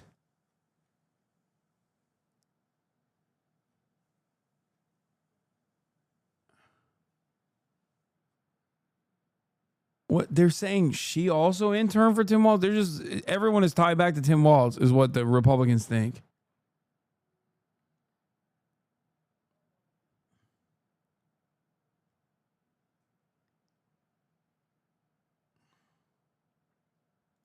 Thread from a local summing up all the weird inconsistencies. How does this account jive with the account of the New Hope police officer going to check on a New Hope politician and bumping into Baylor there before he went to Hortman's home, and the giant photo of the sergeant? Come on, y'all. Unapologetic propaganda from the Star Tribune, even with conflicting official information out there to discount this. They're going to just keep rolling with this shameful, incredible story of instinct and courage from the Brooklyn Park, Sergeant Riley Norton, and other responding officers. Their swift action prevented an even greater tragedy and led to the suspect's arrest. What do you mean? This is a sequence of so many incompetent cops that this literally feels like it's a setup of some sort.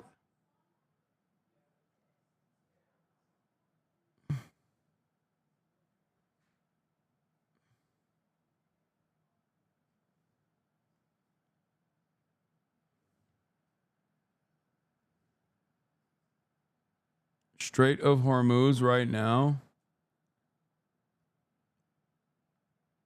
Also, they didn't even fucking find the cop. What is happening in the Strait of Hormuz? Among Democrats, do you support Democrats like Sanders and AOC who call for more aggressive stance towards Trump, or moderate Democrats who are willing to compromise with Trump on issues important to their base? AOC Bernie, 70%. Moderate Dems, 30%. Harvard-Harris poll.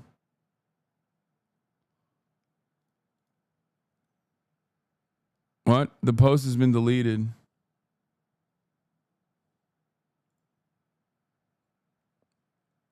NASA firms shows current fire in the Gulf of Oman near the Strait of Hormuz. No similar activity detected in the previous days. What? We don't know yet, I don't think.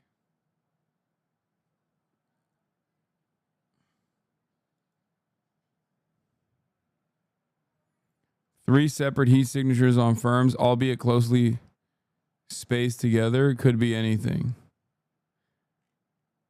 There's a picture. It's true. Developing suspect's wife who helped run their security firm appears to have worked as an intern for former Representative Tim Walz. No, this isn't true. Wait, why are they this is not true. It's a different person with the same last name, right? I don't think this is even true. Even if it was true, who gives a fuck? The dude wanted to kill Tim Walz. Someone with the same name as his wife interned for Walz for one college semester. If it was her, she would have been in her 40s at the time. But even if it was literally her, who gives a fuck? The guy was clearly trying to assassinate Tim Walz as well. U.S. Air Force B-1B bomber just left the U.S. Not looking good at all. What?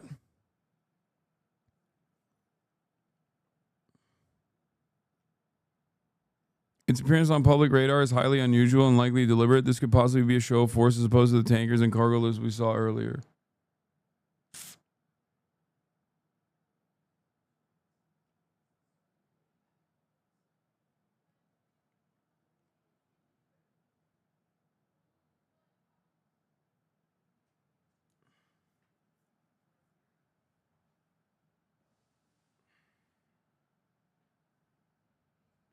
They have bombers in Diego Island. This is way too far for a B-1 to travel.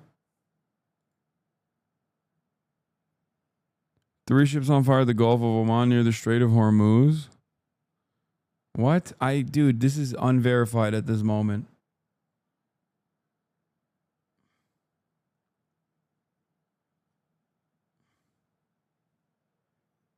Stop sending me like every dumb shit that happens in the region that you think is happening in the region.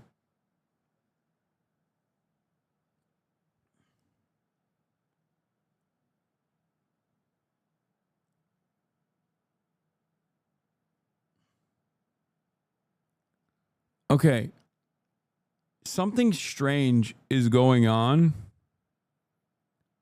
with this situation. Both strange in terms of like the police response being more incompetent than what you would normally expect. Like a sequence of actions that took place that are very weird. Like letting him go when they're supposedly on high alert. Read page 3. This is the official narrative of Belter from the courts.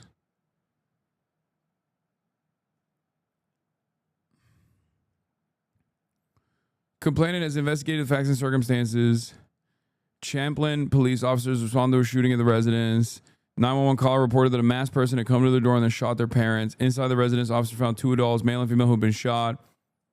Video surveillance footage from the exterior of the residence showed a Ford SUV with the police-style lights parked in the driveway of the residence. It also showed a man later identified as defendant Vance Luther Belter wearing a mask and a blue shirt and a police-style tactical vest with a badge and a yellow grip gun. Approached the front door with a flashlight. Defendant knocked on the door and announced himself as a police officer before entering the house and shooting victims 3 and 4. Surveillance video footage showed defendant flee the residence and enter the police-style vehicle. Victim 3 and victim 4 are currently alive and remain hospitalized. Short time later, Brooklyn Park Police Department learned of the shooting in Champlain. Because one of the victims is a state legislator, police proactively sent patrol officers to the home of another state legislator in Brooklyn Park, Hennepin County, Minnesota. When officers arrived approximately at 3:35 a.m., they saw a Ford SUV with police-style lights and immediately saw a defendant, still dressed as a police officer, shoot an adult man, referred to herein as Victim 2, through the open door of the home. Police exchanged gunfire with the defendant, who fled inside the residence before escaping the area. Inside the residence, officers found 2 adults deceased from gunshot wounds, Victim 2 and his wife, Victim 1. Victim 1 is also a state legislator. Officers searched defendant's vehicle, located at least 3 AK-47 assault rifles, a 9mm handgun, as well as a list of names and addresses of other public officials. Officers canvassed the surrounding area, located a ballistic vest. How did he escape?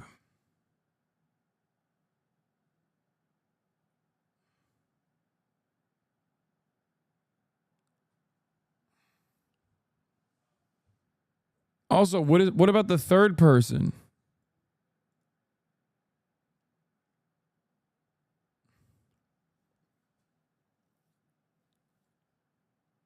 Like, what about the third cop or the second cop?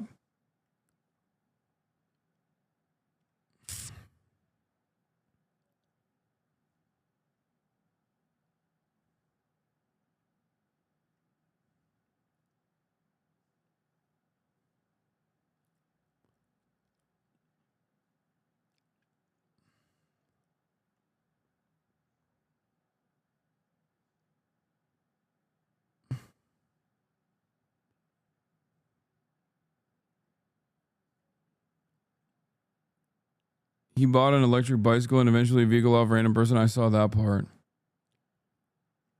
You're looking at the warrant, not the affidavit.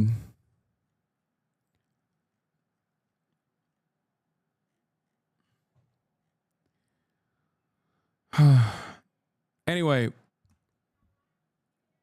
not only is the fucking situation strange, there's photos in this. I don't want to... What kind of photos are in here? Oh, just the mask photo.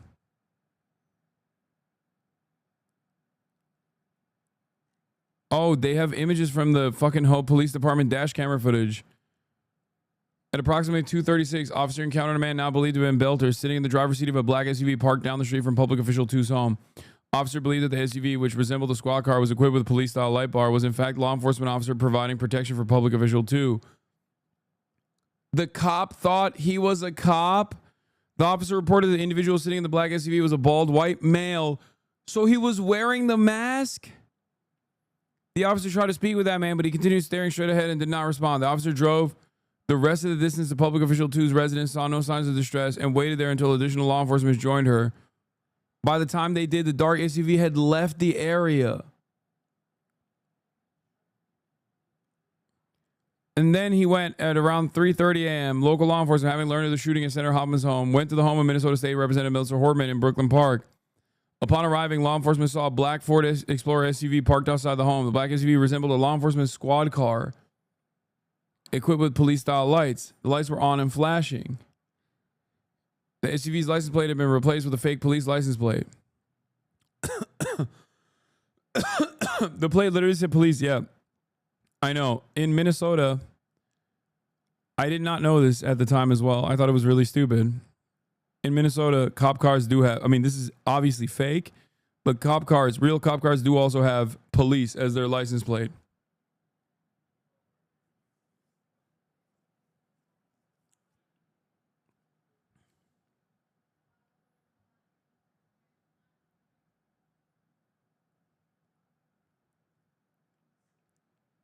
Law enforcement arriving at Representative Hortman's home saw Belter dressed in dark colors standing near the front door facing the house.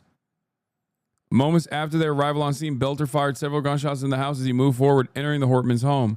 In dash cam footage from the scene, moments after Belter fired those shots, he moved into wait, so he didn't even shoot at the cops. He didn't even shoot at the cops. Moments after their arrival on scene, Belter fired several shots into the house as he moved forward. In the dash cam footage from the scene, moments after Belter fired those shots, he moved into the house. A second set of gunshots can be heard. At the same time, several flashes appear in the entryway windows.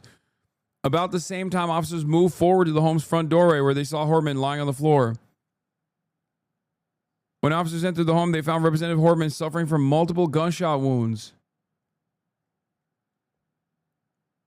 Hortman family dog was gravely injured as well. Belter fled the Hortman's home, leaving behind Belter's 2015 Ford Explorer SUV parked outside the house. After obtaining a warrant, officers searched that vehicle. I know from my training and experience that the Ford did not manufacture 2015 Explorers in the state of Minnesota. Officers found evidence tying Belter to the SUV, including a bill from the storage unit with Belter's name. They also found approximately 5 firearms in the SUV, including semi-automatic assault-style rifles, as well as a large quantity of ammunition organized into loaded magazines. They also found a medical kit containing wound treatment supplies, several eye masks of the kind that might be worn while sleeping. From the SUV, officers recovered several notebooks full of handwritten notes. Listed among the pages of the notebooks were the names of more than 45 Minnesota state and federal public officials, including Representative Hortman, whose home address was written next to her name. One of those notebooks contained lists of internet-based people, search engines, including True People Search, Spokeo, People, People Finders, Been Verified, White Pages, Truth Finder, Intellius, Ownerly, US Search, and People Looker.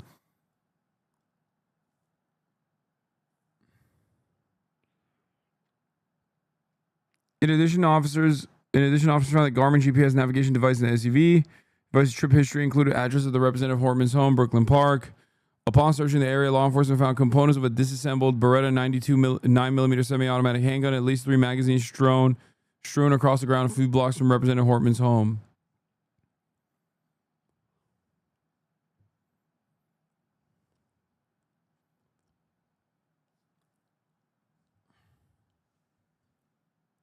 Dude, why the fuck do those websites even exist?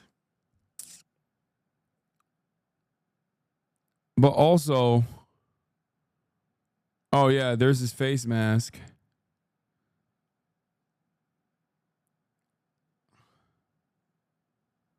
Why do they not bring up the yeah, okay, the dog died, guys. I know he killed the dog. Oh my god, I didn't know there were so many fucking white women in the chat. Calm down. I know. Okay, you have been going crazy over the guy shooting the dog. I know. What the fuck, man? Yeah, I don't know if you guys know this, but he killed people, okay?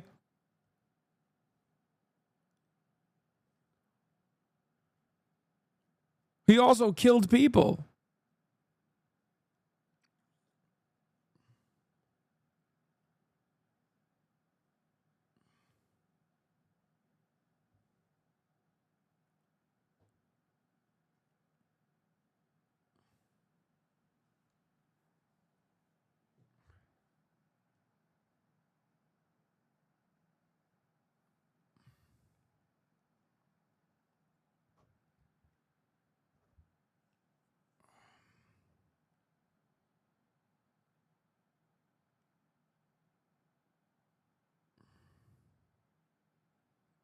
Don't hate on women. All Americans value dogs more than people. No, I agree.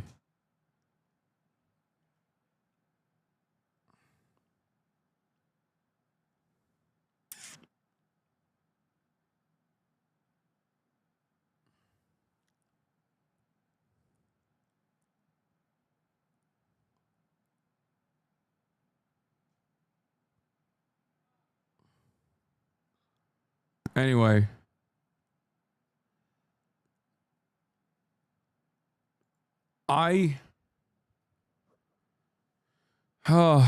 Not only is the story odd, the apprehension is even weirder, and is yet another, I guess, perfect demonstration of police incompetence.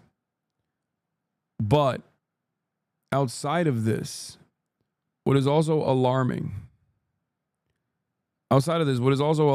is the fact that every fucking right-wing outlet instantly locked in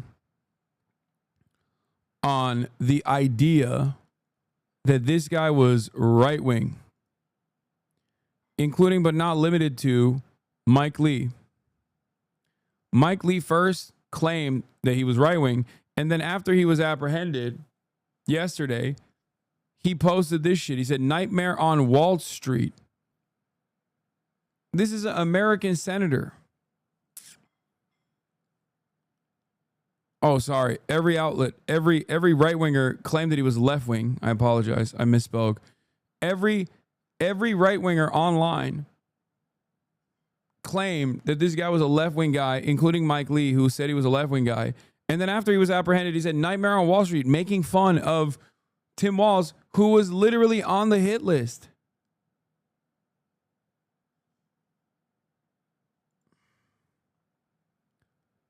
A top staffer to Senator Tina Smith emailed Mike Lee's top staffers on Monday about how much additional pain you've caused on an unspeakably horrific event. I don't think these guys care. Like, I think these guys are fucking animals, okay? The Mike Lee is a goddamn animal, dude. American senator making jokes about a Trump supporter killing Democratic lawmakers after spending the weekend falsely claiming the shooter was actually a Democrat. Clown country. Here he is. Could you tell us about your conversation with Senator Smith? Do you regret your tweet? Do you stand by the post that you made on X? Have you had a productive conversation about that post? Was that what the senator wanted to speak to you about? What did you think of the meeting you just came from? Tina Smith confronted him. She also then went on CNN to talk about the confrontation. What did he have to say when you confronted him with that? Well, I mean, honestly, I don't think this is a person who's used to being confronted. I don't think he's somebody who's used to being challenged, and I think he didn't quite know what to do. Approached him from a position of respect and wanting him to understand what I thought. And he didn't have that much to say. What he needs to do is he needs to apologize. I really think that he should take that post down. To indicate that somehow this was some sort of a Marxist leftist attack that causes violence is completely false. He's spreading that misinformation and he should correct that. I didn't get any of that from him earlier this evening, but I hope that what I said sunk in and that he, as my mother used to say, words have consequences, and his words have a ton of consequence, and he should own that.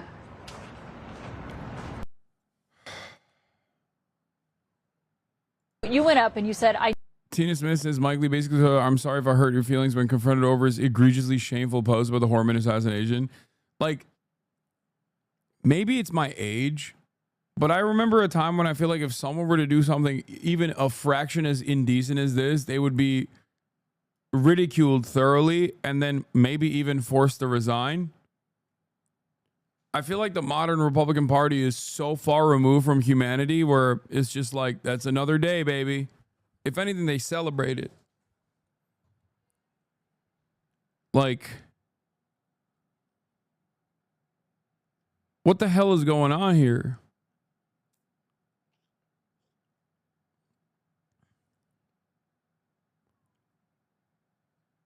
He tweeted that the dude that was killing Democratic lawmakers was actually a Marxist, radical, leftist, whatever. And then he tweeted that the dude who actually had Tim Walz on his fucking target list, he made a joke about Tim Walz, saying Nightmare on Wall Street. Tim Walz is a friend to the fucking slain Democratic lawmaker and also was on the hit list.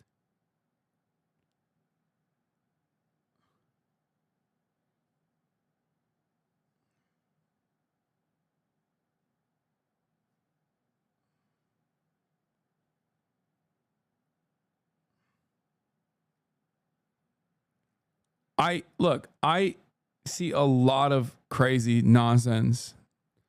I'm a professional political commentator. I've been doing this for 12 years, and I've seen a whole bunch of crazy nonsense in my career. But stuff like this still pisses me off because it's just still so repulsive. And I do feel like this is a boundary breaking moment. Like this is so I don't even know what to say.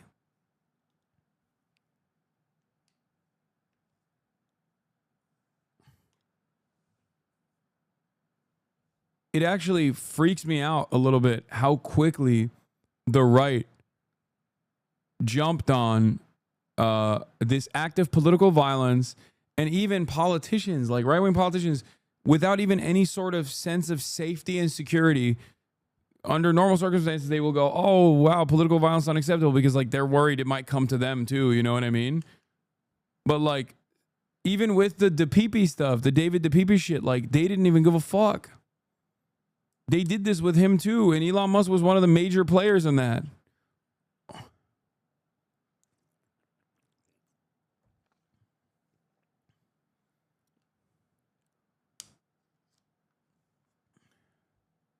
No more accountability at all.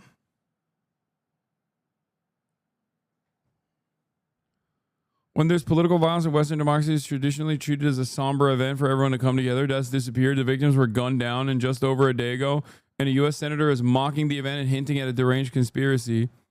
Second U.S. senator promoting conspiracy theory, baselessly claiming the left for the shooting of the two Democratic lawmakers. I mean, what took place here is a Democratic lawmaker was slain, and many more were on the hit list, and one of them almost died.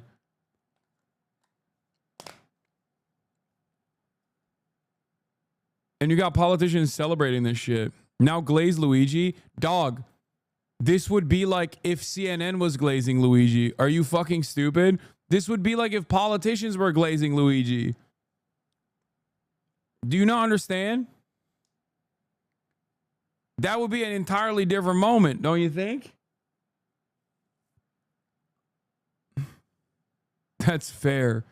Some of y'all are so one note. I swear to God, it's so strange.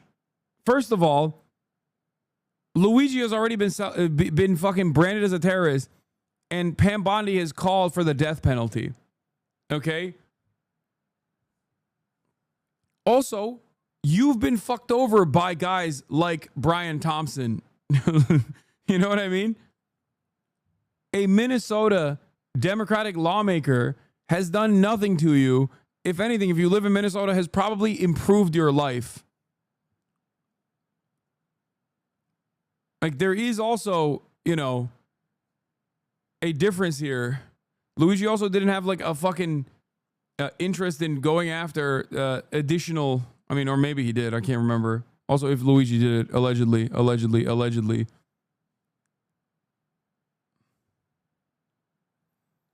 Hassan, I love your takes, but I don't understand why you're surprised by this. They've been on board with this shit for years. Don't you remember the Obama pinata? The conservatives put a noose around conservatives with no morals for a while now. He's tripling down.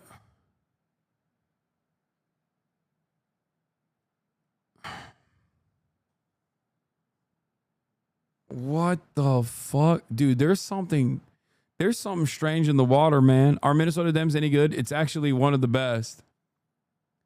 The Minnesota The Democratic Farmer Labor Party is unironically one of the examples that I have used over and over again about what the Democrats could do with a 50-50 split state legislature, with a 50-50 split House of Representatives and a Senate. Yeah.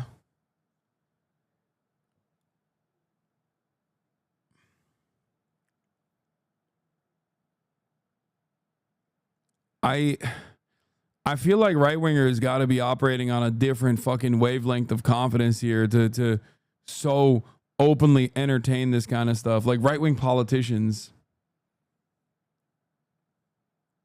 Yeah, Melissa Hortman, who this fucking asshole killed, was a important politician that played a formative role in pushing a lot of fucking great legislation in the state of Minnesota that I have routinely talked about in positive terms. Yeah, I have a whole video called "Here's How You Get Shit let's talk Done." about Minnesota. This is part of her legacy.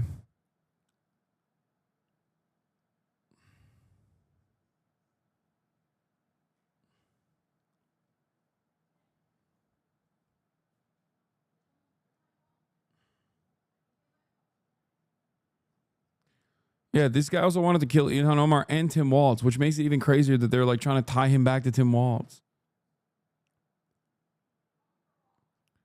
Anyway, like I said this earlier, but there's no need for the CIA or NATO to do sophisticated influence campaigns and false flags anymore. Half the country literally believes the evangelical mercenary Trump supporter who shot Democratic politicians and had more on his hit list is actually woke because of this fucking website.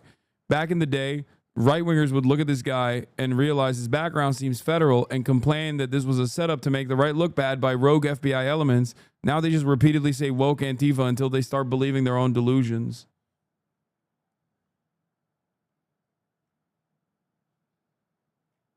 They just let him walk? No, they didn't let him walk. No, he's in jail.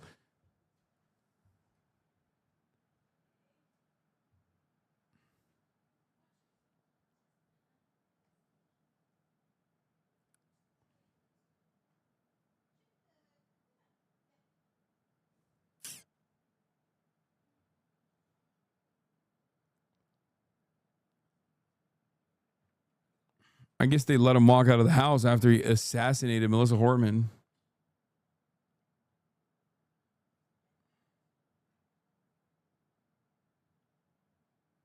But yeah, this is like intense.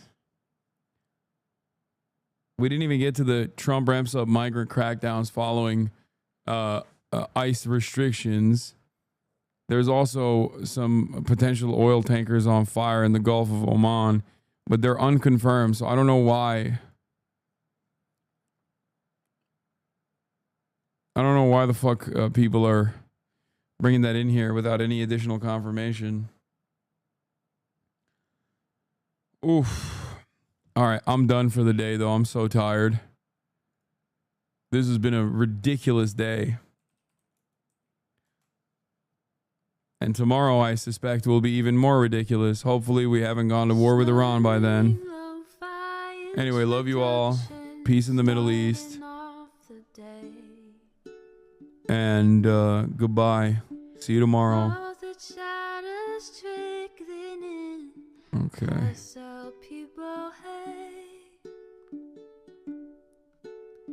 Sunny Los Angeles, California, says Hassan. The starlight to the starlight to the topic just begun. There he is again, Hassan is streaming. Hassan is streaming. There he is again. Hassan is streaming. Hassan is streaming. Review in the P.O. box. Uncle, you girl. Sat in Discord at your prop. Great names take on breaks. Tiny Bernie Sanders, LGBTQ Air Force. The whole left at your fingertips, on at your door. H3 crowded debate, the Young Turks online show. 3 full fucking years of this, plenty more to go. 90-day fiance, talks of champagne bourgeoisie. A Trump rally live reaction, a mass riot at DC.